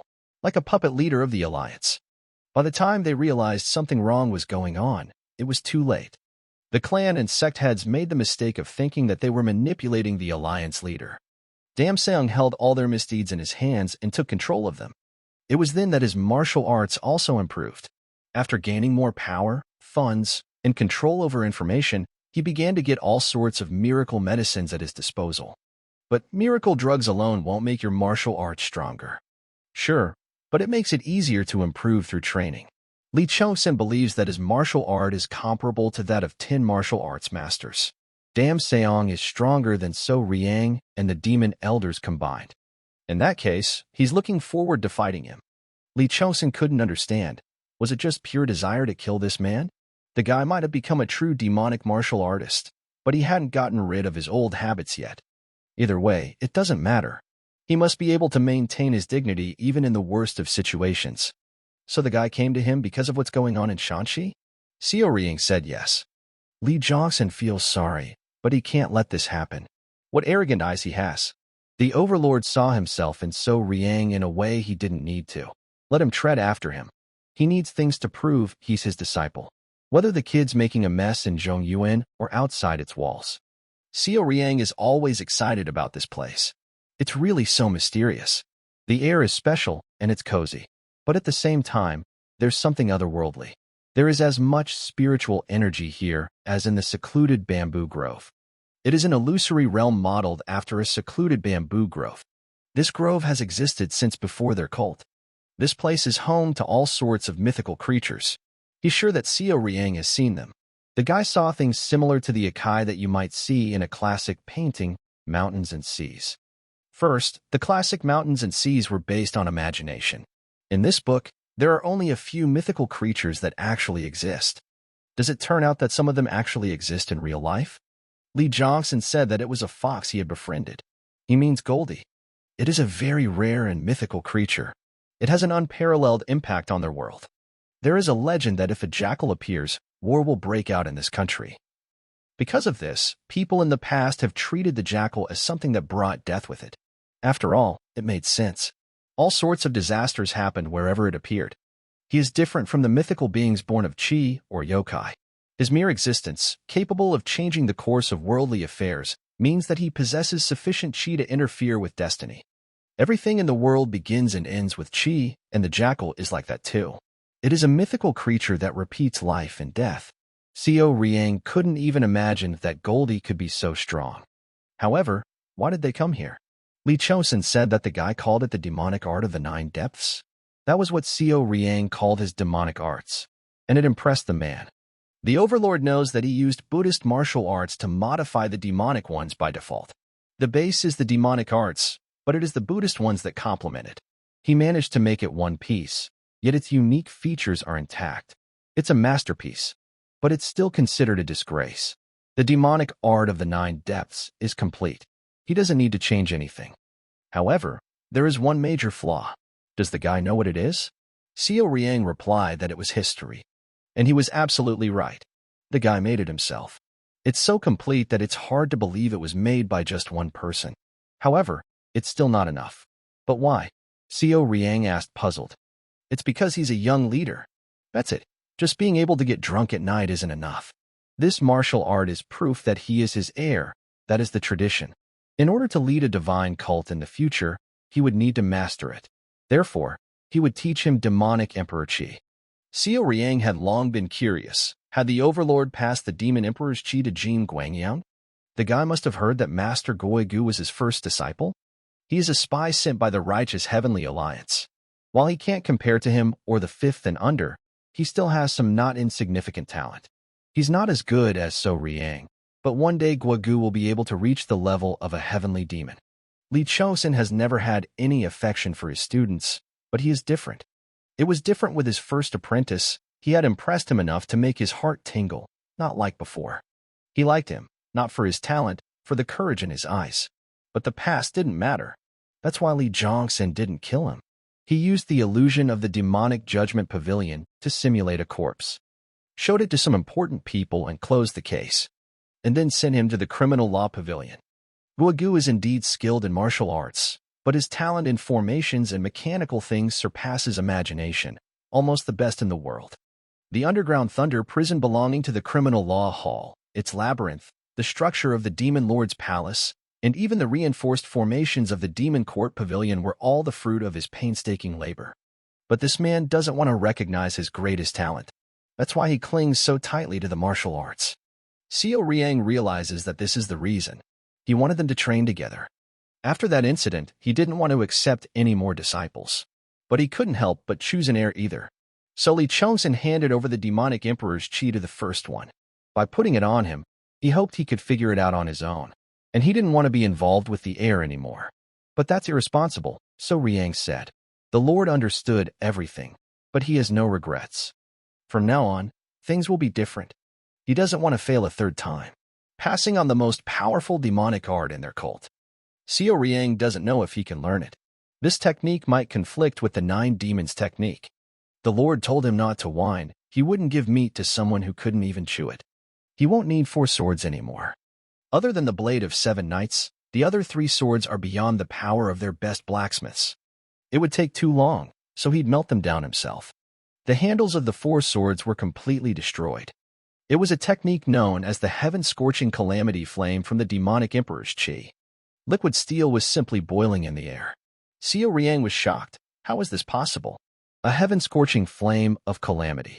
It seemed to be based on demonic hellfire. But the temperature and destructive power was on a whole other level. Li Chongsen believes that there is no need for fancy jewelry. He injected the demonic emperor's chi into the sword and sealed it. Whenever he felt stuck, let him release his energy and sense it. It could do it to him in his own way. Not only forged his sword, but also infused his energy into it. This is beyond human capacity. He truly deserves to be called transcendental. As for the handle and sheath, let him decide what suits him best. Something feels different compared to their last training session. Xiao Riang said that he should have gotten some rest. From now on, he would train him in demonic emperor chi. Even with his skill, it would have taken 3 days or 3 nights. Sounds like the guy should have known better. Let him concentrate. Xiao Riang feels that his new level is quite close. Li Chongsen had gone a little overboard. It had been more than 20 years since he had overcome the peak of the demonic arts and stepped into the uncharted realm. People call it the world of transcendence, but actually, it is a world that is extremely obscure. It is difficult to even give it a name. A person must dive deep and keep diving until they want to take off to truly surpass something. Once one enters transcendence, or even the higher demonic realm, one's chi expands like an endless ocean. It was a state where the universe was stored inside the human body, a realm where one could even play with the principle of all things using unlimited energy. But a body that was tired of creating demonic arts. Born human, called a god, but unable to manifest the true power of a god. Has there been a change in him? Other than Guagu, he's never been attached to any student. Then why did he do all this? Maybe he's just curious. I mean, he still believes in humanity. But it could be that trust has long since disappeared. 30 years of isolation from the outside world. He did it to end it all like a god. Xiao Riang may be the one who can bear the burden. Now that things have worked out this way, let him fly as high as he can. The general strategist asked what is that behind his back?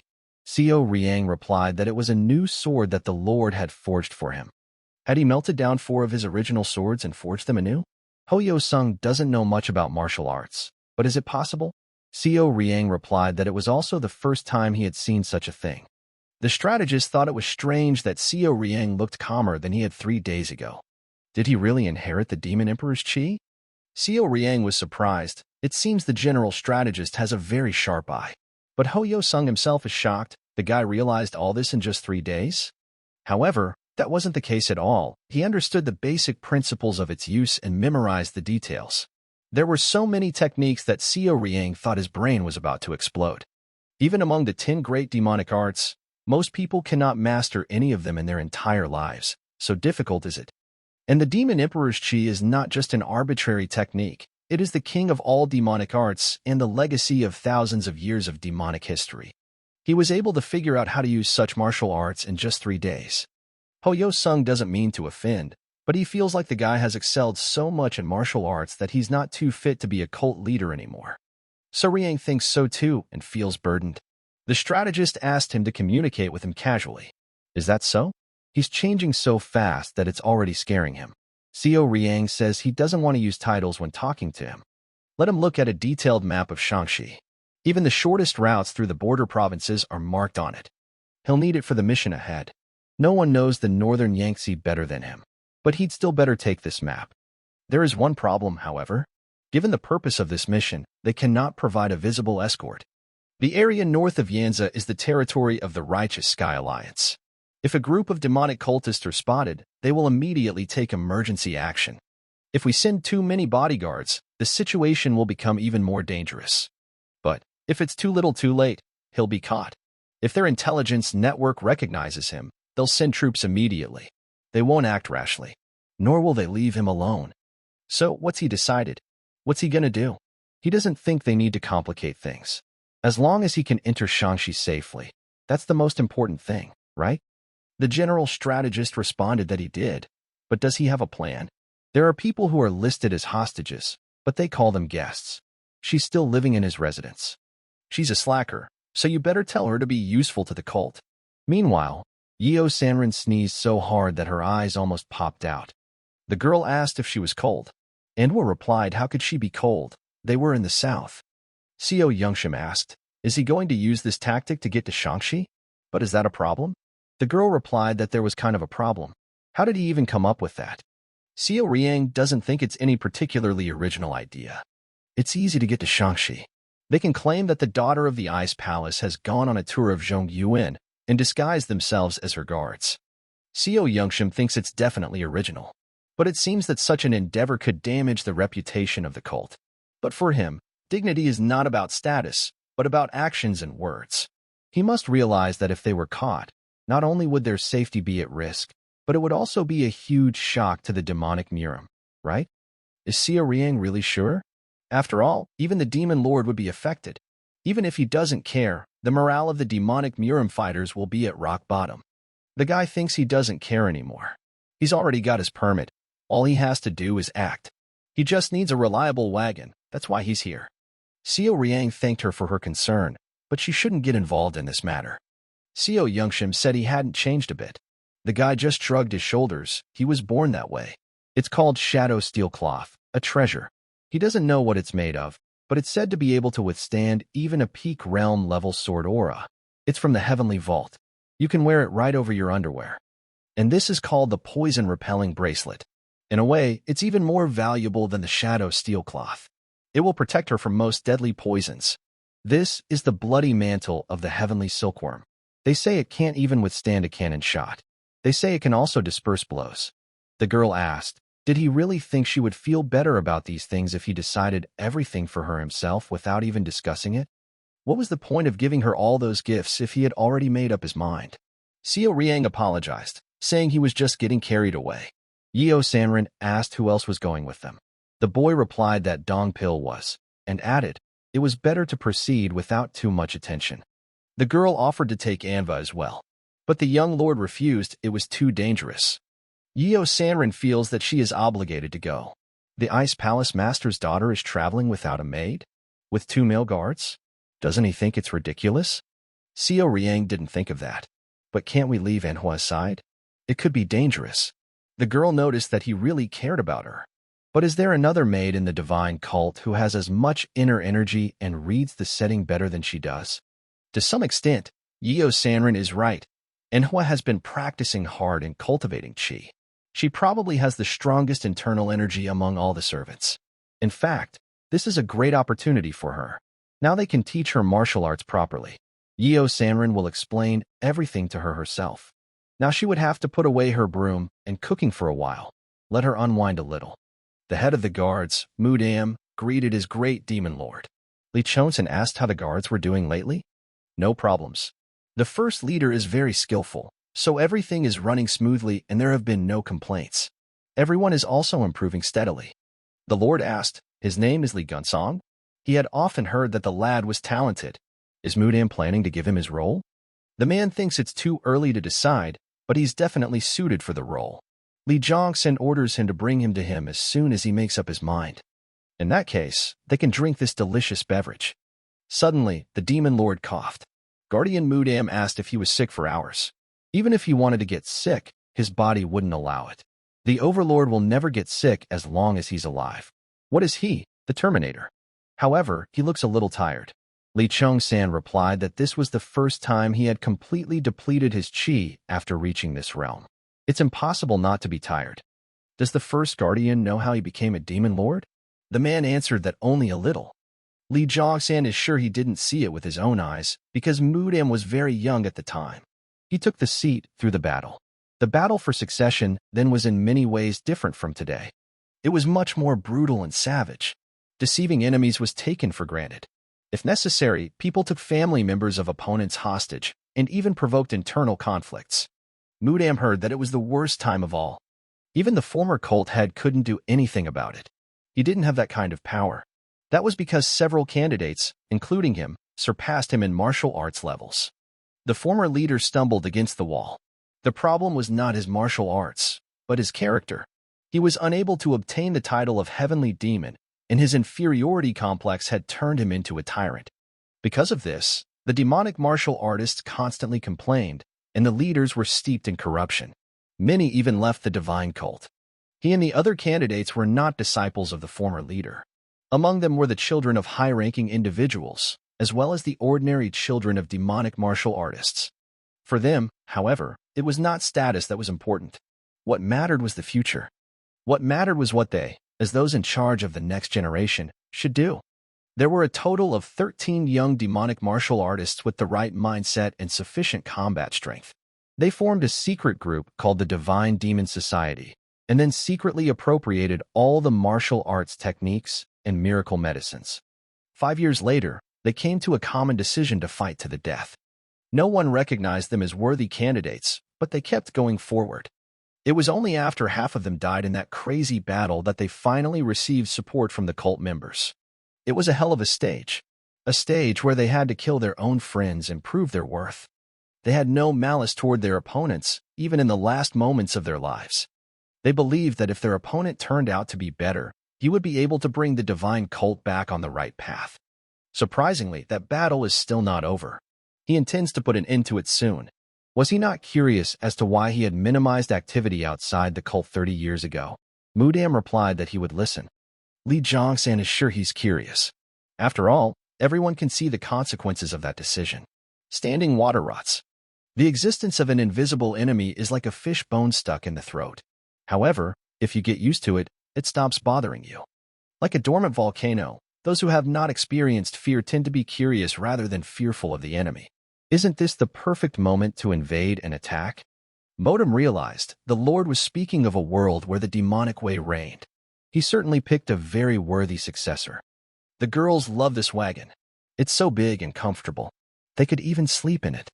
Do they know how the masters of the Tang clan's Poison Dragon Pavilion are being held captive in the divine cult? He had heard that the Tang clan was skilled not only in weaponry, but also in creating mechanisms. This wagon was created because of their skill. It's designed for battle. He received it from the master of inner enlightenment. Yeo Sanrin asked, are they just going straight to Shanxi? It would be nice to stop at some tourist spots. Xiao Riang said they're not on vacation, relaxing after a successful mission. How does Enwa feel about it? Doesn't she want to stop and do the tourist thing? The girl replied that she didn't mind. So Riang said, don't let him manipulate Enwa. We should only think about the case. Gong Yachi congratulated So Riang on his appointment as the young leader of the divine cult. The guy was looking for ways to help him. He didn't think the opportunity would come so quickly. Xiao Riang thinks it's time for them to get down to business. Gong Yachi said there are 3 paths leading from here to Shangxi. But given his wagon, it eliminates 2 routes that require crossing the water. However, the latter route would still require loading the wagon onto the ship. Hunan can be reached by land, but he'll have to cross the Yangtze River to get through Hubei. It would be good to get the support of the Yangtze River Fortress. Xiao Riang asked, is he referring to that band of brigands? The Yangtze River is not just a bandit lair, but a famous organization including 72 Green Forest fortresses and 36 Yangtze fortresses. Their scale is so large that calling them ordinary bandits is foolish. If you combine the forces of their mountain and river fortresses, they rival an entire martial sect. Most small and medium sects and clans are no match for them. Xiao Riang was wary. Wouldn't they cause trouble? In order for a bandit organization to stay afloat for so long, it had to strictly follow 3 rules. One of them is the impeccable fulfillment of the contracts. It ensures that they do not cause any problems. The problem could stem from something else entirely, namely the strength of the steel blood. Hunan Province, Changsha. There is information that the Quiet Wind Squad, the main unit of the Steel Blood Fortress, is secretly heading west from northeastern Zhejiang. This unit has over 300 people. What are they up to? Xiao Riang asked. It's just his personal opinion, but he believes that they are taking the mistress of the Steel Blood Fortress leader. Xiao Riang definitely didn't expect this. Concubine Sohohian, mistress of Iron-Blooded Castle. The girl thinks that it would be great to build a small castle here and live. Maybe the Lord will show her such sincerity. The bodyguard said that it was time for them to go back inside. The doctor said that even a slight cold was bad for her. The wind was getting colder, so it was better to avoid walking if possible. The lady thinks that Mr. Cha does not respect her very much. The man assured her that she is wrong. Maybe he forgot, but the girl is the Lord's concubine. Although a concubine, she is practically his second wife. She doesn't mind such care, but she would appreciate it if he would watch his tone. Mr. Cha said he would take this into consideration. However, Jiangsa is a large city, with many people rushing back and forth. There is also the risk of being targeted by unknown enemies. That's why he's with her, isn't it? Isn't his job to protect her? Besides, she's being watched by secret guards. If she becomes a target, they can handle it, right? Or is she wrong? The man replied that she was absolutely right. It was just to be on the safe side. Does he really have that little confidence? If he really wants this, let him wait 3 days. When Mukpund arrives, Sohokian said she wanted to look around right now. Who knows when else you'll get the chance to visit such a big and dazzling city. Suddenly, a horse-drawn carriage drove past them at high speed. Mr. Cha asked if she was okay. The driver was careless in driving the carriage in a crowded place. The girl was delighted. Even in the castle, she had never seen such a carriage. Who did it belong to? So Ryan felt a little refreshed after the long journey. Yosanrin couldn't understand how it was that he stayed longer than them. Was he obsessively clean? However, he had simply dozed off while bathing. They say this is the best tavern in Jiangsa. Except for the insanely high prices, it has no equal. Enwa thinks it's less humid and definitely cooler than Shinjio. So Riang says it rains a lot. But it's not a bad place to live. The girl asked how he knew so much. Had he been to Honan before? The guy replied that he had simply heard from other people. A tavern worker came in and told the boys that we would prepare some food for them. They have been suffering for so long, eating pitiful scraps of dried meat. Today they can indulge themselves. The boys' eyes widened from such food. Swallowing their saliva, they thanked So Riang. Yosanrin asked the captain with her mouth full, when are they leaving? They have to hit the road tomorrow. Isn't one day of fun enough for them? Donpil asked, will they go straight to Bukpak? That's the plan. They pass through Aknoxen in passing, but there's no point in wasting time. There is no point in staying in one place for long until they get to Samso. They're in the very center of Chungwol. There may be experts here who can sense Dongpil's demonic energy. He also knows how to hide his energy as a guardian, but his demonic energy is still noticeable. It's unlikely, but if they meet Mukpund, they will probably become interested in Dompilam. Yeo Sunrin asked for more. Xiao Riang was shocked that she had already eaten everything. What kind of digestive system is this? She's just a monster in her own right. Let her order whatever she wants. So Ryan suggested that they practice the flesh palm technique together later. He wants to see the limits of her martial arts, and it would be great if they both learned something from each other. Suddenly, there was a sound of a door. It looks like they have guests. As expected from Honam, they just chose a tavern, and then such a master appears. And there are 50 more elite guards hidden nearby. It looks like they are escorting someone important. The worker apologized for disturbing them, but someone insists on meeting them. What should he say? Donpil replied that they were having dinner now, so he should tell them to come tomorrow. However, this did not stop Sokokian and his bodyguard. Sokokian apologized. She knows it's impolite, but she was curious, and without thinking, she opened the door. Let them accept her apology. The girls noticed that she didn't look guilty at all. There was no hint of apology in her voice. Their group is still recovering from several days of travel. Donpil doesn't know who she is, but she shouldn't waste their time any longer. So Hyang asked if the huge cart parked outside the tavern belonged to them. Donpil said yes. She knew it. This is a stunning carriage. At first glance it looks ordinary, but the fine craftsmanship and balanced colors. It can rightfully be called a masterpiece. That's what real masterpieces are. It's not about ostentatious luxury. It's about hidden elegance. Their carriage is exactly that. Even a masterpiece is worth less than a rag in the hands of someone who does not understand its value. In the end, she thinks that the value of a masterpiece depends on its owner. Donpil believes that even if it was created with care, any skilled craftsman could have made it. So Hoian thought so. They don't understand the true value of this cart. She would like to be the owner of this cart. So Ryan couldn't resist asking what Miss meant by that.